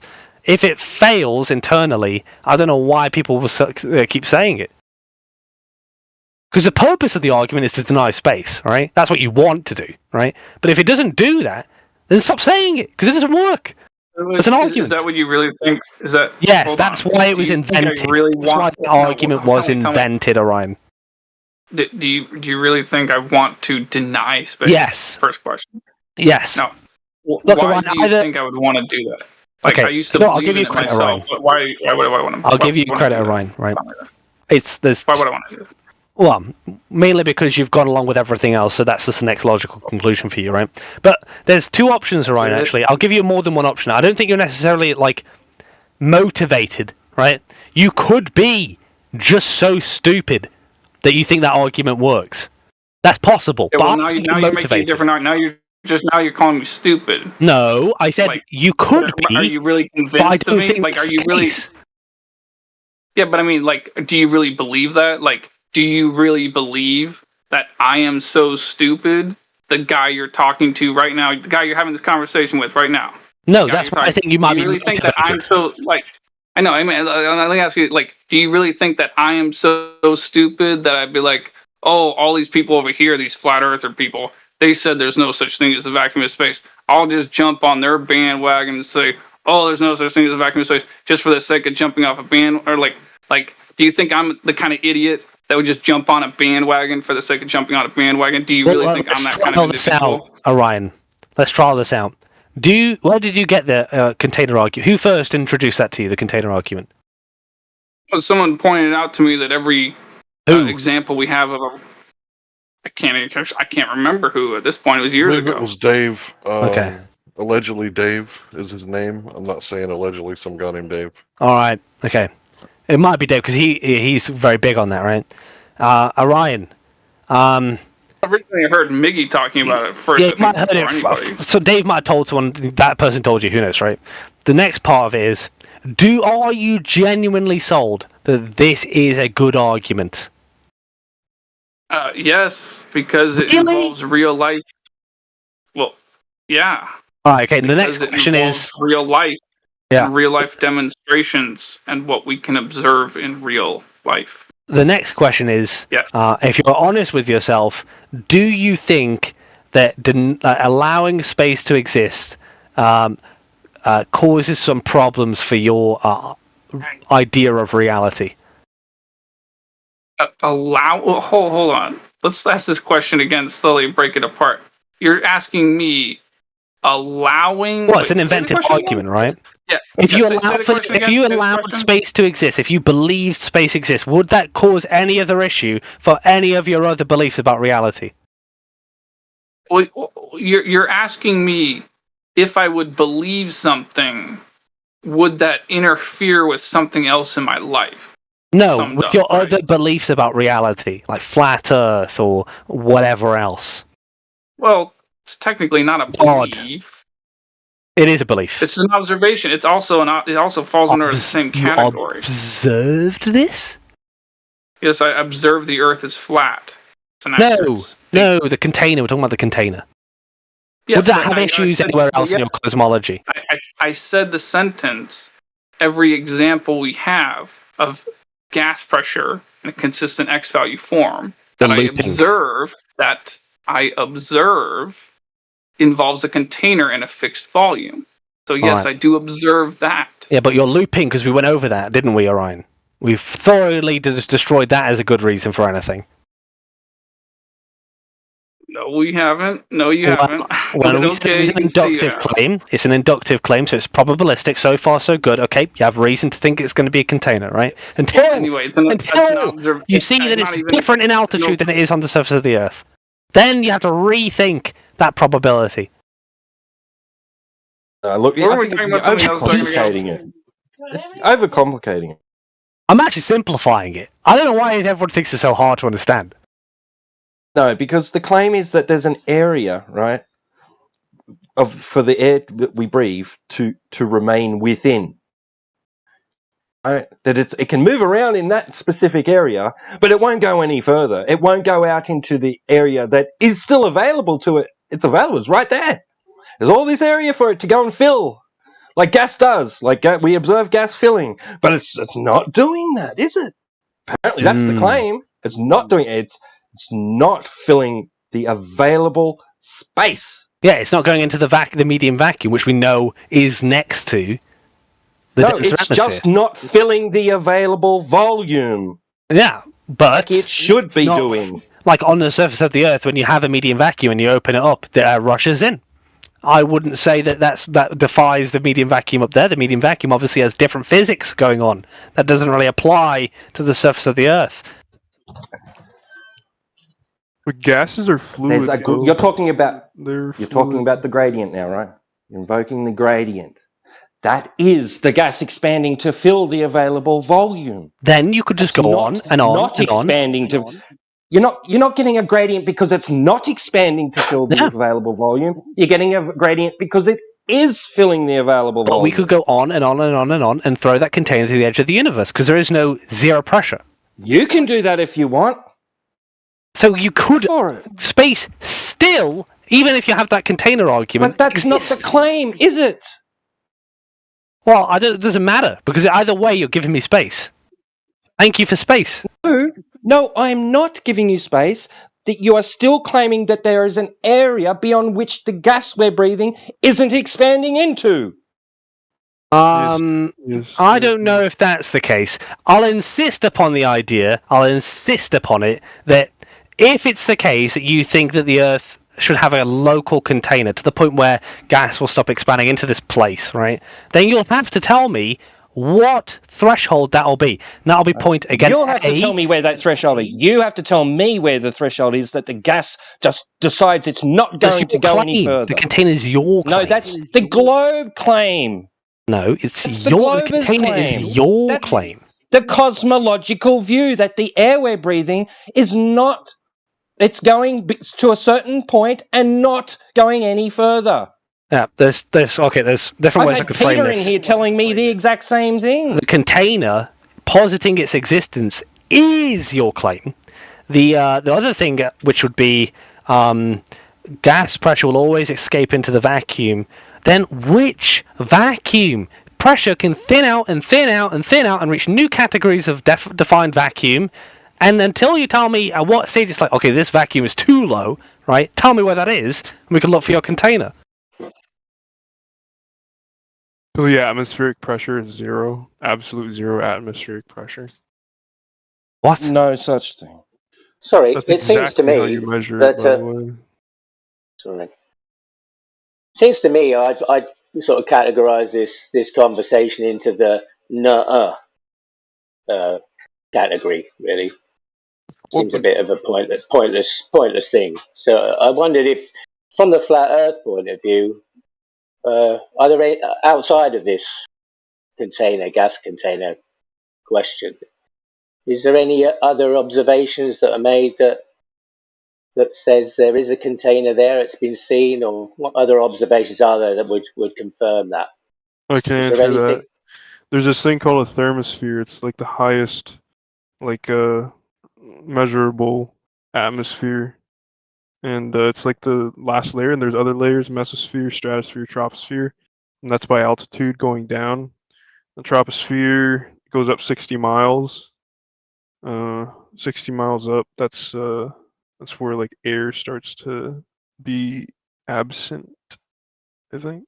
Yeah, And the okay, but where does the container fit into that? Hold on, let me answer the question. Exosphere. Yeah, but is that just a belief or something you know? Can I be heard? Can I be heard? Is that a belief or? Thank you. Yeah. Larry. Yes, it is a belief, dude, and that's how like air pressure. Larry. That's how air pressure works too. If you're like on surface level, that's where you get the most atmospheric pressure, and that is applied into any gauge pressure system that you have. You have to apply the atmospheric pressure to whatever gauge pressure you get. But the higher you get, that changes over height, and the equation for that is pressure equals density times the gravitational acceleration of gravity times height. So at a certain height, there's not enough like air density for it to be pushed onto a system, and that's how barometers work. The mercury barometer. Right, I'm about to Any post barometer. something. Just Go real ahead, quick. Larry. So then at a certain point I'll at be an super quick. altitude, it's going to be at 0. So Just, that's just where stop. like Just there's stop. no Stop. air. Stop. You paused, and Larry was speaking. Please let him continue. Yeah, it's not going to be at 0. Even a vacuum, it's not really a vacuum, right? It's kind of a misnomer. So even if you could suck all the atoms out of a volume, there's still something there. It's called 0 point energy. So there's no such thing as a vacuum. But yeah, I just posted evidence of the so-called container, right? You guys don't like to call it the firmament, which is fine. You can call it whatever you like. But so if radar is line of sight, you either have a curve or you have a container. You can't have it both ways. So you get to keep your curve and admit there's a container, or admit there's no container and no curve. So for the Glovers in the room, I guess you have to pick one, right? And unless there's a third option. If it's not bouncing off of something and it's curved, what's the third option?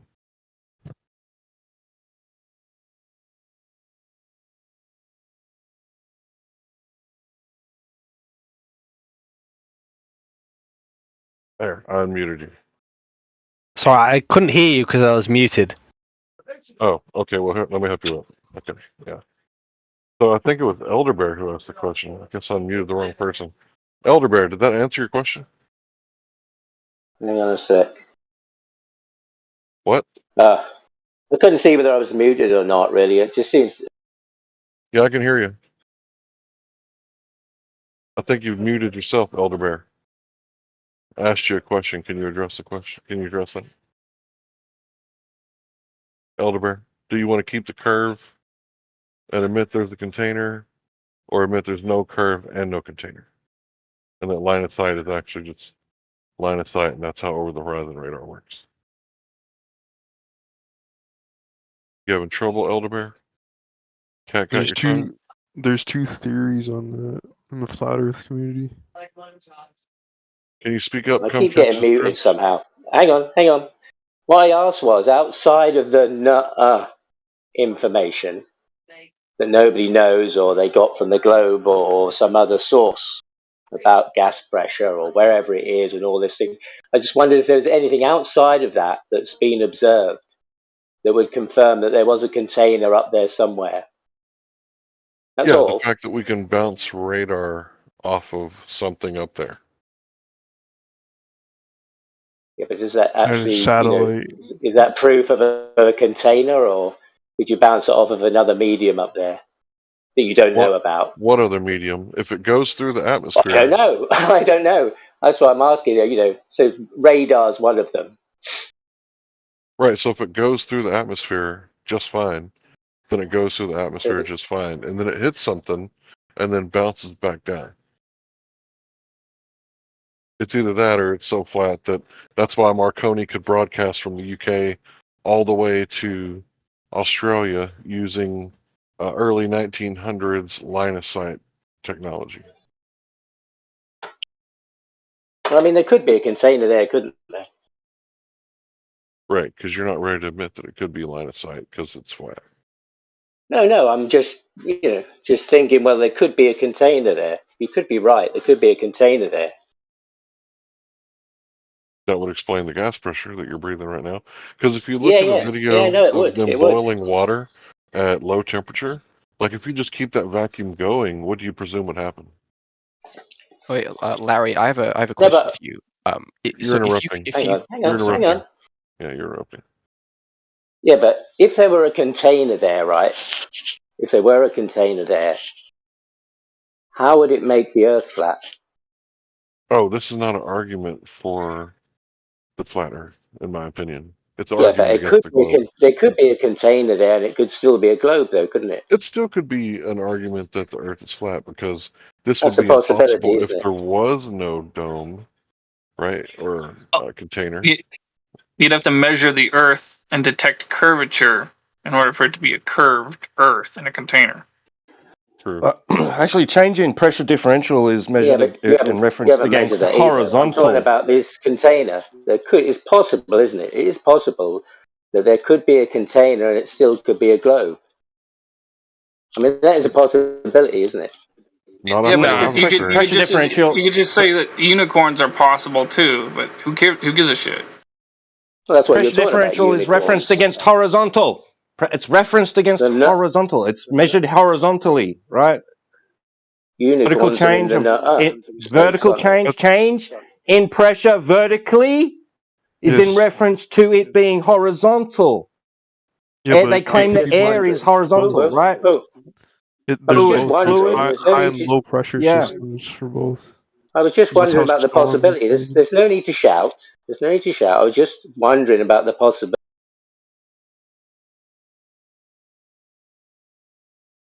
Well, the direct answer is yes, if you detect curvature. No one's detected curvature, so. And they don't measure curvature of air, and they don't measure a pressure differential that is curving. So, may I ask a question now?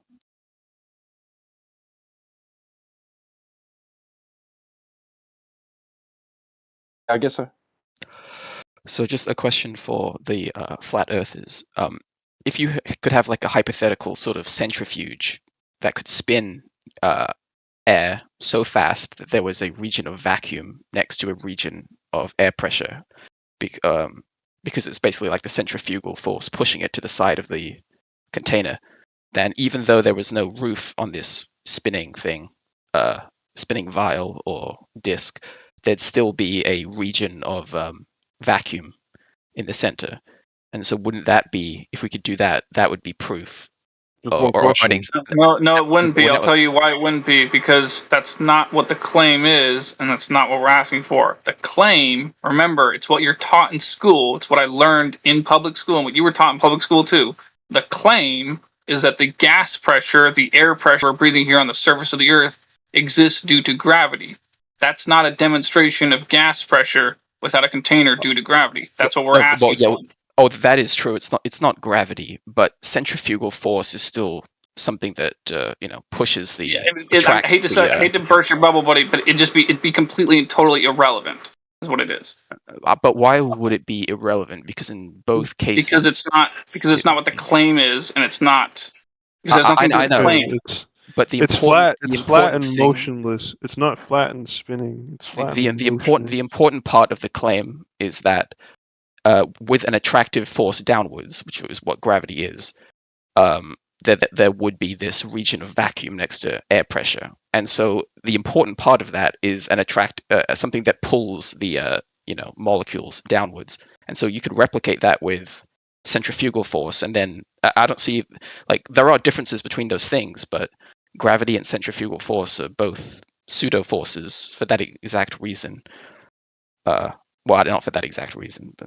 Do you think that's going to? Sorry, go ahead. So I was just going to say, do you think that would prevent gas from expanding in all directions? Well, the axis of rotation is, pointing. I mean, the gradient would be towards the center of rotation. Like side to side, it wouldn't matter because there's no centrifugal force in that direction. But I don't know. Yeah, but it's going outwards though. It's not going inwards. Yeah, what are you going to do this in to demonstrate it? That has something more to do with like Coriolis effect than like the atmosphere. Well, I guess the thing is like, if you've got something that is accelerating, like say a room that is being accelerated upwards, even if there is no gravity, apparently that is completely indistinguishable from there being gravity anyway. And that's kind of what centrifugal force is. You're changing velocity, and then essentially getting a force. Because your reference frame is non-inertial. Like there's an acceleration. Because changing velocity implies acceleration. Okay, so like if you had a room that could be accelerated upwards really quickly, then you could do the exact same thing. You could have a region of vacuum. Like a jet. Yeah, like a rocket blasting up, or like a. That just has G-force in it. Yeah. But there's a point where there's no acceleration, and it's just constant velocity. You can do a spin, and I feel like, have you seen like one of those videos where pilots pour water into a cup in a fighter jet, and he's like upside down, flying upside down, and still pouring into the cup? That's centrifugal force because he's spinning. He's doing a barrel roll or whatever, right? So he could like pour it the entire duration, and it will still pour into the cup. And I think it's because I don't even know what it is, dude. Like, Well, I mean, if you're in a room, it's like an equilibrium with the medium because he's if not you're changing velocity. if you're in a room that is falling downwards at the acceleration due to gravity, inside that room, everything would be at 0 G's. You'd just be floating around, and you wouldn't. Yeah, you can replicate people do you'd that be to replicate falling. space, like 0 G's. That's very temporary. The only Not, other place you it's can not do that zero is like G. underwater. It's not 0 G's. It's You can just replicate falling. it. Zero You can acceleration, replicate but it. there's it'd still be. You will be accelerating. You will be falling.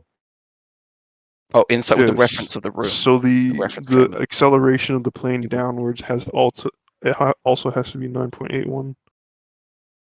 Yeah, I just want to go over something real quick. You guys said that gravity and centrifugal force is a pseudo force. They're both pseudo forces.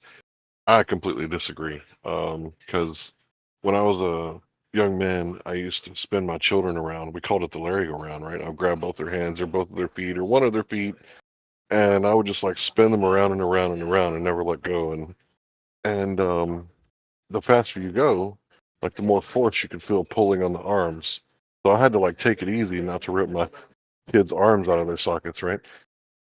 So it might be called a pseudo force. I don't know why it would be called that because there's nothing pseudo about it. It's absolutely measurable. So it's just a force. It doesn't need a qualifier that it's somehow pseudo. Now gravity, on the other hand, definitely needs a qualifier of pseudo force because you can't actually measure it. I would like to see a demonstration of a measurement of gravity without manipulating buoyancy or density. Thanks.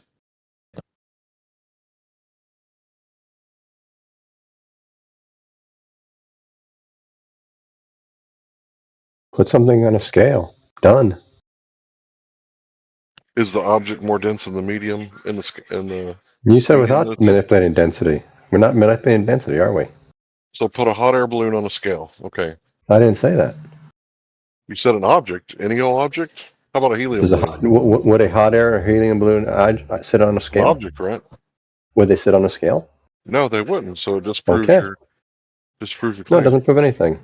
Put something on a scale. Disproves. No, it doesn't. Disproves your claim. It doesn't. Okay, you said put an object on the scale. Yes. Let's put the scale at the bottom of a swimming pool. No, I didn't And say fill up that. the beach ball. Why do you got That's it? what I'm Why saying. do you? Bro, Why do that's you have what to change? I'm Why do you have to saying. change That's what I what's said? coming out of my mouth. Yeah, no. That's what I'm saying. I'm not saying that you're saying it. I'm not changing what you said. I'm saying what I'm saying. I know you don't understand that because you think that anytime somebody disagrees with you, it's automatically a straw man or a misunderstanding or something like that, right? But no, I'm just disagreeing with you. That's all it is. I'm saying, how much does a helium balloon weigh on the scale if it's 97% full of helium before it pops? No, Put it in a vacuum. we understand what what the buoyant force is. So in a Why'd you vacuum, manipulate the medium? well, just to get rid of the buoyant You force. did. Wait, we should go back. Wait. I think we should. I'm sorry. Should we go back and just say, Scott Mackey? So a helium balloon is an object. Affirmative. Yes, it is an object. All right. So are you going to stand by what you said that you can demonstrate gravity by putting an object on a scale? Yes, I am. You'd have to put the scale on the ceiling, Scott Mackey. Go ahead, bro. I'm done. Yeah, that's pretty much it. You guys have to try to not learn, don't you? You have to work. You guys work at this. No, don't you? it's just what they're saying is it's just a different vector. It's a scalar measurement, so there's like a force, but it's also a direction. But you're also, because newtons is not the same as kilograms. Newtons is like you're also multiplying the kilograms with the acceleration of gravity, or the acceleration due to gravity. So that's that's the measurement of newtons, and you can also do that with other directions, like different angles as well, of whatever said object is moving towards. So, it works whatever direction. If you just use kilograms, that wouldn't work. There's no measurement. Like you can't just measure how many kilograms of force is going a certain direction. They It's used usually to. measured in newtons. Well, Mm. like They it weighed wouldn't things it just wouldn't fine because in ancient times. They weighed things just fine in ancient times, though, without any conceptions of bendy space-time or mass attracting mass or anything like that. yeah. Let me add another dimension to that. So you can push on something with a certain force, right?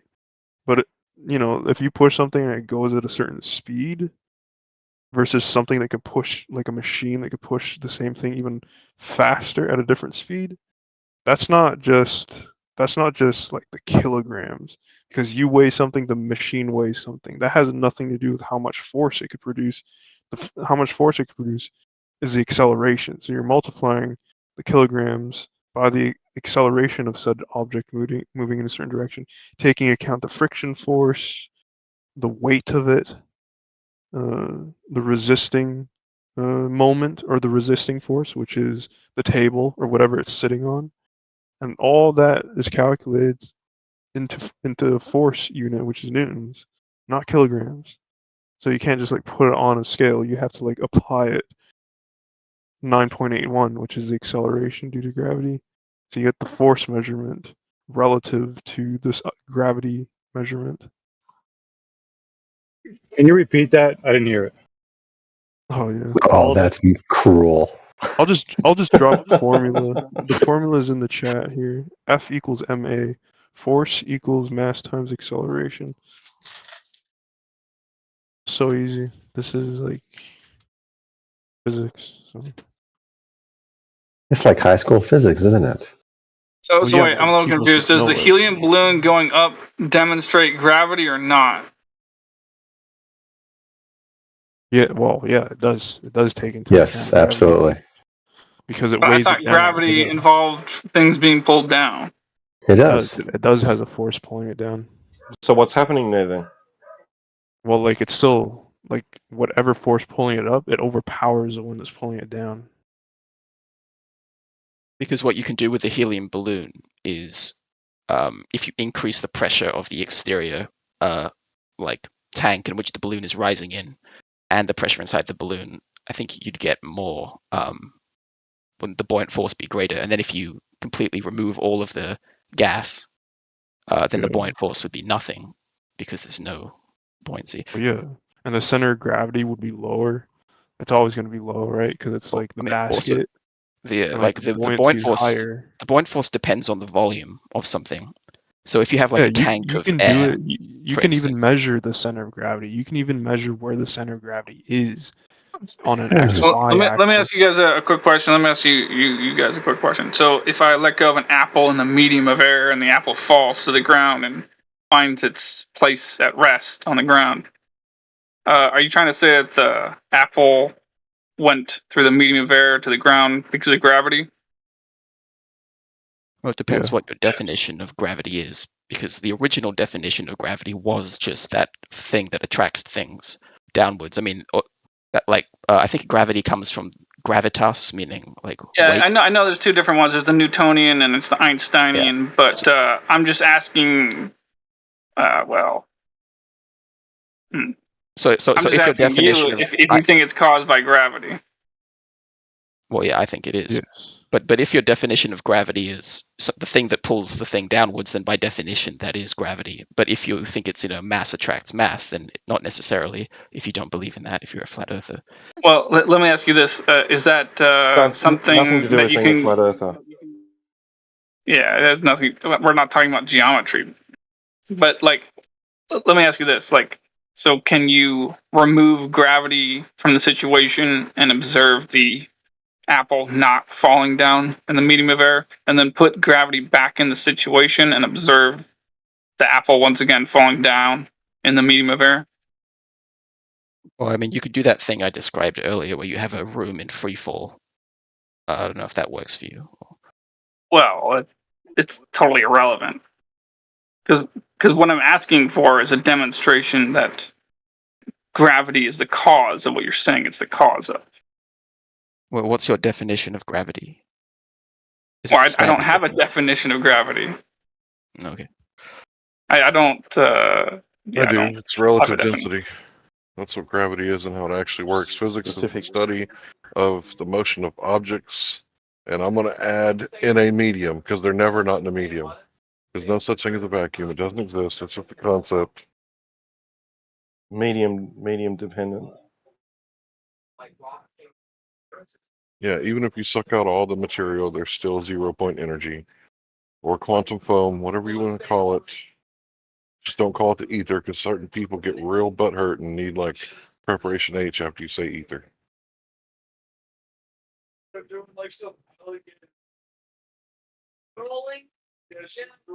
Ether is Tesla, I think, right? All Tesla ideas. I mean, it goes all the way back to the ancient Greeks. But sure, you can attribute it to Tesla.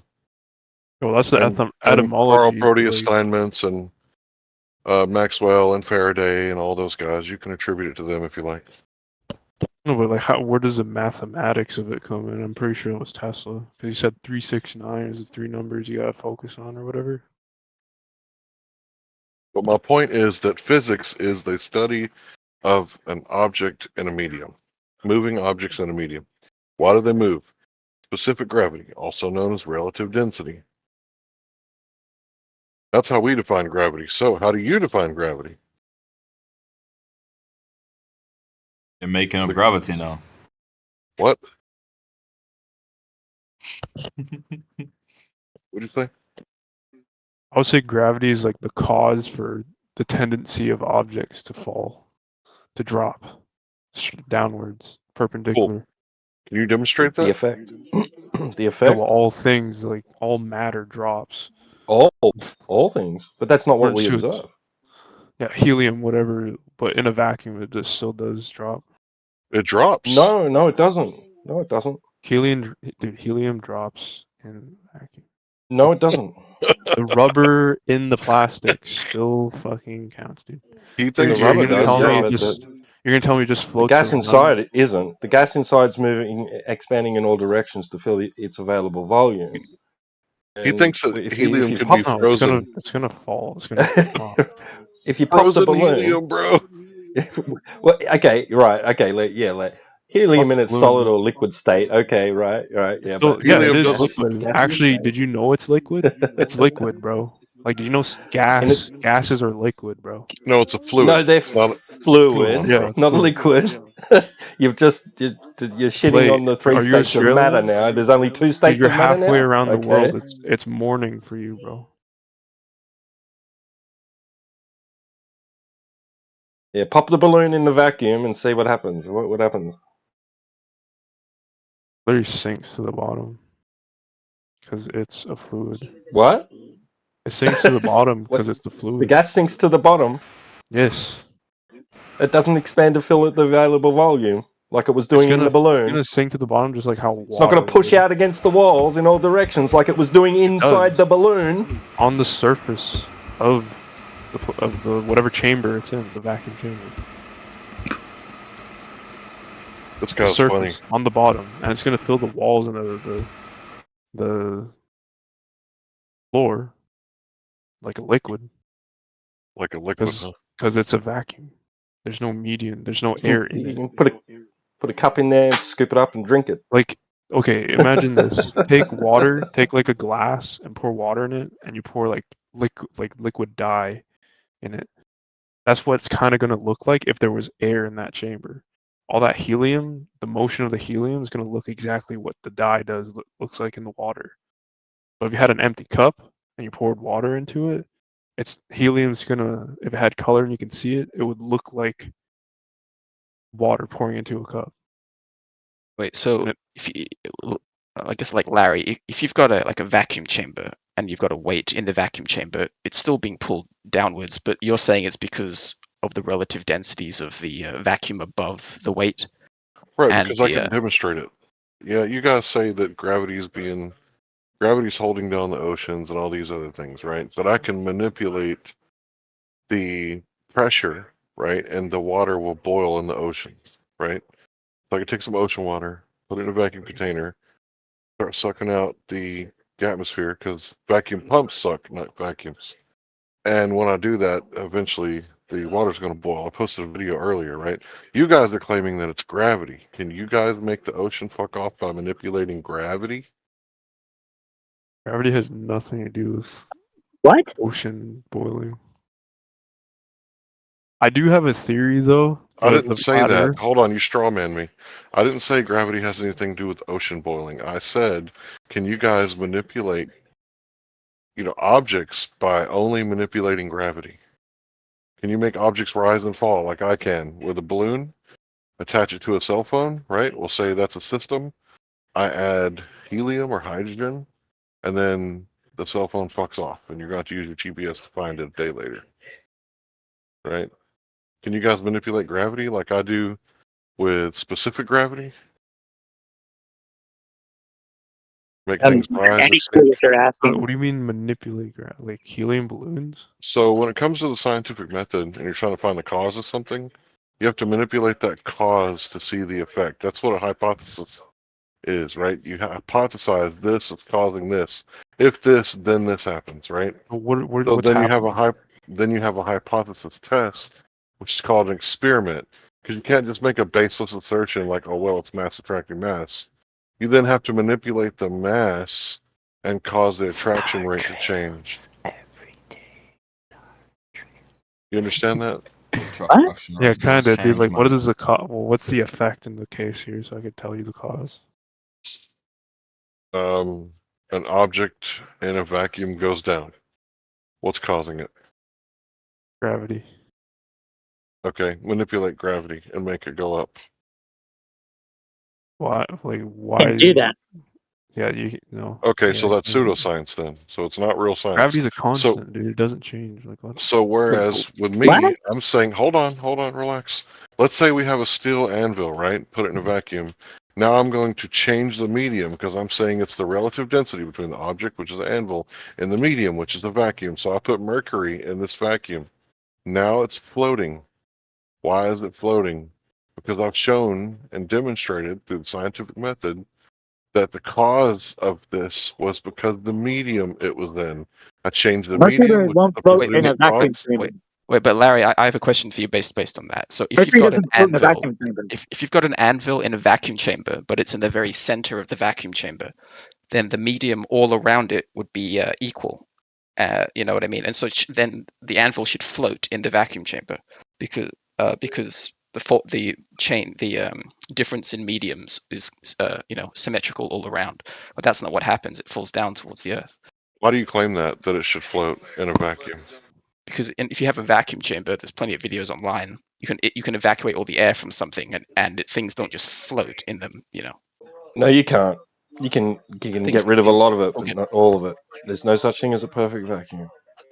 Okay, but say even if you got rid of most of it, I mean, if the pressure at the top and the bottom are almost the same, then it should start floating.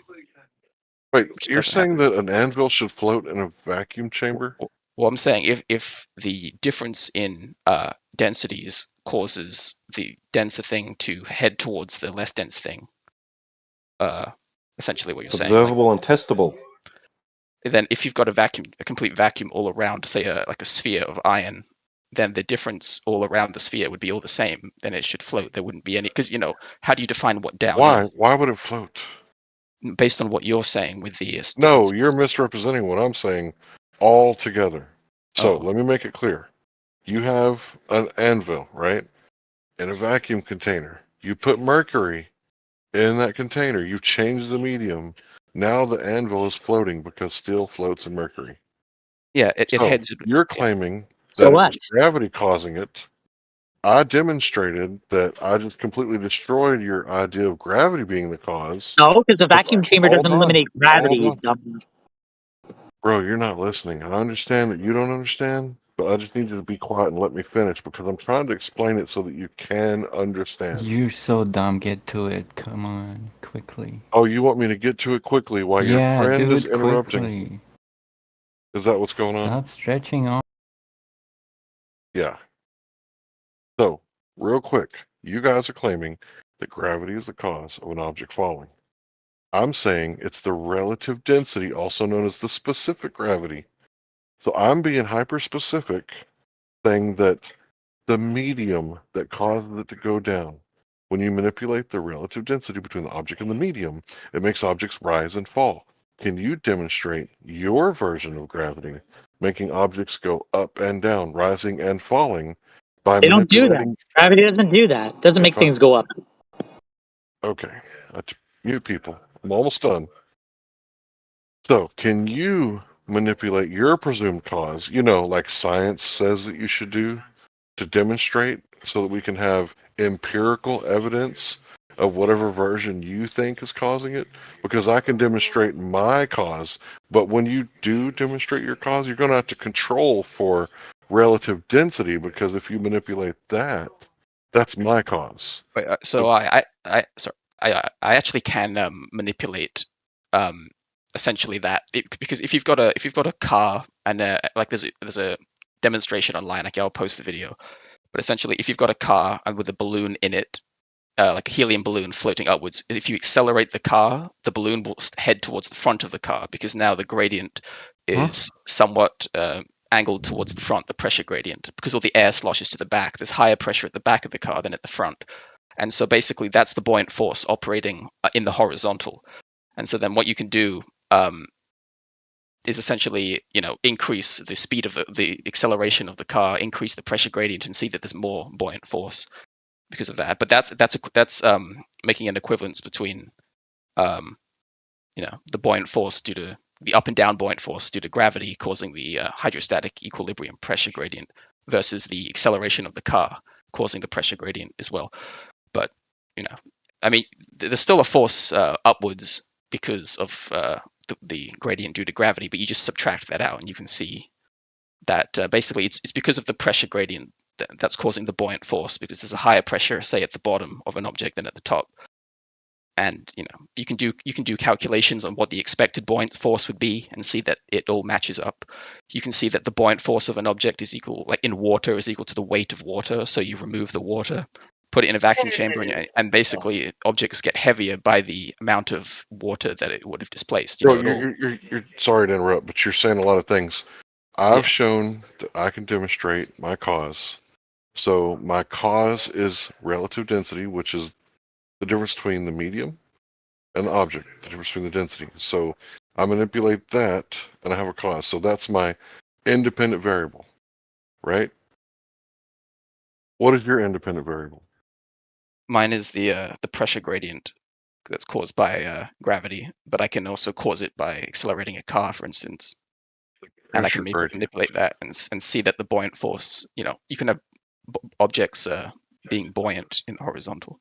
So you manipulate the pressure gradient and things rise or fall? Yeah, if there's no pressure gradient, there's no buoyant force. So, for instance, in a room that's falling, there'd be no pressure gradient, and then you see that there is no buoyant force. In a room that's falling. Yeah, because then that makes sense.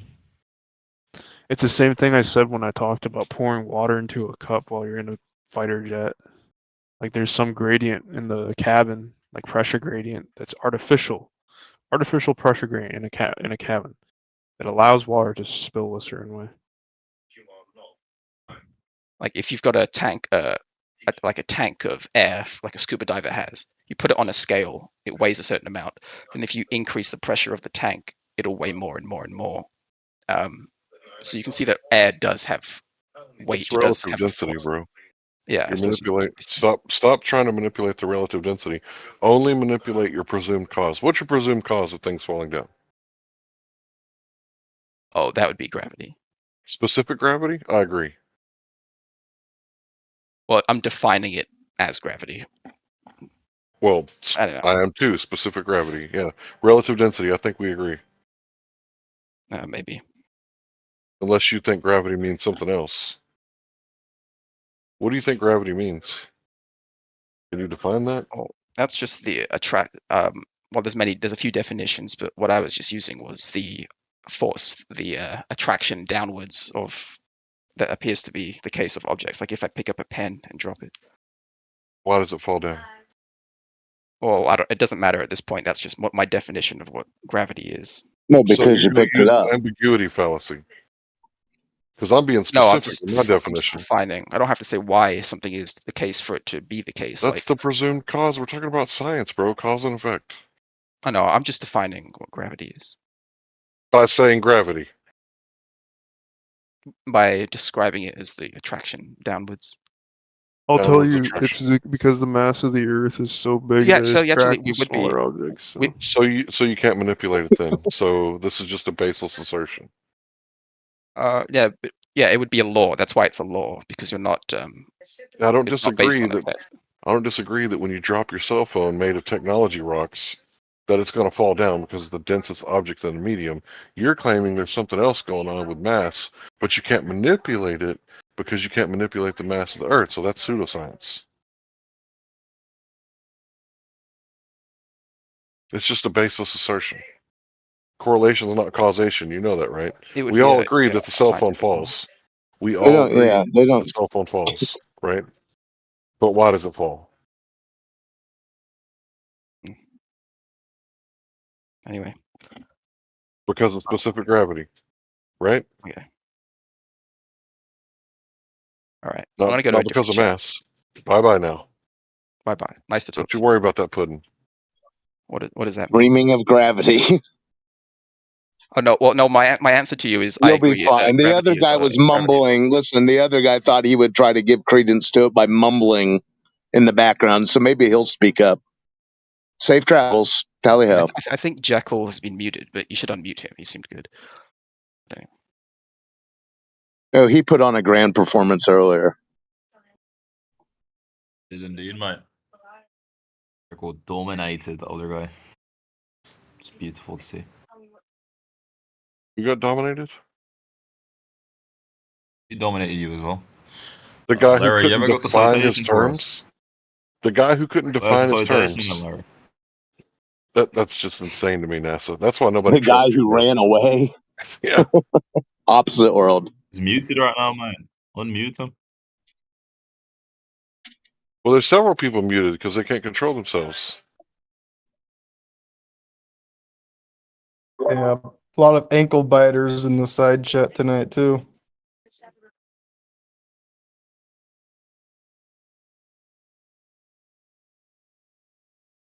Cheerleaders, bro. Yeah.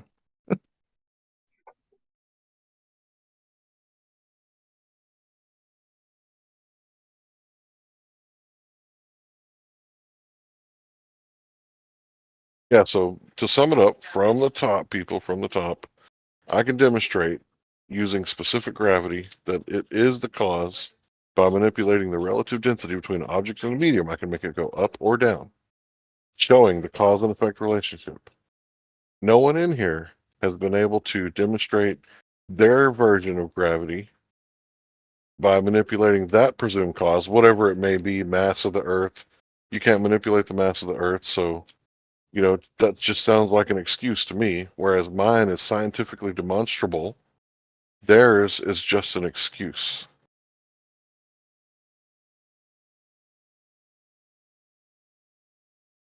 We present the science, they call us science deniers.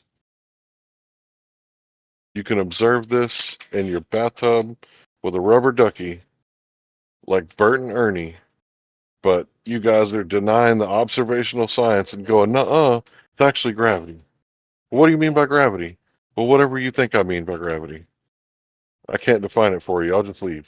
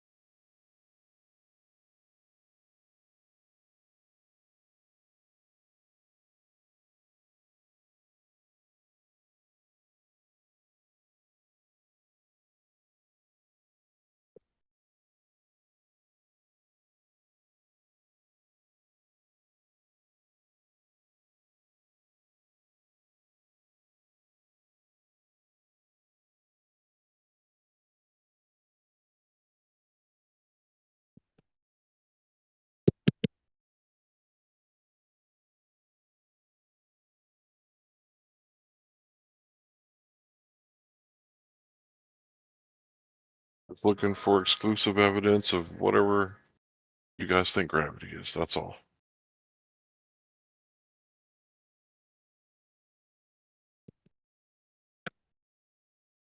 I hate to do the mechanic analogy, but since nobody's talking, you guys are kind of like the first mechanic, right? So there's two cars, brand new.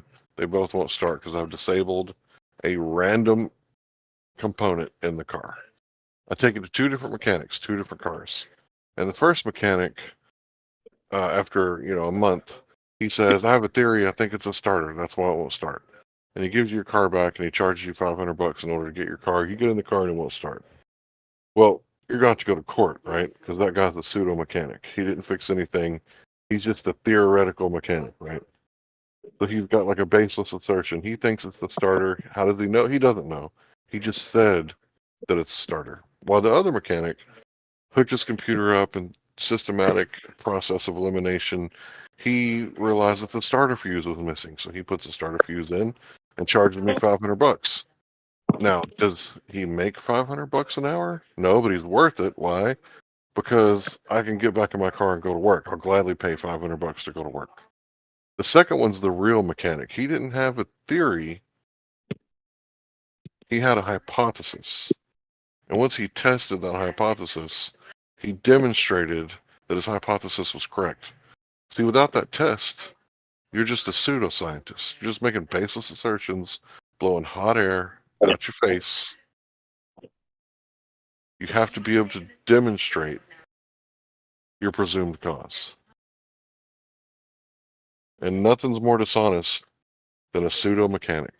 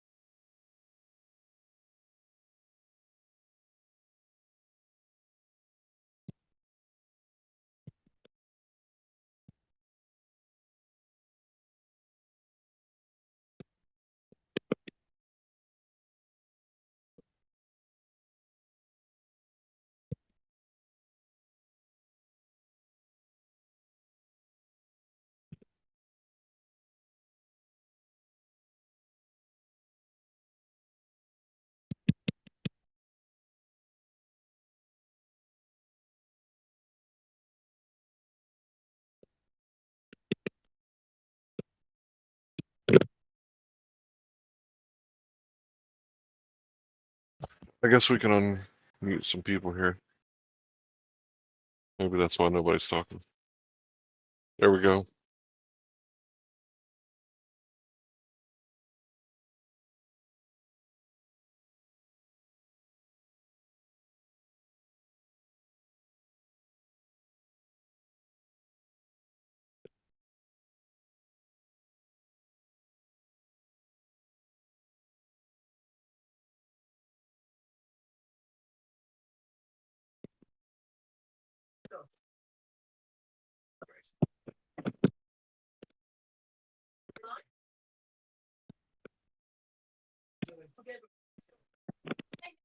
Curious if the Glober is like the new me. Heavy-handed muting me.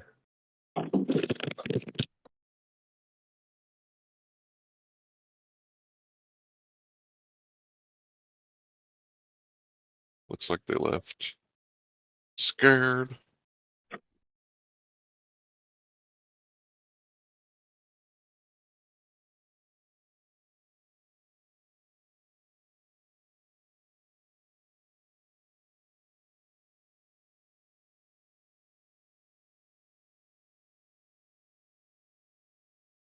Gotta be sad to be like proven wrong by a flat earther.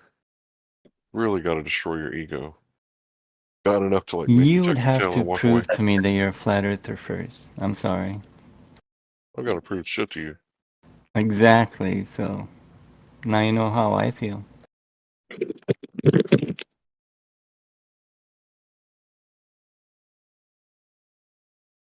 What proof of flat Earth can you claim? It's measurable as flat, practically used as flat. Yeah, I'm still looking for the proof. That was. Well, I can't prove that's it what I'm to looking you. for. You got to go outside and measure the Earth yourself. Yeah, but if you measure it, you'll find it's not flat. That's the thing.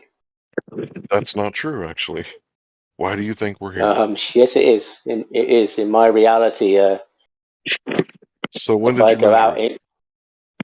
if I go out into my reality, I can see that it's not flat already before I When even did employed any measurement. what? You can see that it's curved? So you're telling me you Yeah, look out your experienced a window. globe I didn't. outside? Who said anything about curved? You were talking about flat. You said curved. I don't know why you say curve Well, all the if it's time. not curving anywhere, what is it? Who said it was curved? You said it was flat, measurably so. I said when I look out from my window right now, I can see observably it's not flat. And if I were to measure it, it would confirm my observation. So you haven't measured it. Well, I wouldn't need to measure it like you haven't. When did you measure it? Like I haven't? If you have, Measured it on the 4th well, of you said July you had for a 3-day proof. You said weekend. you had proof. You said you had proof. It's measurably so. So that's what I was Yeah, asking for your you can go proof. outside. No, your proof. I've just told you what happens to me. I look out the window. Observably, it's not flat. I know that if I were to measure it, it would confirm my observation. So you said there was some proof, and drop it in the chat or something where this has been proven that Yeah, the Earth is flat, measurably so.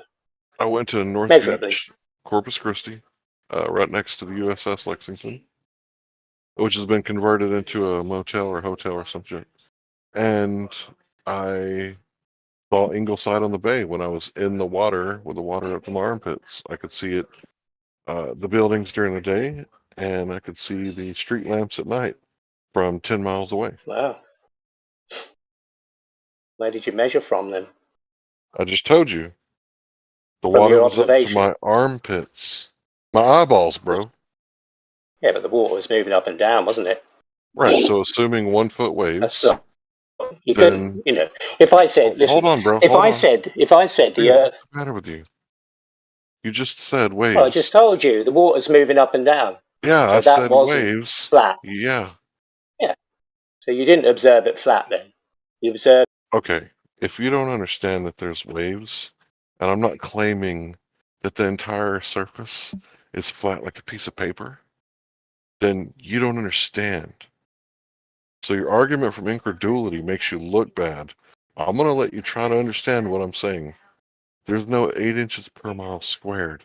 Of course there's waves and tides and topography over the land. So, do you understand what I'm saying now? You're employing the mute button just so we only hear your version.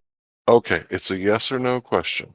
I'm going to unmute you and let you speak after you answer the fact that I'm not talking about perfectly flat water. Do you understand that I accept that there's waves in the ocean? Your claim was it was measured. So that's what I was looking for, and that you haven't demonstrated that. You've just been in the water bobbing up and down. That's where you were. That's what you were explaining. Your example of your measurement was you bobbing up and down in the water with your eyes at the, I don't know, just sticking above the water. You observed waves going up and down, and then you said that was a measurement or a proof of measurement. That was all. I didn't talk about the all. I talked about you and your measurement for your claim and your proof of it. You had it. You describe what you did. And that to me is like me looking in the garden or seeing observably it's not flat and knowing that if I measured it, it would be confirmed to be so, what I observe. Is that your best argument? Well, it's reality. You describe me your reality. I'm just, responding to what you told me. Okay, so I was You talking told about. me your reality. You told me your reality bobbing up and down in the water. You never once talked about measurement. You observed it wasn't flat. And now you're telling me it was. So take me through the next bit, how you measured it with your eyeballs. as your offer of evidence or proof or claim or anything. What's the matter with you, boy? With you, boy? Are you done? Okay, so. What do you mean, am I done? Are you done See, I'm just talking? responding to what you told me, what Are I you heard. done urinating? Yeah, but I know. Oh, okay, he was. Seriously, bro, what is the matter with you? Yeah, this dude has diarrhea of the mouth and mental constipation. He's dense except for the gray matter, right? Okay, so this is really easy to understand, right? I think this guy's acting, in my opinion. He's an actor. So if I'm talking about Ingleside on the Bay from 10 miles away, that's a measurement, right? 10 miles away is a measurement. So assuming 1 foot waves, that would be 66.6 feet of curvature. Now these aren't skyscrapers, they're beach houses and street lamps, not on a cliff, right on the beach. The beach is literally right next to their backyard. Yeah, it dropped down a few feet to get to the pier and a few more feet to get to the water. But we're not talking about skyscrapers. We're talking about beach houses. So I shouldn't have been able to see any of that. So the whole claim of 8 inches per mile squared, it's demonstrably debunked. All you have to do is go to the ocean on a clear day.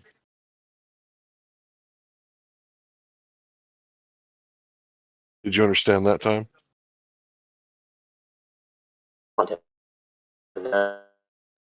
You're I roboting. don't know if I might have the power. You're an officer of the law here. I only mute you when I'm trying to speak because you can't help yourself.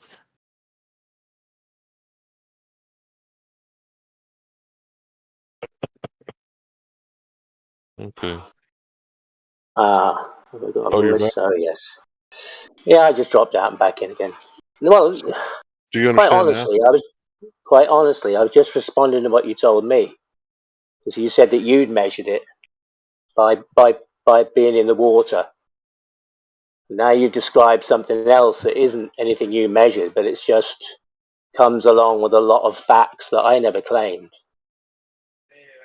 That you would have to My defeat in claim. order to prove your Why measurement. does my claim have to match your facts that you claimed? You brought those, yeah, but you brought the globe. I didn't.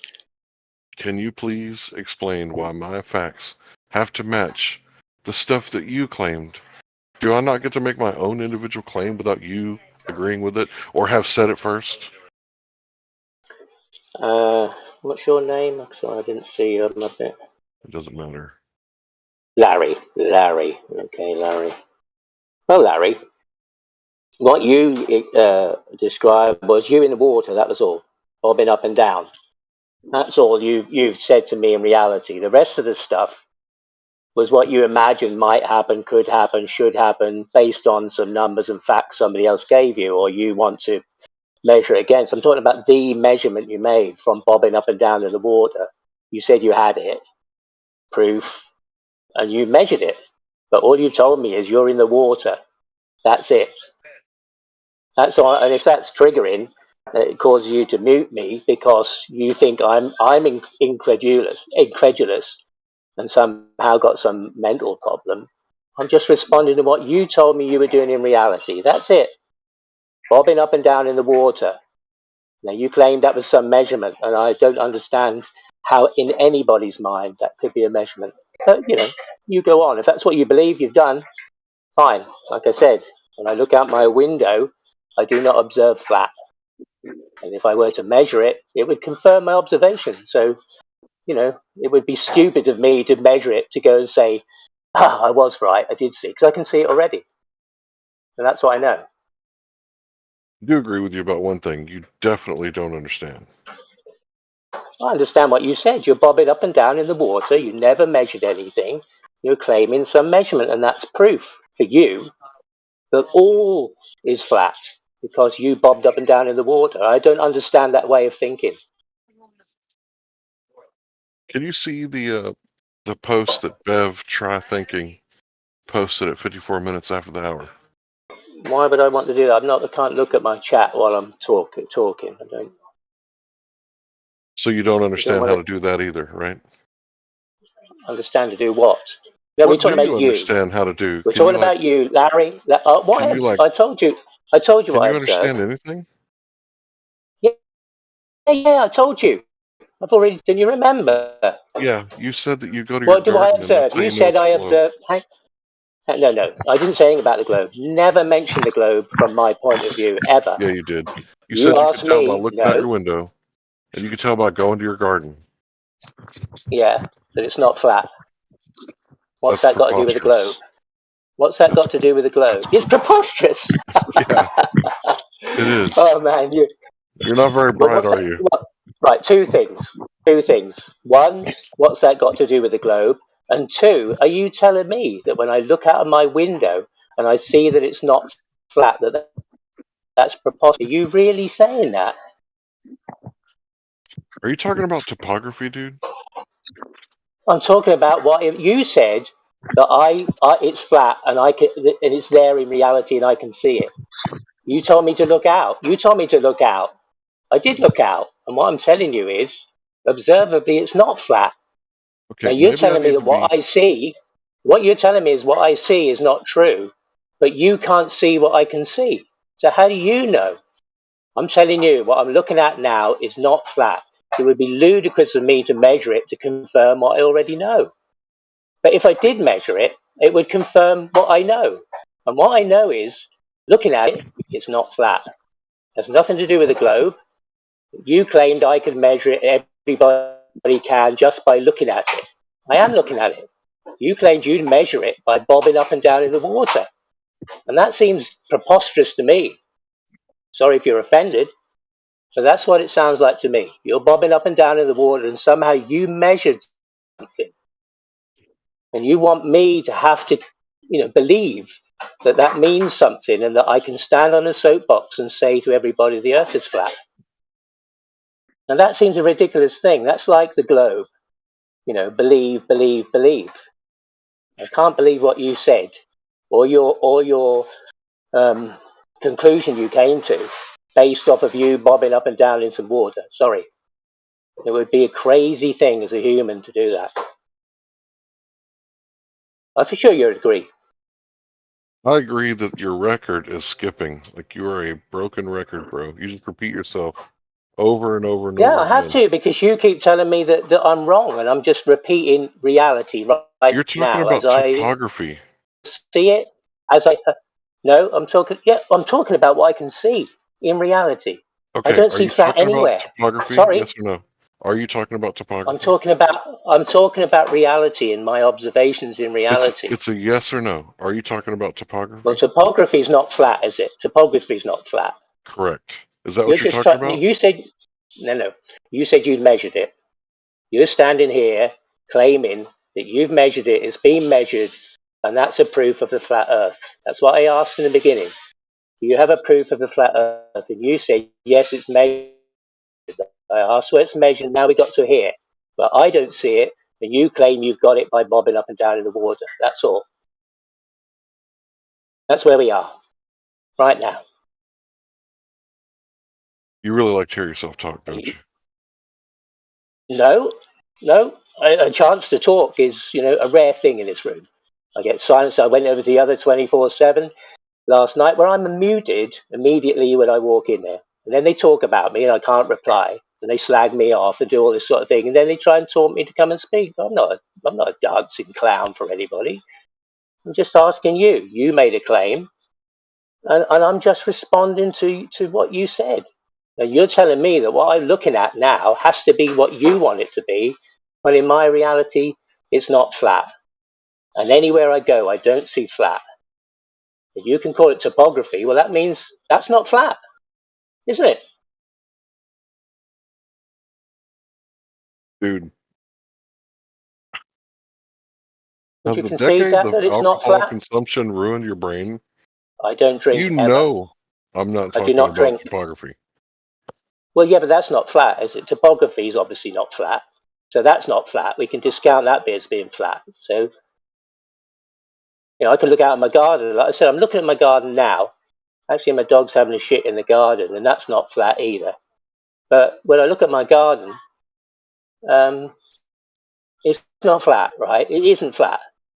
I would be mad to say it was flat.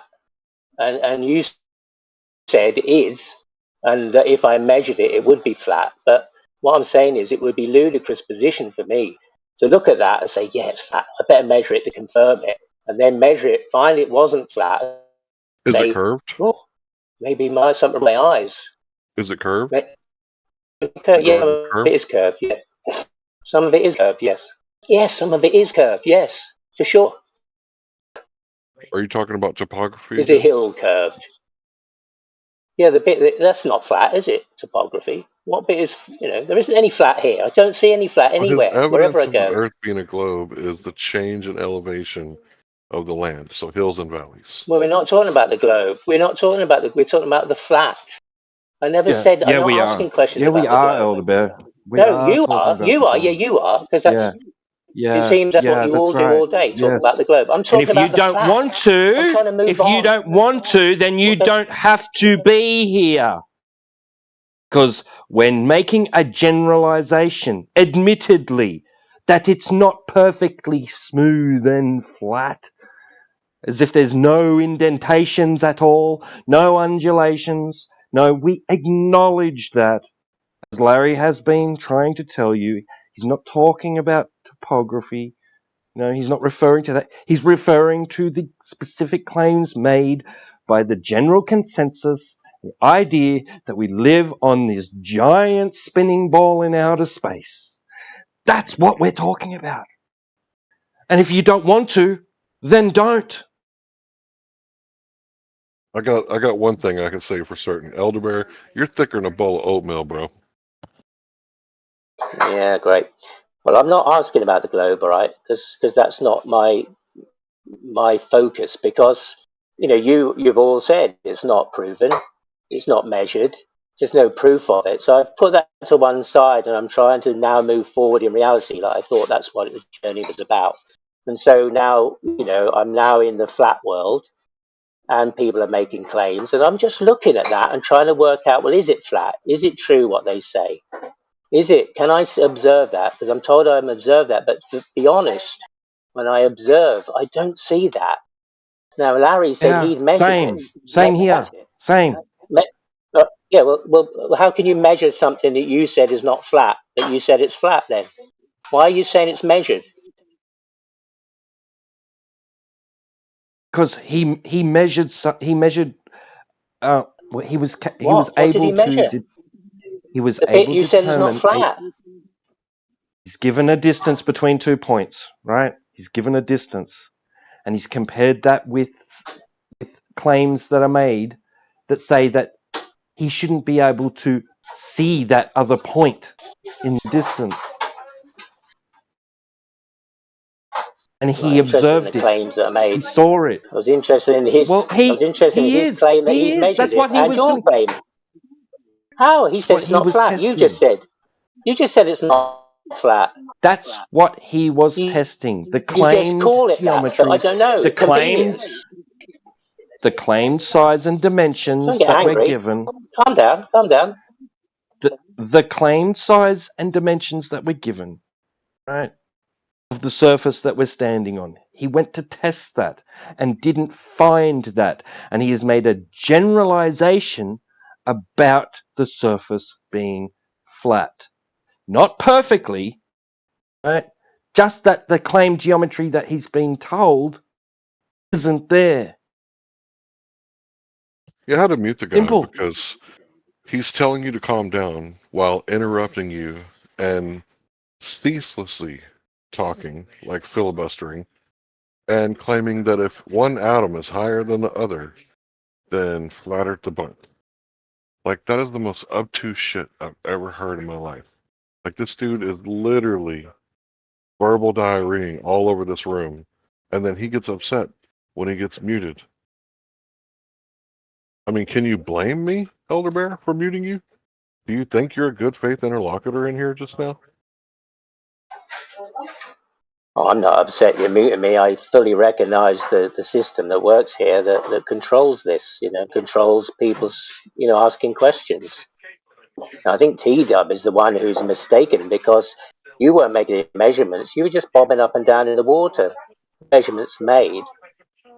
And if you choose to, deny that the globe exists and say that's never been proven, why are you still using all that data to prove your reality or disprove your reality?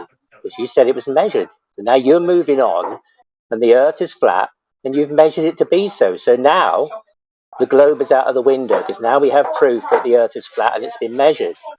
So that's where we've got to. So now I'm trying to walk forward and say, right, where is it measured flat? How can I, join this group of people and say, yes, the Earth is definitively flat. It's been measured. I can prove it. I can show somebody else. I can tell my children this is how it is, and we can move forward in reality, in truth, under whoever's God's sky it is, and I can say faithfully, we've been fooled, and now I can prove it's flat because it's measured. Look, take this here. See there? See how flat it is?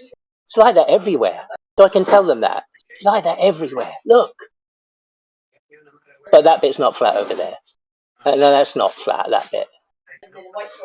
Well, what about I that gave bit, you a Dad? closed-ended Is that flat? question, and you've been No, it's not. blabbering like a blithering idiot Maybe. for like 2 But that's minutes. maybe. Okay, you're not capable of having a conversation. I asked you if you are a good faith interlocutor, meanwhile, deliberately being obtuse and trying not to understand the arguments, trying your very best not to understand, and straw manning the fuck out of me, and asking, why would I take the claim and try to see if it's true, as if I claimed I'm 6'3", and then you want to prove it, and I say, well, why would you use the fact that I'm 6'3" and a tape measure to try to see if it's true? Like I usually don't do the personal attacks, but you, sir, are an imbecile or a bad faith interlocutor. Which one is it? I'm only looking to try and work out what the hell's going on, like I thought everybody else was doing, right? That was it. I explained that I put the globe to one side, and now people are telling me they measured. Okay, I'll ask you one more time, and if you don't answer, I'm not unmuting you again. Are you You're an so rude, dude. imbecile? You should just let him answer. Like you're such a pussy. Okay, Rascal, why don't you make a claim, mic up and make a claim? No, I want to see you actually make an argument that the Earth is flat. Have you been here long? Just make the argument, dude. I just did, like 5 minutes ago. No, you said something about gravity and something you observed on the ship of some deck of some ocean vessel. It's not proof that the Earth is flat. So try again. So you also don't understand. Are all the Globers just intentionally not understanding, You know, or you're are really good they at that stupid? gaslighting and like attacking other people instead of actually dealing with what they say. Like I've heard this continuously with you, where you just attack the person you're talking to instead of actually dealing with what they say, and it seems to be an ongoing thing going on with you. So, like, do you have an argument or no? I don't really care how you feel about globe earthers or whatever. I just want to hear the argument. You're telling Not us all, your feelings, Rascal. Please not all the save it for gaslighting somebody and who all of cares this. about your feelings. Save it for Rascal's somebody very who cares sentimental. about your feelings. He's very sentimental. Rascal, you're a sentimental guy. I'll Not give you being that. gaslit again. More gaslighting. You're a sentimental guy, A Rascal. I measurement, can tell. You're in a your feelings. measurement, a measurement can just be simply like a comparison between two or more things, right? I can get 2 glasses of water and I can fill one up so far and fill one up so far, and then sit them side by side and compare the two and measure, right? Just measure, let's just by observing and conclude that one has more water in it than the other, observably. That's a measure. It's a comparison between two things. Doesn't necessarily have to be quantified, right? But you can just measure just by you So can measure. Yes, the Earth is yes. flat because you observe some glasses, and those glasses seem No, to have the I'm same just amount of giving you water an in it. example of measurement, right? A measurement I don't think can that's relevant. just involve like a comparison between two things, right? Sure, but I don't know And how that's that's what Larry relevant. did. And that's what Okay. Larry did. No, he Larry didn't. took took a claim, right, that says that over this certain amount of distance, there will be this much amount of obstruction due to the surface curvature of the Earth, right, of a body of water, right? Yes, right.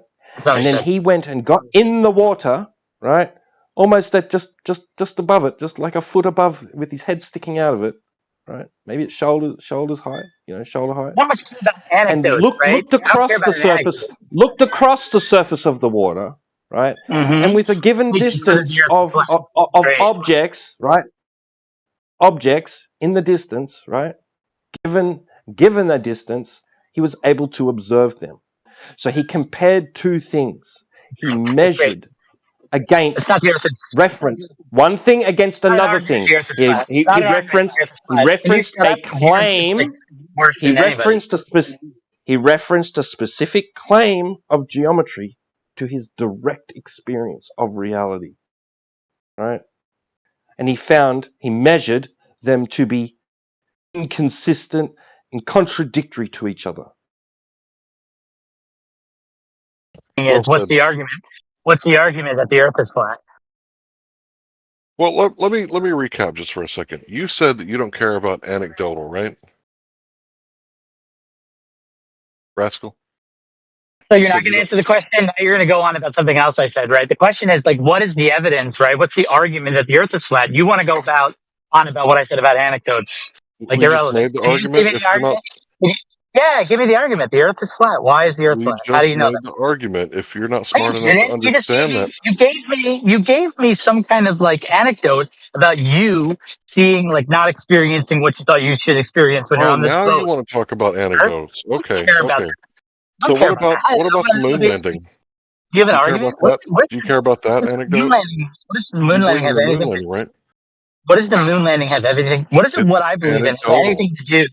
What is what I believe in have anything to do with you? Like making an argument for the flat Earth. I don't understand this. It's really weird. You I keep know asking you other don't people. understand. You have a really It's low just not how. level of understanding. No, that's just some of your gaslighting techniques, right? Look, so Wait no, a the minute. You question is just here. hold on. Time out, Rascal. I gotta pause that for a second. You said that you don't understand. Then I agreed with you. You don't understand, and now you're accusing me of gaslighting you. So within that 5-second period, you've changed your mind to you do understand, and have accused me of gaslighting you. Is that what just happened? No, you're just gaslighting me about gaslighting me. So look, here's the issue, right? Is like you gave me some kind of experience that you had on a boat, and you are claiming because you had that experience on a boat that the Earth is flat. Great. Why would You that weren't be? If it's not an listening. argument, I was nor never is on the it's not boat. an argument. Okay, even if you were not, I don't give a shit. Wherever you were, right? Like you're talking about this measurement. Like we're supposed to accept your conclusion about the Earth when, like, the majority of the Nope. experts in science and other fields have the exact opposite to this position. But I should trust your position based why? Why should I do that? Okay, so I'm not telling you to trust me. I'm telling you to go to the ocean yourself. And the problem is that you do trust the experts and you trust the anecdotal experience of astronauts that you cannot go to the moon and verify. So you have a great deal of faith that these people are telling you the truth. A good thing you live in America because you have the right to freedom of religion. You can have whatever religion you want. If you want to be a sun worshiper, that's fine by me. I don't care.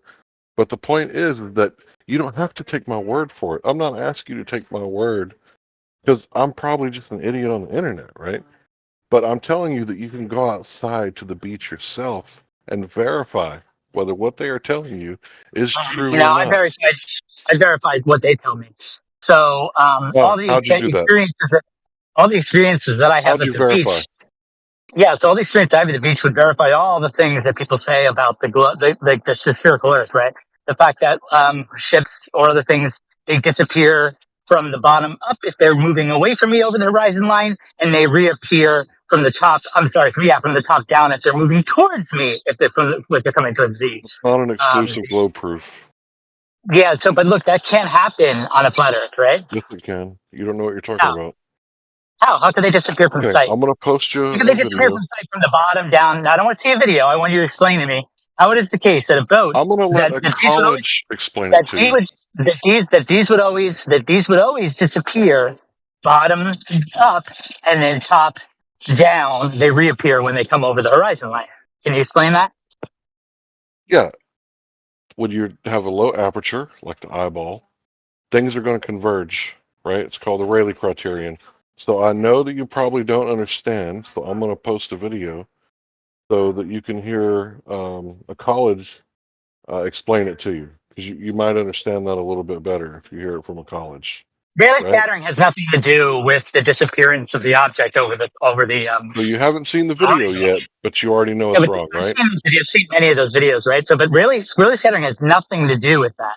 So, do you have something that like actually like addresses that? Because that doesn't have anything to do with the way that these boats would appear to us as they come over or leave the horizon. So, Rayleigh scattering has nothing to do with that. So, maybe this works on other people, but it's not going to work on me.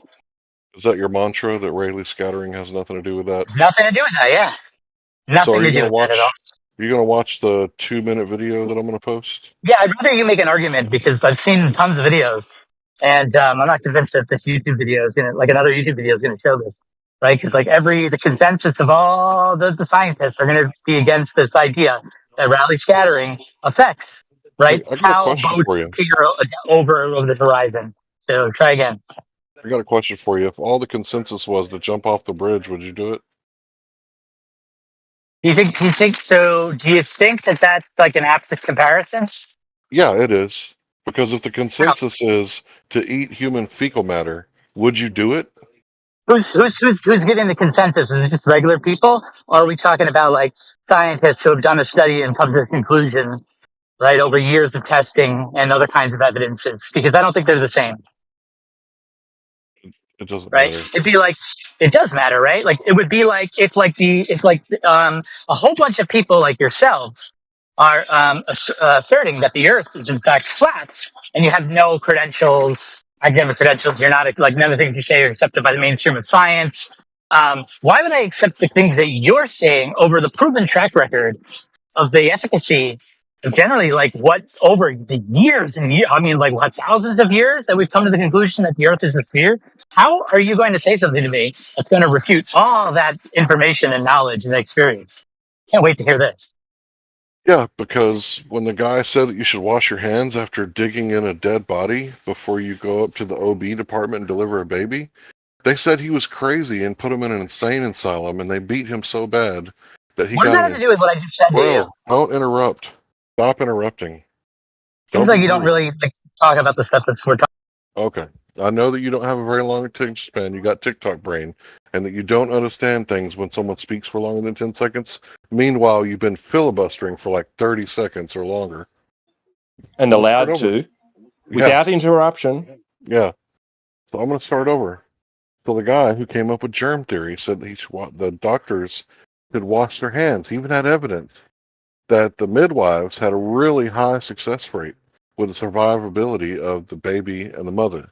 So he took this information to the physicians, and he was a physician himself, and they said he was crazy, and they locked him up, and he got beat up in the mental insane asylum, and he had an infection that he could have cured with distilled wine, and he died by simply saying, wash your hands. So this whole idea of consensus is utterly stupidity. And one more example, because I like to give two. George Washington was bled to death because he had a sore throat. So fuck your consensus.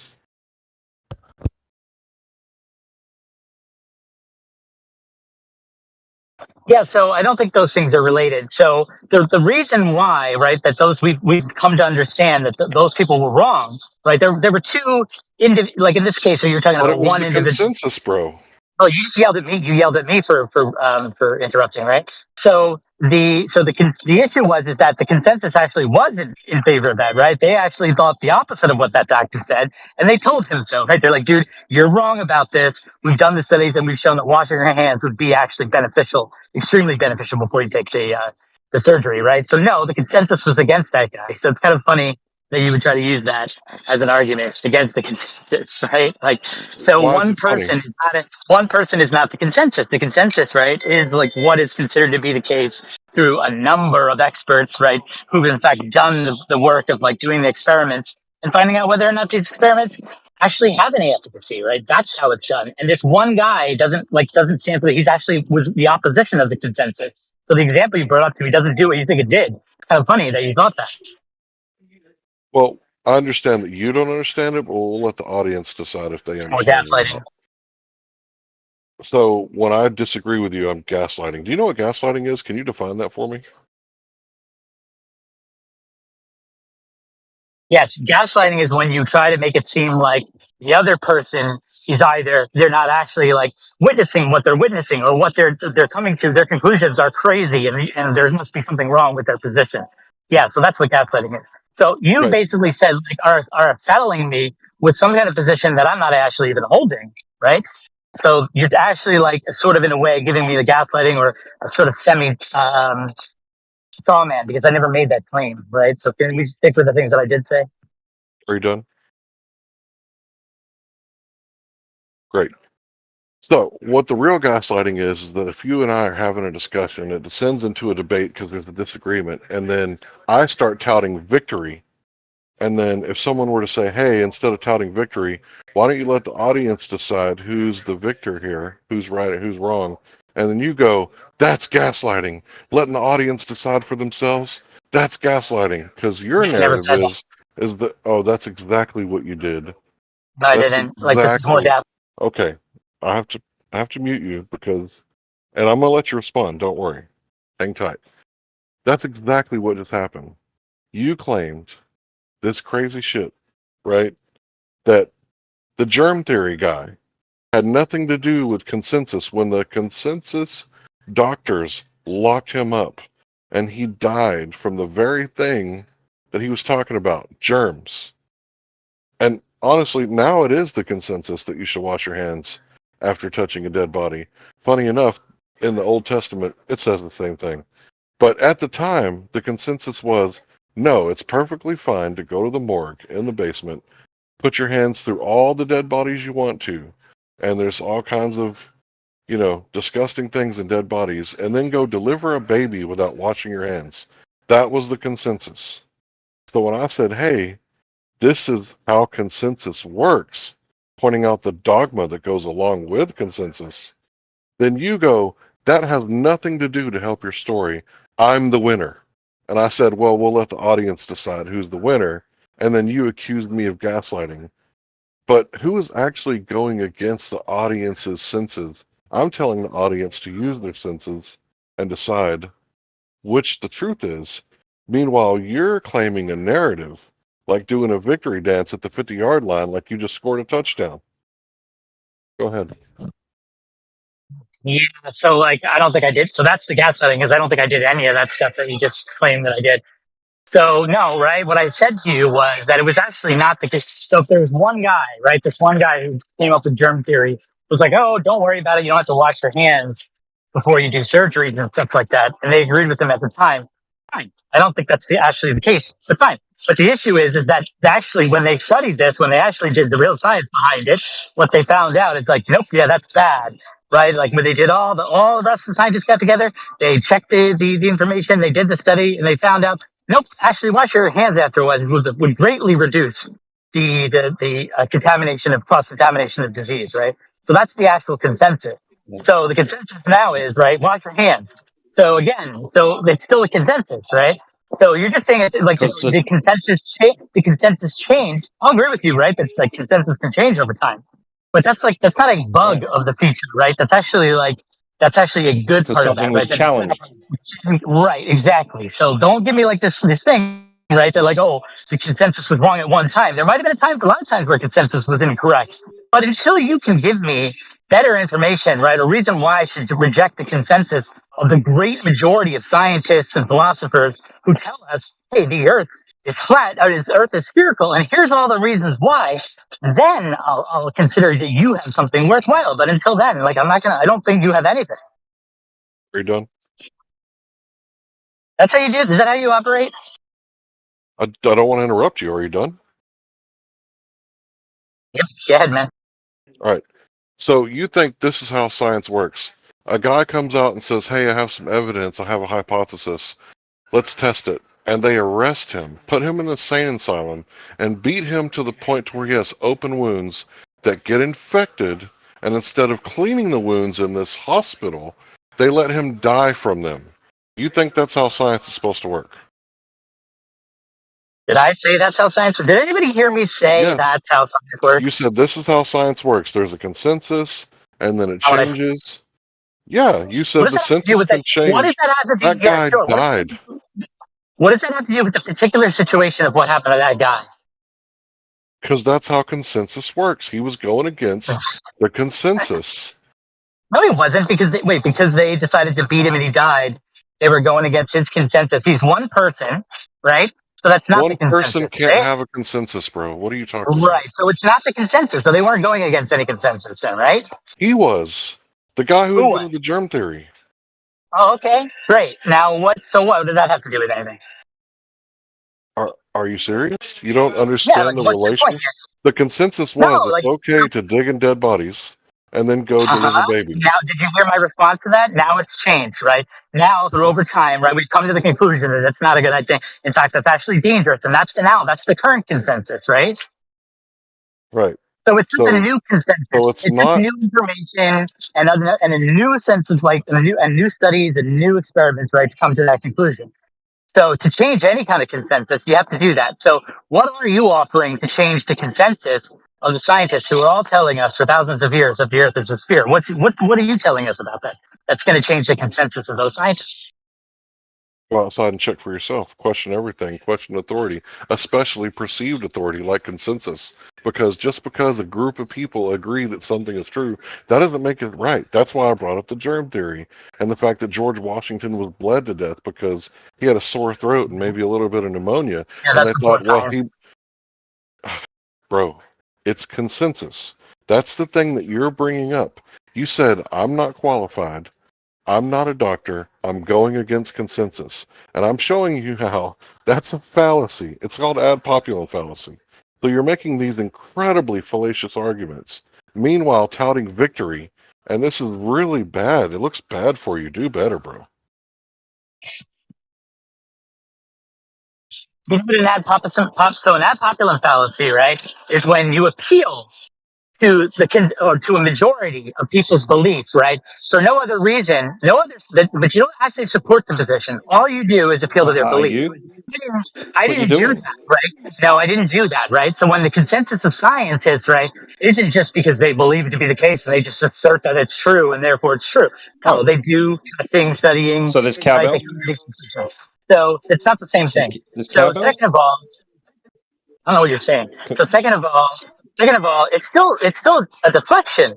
What is it, right, that you're going to grant or that you're going to give me information that's going to defeat this information that I'm getting from the consensus, right? What information? What information? Yeah, yeah. So look, dude, this guy, I'm talking to another guy, and you're just shouting at me nonsense. So what is this? What's the No, I'm just argument saying that the what Earth? information. What's the argument? What's the You argument that can't the Earth just is flat? Why you should I? can't Why just should I reject? Why should I reject yeah.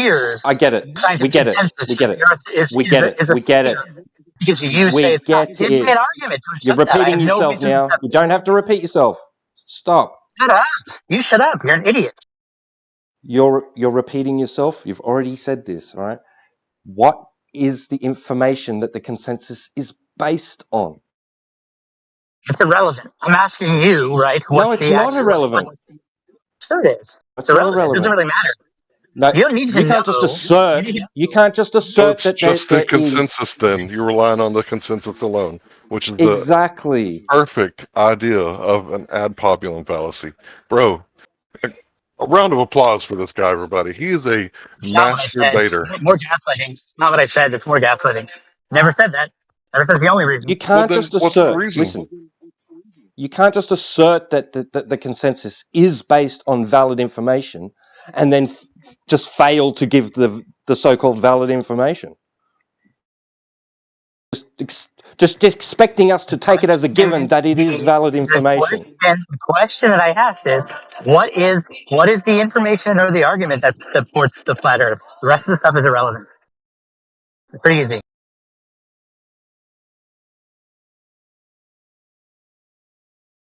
You're asking us to refute a consensus that is you're claiming is based on valid information, right? And then failing to provide the valid information. Okay, so I'm going to just say this again, right? So that's irrelevant. What is your argumentation and evidence that the Earth is flat? Why should I reject the position that it's a sphere? That's the question. I'm relying on my senses. You're relying on consensus. No, you use your senses to get the information about the consensus, so that doesn't work. No, bro. Everybody I'm not uses going on the consensus. everybody Let's, uses their senses to get any information, so that's yeah, just you use irrelevant. your Can you give consensus me to the look at the argument? globe on TV, bro. Can you give me the argument? Can you give me the argument of the evidence? I already did. You gave the argument of consensus. I gave the argument of trust your senses. You gave the argument of no, don't trust your senses. This guy's insane. Lock him up in the insane asylum and beat him until he's got Or gaslighting. infections. Did I actually say that? Do you remember No, what I said? you I said didn't. all You didn't say that. information. I said all information comes to us through our sense perception. All information. So it's not gaslighting. Okay, so yeah, you didn't say that. I admit it. But you are appealing to the consensus. You're talking about 2,000 years of science, even though we're talking about geometry, which is a category error, another fallacy. And you're talking about appealing to the consensus rather than the information, because once you're challenged to say, hey, what kind of evidence do you got that the Earth is actually curving, right? You say, oh, well, we don't have to talk about that. That's not important. My foundation is the consensus. Do you have an argument that would convince me, right, that it's actually a good idea to stop believing in the round Earth and I should believe in the spiritual Earth or not? It's simple. Yeah, go outside. Check it for yourself. Do you have Okay, an good. argument that I should believe what I saw on TV and what the government told me about what Masons did on the moon? Hey, you're just an idiot. I'll see you later. Tuck your tail. Tuck your tail. I trust the government and consensus because I think for myself. These consensus clowns, man, they're everywhere. Why do you always assume that you're talking to Globers? You think that guy was a flatty? He was asking a question. Where's your argument to support your claim? I've already made it. He's the one that failed to make an argument. I How long didn't have you hear been it. in here? How long have you been in here? How long have you been in here? Just repeat your argument again, then. I'm not doing it. In case I missed it. I'm not doing it. No. You don't sound trustworthy.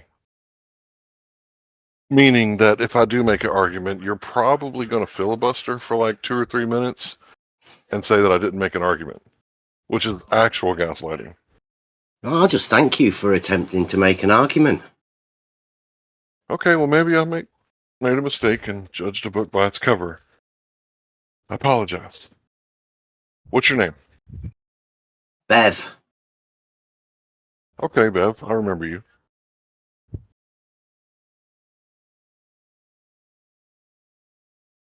All right, so my argument is that you can go outside and test things for yourself at the beach. Make some long-distance observations over water and see how far you can see. Do the math, right? Get the 8 inches per mile squared formula and see if the reason that they changed the goalpost on that formula is because we can see too far. Because that's the claim. You mean we could test the Rayleigh criteria? No, did I not post that video? I guess I didn't. I got distracted. Yeah, you can test the Rayleigh criterion, but what I'm talking about is at the 8 beach. inches. Hold on, Bernie. What I'm talking about is 8 inches per mile squared claim, right? Once you've seen that that's falsifiable, you're going to that's been falsified by Adam Meakin and QE. Agreed. He got a more accurate number, didn't he? And many others.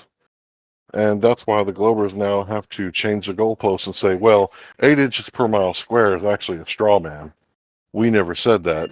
Straw man of what, though? That's the question. The globe model.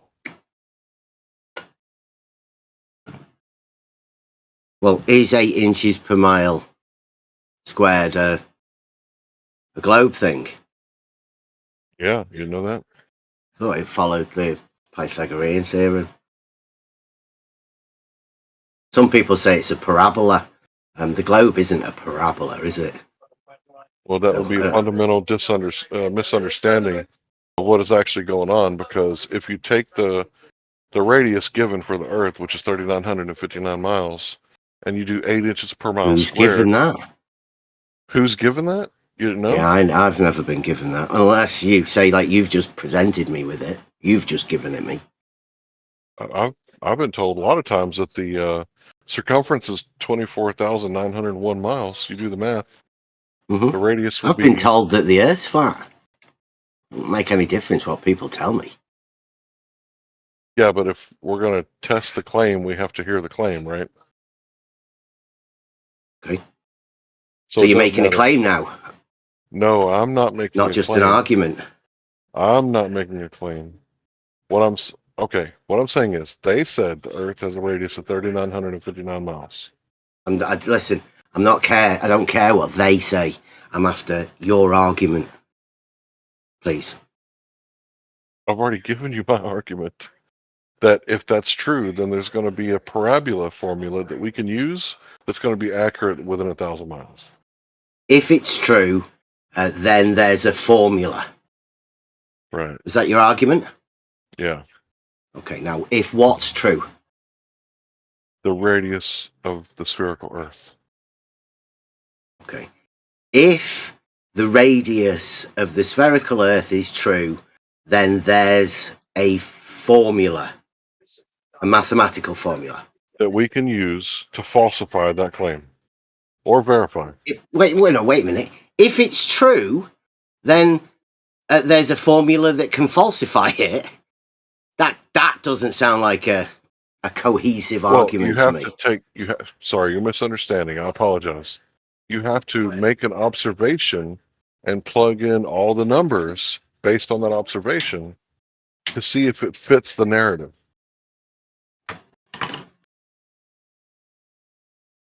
Now do you understand? Well, it sounds getting more and more convoluted, this argument of yours. No, it's very simple. Can you simplify it for us? I did. I can't make it any more simple other than you go outside, make some observations, and verify whether the numbers they're giving you is accurate by using an approximation parabola formula and But plug you've in all just the given numbers. me the numbers. What, would you like to Google it instead? Google what? The radius of the Earth. I would state it's impossible to measure a radius of the Earth. Unless you're talking about, a circle. Claimed radius of the flat Earth or something like that. Is that what you want us to? No, that's not what I'm talking about. Okay. Well, you have east and west being circles, right? Or the same circle, just different directions. Is that the radius you're talking about? No, that's not what I'm talking about. Not the circle of the east-west, not the radius of the circle of the east-west circles. No. Not what I'm talking about. Which radius then? The radius of the globe? You heard of it? Okay. That's the one that Nathan Oakley says was taken from flat Earth measurements. Oh, I get it. You're stuck in the Nathan Oakley box. No, I'm just trying to work out this radius that you speak of. How could we verify or falsify the radius that you're talking about?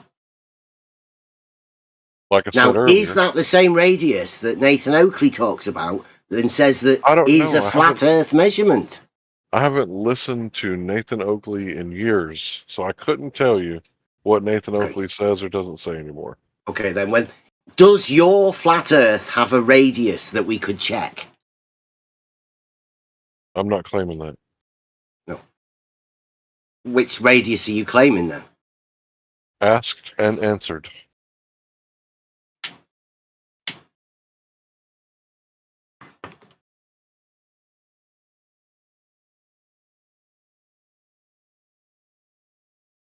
How would you measure it? What? What's it? The radius that you speak of. I take it you've falsified it, have you? I have.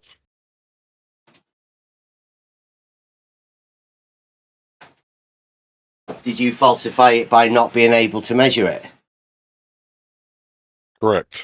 I could not measure the curvature that they were talking about.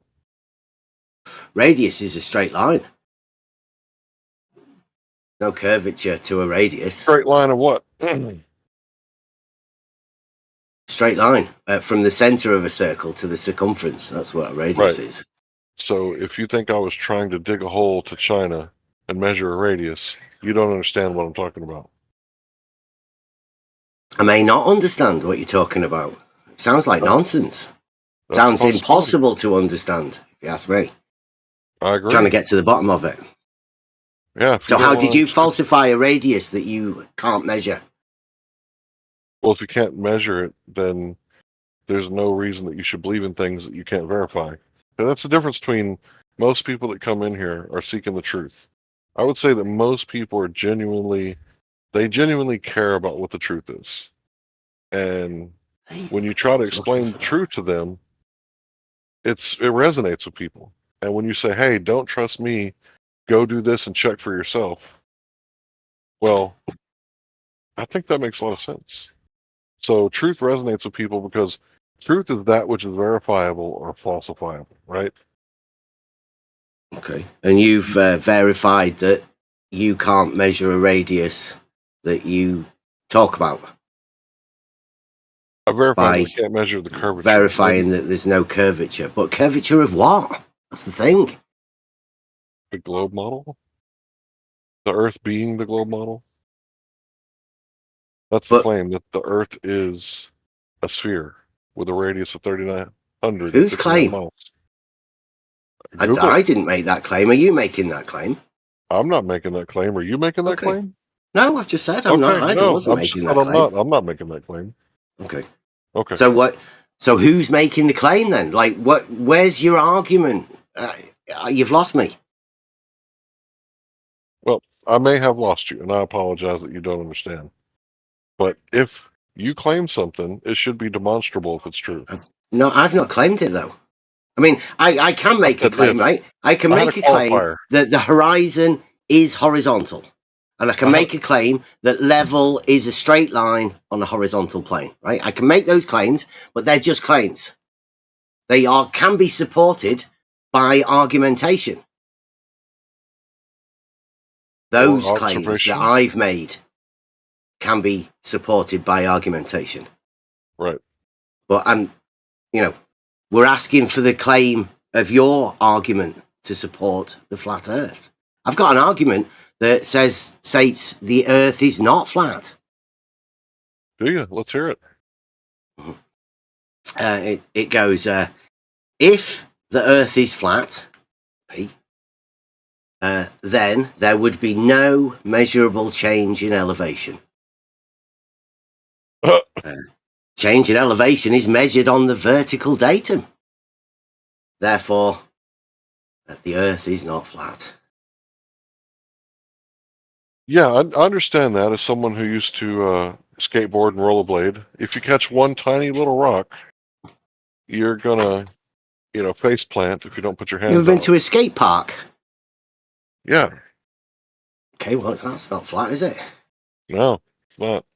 But yeah, it'd be a boring place if it was, wouldn't it? Yeah, I'm 350 pounds and I can still rollerblade.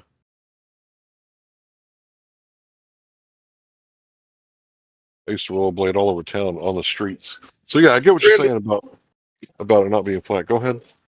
350 pounds sounds expensive. Yeah, I don't go very far. It is pretty expensive. Requires a great deal of energy. So what's going on with this latest argument from people that I can consider to be flat earthers saying that the Earth isn't flat? I don't understand, because Right the Hand was doing this all day the other day, saying that, well, mountains exist, and if mountains aren't flat, then the Earth isn't flat. Like, just because you consider people to be flat earthers doesn't make them flat earthers, does it? Yeah, but that's not the question, is it? So what's going on with this, like, logic? What? If you can make an argument that the Earth's not flat, then obviously that's the argument. There's a logical argument put forward. Rebut it. Come up with your own counter argument. Yeah, so I don't think globers are claiming that the Earth can't be a globe because of mountains. It seems to be a Dude, willful. globers don't come into this. That's an argument that I presented. I didn't present it for anybody else. I wasn't talking about you. So it seems to be like a willful misunderstanding of the argument, which is why I find it a bit strange. Willful misunderstanding of what argument? Well, if you're saying that the Earth's flat, you're not saying that mountains don't exist. I'm not saying that the Earth's flat. I'm saying that the Earth is not flat. I didn't say you'd said that. Why are you taking this personally? I'm not talking about you. No, well, all right. You're saying you consider people to be flat earthers, right? They're saying that the Earth's not flat. I specifically name dropped Right the Hand. Okay. Because he made this argument a couple of days ago. Made which argument? The mountain argument that I just told you about. Oh, not the Earth is measured on a vertical datum. Not that argument. No, the argument that I presented when I made the statement and mentioned him. Well, go on. Can you make the argument that Right the Hand made then for us, please? Then we know what you're talking about. Well, he said that the existence of mountains means that the Earth can't be flat unless you think that mountains are flat. Yeah, okay, well, I'd go with that, right? That mountains are not flat. That's a statement that can be made, could be verified. Yeah, sure, and also it's a willful misunderstanding of the position, right? What? What position? The position that a flat earther holds. Because there's no flat earther who thinks that mountains don't exist. Yeah, but it's got nothing to do with flat earthers either. It's just an argument that can be made. That, like, you either agree with the argument or you disagree with the argument. If you disagree with the argument, rebut it. Otherwise, the argument stands. The Earth is not flat. It is. It's not a position anyone holds. What? It's not a position anyone holds. The statement says, if the Earth is flat, right, then there would be no measurable change in elevation, right? Do you agree or disagree with that statement? So we're taking a very specific understanding of a flat Earth, aren't we? I don't know. We're just talking about if the Earth is flat. Yeah, obviously. So if we're talking about the Earth missing a general gradual curvature, but it has mountains, how do you explain? Like, how do you state that? Well, to me, it sounds like you're trying to make an argument that flat is not flat. So and starting as that is your basis premise. Well, I mean, I'd say that's going to be a tricky proposition to make that as an argument. So you don't have a way of describing an Earth that doesn't have curvature and does have mountains. You don't have a way of explaining that. Simply. Simply what? Listen, I said to QE ages ago, why don't you just say that the horizon's horizontal? Or that level is a straight line on a horizontal plane? I mean, that's an argument about something that either does or doesn't curve, right? If you want to make an argument about curvature, then make it of a straight line. Don't make an argument about the Earth. Seems like a non sequitur way to go around it to me. Not really, because if someone describes the Earth as being flat in a general sense, they mean that it lacks curvature. I don't think that mountains invalidate them. What if the mountains represent a curvature? You know, lumpy. Like that's where when people look at the land, right, the curvature they see is of the land. Surely. Sure, if it's making up a ball in a general sense, then it's curvature. Yes.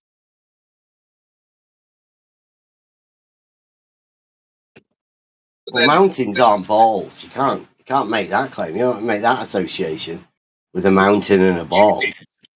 I'm not. You're actually criticising. Yes, you did. No, I'm just saying that's a curvature. If you're looking for curves, then that's where you would look, like a mountain, a nice curving, rolling mountain.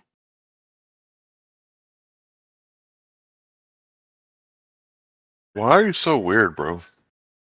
That is a weird line of reasoning. Call me autistic if you want, right? I'm just trying to stick on the point that I Personally, I don't think the Earth's flat. Well, just because somebody doesn't want to stick within a schema, like you, Larry, you have a schema of. Well, I would say, my opinion, you have a schema of flat Earth, as do most people in 24/7 flat Earth. They have a schema, a worldview of flat Earth. Okay. Is the Earth a sphere? Just simple question, yes or no? How would I know that? How can I know that? I guess by looking outside, right?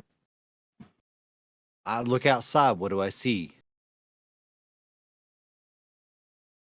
Flat station, a topographical plane that appears to be stationary. That's a ridiculous statement. Of what is a plane?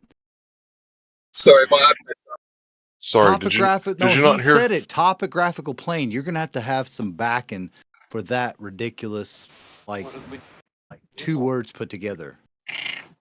Well, it's real simple, right? It's a plane with topography. It's not real simple. A plane is 2D.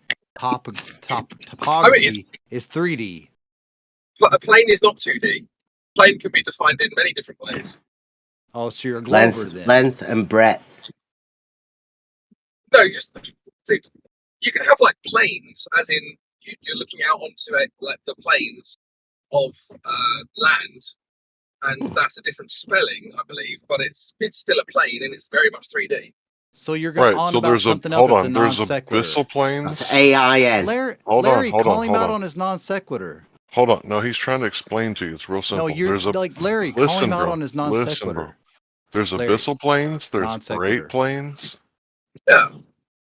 Are these 2D objects? Yeah. Well, and 2D objects don't exist in physical reality anyway. So why would you? So what are you guys defining as a topographical plane? Because that sounds ridiculous. Your incredulity is noted, but what we're describing. It's not incredulity. I'm asking a question. How is that incredulity? Do you know what incredulity is? Yes, it's ignorance. No, it's an unwilling. No, it's not. You're wrong. It's an unwillingness to believe, right? And what am I not believing? That you're saying that's what I'm getting to. If you don't talk over me, right? So your unwillingness to believe is noted. However, the word plane can mean many different things depending on your definition. Virtually none of them mean 2D, and 2D objects don't exist in physical reality anyway. So if someone did tell you that the Earth was a 2D object in physical reality, that would be stupid. There's no such thing as a 2D object. That's my point. That's what I said. Okay. So what are you talking about then? I'm telling him that if he's interpreted what Larry said in that way, then he needs to reassess how he's understanding those terms. Oh no, I didn't say those terms. I didn't say the word topographical plane. Larry did. Or somebody said topographical plane. Somebody that said those 2 words together needs to explain what they're saying. But the word plane can mean 3D objects or 2D objects. So why deliberately only understand the one that's unfavorable? What's unfavorable? Really? Yes, you said unfavorable. You said why you said why do whatever to the one that's unfavorable. What's unfavorable? Because a plane, topographical plane. Plane has many definitions, right? And so some of them are 3D and some of them are 2D. Well, which one are you using? So for clarity, which one are you using? When you say topographic plane. You just asked a question. Let's go over some context clues. We're not talking about hypothetical mathematics. We're talking about the Earth. So which one do you think we mean, fella? No, you said the words. Don't ask what we think. We're asking what you meant when you said topographical plane. Okay, so you're not capable of discerning it. Okay. Well, it's funny because he actually didn't ask you before he criticized. And now he's saying asking. It's an oxymoron. It's that you should have done the asking. Your first. statement of topographical plane is an oxymoron. Just like a curved level, oxymoron. Flat Earth, oxymoron. definitely an oxymoron. I agree with you on that. Okay, do you know Well, what a qualifier is? Grammatical qualifier. You know what that is? Topographical plane is an oxymoron. No, It's not an oxymoron. Please explain. Why is it not an oxymoron? I'm not disagreeing with you. I'm just asking, do you know what a grammatical qualifier is? For topographical plane? No, not for topographical plane. In a If I would have general said that, I would have We are qualified talking about that. topographical plane right now. Jeez. So what is the grammar your grammar qualifier? I don't think you want to understand. I really don't. No, I don't understand what a topographical plane No, is. that's I'm not like what I Buster. said. You don't understand what I said about you don't want to understand. I know you've said a lot about people not understanding things. He's talking about your motivation to understand. And it's clear and obvious, listening to it, that neither of you wants to understand what he's saying. We do want to understand. That's why we're asking questions. And you said If I could get just a one-on-one. Yeah, if I could get just a one-on-one. Yeah. Sorry, I'll go ahead. No, I want a one-on-one with you, right? So what I think is going on here is after coming in, yeah, with you, Crypto. I want a one-on-one with you. All right, okay. What I think is going on here, when I first did my first Flat Earth speech, somebody came in the middle of it and said, "Did I just hear Hank Hill talking about the Flat Earth?" So, like, instead of allowing people to make fun of me, I just incorporated it, right? I chose the name Hank Hill, and I make a YouTube channel, Hank Hill, right? And I think that's what the Globers have done. After getting completely and utterly destroyed over and over again, instead of, people saying that they're dumb, they're just, like, incorporating it into their arguments. They're just playing dumb. Yeah, I see what you mean. Because it kind of wears down the opposition, like, emotionally, I guess. And they think that that's a win somehow, which is kind of sad. Mm-hmm. Yeah, it's really weak. Just like the rest of their arguments, their shit's weak. Especially gravity. What's your best argument then? We're still trying to get your argument for the Earth being flat, which is the sky's blue interesting. sometimes. Here's my argument: the sky's blue sometimes. Go ahead, Crypto. I'm sorry. But just quickly, I was saying you need to agree your terms first. So if you're not understanding the terms, then wow, dude, chill. If you're not understanding the terms, then no debate can take place. Okay. So can we understand the terms of flat? Is flat a visual surface descriptor? Yeah, it can either mean that in a general sense or in an absolute sense. Okay. Is that the flat what you're talking about when you say the Earth is flat? In a general sense, yeah. Okay. So we can look at it and say, that mountain there, that's not flat. Well, in a general sense, the Earth is flat despite the presence of mountains. Mm-hmm. So you want to qualify flat as being not flat? No, in your general sense? No, One more time, Crypto. Can you imagine Flat Earthers being so desperate they make the argument that the Earth's not a globe because of Mount Everest? The Earth's not a globe. Now, that's a different thing. The Earth is flat is a claim, right? Statement. And the Earth is not a globe. It's a different thing. Now, which is the argument that you're making? Dave, you've missed what he said again. And I'm sure it's deliberate because you've been in this discussion a very long time. He said specifically... Literally made the arguments wearing a t-shirt. Dude, I hadn't even started my argument yet. He said, how desperate would flat earthers come across if they said that the Earth was not a globe because of a mountain? And the answer is very desperate. It makes sense to you, though, doesn't it? I think it was Neil deGrasse Tyson that said that if the Earth was the size of a cue ball, it would be smoother than a cue ball. Despite the fact that it's got mountains. Similar argument to what you're making, right? No. Sounds like it. I'm not making a similar argument in the sense that the Earth is a globe. No, you're making a similar argument that the Earth's not flat while you want to call it flat. He's saying smooth when not smooth. Right? Same thing. Just say horizontal, mate. Just say horizontal. Well, horizontal being a straight line is, or a plane. It is, well, provable? Axiomatic? Depends what you want to call it. It's not flat. I'm not but saying the Earth is flat because it it's a isn't straight flat. line.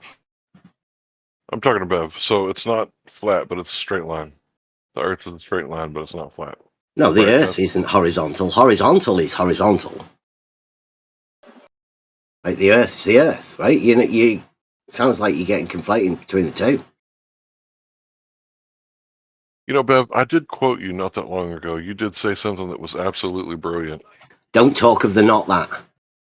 That's it. Seems like you want to keep bringing it up for some reason.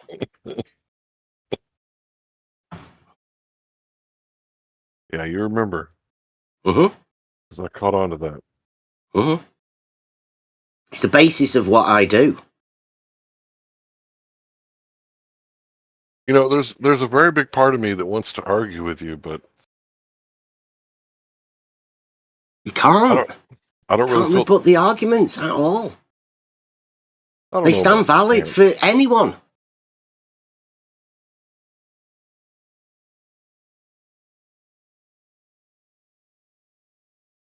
Arguments from reality. Yeah, Larry, you know that quote? I can't remember exactly how it goes. Something like, "Stare into the abyss, and the abyss also stares into you." And if you argue, if you battle with monsters, you should be wary that you become a monster yourself, right? I mean, this describes Bev.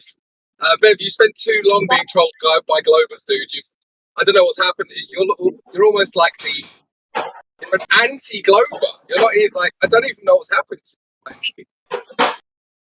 Like an anti-glober. Yeah. Wow. I mean, it's cool. I find it fascinating. I've been called an anti-flat earther. In fact, I think the term was made up specifically for people like me. I don't People think you're an asking questions. I don't think you're an anti-flat earther. I don't think so either. I don't think you Other actually people do. You've got a very Yeah. specific and rigid kind of way of thinking about things, which is fine. I don't think you actually actively mean the community harm like anti-flat earthers actually do. So I wouldn't put you in the same category. But who knows? Maybe your actions would change my mind. Just make arguments. That's my point, right? So if I thought there was an ulterior motive, then I would put you in that bracket. So the Yeah, that's what I was argument that trying the to Earth say. is not flat stands as it is measurably not flat. Well, by Now, your if you want to definition, make a different argument about level or horizontal, then we've got those arguments too. But that would be non sequitur to the Earth being flat, wouldn't it? Because we measure the Earth to be not flat by using the tool called a level. Not over water, we don't. You know, you don't measure over water, do you? Can. No, you can measure the elevation changes of the water. That's what you do. That's why that's why we need a mean, because it's not in equilibrium. Physics of water require an equilibrium. That's what you do for land as well, bro. Yeah. But again, I don't consider the water Earth. I consider them separate. You do understand why measurements taken over water, right? What measurements taken over water? Curvature measurement. For the purposes of this argument. How do you measure curvature?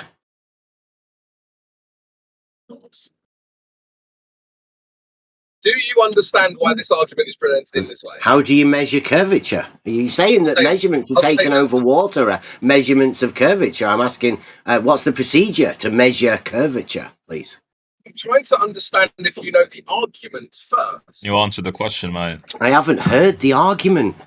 He hasn't answered mine. I'm waiting for that. You just keep making claims. And then can't clarify what you state. You're just dodging. You're just dodging, my dude. I'm not dodging anything. Yeah, you are. I can give you arguments. I can show you proofs that a straight line lies within a plane. I can do all of that, right? I'm not dodging any questions of yours. Wait a minute.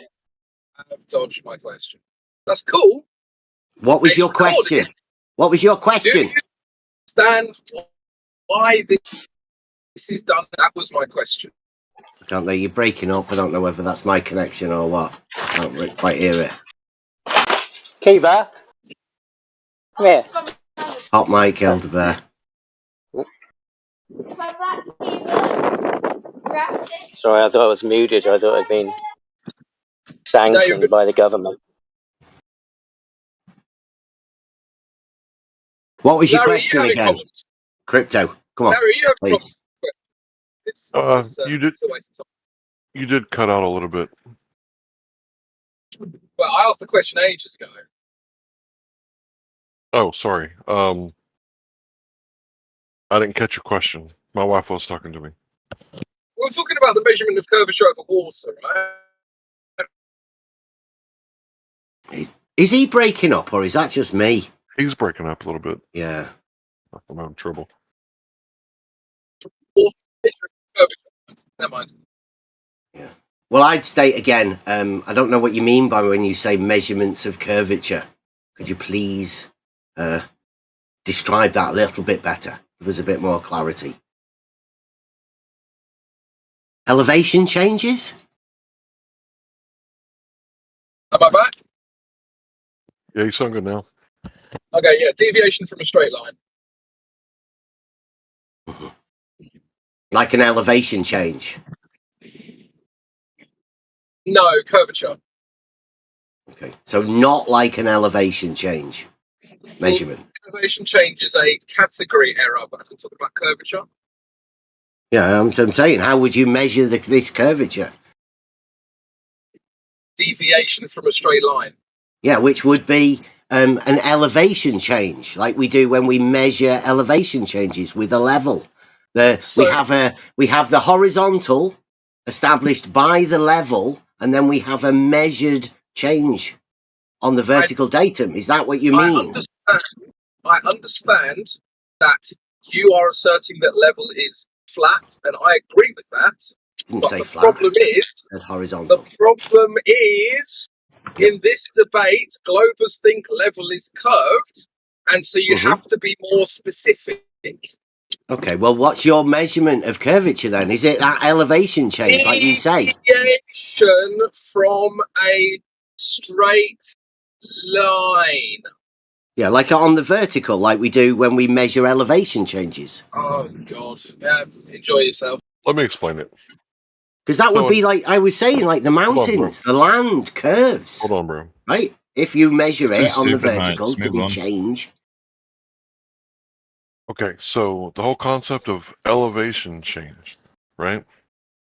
So for the globe earther who doesn't understand that this idea of elevation change being a concept attached to his globe. You speaking of the not that again?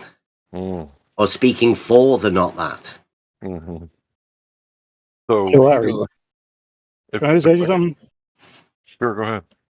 In reality, what other kind of curvature is there if it's not an elevation change?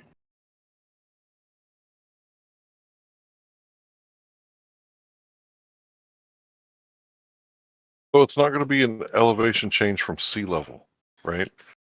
Because if the Earth is curving, hypothetically, then Sea level is the elevation change, right? We need a mean to establish, right? The sea level goes up and down. You've seen it. Yeah, this is an unwillingness to understand. Globers think that a level is curving. You know that because you said that earlier, and the elevation change is measured relative to the curved level. You know that. So why are you asking this question? No such thing as a curved level. Said it's an oxymoron. I know. We both know this, but you're so why are you talking about it then? No, we're talking about your flat. We're not talking about some oxymoron that other people have made up, right? It's obvious contradiction. That's what can I ask? Can I ask a question? What's the difference between what's the difference between a curved level and a topographical plane? I mean, they're completely different things. That's like saying, what's the difference between a pear and a guitar?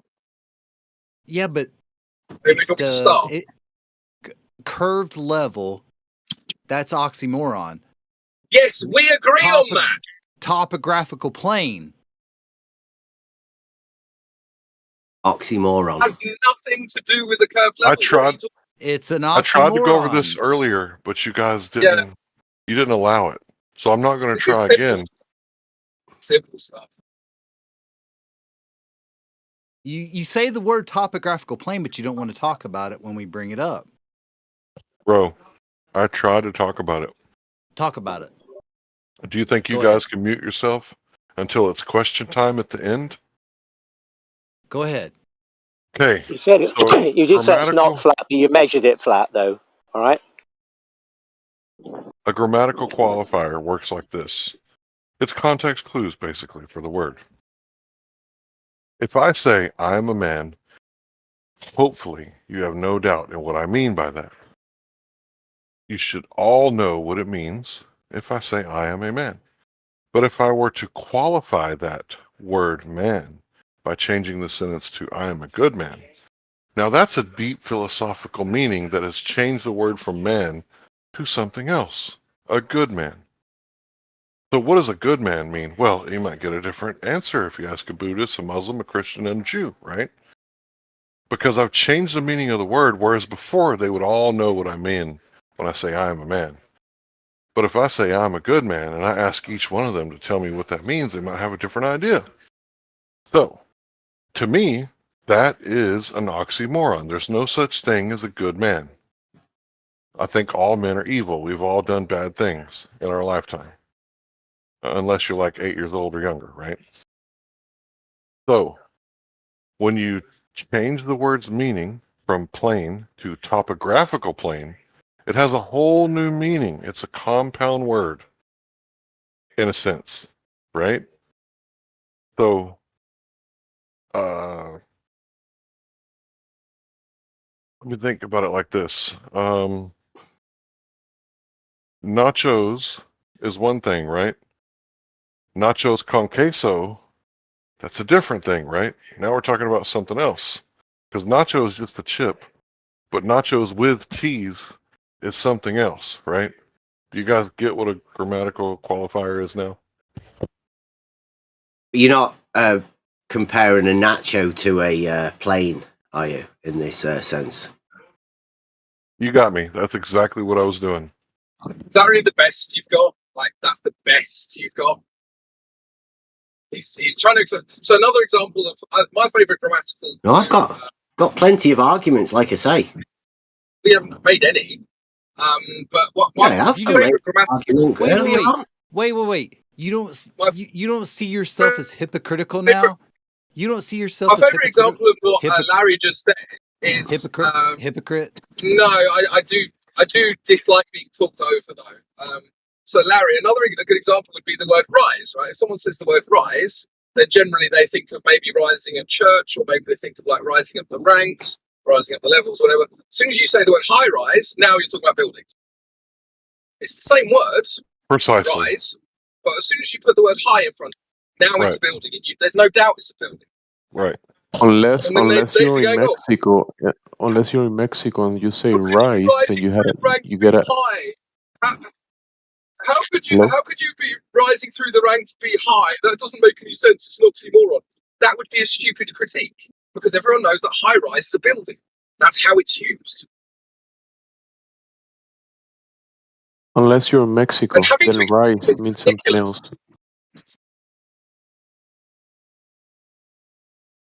Yeah, having to explain this is a waste of everyone's time as well. That's really what annoys me. Like, you guys know this stuff. Yeah. We're talking to them, and in their mind, they're going, "Oh, I get what he's saying, but how can I mischievously, obfuscate as much as humanly possible with word salads and diarrhea and projecting out, this mental constipation?" Do you not think stating it's an oxymoron is a clear enough position on our behalf? No, not after what I just said. Yeah, I think what you're trying to do is you're trying to get around flat to mean not flat. And that is definitely contradictory. Yeah, you said that about 8 times. You must be wrong about 8 times. So, say it a 9th time. Why not? It's what you said. It's not flat. We know it's not flat, but it's measured flat. Isn't that a contradiction? That's not what I said. Those are. That's what Am I gonna have everybody to keep says. up coming up words for these guys? They're being That's what obtuse. everybody says. That's They're being the proof, the disingenuous. claim, the statement. The Earth is measured flat. But it's Okay. not flat. We all know it's not flat, but it's Okay. measured flat. Now, that's a claim. You Let me claimed ask. it, Larry, by bobbing up and down in the water. Let me ask you a Ridiculous. question. Is the Earth a globe? I told you. Kiss What we want to talk about the globe. globe. I'm asking about the flat Earth, for God's sake. Yes or Stop talking no? about the globe. Yes or no? I throw the Yes or no? globe out of the window. I don't need to look at the globe. I'm looking at the. How is that? He doesn't want I'm to talk looking about at. his own claims. Yeah. And they made a claim. This guy's I scared did to make back a up his claim. own belief. He can't I even never answer made a whether the claim. Earth's a globe. I'm asking the flat earthers who made a claim. They made a claim, not me. Real talk. Why are you guys here? Which is further my knowledge of what actually is. You said it is. Real talk. Why are you here? And you tell. What are you? Right down. You said it is. You tell everybody it is. You told me it's measured. Larry said that what I observe is flat, and when I describe that, when I look out of my window, it's not flat. He says somehow I've got some mental issue. And then Yeah, so somebody why are came you along and here? said, "Yeah, we agree it's not flat. It's topographic." But still, Real you're talk. claiming it's measured flat. Hang on. You still say it's measured flat as a proof, a claim. Why are you here? And yet Why are you you're here? saying that it isn't flat. So isn't that a contradiction? Yeah, why are you guys here? Out of interest. I told you. I was on a journey, right? Listen. I was on a journey. Somebody said the Earth was flat. I went to investigate it. I found out that the stories about the globe didn't hold up. So I discarded it. I wiped it. And then somebody said it's flat. There's only 2 choices. It's curved or it's flat. So now I'm looking at the flat and reality and trying to verify whether that's so that then I could be like you and proudly claim that the Earth is flat because I have proof of it. Now, you said you have proof and I don't, so I'm asking you to help me with the knowledge that you hold that the Earth is measured flat. Yeah, so you think that a tree, like there's a tree, and so therefore that surface. Well, no, you said it was measured, so you tell me. I tell you what I can see. It's not flat. It's not flat. Measurably not so. Yeah, So I mean, but it's your it is claim. It's your claim. You stand by it. You give me some further knowledge so I can be a good flat earther if that's what I decided to be. Stop straw manning me. That'd be a good start. So I said it's generally flat. But there's so not measured flat then. So did I say that, or did I say generally flat? What did I actually say? Straight down here, turn left. Sorry, I was just talking to somebody else. In reality. So are you going to actually address what I actually said, or just going to? I did. I was just answering. I was giving somebody directions. I missed what you said. Okay, in so reality, I was. Is it generally flat or perfectly flat? In my opinion. I don't know. In your opinion, in my opinion, I can't talk for you. I can talk for my opinion. And you. How are you critiquing a position? How are you critiquing a position that you don't understand? No, I don't know what you are. What your opinion is except that you're saying that it's flat and measurably so. So how are you critiquing a position you don't understand? Well, you said it was measured. I don't see that in my reality, and I'm asking you how you measured it, and then you say it's not flat, but we've measured it to be flat, and so it is flat. No, that's a straw man again. But I generally think that so it's not flat. It's not flat then. So it's not flat. You guys are just here for an argument. You actually. I'm just trying to get my head around it, man. What can I tell my daughter? It's very easy. They lied to you at school. They lied to you at school. It's not a ball. It's flat. Now I can't tell her that if it's not true. It's not a ball. Don't be stupid, man. This is her life, for God's sake. You said it's flat. I'm asking you. You said it's flat. It's not in my experience. Now, if you hold that knowledge, please impart. If you hold that knowledge, please impart that to me. No, then I can tell my daughter. That's why I'm here. About the children. That's why I'm here. What you tell That's why I'm here. That's why I'm here. I don't care what tell your daughter, my guy. That's your job. You asked. As a You asked father. why. You asked why I was here. You asked why I was here, didn't you? You asked. Yes, I asked why you were here, and I think we all know why you're here. You are here to argue. That's what you're here for. That's what you're all here for. Yeah, he's Stop just treating a us clown. as That the guy is a enemy. straight up clown. Well, Just because you Nathan tell me. Oakley's told you you have enemies. You want to stand now. on your daughter? Fuck me. That's I know, right? You wanna His stand on your daughter. His fucking daughter. That's awful. Of the Man. You should be embarrassed. What? I've got a daughter that I need to tell her the truth. That I need to tell my daughter the truth. That's embarrassing. What are you talking about? You're really sort of trolling the. You're being You're very really trolling the bottom of melodramatic. the Your cesspool. daughter. Oh my gosh. I Give it a don't care. rest. You're trolling the bottom of the cesspool to find some. Yeah, I'm embarrassed for you, my guy. I had to put an end to that.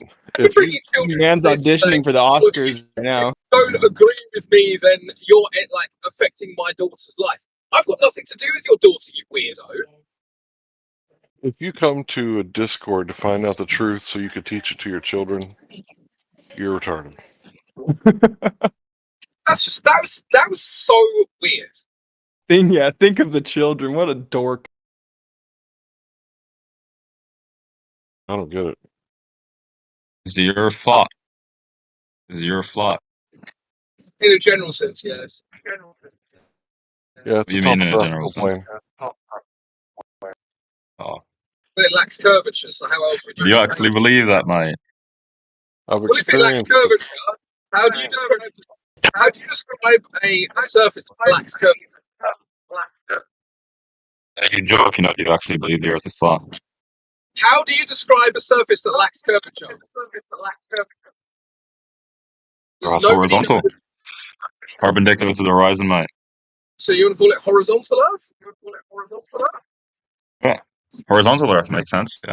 Do that if you want. You do you, boo. I don't mind. And flat is just to describe the surface of something. So any deviation from horizontal would make it not horizontal, right? In a general sense, no, because if you want to use that argument, every surface in existence has at some scale deviations from level. So level doesn't exist. No, level definitely does exist. We just establish it above the ground, don't we? Do you have a level surface to present to me?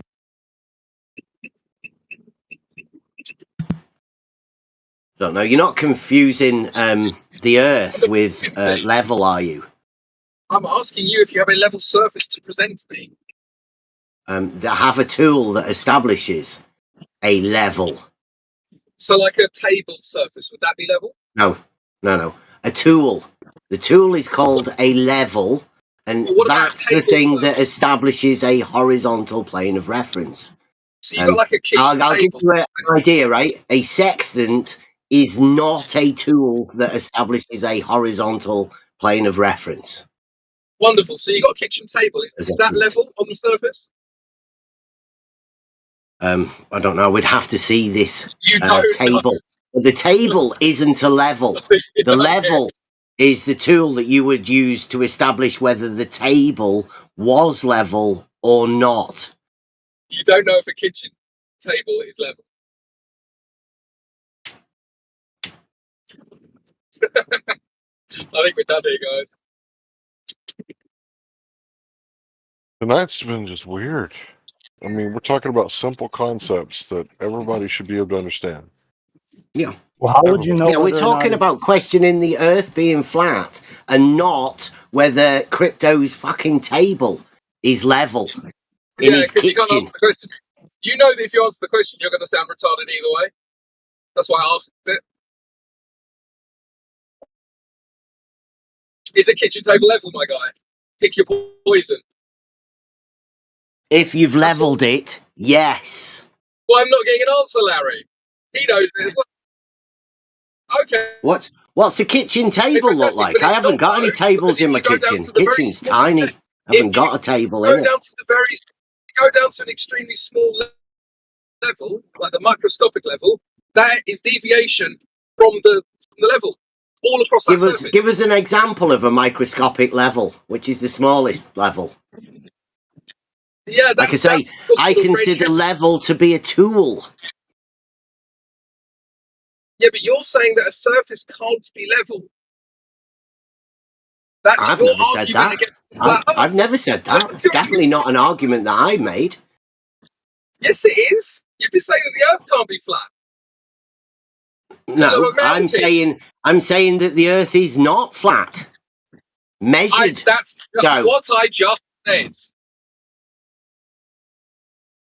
I didn't mention anything about you're the one that keeps bringing up your table.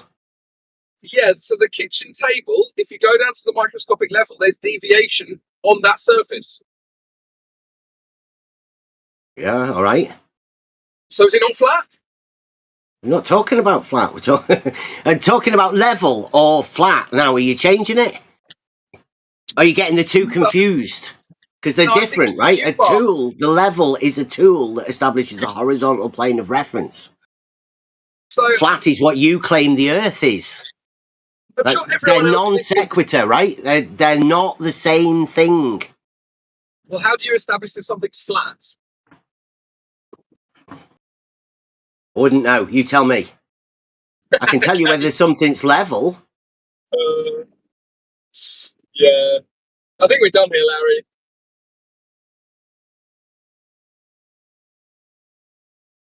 You can carry on if you want, but I'm done. There's no point, right? Because imagine if every time they talked, I pretended not to understand what they say and come up with some kind of weird way to just be like autistically, grammatically correct and not understand that words have meanings. And sometimes you have to use the context to understand those meanings. So context clues. You guys have never heard of context clues before. I've heard people claim that definitions are No, meaningless. it's a yes or no question. Have you heard of context clues? You asked us that before. Seems like you're on a repeat there, Larry. I'm just trying to understand if you understand about context clues. Yeah. So the context would be that the Earth, right, which you haven't defined yet, again, non-descriptive sort of thing, is flat. Now you're trying to say that flat is not flat, and you haven't even defined what the context is for the Earth yet. You seem to be talking about water, but I mean, I don't consider water to be Earth. I consider them as separate things.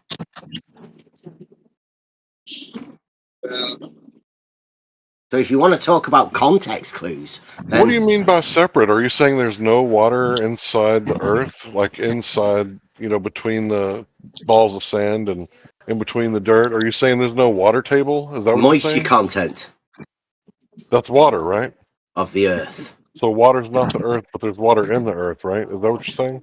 Well, they're separate, right? Well, You can call them separate.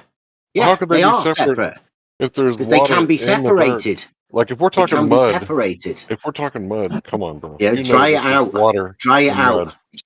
Dry Is it there out. water and mud? You said they're Mud separate. is watery Earth, right? Yeah, so they're not separate. They can be combined to make mud. Yes. Mud pies, right? Yeah, much like what your arguments. Oh, I was just doing what you've been doing all night, bro. So if that's how you feel about your own arguments.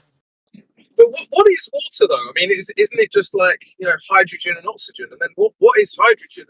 How do you know that hydrogen and oxygen combine to make water? And yada, yada, yada, yada, yada. Getting nowhere. Why'd you bring it up, then? Because it's your tactic. It wasn't my tactic. You just brought it up. It's your tactic, though. Well, I'm saying that your claim is the Earth is flat, and when anybody asks you the questions, you go to water. I'd say that's a non sequitur. That's wrong. So, Larry, have you ever heard the term sea lining before? No. Yeah, go look up the definition for sea lining, and then come back.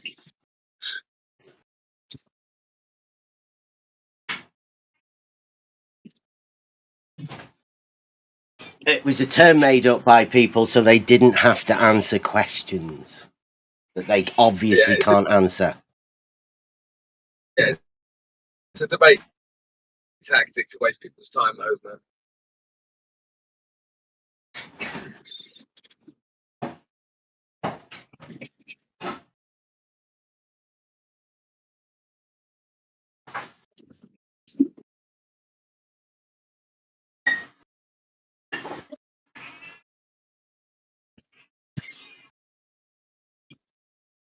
Well, this is So how do you guys know exactly the what Earth they're isn't a globe? doing. This is I know, exactly what I they're know. doing. Yeah, I know. Never heard that before. I'm curious to know how you guys know that the Earth isn't a globe. Tis Like, how do globe. you know Everybody that? knows tis globe. No, you don't think that. How do you know it's not a globe? Got a definition of globe for us? I've got a statement on the website. Right, he's going to say it can't be a globe because there's mountains. Saying, since we don't know, and we do know that there is no geometric shape for the whole of everything, we, on the level, call the non-geometric shape for the whole of everything globe. So you think you're on a globe? Non-geometric shape. I mean, since it can't actually be measured, right, the whole of everything, then we consider that to be non-geometric. Call it globe. So you think if you you're on will. a globe? Everybody else does. You're on a globe. You think you're on a globe? We make arguments from reality. Right, and since everybody in reality can't rebut the argument that the Earth's obviously not flat, right? That's an obvious truth. Same as the horizon being horizontal. We all put that. We all put that in reality. It's not flat. It must be a globe. This is the dichotomy you criticised earlier. No, I'm saying that in reality, if we notice it's not flat, then we put that within our schema for reality. Everybody does. So trying to convince people that what they see is that the Earth is flat when they can obviously see and observe that it's not. Does that make it a globe? Well, it makes it a globe if you consider the globe to be reality, which a lot of people do. That's not an answer to the question.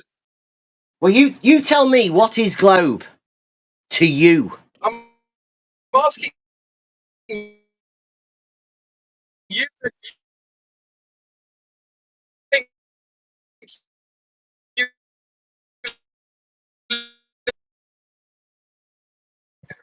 You're breaking up, Crypto.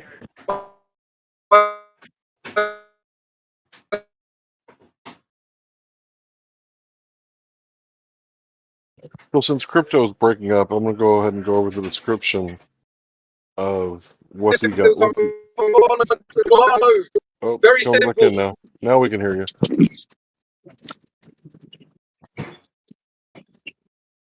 You just drove between towers, Crypto. I think we can hear you now.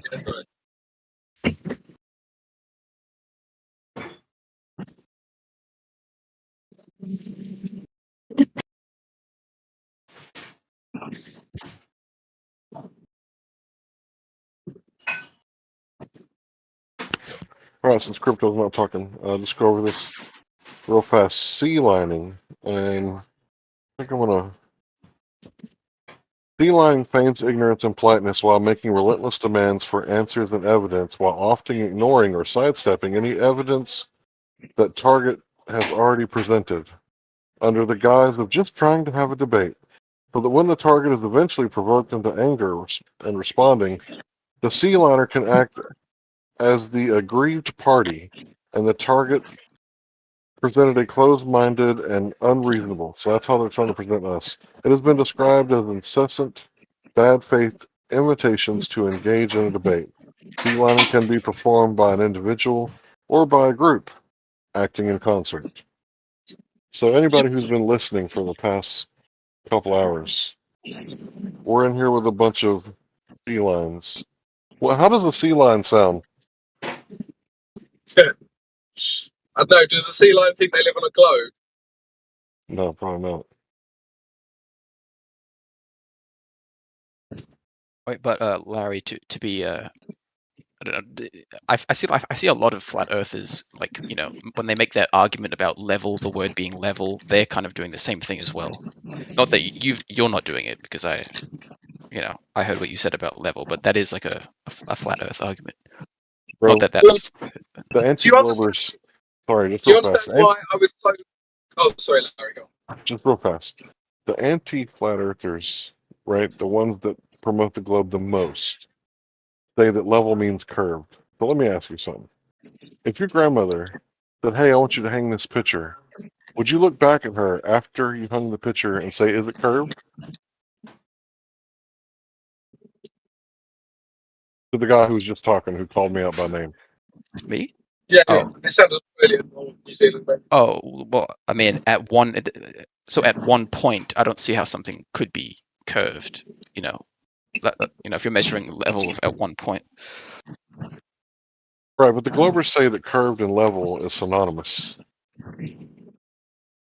Well, what they mean is, I think you understand this based on what you're saying, but the surface of the Earth in general is curved, and each point on the surface is level because it's in line with the horizontal. Unless equidistant. if you're not if you're in line with the horizon, it's level, but you can tilt things. Now, does that mean level is curved? Yeah, you could have a level that's continuously curving, but at a single local tangent plane. It's like the difference between a bunch of spots and one spot, kind of. But anyway, that I'm not really For a interested level, don't you? You understand why I was very painstakingly clear because they were talking about curved levels being an oxymoron, which I actually agree with. You see that? That's because globers understand levels to be curving, right? So if you say the word level, it's like you by the actual context of the debate, you understand that globers think level means one thing, and people who aren't globers think level means something else. So when you say the word level, it's until you've defined that and agreed on that definition, you can't go any further. Yeah.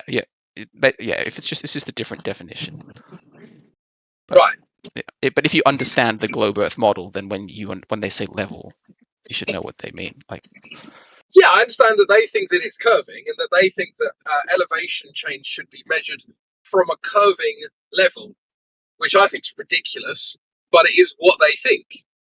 And so you have to understand that if you're talking to them, you have to understand that's what they think. Otherwise, you're not going to get anywhere. Yeah, I agree. But anyway, the reason I started talking was I was just thinking of a way to prove that about the curvature of the Earth, and I looked up something, and you can actually bounce radio waves off the surface of the Earth to the moon and back, and you can actually use that to calculate the distance to the moon. And so if you do that from different points on the Earth, like at a higher latitude at the equator, because at a higher latitude it's further away from the moon, you could actually measure the shape of the Earth. No, you would just be, at best you'd be working out the distance to the moon, but then you'd also have a bunch of variables that you wouldn't be aware of.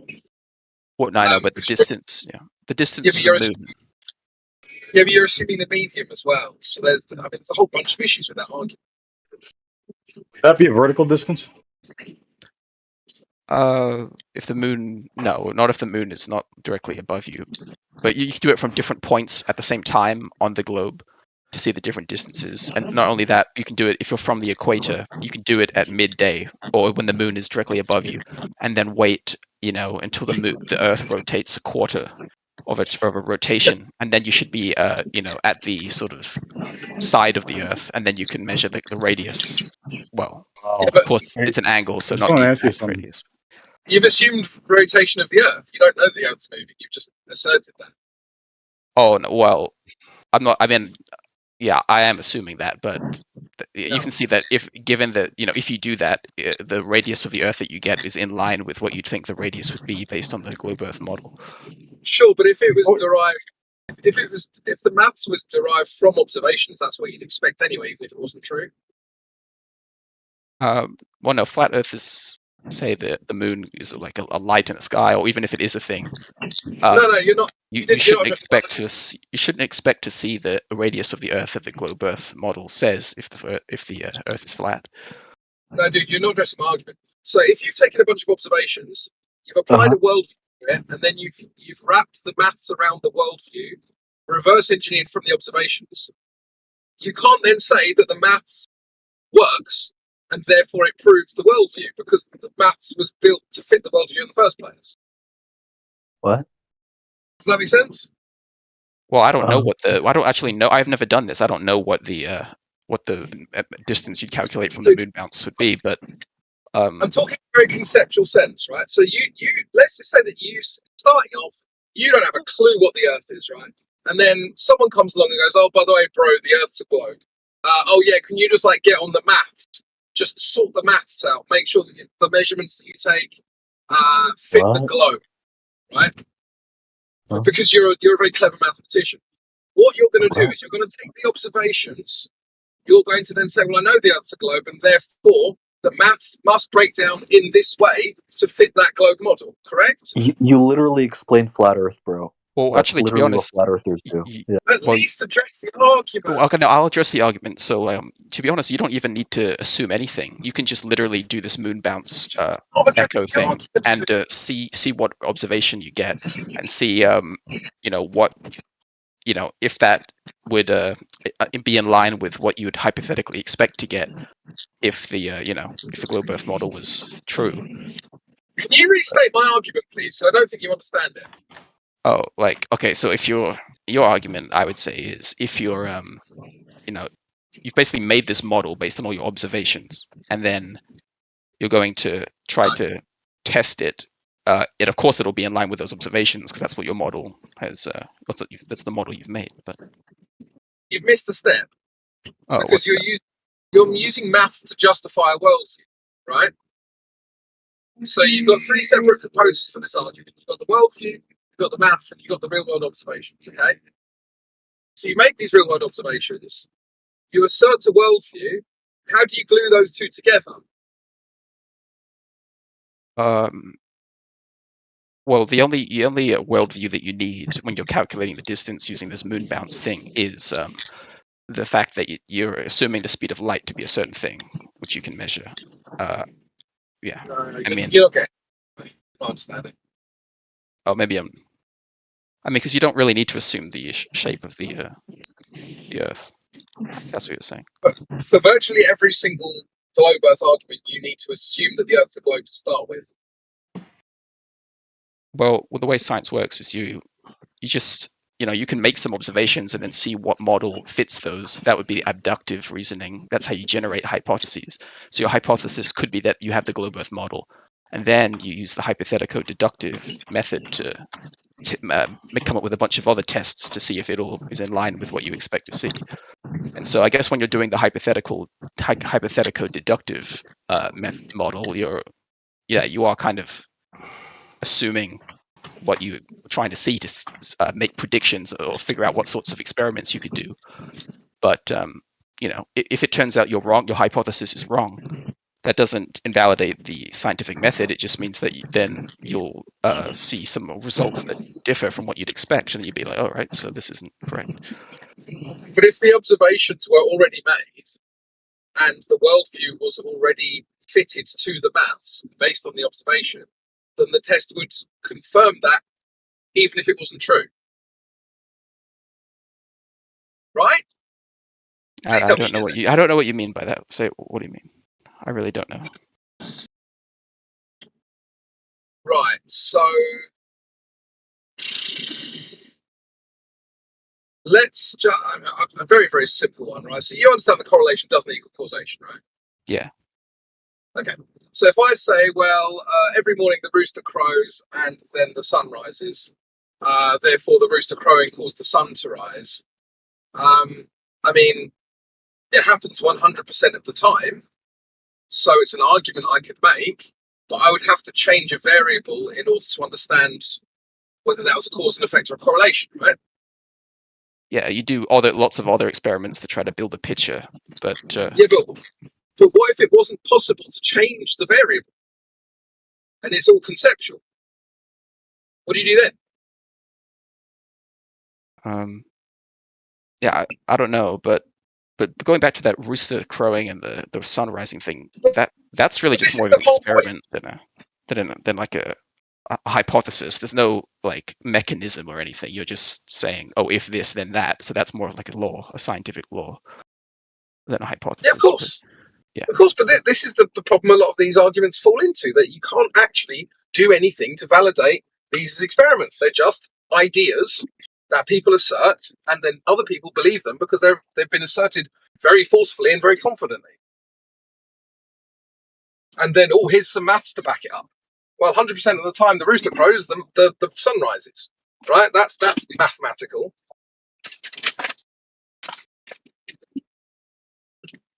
So why is that wrong? Why doesn't the rooster cause the sun to rise? Well, I mean, what do you mean by cause? Do you mean like a sort of a mechanism or an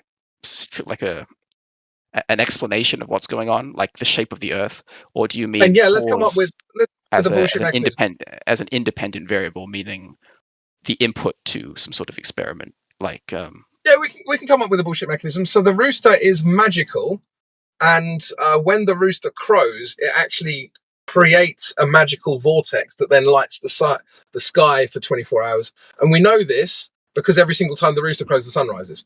There's your mechanism. All right, so that is what I would call a hypothesis, and that's a valid hypothesis. You can do that. Then, sure, of course it is. Yeah, that's a valid hypothesis. No, I'm not saying it's true. I'm saying it's what the fuck? I'm not saying it's true. I'm saying that is a hypothesis someone could have, right? Oh no! You know what I mean? It's not like an invalid phrase, right? The sun come up, dude. Oh no! Please clip that. Please clip that. Wait! Don't. I mean, by valid, I mean it's structured correctly. It's not structured as like an if-then. It's an explanation of what's going on. I'm not saying it's not. True. What the fuck? But anyway, so what you would do is you'd come up with other experiments for this whole vortex. You're all over the place. You really are all over the place, bro. Well, I think you've just. What? Okay. Previously, we were talking about like purposely misunderstanding people. Obviously, I'm not saying that roosters cause the sun to rise because of some vortex. You said it's valid. How the fuck is it valid? Well, yeah. So this is just a conversation we've just had. But when I say it's valid, I'm talking about it's structured correctly. So it's not structured. It could be structured as a question. It could be an if-then. Like it could be an experiment. Like if I do this, then that. That's an invalid hypothesis. A valid, like maybe the word valid is. I should use a different people word. are trolls and liars. Or like genuinely delusional. You're never Crypto, you got him tied up in a fucking pretzel, dude. Like he doesn't know how to get out of it. He's trying to. I don't know what's happening this morning. I just feel like I've just had stupid conversation after stupid conversation. All right, so for example, like an invalid hypothesis with this rooster would be if the rooster crows, then the sun rises. That's an example of an invalid one. Right. But and by that I mean it's not structured correctly. If you say, oh, because it opens up this vortex and that's why the sun rises because of that, that's an example of one that's structured correctly. I'm not saying that. I'm not making any statements about the truth or falsehood of that hypothesis, obviously. But. Let's just say that that's the case, right? So it's a valid hypothesis. Wonderful. If you weren't able to test that in any way, and you could only either assert it mathematically or just simply not believe it, which is basically the position you're left with for virtually all of astrophysics, don't you feel that there's an intellectual, there's an issue with the intellectual rigor of that field, if that's all you do? Or when you say if you're not able to test it, that's an issue of falsifiability. Some people say, oh, something has to be falsifiable. I think no, just because something's not falsifiable doesn't mean you can't say, oh, that's what's going on. But in terms of, then you brought up this mathematical thing. Now that's the issue. That's the issue that I'm having here. Like, so maybe there's some maths you could do on this vortex. Yeah, hold on, dude. Like, so what you're saying is, if he had some mathematical formula that showed that when the rooster crows, it correlates to like how the sun rises mathematically, that would make it something that's true. Oh no, not true. But that would be something that would support your hypothesis. Like, really? Well, Yeah, yeah, like so if you have the Wow. hypothesis that when the rooster crows, it opens up a hole, it makes the sun rise, and then the Yeah. rooster crows and then it does rise, that would be evidence to support that. So the mathematics work out. Now, but of course, if you do like an experiment where you stop the rooster from crowing and it still rises, then you have evidence against the hypothesis, and so now you can say that the it's probably not correct, but you probably want to do some other experiments. But I think I'm still not understanding what Amish is saying about math. I guess. Oh, it was Amish. Oh, actually, yeah, I think Amish. Yeah. Yeah, no, I keep changing my name. I forget that I've changed it. Sorry. Yeah, I think you can use math to in the model of the way you think something is to try to figure out what you should expect to see, and then Yeah, but that was the point I made in the first place, wasn't it? Is that you've got a set of observations, and then you've backwards engineered the maths based on an assumption of a worldview in the first place, right? So if you assumed isn't the word. If you assumed like a flat Earth cosmology and then looked into the sky, took a bunch of observations, you would just calculate the math differently. You would say, well, the medium's different, and well, the stars must be something else other than what we think it is in the globe model, and the ground must just be different. And you would take that worldview and you would maths it to be that worldview, right? Well, no, because the maths are dependent on the model. So, for instance, if the Earth is flat, then say the angles to the moon would be different than if you were on a globe, right? So the math is dependent on the model. It's not like you can just make any math. Like if I'm saying the Earth is flat, I can't just say, oh well, I'll just come up with some random math to like show that. Like if the Earth is flat, then you'd expect to see certain things, and you could see what those would be through math, and then you can do the experiments. Yeah, but again, what you're doing is you're taking elements of the globe cosmology and then trying to explain it in a flat Earth cosmology, which doesn't make sense. You would need to take an entirety of a flat Earth cosmology that I don't have, by the way, but you would need to have one, and then say, right, we've got this cosmology. We think that the moon is, I don't know, plasma or made of green cheese, or maybe it is a rock in the sky, whatever. But you would need to have that, and then you say, right, we've got all these observations. We know that the moon is made of green cheese, and so therefore the maths breaks down in this way. And then you would need to do that over years and years. Yeah, but you'd have to see if the maths from all the experiments you're doing are consistent with each other. Like, for instance, on the flat Earth model, you could, if you look at the angle to like a celestial body, like Polaris or something, or the sun or something, and then you move, you move a certain distance across the surface of the planet, and then you see what the angle is. You can calculate what how far away you'd expect the sun to be, and that's why flat Earth models say that the sun is really close, because if the Earth was flat, if you're moving across the surface, the two angles that you get intersect at the sun being at a certain distance, right? But the reason why that doesn't work out is because then if you do it from a different point, the distance to the sun doesn't work, isn't the same. It isn't what you'd expect. Moving a certain distance across the surface of the planet means that either the sun is an optical illusion and it's just No, it doesn't. Again, you're taking the elements of a globe cosmology and then just saying, here's all of these. We know that the sun is a burning gas ball in a vacuum, right? We know that the moon is a rock. We know that the Earth's curving. Now explain it on a flat Earth. That doesn't make any sense, because you're effectively saying, I have a cosmology A. If cosmology A is true, then how can it be cosmology B? That's a loaded question. What you need to do is you start with cosmology B, and then you reverse engineer the observations, which is what they did with the globe, and then you do that with a flat Earth. And you would need years to do that, because you would need to be analysing it with the amount of backing, the amount of time, and the amount of people that the globe's had for however long it's had, in order to come up with a rigorous flat Earth model. And you would have it as well. All right, now I think I more understand what you're talking about there. But okay, so with this whole angle to Polaris thing, for instance, then that would be the case. Maybe there's some sort of light bending that causes it to look like it's getting closer and further, or like to get the sorts of angles that you expect to see, right? But then you look in nature and you realize there's no such phenomena that could cause light bending like that, like refraction or anything. Now it's still possible, but You're not listening, dude. Like, if it was the case that everyone already believed that the Earth was flat, they would take those observations, right? So I'll give you an example, right? So they talk about the Earth's atmosphere, and there was an issue with the atmosphere in the at the very top of the Earth in the outer rotation moving too quickly. So they just went, oh, it must be super rotation, right? There's no mechanism for that. There's no reason to believe that. They just called it super rotation and brushed over it, right? So that's a problem with the globe. But because everyone already believes it's a globe, no one has a problem with that. Okay?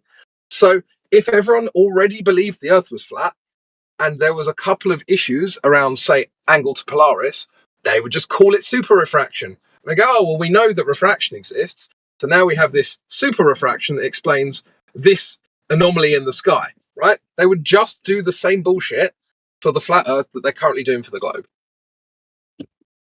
Yeah, I see what you're saying. Like, sometimes, because most people assume the Earth is a globe, they discover stuff based on that assumption. Like, the ionization of, I'm sorry, the being able to use radio waves at really long distance because of the bounces off the ionosphere and stuff. That's like, oh, okay, well, what's going on here? We shouldn't be able to see these radio waves. Oh, it probably bounces off the ionosphere. So I understand what you're saying, but just in general, there's far more observations that fit the globe Earth model. And not only that, but like, no, they're wrong. Some of the you're just asserting that. Again, you're just asserting that. You already believe it's true. You've got a bunch of explanations that were given to you by other people who also believe it's true. If everyone already thought it was flat, you would have those same rationalizations for the flat Earth because it would be your existing worldview. Well, I mean, I don't know. I guess I have looked up a few different sorts of phenomena that you'd expect to see on the globe Earth model, and they really do seem to match up with what you'd expect with the globe Earth model. And it doesn't mean that the model that the Earth is a globe, but it's almost like, it's almost like, well, is there a creator of the universe that's trying to trick people? Because it really does seem like a hell of a coincidence that, like, the way gyroscopes move, the way the angle to Polaris, the gravity at different locations, like the universe effect, the way like, But you're talking. like a whole bunch of different stuff lines Perhaps up there with, was, lines but up you'd with have to what you believe it again. Because if you think that you're on a spinning Earth going in 11 different vectors, then to use your argument that God is tricking us, well, why do we not feel that motion? Why do we not see that motion? Well, I mean, that'll be a whole argument on and into of itself. You actually do feel that motion. You can drop things, for instance, and see Coriolis. You can. It's actually one of the staple globe arguments that you don't feel the motion because you do. It's not, the acceleration isn't great enough to. Dude, come on. Oh no, a human doesn't feel it themselves. Well, it's hard for them too if they, but with instruments you can. Like, for instance, with the Eötvös effect. Do you know what that is? Right. Yes, I know what it is. Yeah, so basically, if you're moving in the direction of Earth's rotation, things weigh less I know because what of the centrifugal force. It's like, well, that's measured. That's seeing the rotation. But what if that was a rotation of something else other than the Earth? Causing that effect. Like an ether ring. Yeah, it could be something else causing that effect. But there's a lot of coincidences that are, like, what are the problems? Not really. You just need a property of a rotation of something to explain all of the rotational phenomena. It could be a rotation of anything. Maybe here's an example, actually, of exactly what I'm talking about. So I'll post a picture. Let me see. Oh, I should find it online really quick. It's gonna be difficult. How long you guys been going with this argument, Crypto? For a while? Oh, you can carry on if you want. Oh wait. Oh no, I will. I'll go soon because I don't want to go in circles too much or rehash stuff. But so I just posted a picture of the heliocentric model versus the geocentric model. And this is an example. I know this is a different topic, but this is what I'm talking about. Like, the heliocentric model it's really simple, but the geocentric model, it's all complex and there's a bunch of. I mean, it's almost like, if that really is the way the planets are moving, it's almost as if, like, a creator of the universe tried to trick us into thinking that it does move in this much more simple way that fits with things like mass attracting mass and, the way that moons orbit Jupiter, for instance. Like you can, even with a telescope that you can buy, you can see the moons orbiting Jupiter. Here, I can post a GIF of that.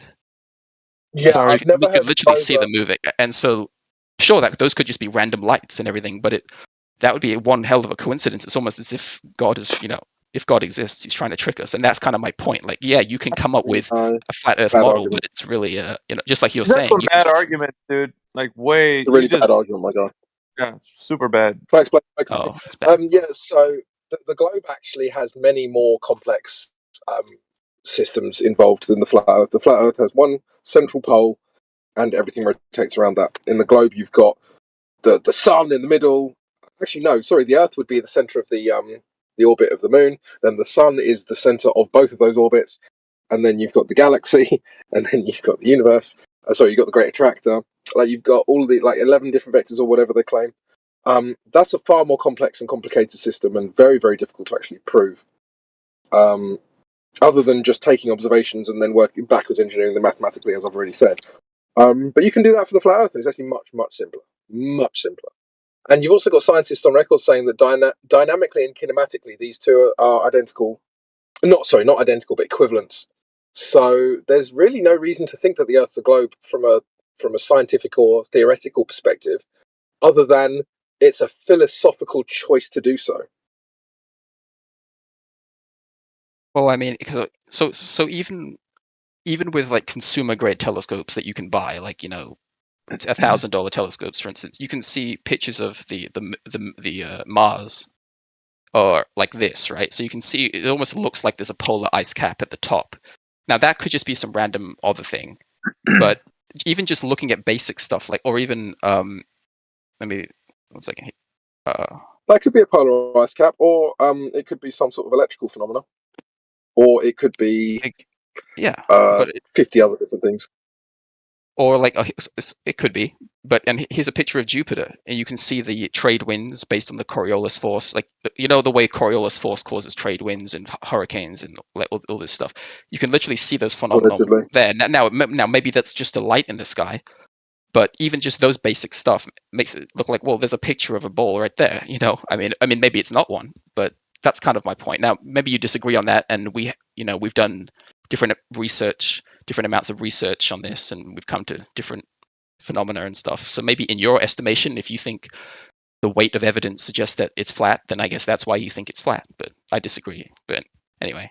I mean, you feel for. I mean, look, you've been very respectful, and I'm happy to disagree with you, and I do disagree with you.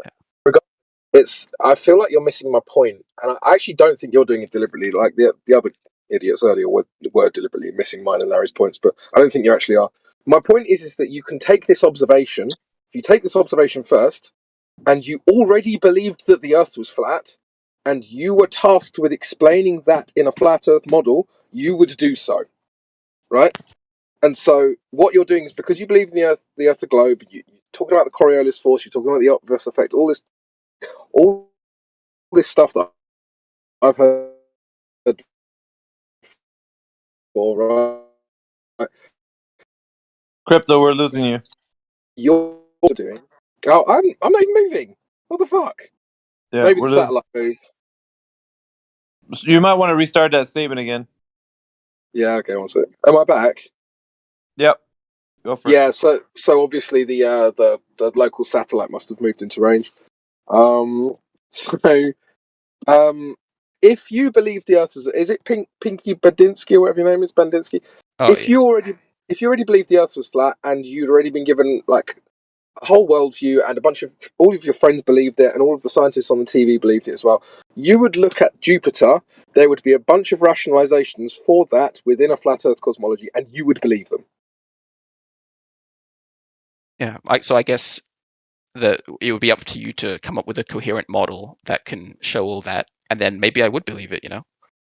Sure. So, I mean, if you give me like hundreds of millions of dollars worth of funding and multiple research centers, and basically give me everything that the globe has, sure, I'll give you a model that works perfectly.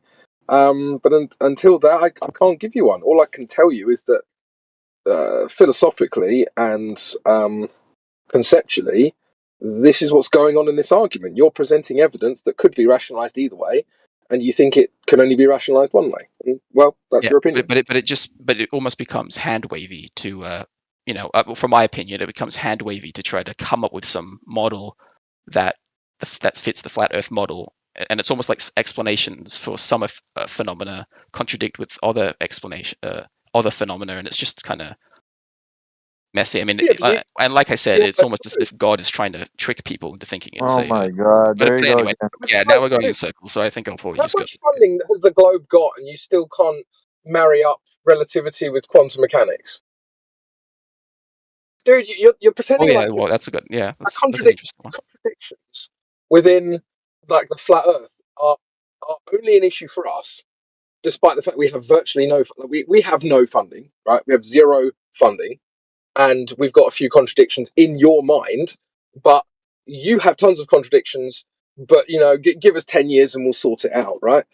But it's the same on both sides, bro. There's issues with both, but you guys have all the funding. Okay, I think I get your point. Yeah, we're never going to get past observation. Let's just put all the cards on the table. That's about where it stops. If you're going to say that you're going to go farther into outer space, you ain't going over there. If you say that you're going to try to figure out how you can measure the Earth as a globe, that's never going to happen. So there's a lot of impossibilities that are never going to happen. And they've been trying to think about the Earth in many different ways. Geocentric, globe, oblate spheroid. Like, they're trying to make it sound like they know what they're talking about, and they don't. Pinky, you're just believing a story. And so all it is you're trying to rationalize that in your head, how many people have been telling you a story and how it couldn't be true. So God must be tricking you somehow. That's not the case, dude. You just admitted it earlier that it's just an assumption you have, which is fine. You can believe in whatever you want, but you can't come into a place where people are trying to get all the evidence and put it forward so that we can understand what is true and what's not, and then start to build up on that, like as if it's something that you can lean on. It's not, dude. You're just in here trying to see if there's any way that what you believe is actually true, and it's not, because you've already admitted it. So yeah, you're just trying to soothe your own cognitive dissonance in some way. And so there's nothing going to rescue that unless you're actually speaking truth, which you're not at this moment. It's pretty simple. All right. Well, anyway, I'm gonna probably go to some other chats, but I might come back later. But yeah, nice to talk to you guys. Toodles. Toodles.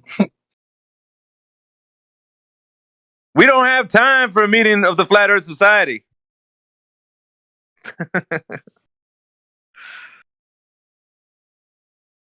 Trump 2024.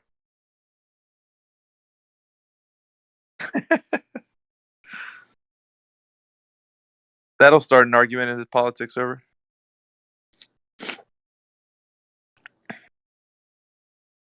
Oh, Globers. Where you be hiding at?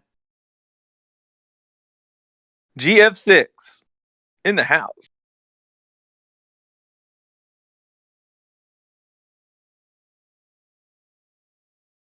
What up? What up? Hey, What's up? what the fuck is going on? Oh, just hanging out.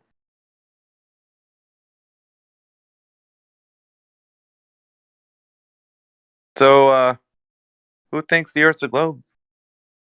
Come on now. You can tell Uncle AV.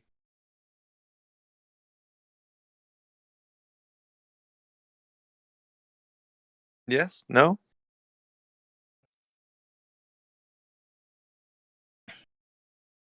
That laugh, it almost sounded like Matt Nuclear. Is that you, Matt? You just got unbanned and you coming back in here at 5 o'clock in the... Dude. What are you doing?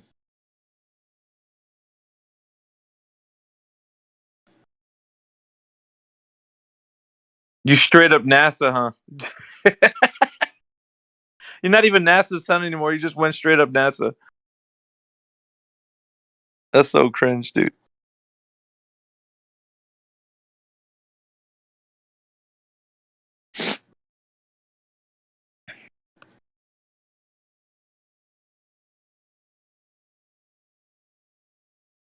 You got Crit in here. Who else is in here? Trinity's in here. Well, you don't want to speak, Mac, because you're going to get banned because you were banned and you're trying to come in here on another account.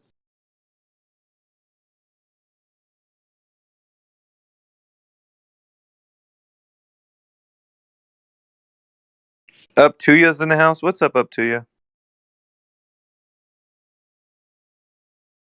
Did you ever get the link to go to the other server?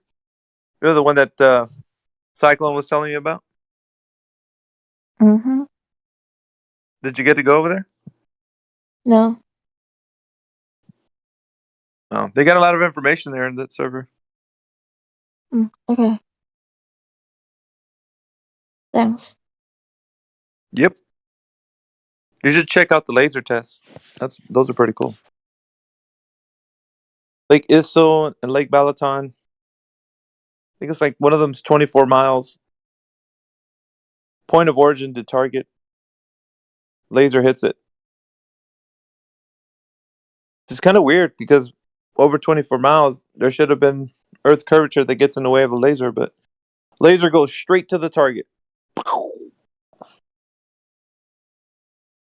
No globe to be found.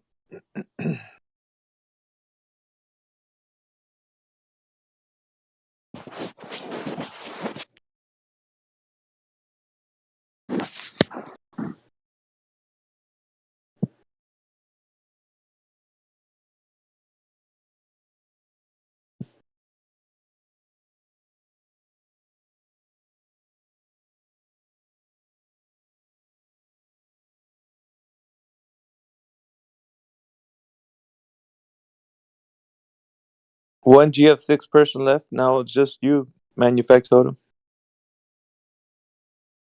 You got Doves in the house? What's up, Doves?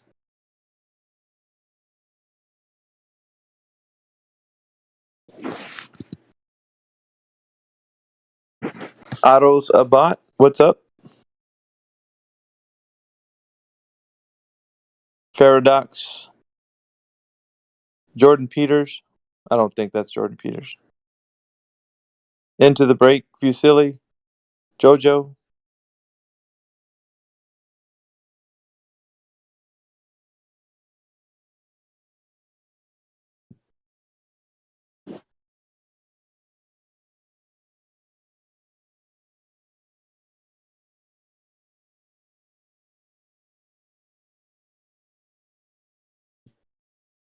Any globe evidence? Any whatsoever?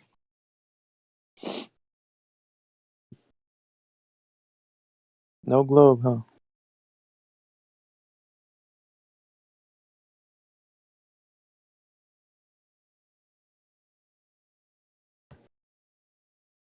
That Masto's in here. What's up, Masto? Nothing much. How about you? You know, disproving the globe in 2024 again, another year. Debunking the globe myth. Okay. How so? Are you Well, serious right now? there's no measured curvature. Yes. Okay. How did you attempt to measure curvature and find that it's not there? Line of sight over a vast distance. A very poor Oh, method. measurement is it? You should know that this is a very poor method because you need to know the light path over a long distance in order to adequately differentiate a globe or any other shape on that kind of scale. And have you measured But the you globe should know that. at Masto? No, I'm not claiming that I have, but I'm also not falsely claiming that I have disproven it. Well, you don't believe in the Earth as a globe, right? You don't think it is? I don't know. All I can say is that there's conflicting information in communities like this. Like there's constant claims of disproving it, but none of the claims that get substantiated that I can come across actually Yeah, well, you disprove wouldn't it. know because So you wouldn't know because you don't even know if the Earth is a globe or not. So you wouldn't know if you're right or wrong. That's the problem. That's not a problem. That's just called Yeah. intellectual honesty. You see, you're making a claim that you're measuring something, right? I'm analyzing. Okay, you claim to have attempted to measure something and found that it's not present, and I'm just seeing if that is if your method makes it empirically adequate to say that you have not found it, and it's not. So So the consequence of the Earth being a globe is that it has curvature on the surface. Would you agree or disagree? yes, Okay. So at the size that the Earth is said to be, right, with the radius, diameter, and circumference that it's said to be, we should measure specific predictable amounts of curvature on the surface. Yes. yes. Okay.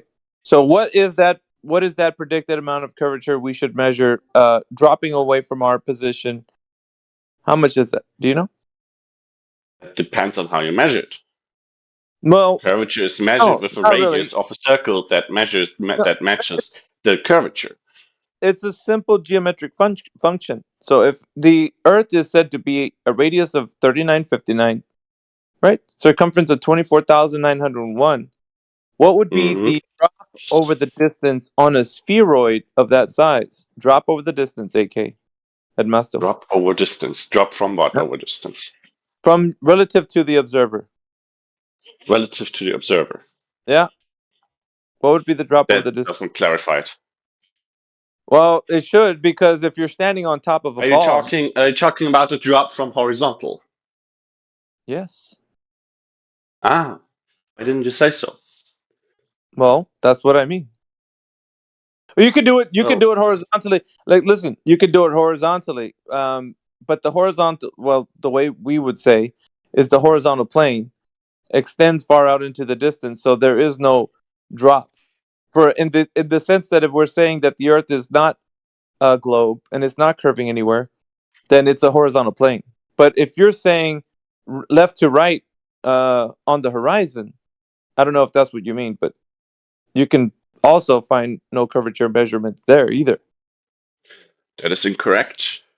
No, it's correct. No, it is incorrect. All right. So, what is the measured curvature on the horizon, left to right? Go on, give it to me. Well, measured it, I don't know, but I do know that. Want to let me finish my sentence, or are we gonna go with gotchas and non-productive ways of having a conversation? Well, I've been getting you for like 4 years now, but I never get tired. That's a good one. Yeah, I never get tired of it, Masso. Every time you come in Yeah, here, sure. it's a good That conversation. is good for you. I'd like to show the audience on YouTube that you don't have any answers for what I'm asking you, especially when I'm asking you if you know the Earth's What do you globe. mean? You don't know. Okay, the answer is I don't know. I What's so know. hard to wrap your head around it? Yeah. Nothing. No, it's Is good. that I not like an it. answer? Is that not an answer? It is. Oh, it is an answer. So you just claimed that I don't have an answer for something that I just answered. No, an answer for the curve. Huh? You don't have an answer for the curve of the Earth. What do you mean with I have an answer for? Well, have you measured it? Okay, if I had measured it, then I would know if it curves or not, right? Right. So then you don't have an answer for Oh, it. huh? Then You you don't just have an asked me. You just asked me if the Earth is a globe. I said I don't know. I asked you if that is an answer to the question you just asked me. You said yes, but before that interaction, you claimed that I don't have an answer to that question. Now The you're curve. moving the goalpost to if I have measured it or not, and I tell you no, I did not yet. Okay, so that is also an answer to your question, by the way. And never do I act or claim that I have knowledge of something that I do not know, right? But you started this conversation with claiming that you have disproving a globe, right? The only method that you have named is line of sight observations over long distances. And I have immediately pointed out the problem to you with that kind of method that is No, you didn't. undeniably present, right? No, you And didn't. you have, What was instead it? of What was addressing that, yeah? What you was have wrong with made it? that conversation about me, about how I don't have answers to anything. When you have failed to substantiate, you claim that you have proven something or disproven something with anything that is intellectually, when you look at it, intellectually honest and independently valid. Okay, so you done? You done, Ernesto? All right. Hello, Ernesto. Can you hear me? Yes. All right. Oh no. So go ahead and tell me how you've disproven what I said. I have not said, it did not disprove what you said. I'm merely pointing out that you claim that you have disproven something or Yeah. proven something is as so far unsubstantiated, because the only thing that you have used to substantiate it is undeniably and verifiably not sufficient. How do you know? I know because when I look out, when I measure the refractive and the refractive index of air, I can find that it depends on temperature and pressure. I can conclude from those empirical measurements how much a light path can vary over the kind of distances that we're using here to try and prove or disprove a globe or prove a flat earth. And I Okay. can therefore know that it is undeniably necessary to have sufficient knowledge about the light path to Okay. to Yeah, make that's any fine. such conclusions with those observations. I So also know of studies that I can also retrace and double check the numbers of, that you cannot know the exact conditions or the exact light path just by knowing the ambient conditions at your observer location or at the target location and be done with it. So anything you're gonna say now, or based on my experience of what I've seen so far, to substantiate or to prove to disprove the globe in such a way that you claim, will not be sufficient to actually make that conclusion. is that all, Ernesto? You said we have a way to measure the refractive index empirically. That's what you just said right now, right? Did I not just hear Yes. you? Okay. Now I want you to hold on to that. Don't lose the thought that you just said that. Let me take you back about 8 minutes. Let's go back in time about 8 minutes ago. When I asked you the question, can you measure the Earth as a globe? You said, I don't know. I've never measured it as a globe. No. Incorrect. No. You did not No. ask me if. No, you No. did not ask me. You did not ask me if I can. If we Ernesto. can. No, wait a second. You did not ask me if we can measure the Earth as a globe. You asked me if I did measure the Earth as a globe, which is a different question. When you ask me if we can measure the Earth, if the Earth is a globe or not, then I will undeniably say yes. Yeah. Unverifiably, I will say So yes. you We said, can, or okay, we so can now, confirm or deny those hey, premises. all right, so you're switching up. Okay, that's kind of good. I'm not Now, switching up anything. You're yeah, you not are. precise with what you're asking me. You're switching up. That's okay. You can switch up. I'm not switching up anything. Yeah, you I'm just being did. precise with the answer to what I'm Okay. actually asked, and I'm holding you to what you're actually fucking asking me instead of what you're making up that you asked me. You switch up. It's okay. Why are you so mad, dude? Why I'm are you not mad? switching up anything. Stop fucking lying. You're Dude, triggered, man. just Yes, relax. this is triggering me. Yeah, well, because you switched. Being told to my face that I'm switching something up and I'm holding you to your fucking words and being precise with what you actually fucking asked me. It's All right. triggering me. So And people wonder how World War II started. 8 minutes ago, you just Fucking said asshole. you just